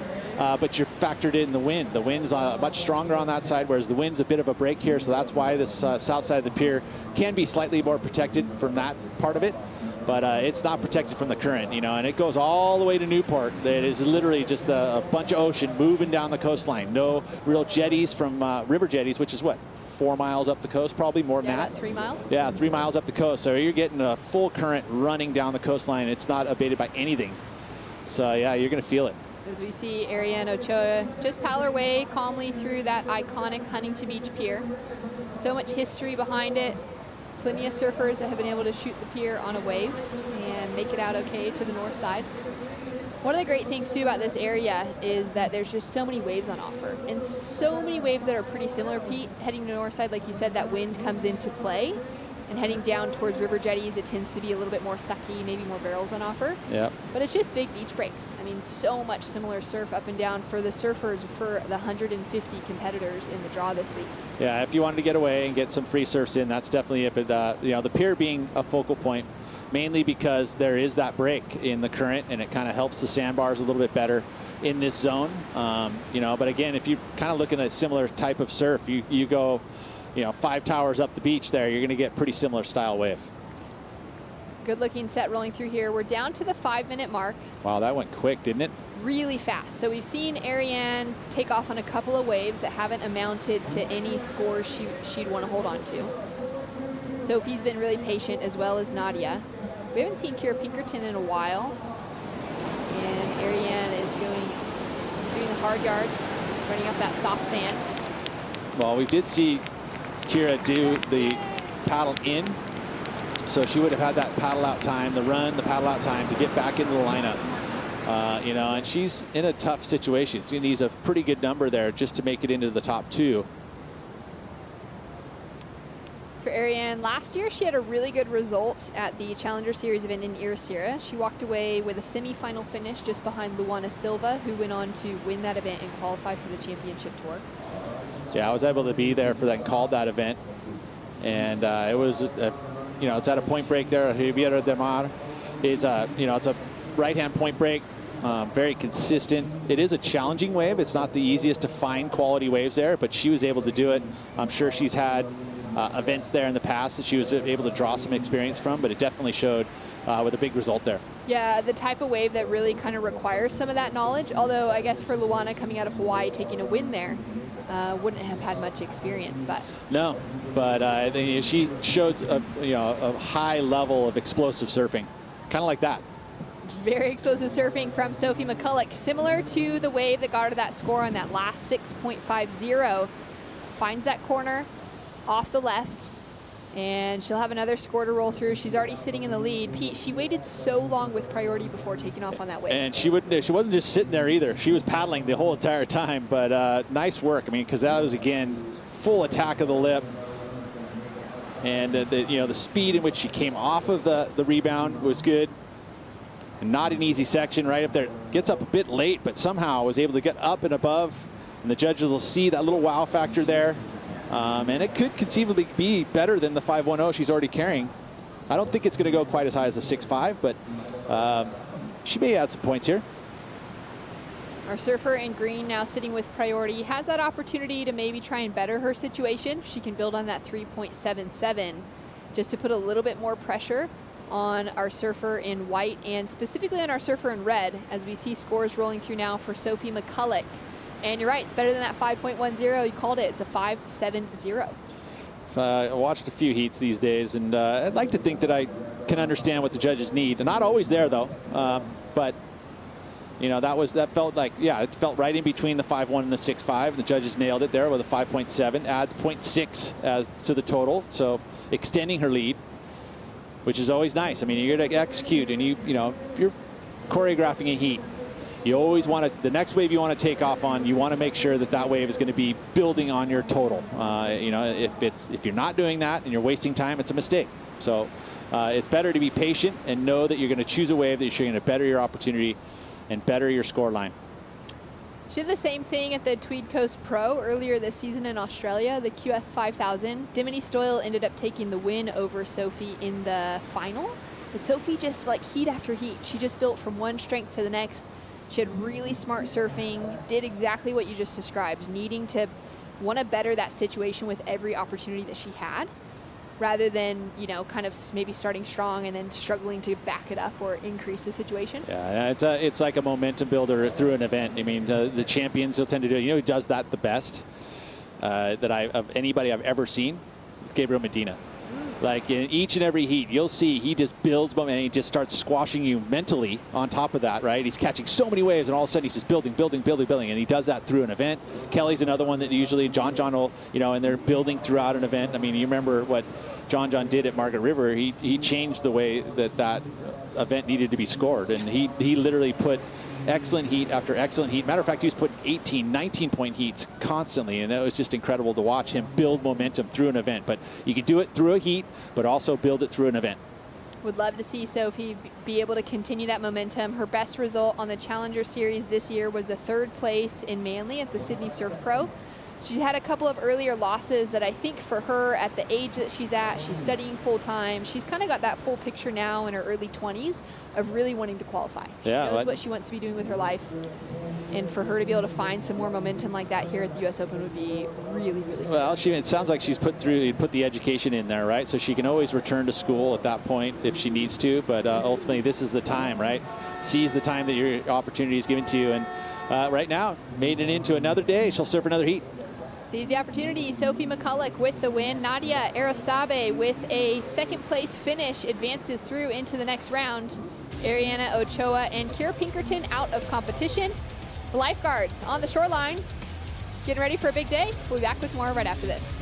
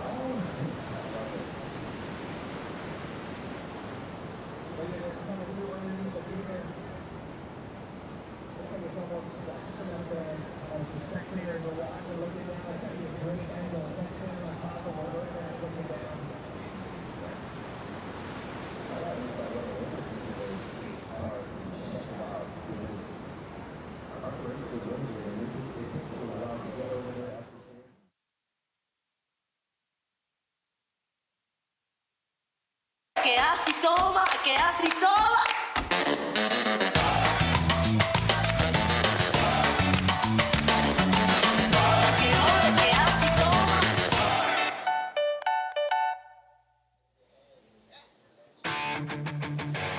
I'm sure Coco Ho had her Sambazon acai bowl this morning to get ready for a big day of surfing. She's out in the lineup now against Vahine Fierro, Holly Williams, and Caity Simmers. Caitlin, the reigning champion here for the Vans U.S. Open of Surfing, took out the win in 2021 at just 15 years old. So young, and so exciting to be able to see her take out a huge win at such a young age. And she's now looking to do it again with some very different conditions, Pete, than what we saw the last time this event ran. This is so true, but I have confidence. I feel like that the performance will be there. I have a lot of confidence as well. Caity, it's just so cool to watch her walk around the contest site this year. She was mentioning it in her post-heat interview earlier on today, just that she's in a totally different place than she was, and she's recognizing that last year she came in as that full underdog, new to the scene, you know, hadn't been competing on even the qualifying series for long at all, and had no expectations. And this year, coming in as the reigning champion for this event, it's a totally different story of expectation. It's so true, and just in what regards to the way she's kind of handling her post-heat interviews, the way she's walking around the site, there's a maturity there. A lot has been learned. You know, again, she gave up a spot for the championship tour, which is high risk. I mean, you just don't know if all of a sudden you're going to come back the next time and do it, but obviously having the confidence there that she does, and the performance levels are there. I mean, she's already won again on the Challenger Series, so you know, it won't be long when she's right back then the champion as an opportunity to go on the championship tour. We don't know if she'll accept. Whether or not she'll take it, she has made it clear that her goal this year is to win the Challenger Series. She has not made it clear whether or not she'll take the spot on tour, right, which I love.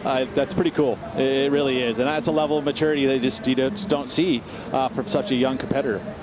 Solid set as the women are finding their way in the lineup. Oh, this is nuts. Yeah, it's. I mean, again, we're supposed to see it peak tomorrow. It feels like it came a little early in my eyes. I feel like that we'll probably see the peak happen throughout the night. That's my gut feeling. You know, maybe we'll wake up, it'll be double the size. I mean, it's surprised us already because Monday wasn't supposed to be pumping as much as it is right now, at least from what I was looking at forecast-wise. Surfline was calling it that it was going to show up today. They're right. You know, you generally look at what the buoy's still growing from the south of us, so ultimately I feel like it's going to grow through the night. And fingers crossed that we get to have the next couple days some good surf, because we got some southern hemi at the back half of this week, which will, again, change the conditions. It'll be a different type of Huntington Beach, but at least there's going to be waves. Have you paid attention much to the wind forecast to know if we possibly would have better conditions for our afternoons? Yeah, unfortunately, I think we're going to have the similar wind that we're going to see now. I mean, this time of year we start to see these, you know, west-southwest winds. Kind of, it's an eddy wind we get from around the corner of the islands, and then ultimately, as the progression of the day goes on, we get the northwest winds which blow in the afternoons here. But again, we're on the south side of the pier. It just adds to the element of challenge. So bring it on. These surfers are ready. It's the Challenger Series, right? Let's challenge them. Let's challenge them. Well, taking on the challenge in true form was Sophie McCulloch in that last heat. Went strength for strength, building on that score line. Let's catch up with her now and AJ McCourt. That's right. It's always a great day when you're doing 2 interviews in the same day. It means you've had a pretty successful one. How did your second heat compare to your first? I was pretty happy I didn't have to do a run around, so yeah, I'd say it was better. I was pretty rattled at the start though. I had a good section and I just fell on my turn, and I knew it would have been a score, so I kind of just immediately started beating myself up, but I was happy I was able to be like, you know what, it's all right, there's plenty of time left, and yeah, stoked to come out with the win. How do you get yourself out of that space of beating yourself up, knowing, hey, that wasn't the way that I wanted it to work out, but there's so much more time? I think I'm trying to practice that every day, and just not being so harsh on the decisions that I make, even in just day-to-day life, not second-guessing everything I say and stuff like that. So I think that, developing that habit kind of just was generated out in the water, and try and not be my worst enemy and speak to myself the way that a friend would. So yeah, it's still a learning process though. I am my worst critic, but I'm working on it. Well, and it worked today because you're still here, you're moving on to the round of 16. What did you learn from today that you want to take into the next round? I think on my first wave I definitely bottom turned too deep, which I tend to fall into a habit of doing when I'm really excited to compete. So it's good to kind of make that mistake and still make it through my heat, so that I can just sort of have that in the back of my mind when I'm in the water next time, and depending on the conditions obviously, but looks like we get a day off tomorrow, so I'm excited. Yeah, enjoy it. We'll see you in the next round. Thank you so much. Thanks so much, AJ. I love that interview with Sophie. I feel like there's just so many different things that we could unpack within that conversation. Her mentioning that, maybe going too deep on those bottom turns. Pete, you had said the timing on those turns maybe just slightly late. Obviously making them. I think that it was incredible. I had chills actually listening to that interview. It was very intuitive, right? She was able to get through the mental aspect of it, which is the most difficult part, as being your most critical critic. I mean, I get that. It's so hard to be able to tell yourself, it's cool, you got this, and talk nice to yourself. She was able to turn that one around in a huge way, and then actually go into the technical aspect of it, which is another whole analysis that happens. And to be able to do that as a surfer at a post-heat interview is incredible. And I think she's even going to take that and go even a step further. She'll be able to review the actual heat on demand, right? We're going to be able to see heats in review, go back there, look at it again. I mean, if she's got someone with her that's going to be able to help coach, I mean, that's a whole nother element of growth. So, that was incredible. I loved it. Love hearing from Sophie. And I think also that age and that maturity coming into being able to make some of those decisions and to be able to think through some of those, some of those situations unfolding right in front of her. In her, early to mid 20s, as we see a big takeoff from our surfer in blue, Coco Ho. That was a solid size wave, just a little too late to it. Yeah, didn't get underneath it. And that might cost her some time here because of the fact that there's still more sets coming on top of her head. Strong paddler in Coco Ho. She'll get herself hopefully back out into the lineup. Down to 21 minutes on the clock. We do have a 6-point ride that has come through on the scoreboard for Caity Simmers. Getting off to a quick and early start with really the only score on the board so far. Coco now with that 0.20 as we take another look at this paddle. Yeah, just there was another surfer there, which kind of probably hindered her potential to paddle harder and deeper into it, because then she just tried to get to her feet with no speed and then got left with it. This is the replay of the 2-turn combo 6 from Caity Simmers. And I think that was probably a pretty good score for those 2 turns. I mean, they're liking her flow, obviously. Caity doesn't have to work too hard to get good numbers. That is so true. It wasn't the biggest wave. It was a little bit, it felt like a pretty good, I mean, obviously we haven't seen a lot of open face, so again, judges take into consideration that she had good wave choice there, but good wave choice doesn't exactly translate. It doesn't factor into part of the criteria. The surfing part does, which she was able to do. It was great flow on it. I give her that. But that was a pretty good number for what was surfed on that wave. That was a pretty good 6 coming through.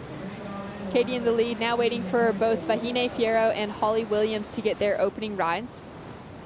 Vahine has had a pretty hectic couple of weeks. She had a big fall out at Chopu at home on a Roxy girls trip with a bunch of her friends and hit the reef really hard. She actually was out of the water for the last 2 weeks, unable to surf. Yesterday's free surf was her first surf back.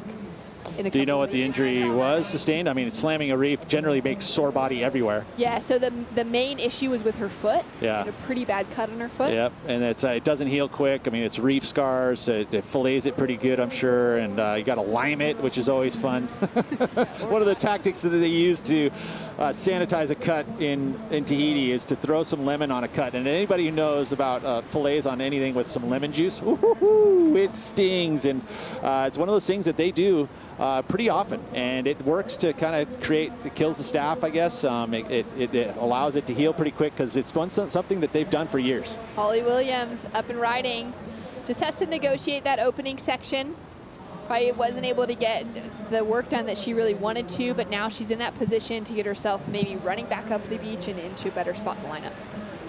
Well, and Vahine too, I mean, psychologically not being able to kind of warm up and be in tune here. So let's see how she fares. She's already into the second round here, but a golden opportunity to keep that ball rolling and keep that confidence building throughout this event. And finds that little inside connection for Holly. Bahine now, like you said, yeah, she's sitting out there with priority. She's got to kind of reshuffle things and get herself in that right position out in the lineup. It's interesting because when you look out there and you scan the lineup and you've got priority, you want to make a choice that you're going to get a high quality wave. Sometimes it you end up with the P next to your name, priority, priority, and you hear it from the commentary. You end up sitting around for a little bit, and there's sometimes opportunities you let pass that may have been an opportunity to get that 5.5 because there hasn't been any huge numbers yet. We're getting down to that 18-minute mark, so the trigger needs to be pulled pretty quick here. Caity Simmers on her way back out, looking to back up that 6-point ride. How much time did that take? You think about what happened at that point. I mean, that was a good 8 minutes. So the runaround's taken some time. And it's not easy, especially when you get all the way to the top up there, you're winded, or down at the bottom, I guess, if we're going down the coast on the south. But getting back out, generally, it really is up to the ocean, because it's not like you're going to sit there and time it from the beach and go, okay, have we just seen a set? You're not going to waste that time. You're just going to get out in the water and paddle out in hopes that the ocean gives you a little path, because other than that, it's not like there's a channel down there. So you're going to work hard to get back out into the lineup and get to a position where you're able to surf. You can see there's the buoy that marks the south end of the contest zone. So she's pretty far south, which means she's right in the zone there. She's going to be able to get herself probably an opportunity two waves before she has to probably paddle in from the pier, because that's what it seems like has been happening. Is that these surfers, they get near the pier, and then once you're near the pier, you're basically not going to fight it. At that point, you're doing runarounds. Yeah, they're just trying to turn and kind of get in as quick as they can if they can avoid having to go through under to the north side. Well, even the north side, usually you can paddle out along the north side, but the only person I saw do that was in our last heat. Was it Summer or no? It was, I can't remember. Leilani. Yeah, Leilani, right? Leilani was, I mean, she's Pavones, so she knows how to paddle. True. She's from that region that's like, a mile-long point. You got to learn how to paddle, so she's solid at the paddling part of the game. That's right, because she made that paddle up the north side, snuck across the south side again, and made the left heat into a really good wave. Yeah, and that's, again, where that's like, hey, you know what? That's skill, that's perseverance against the current, headstrong, and obviously physically fit. Yeah, that was really intense. We haven't seen much of that today. Oh, Bahine didn't get on the runaround as well. Right. She didn't even get a wave. So she's got suspended priority now. Oh, that's what that X. Okay, cool. Has yeah. Not stood up on a wave. I'm glad to get eyes on her now, because I was wondering, okay, she could still be out there, but deciding obviously to come through, got swept towards the pier. Well, the foot doesn't look too off. I didn't even see a limp there, so it must have been on the top part of the, not the bottom. Yeah, she said she was feeling kind of okay. I had a chat with her in between heats before she paddled out for this one quickly.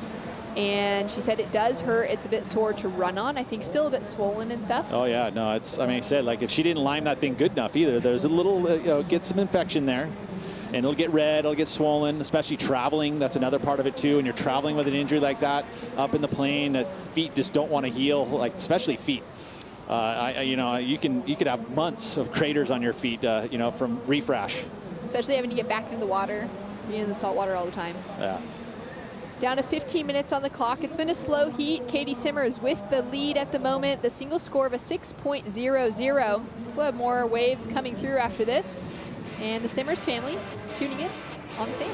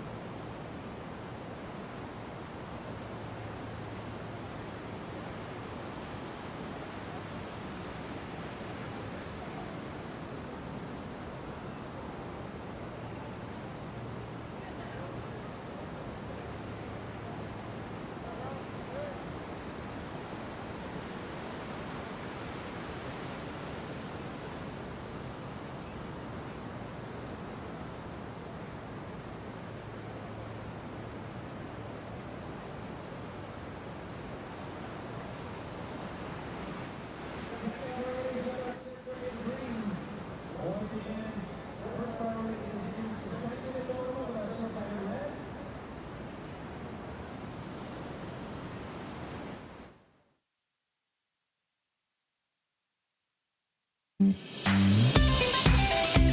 Vans U.S. Open of Surfing is brought to you by Vans, off the wall since '66. By Pacifico, official beer of the Vans U.S. Open of Surfing. Live life anchors up. By Shiseido, official sunscreen of the World Surf League.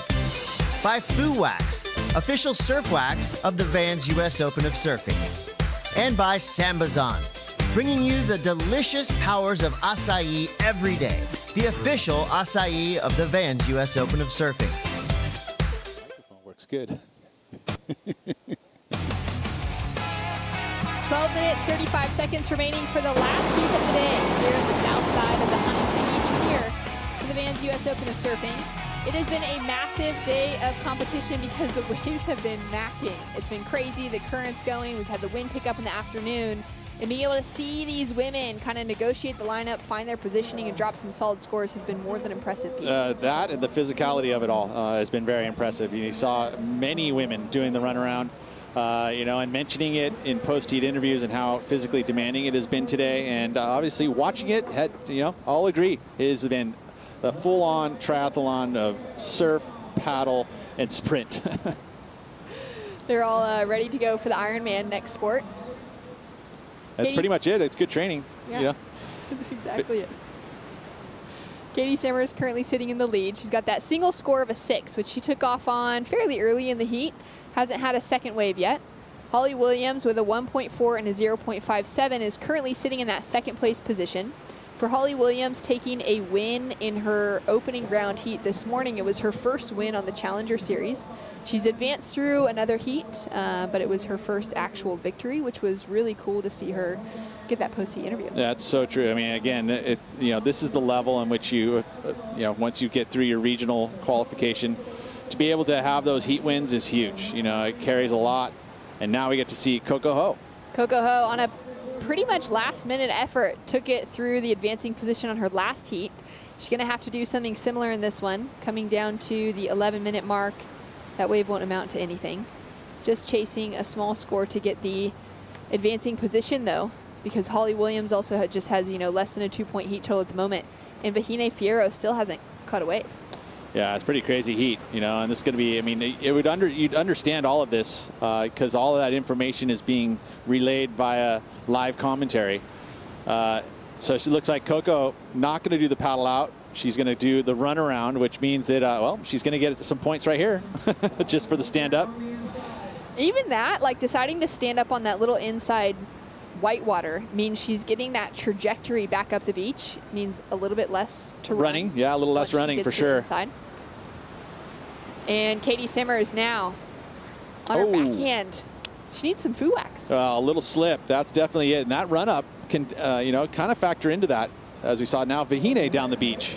So Vahine is now going to have a small score come through on the board as well. Again, they're starting to see a little bit of the urgency happening here as you're into this 10 minutes. No scores on the boards, both for 3 riders, really. I mean, you think about Caity Simmers now has left that door wide open. Just a 0.8 for that last score. And this is a funky heat. And these are these heats that happen sometimes, and you got to persevere. Right? You got to keep your head down. You got to keep focused. You got to do the next right thing. Even though all these mistakes could be happening, you feel like you're missing opportunities because you're missing waves or you're putting yourself out of position. And psychologically, you can play pretty hard on you. You can start beating yourself up, which we saw. So again, head down. There's still a golden opportunity to win this heat. I mean, the biggest number is 6.8 total. That's a pair of 3.5s, and you're taking the heat lead. So again, perseverance, focus. Get it done. Get this job done in this next 9 minutes. So much application available from what Sophie McCulloch was sharing in her post-heat interview. So true. It really is. I mean, again, this is another heat. The tide's dropping again, so we saw the wind seems to have abated a bit, which is nice. So the wave faces seem a little bit cleaner than at least at this angle. It looks pretty clean. We know that wind is there still, but it's evenings you'll start to see it kind of lighten up when the stuff starts to cool down a little bit. Hopefully that factors into this last heat. Down to 8.5 minutes on the clock. Coco Ho is currently in the lineup. She's been looking for that chance to requalify for the championship tour since falling off a couple of years ago. It's been kind of strange to have CT events running without Coco in the mix. Yeah, and I'll tell you what though, I mean, just in thinks of she doesn't necessarily have to be back on tour, at least in my eyes. I mean, her career has been so stellar, but she's really great, you know, just on our social feeds and you know, the fact that she's a Ho dynasty. I mean, really, she could be a free surfer and be very successful and help out the brands that she endorses. But I really, truly think that Coco wants it. She wants to be back on championship tour. She enjoys that part of the competition, and it's special to her. So I feel like if she just keeps at it, she'll get there. I think also with the changes that the WSL has brought into women's surfing and introducing an equal tour to the men's tour now, for someone like Coco, who had her entire career surfing waves like Huntington Beach for the championship tour, she now has the opportunity to requalify and to get to surf J-Bay, to go to G-Land, to surf Great Point Break. Pipeline. Of Sunset Beach, which she obviously, those two events right then and there, she could take wins and vie for a world title. So I understand the psyche on why you want to get back on that championship tour, because the waves are there to give her the opportunity to go for a world title. Yeah, and that would be, those are the waves that we would expect her to absolutely excel in, as Caity Simmers links it up on that first turn, looking so stylish and in control. Yeah, so again, just looks like it's effortless. It really is. And the way she approaches waves, it just glides. And it's not like, you know, you see surfers generally, they'll pump to get speed, and she just has this ability to time her bottom turns where she gets this acceleration out of it. The upper body doesn't move that much, and she gets this great acceleration. Taking a look here, a little late drop, she hops over it and then pops the lip. Good speed out of that. So this is going to be the second best number of the heat, easily. And she's going to take a bit more of a lead here with 6.5 minutes to go. And she's going to get the jogging shoes on again. Well, I wouldn't say the jogging shoes, but she's going to jog. She's going to jog through the sand, that soft sand as well. It's always very difficult. As she's on her way through to the inside, 6 minutes, 20 seconds on the clock. And going back to that conversation, Pete, that we opened up on around Caity Simmers and her, you know, getting qualification last year, deciding to pass it up, focus on some other things this year. AJ McCord, our field reporter, was just, you know, kind of chatting to me about it earlier today and saying she wonders how much Caity's been able to learn from that. Like, what is Caity's takeaway from the last 6 months of deciding not to compete on the championship tour? And I feel like that maturity level has really come with it. Well, psychologically, I think that definitely there's a maturity happening, and it's the age, right? I think there's this kind of tween to teen to, you know, young woman that's happening. But I think the decision that came from probably people around her as well as herself, but ultimately is it's like, hey, you got time. You're young, and again, throwing yourself on tour and traveling on your own, it's a big deal. It's hard, it's difficult.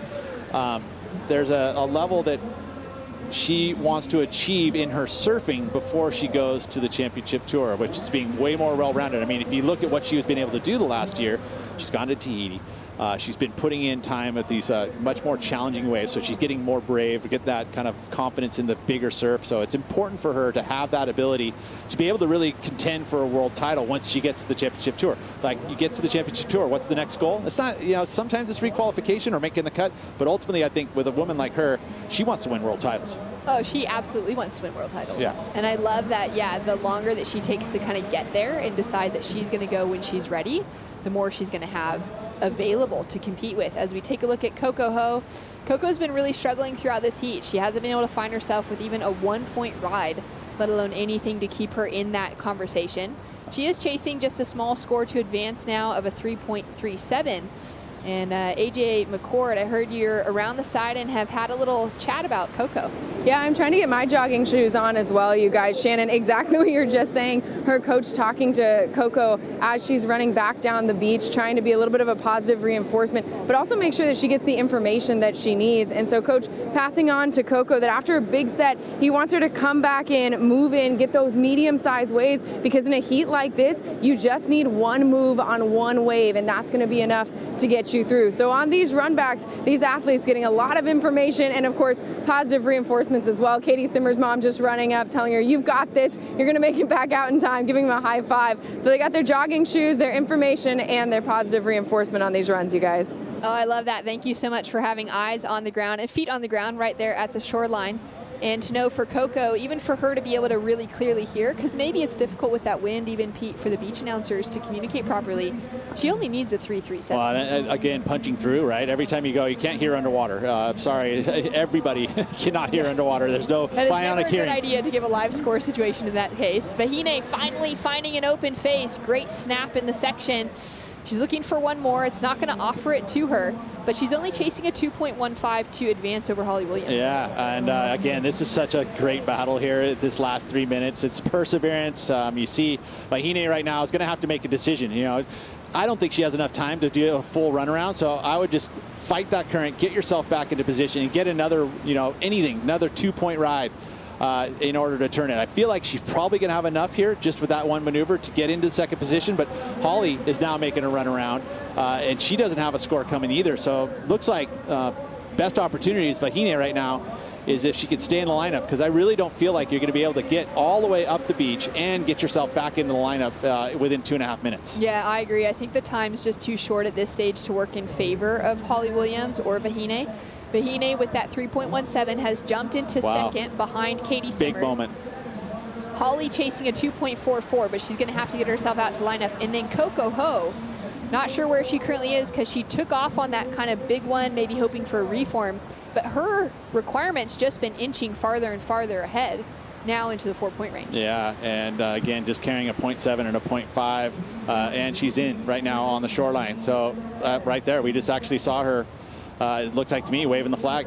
Wow, that is such a bummer to see her go down, where Holly Williams, just the opposite attitude as well right now, to just keep trying. Even if, you know, she doesn't make it back out there, she's going to give it all the effort that she possibly can. Yeah, give it the whole 30 minutes. Maddie Bemrose working with Coco. 1 minute 30, 1:30 to Yeah, go. I mean, you realize, you know how long it takes to get out there. You can't do it in 1:30. So unfortunately, that means that Coco Ho is going to be out of the event. There it is, done. Done and done for Coco Ho. Would have been chasing a 4.40 where it really was. The requirement was in that 1-point range. It was literally a 1.28, I think, about 2 minutes ago on the clock, with 3 minutes on the clock. And then it just ticked up to that 3-point, now into the 4.4. Caity Simmers did really well at the start of this heat to find herself with that 6-point ride, and then backed it up eventually with a 4.73. She's also fighting to get herself out there again. And then Vahine Fierro, I didn't know she had a chance. And then she found that big open face. She didn't get a huge score, but she got the job done to get herself into the advancing position. Well, and considering that we have Holly all the way running, doing a runaround, and you've got Coco basically waving the flag, Vahine is going to get herself a heat win. And I don't think she would be real proud of this performance, but she'll take it. She'll definitely take that advancing position. And at this stage, knowing whether the forecast is changing, it could be a little bit easier in the next few days when we see the women hit the lineup again. Yeah, fingers crossed. I mean, at least more open face, because today it was physically demanding. And I love that she persevered through it and kept that head down and that focus, because she's going to get rewarded for it. She's going to get an advancing position. Doesn't matter.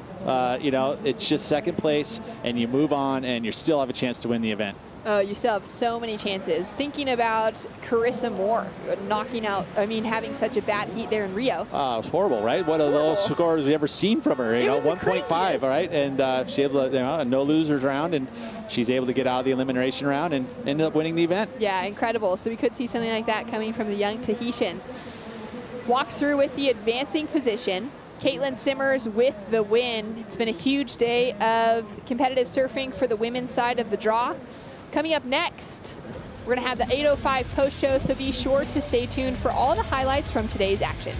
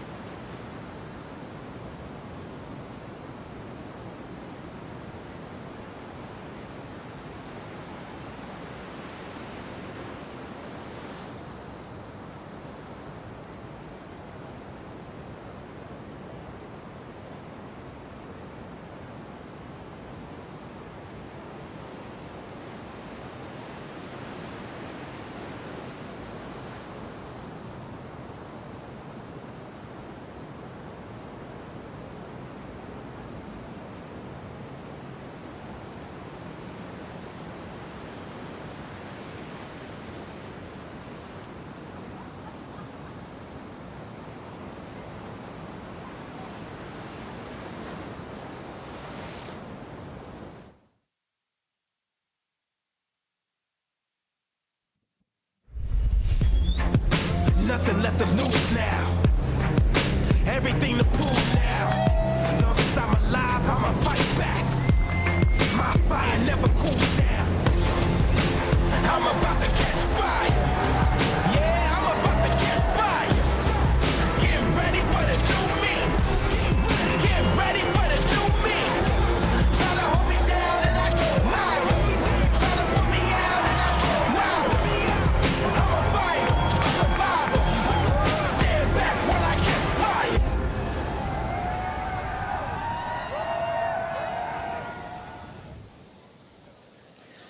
Well, the business of the day is done, but now it's time to have some fun. This is the 8:05 post show, part of the Vans US Open of Surfing.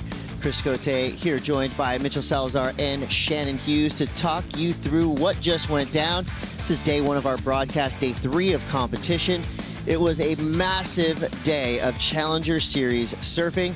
It was all women all day long. They did us proud. They went out there and did their job at a very high level. There was no easy heats throughout the entire day. We got through 2 rounds of surfing. We saw some incredible victories, some wild finishes. Truly a day that tested all of the surfers in the lineup, Shannon. It was crazy. Talking about the physical strength that it took to just make it through to backline, let alone then performing, getting up to their feet, actually pulling off really insane turns in critical sections today. It was not an easy job, and I'm so proud of everyone for just making it out there. Yeah, every surfer came in basically saying they just did a triathlon within a span of 35 minutes. Yeah, I think the most difficult thing for a lot of the ladies today was actually being in position for those good waves. I mean, you saw too many heats. They were ending up with less than 10 points, each of them, especially in the last one, too. Why weren't they there? Because it was so difficult to maintain yourself in a single spot to catch those best waves in those 30 minutes when you were out there. Well, we saw, of course, some of the biggest names in our sport take to the water today. One of those names, Courtney Conlogue, unfortunately did not make it through this heat. This was a wild one from the jump. We had Amuro Suzuki out there, who we always know puts on a great show, but I think I'm one of millions that is just shocked that Courtney Conlogue is out of contention, especially on a day that you would think plays right into her strengths. Absolutely, and great performance there by Suzuki, but Philippa Anderson, who hadn't really had a decent result so far on the Challenger Series, has come away with 2 good results here back-to-back at the Vans US Open, and looking good moving through the round of 16. But as you said, Courtney had a decent opener. She just wasn't able to find a backup, Chris. Yeah, that is a rarity to see Courtney Conlogue lose here on her home turf. But I'll tell you, these Challenger Series events are cutthroat. There's your final results of that round of 32, Heat 1. This feels like it was a week ago. Just went down this morning, and we already got into our next round. After this round, it was Amuro getting the win, Philippa Anderson second. Unfortunately, we lose Courtney Conlogue and a hard-charging rookie in Scott from South Africa. And I will say, throughout the day, big performances definitely were earned. Every surfer came in shook from their heats, and that's just due to the physicality you had to get through to make it through these heats. But one surfer who always seems to make it look so easy and always comes through with that chill attitude is Caity Simmers. She's standing by right now with AJ McCord. Yeah, Caity, you do always make it look way too easy out there, even in the most difficult of conditions. How did the second heat compare to your first one today? I guess my strategy was kind of the same. Yeah. I mean, it's kind of just you try to stay in the same spot because the current's pretty bad, but yeah, I don't know. I kind of just did a similar thing, just tried to get like one pretty quick so then you're not like stressing. Kind of like play it safe, I guess, on the waves because like you kind of only get 2 or 3 chances because it takes like a good 8 minutes or 9 minutes to like run around. So yeah. So one of the things that we've talked about with you this year is just you had that spot on the CT last year, decided to come back, do the CS. Obviously, this is a place you've had a lot of success, especially right here at Huntington. What do you feel like you've learned about yourself in the last 6 months or so? I don't know. I've gone on a couple little surf trips, just trying to, I don't know, improve my surfing, whatever. And yeah, I guess, I mean, I haven't really learned, I guess I've learned, I don't know what I've learned about myself, but I've just been trying to like spend time with my friends and family at home. And yeah, it's been cool. Yeah. Now, obviously, this year at Huntington compared to last year at Huntington, very different vibes. There's a big crowd. The waves are very different. But for you, how is this used maybe as like a checkpoint of like where you were last year compared to this year? Yeah, last year I was just like literally a wild card. Wasn't even expecting to be in it. And this year, I don't know. This event is crazy. There's so much people and it's pretty overwhelming, but try to find a spot where there's not too much people in the competitors area or down at the beach, I don't know, and then just try to do what I usually do. Yeah. Stay in your zone. It worked for you today. We'll see you in the next round. Cool, thank you. Thank you, AJ. Caity is awesome. And the question now remains, okay, both of you, starting with you, Shannon, can and will Caity Simmers win the 2022 Vans US Open of Surfing? Yes. Yes. I'm saying yes. That was very fast. I actually thought you were going to say Challenger Series. Is she going to win the Challenger Series? But yeah. I also 100% could see her winning this because the conditions are going to shift, and we've just seen her find 2 heat wins in really tough Huntington Beach, different than what she's mostly competed in here. And we've seen her take out wins on the QS and the Challenger Series level in really small Huntington, which is what we could see at the end of the week. I like that. So So you're going Vans US Open and the whole Challenger Series. What about you, Mitch? I say she can. I don't know if she will, though. I've seen Caroline Marks compete twice this weekend so far. I think she's the favorite to win the whole thing. She just looks confident. She looks very focused, but I do think that Caitlin Simmers is up there. I don't think she's faced the challenges yet, though, that a lot of the other ladies have seen so far, especially when you put her up there against the people that are a little bit more experienced. I'm going to be excited to see her compete and not only perform out here, but let's see how she can do in the quarters onwards. All right, well, good answers from both of you, and I'm glad that you dropped that name, Caroline Marks, because she was in the featured heat of the day. On paper, I mean, this was a final. This was basically everything that you wanted to see in a Challenger Series event. You had Caroline Marks, Lakey Peterson, Mahina Maeda, and Molly Picklum. I mean, right there, you've got junior world champs, you've got CT threats, you've got title threats, you've got rookies, and this heat really lived up to the hype because, again, on paper, this was by far the heat of the day. Yeah, and really impressed by Molly Picklum right there. I mean, she's come back from certain heats where she's had to gain momentum throughout the back end of the heats, and look at that, dropped a 7.93 for a single turn, one of the best turns we've seen all event long, and it was on a right too when we saw mostly lefts today. Yeah, Caroline Marks came in from that heat with an 8.5 and a 5.83, and she just looked so happy and excited to be competing again here in Huntington. That's it. I think the whole tone of Caroline since coming back to El Salvador for the first time back on the CT this year has just been happy and excited. She's really friendly and chatty. I mean, she always has been, but it's just this new level of kind of lightness about her, which I think is really great to see as far as everything else that's been going on. But now to see her translate that into really high scores heat after heat is really cool. Stoke can work wonders for your surfing. And if you want to get stoked on something, it is this. It's called We Are One Ocean.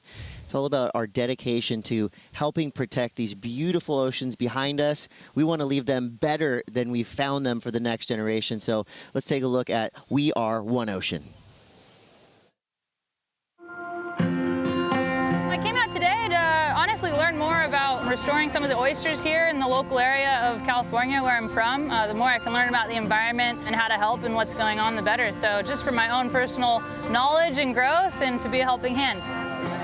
We Are One Ocean is a global initiative to inspire our global surf community to protect and conserve our one ocean and preserve the future of our sport.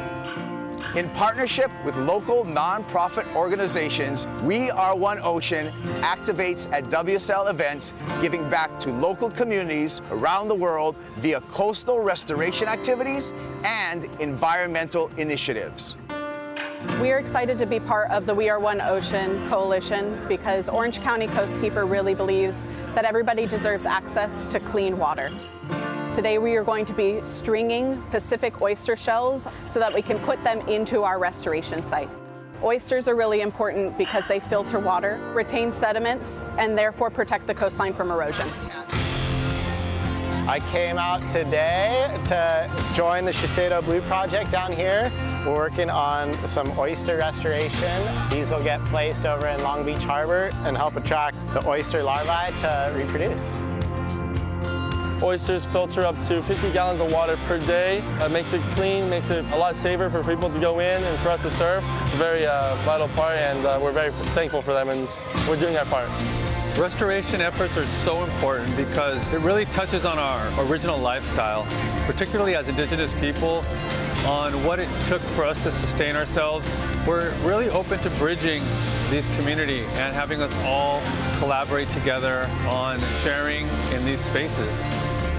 Something amazing that WSL does is it brings the community together, you know, to come here and to have an organization that will give back to these oceans here locally.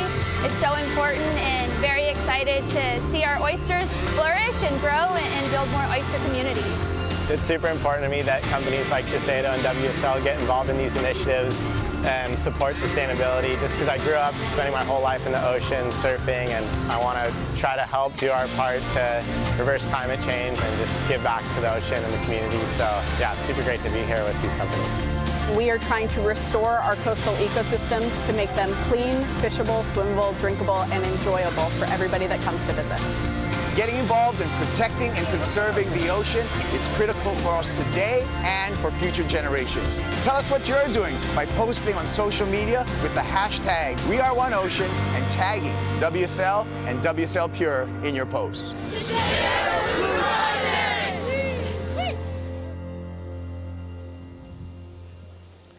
And you can get involved at weareoneocean.org. That's really cool. That's just something that I had no idea about. I love oysters, eat them as much as I can, and to see that right there, just to know that they're really giving back and, you know, putting something actual physically back into the water to help protect and sustain our oceans is awesome. So thank you, Shiseido, WSL, and of course all the surfers and volunteers that gave their time to that special project, which will be ongoing, and we'll tell you more about that as it progresses. But let me tell you about what's going to happen in the very near future down here tomorrow at the Vans US Open of Surfing. If you're watching from anywhere in Southern California, Arizona, Nevada, wherever you are in driving distance or whatever, hop on a flight, get down here tomorrow.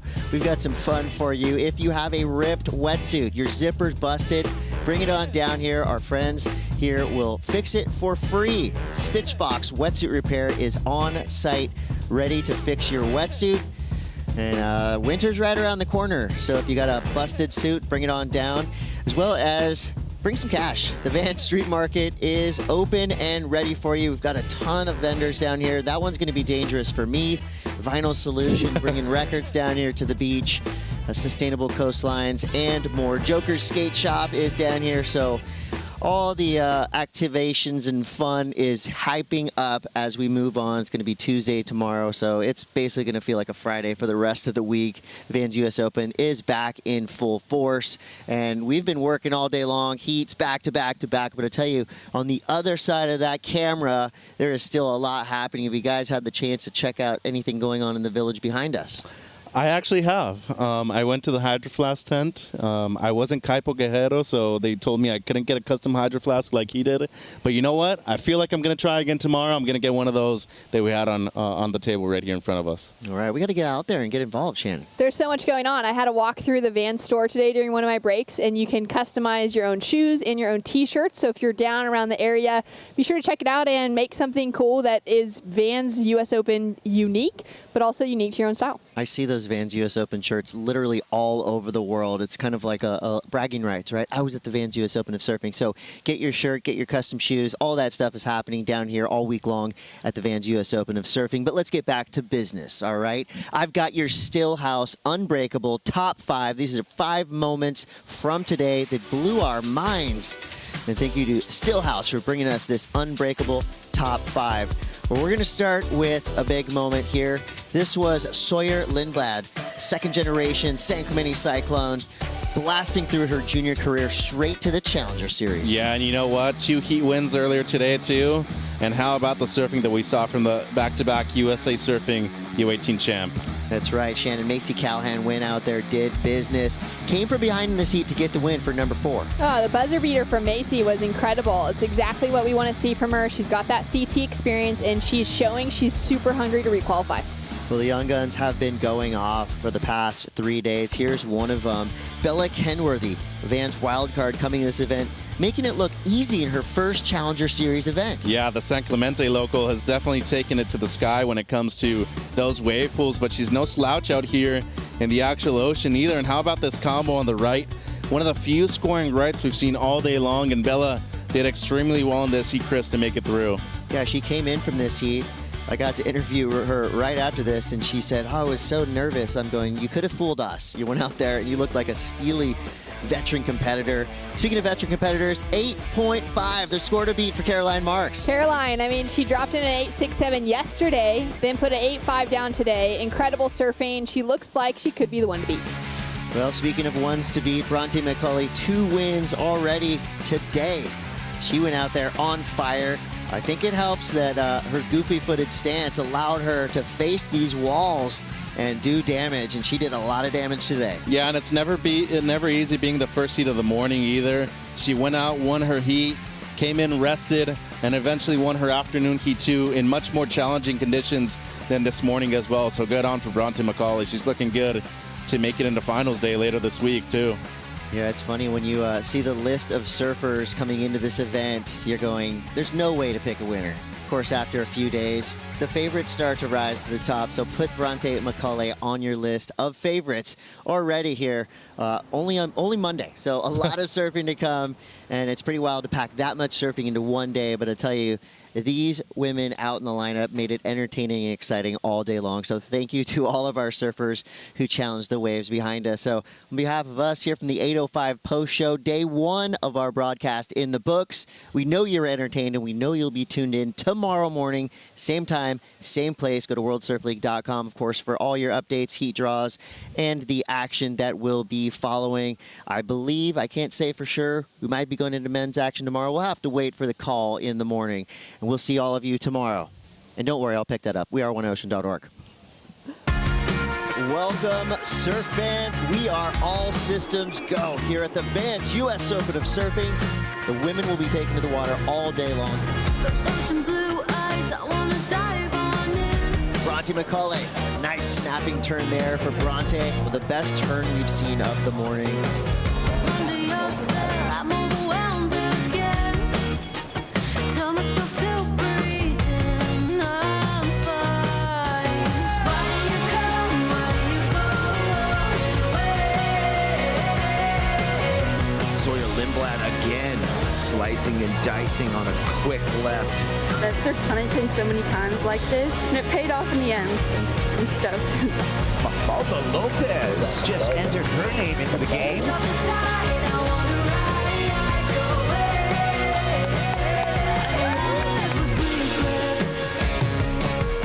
Whoa, that was massive. Don't let it set on us.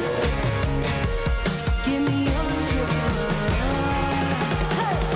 Holly Williams, nice snap off the top there. Caity Simmers, dominant performance here. Throws the fins. She's looking real good. Right. The business rolls on. This is the round of 32.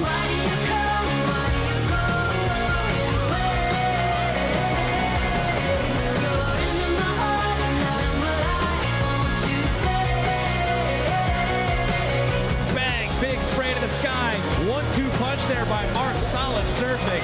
Molly Picklum, boom.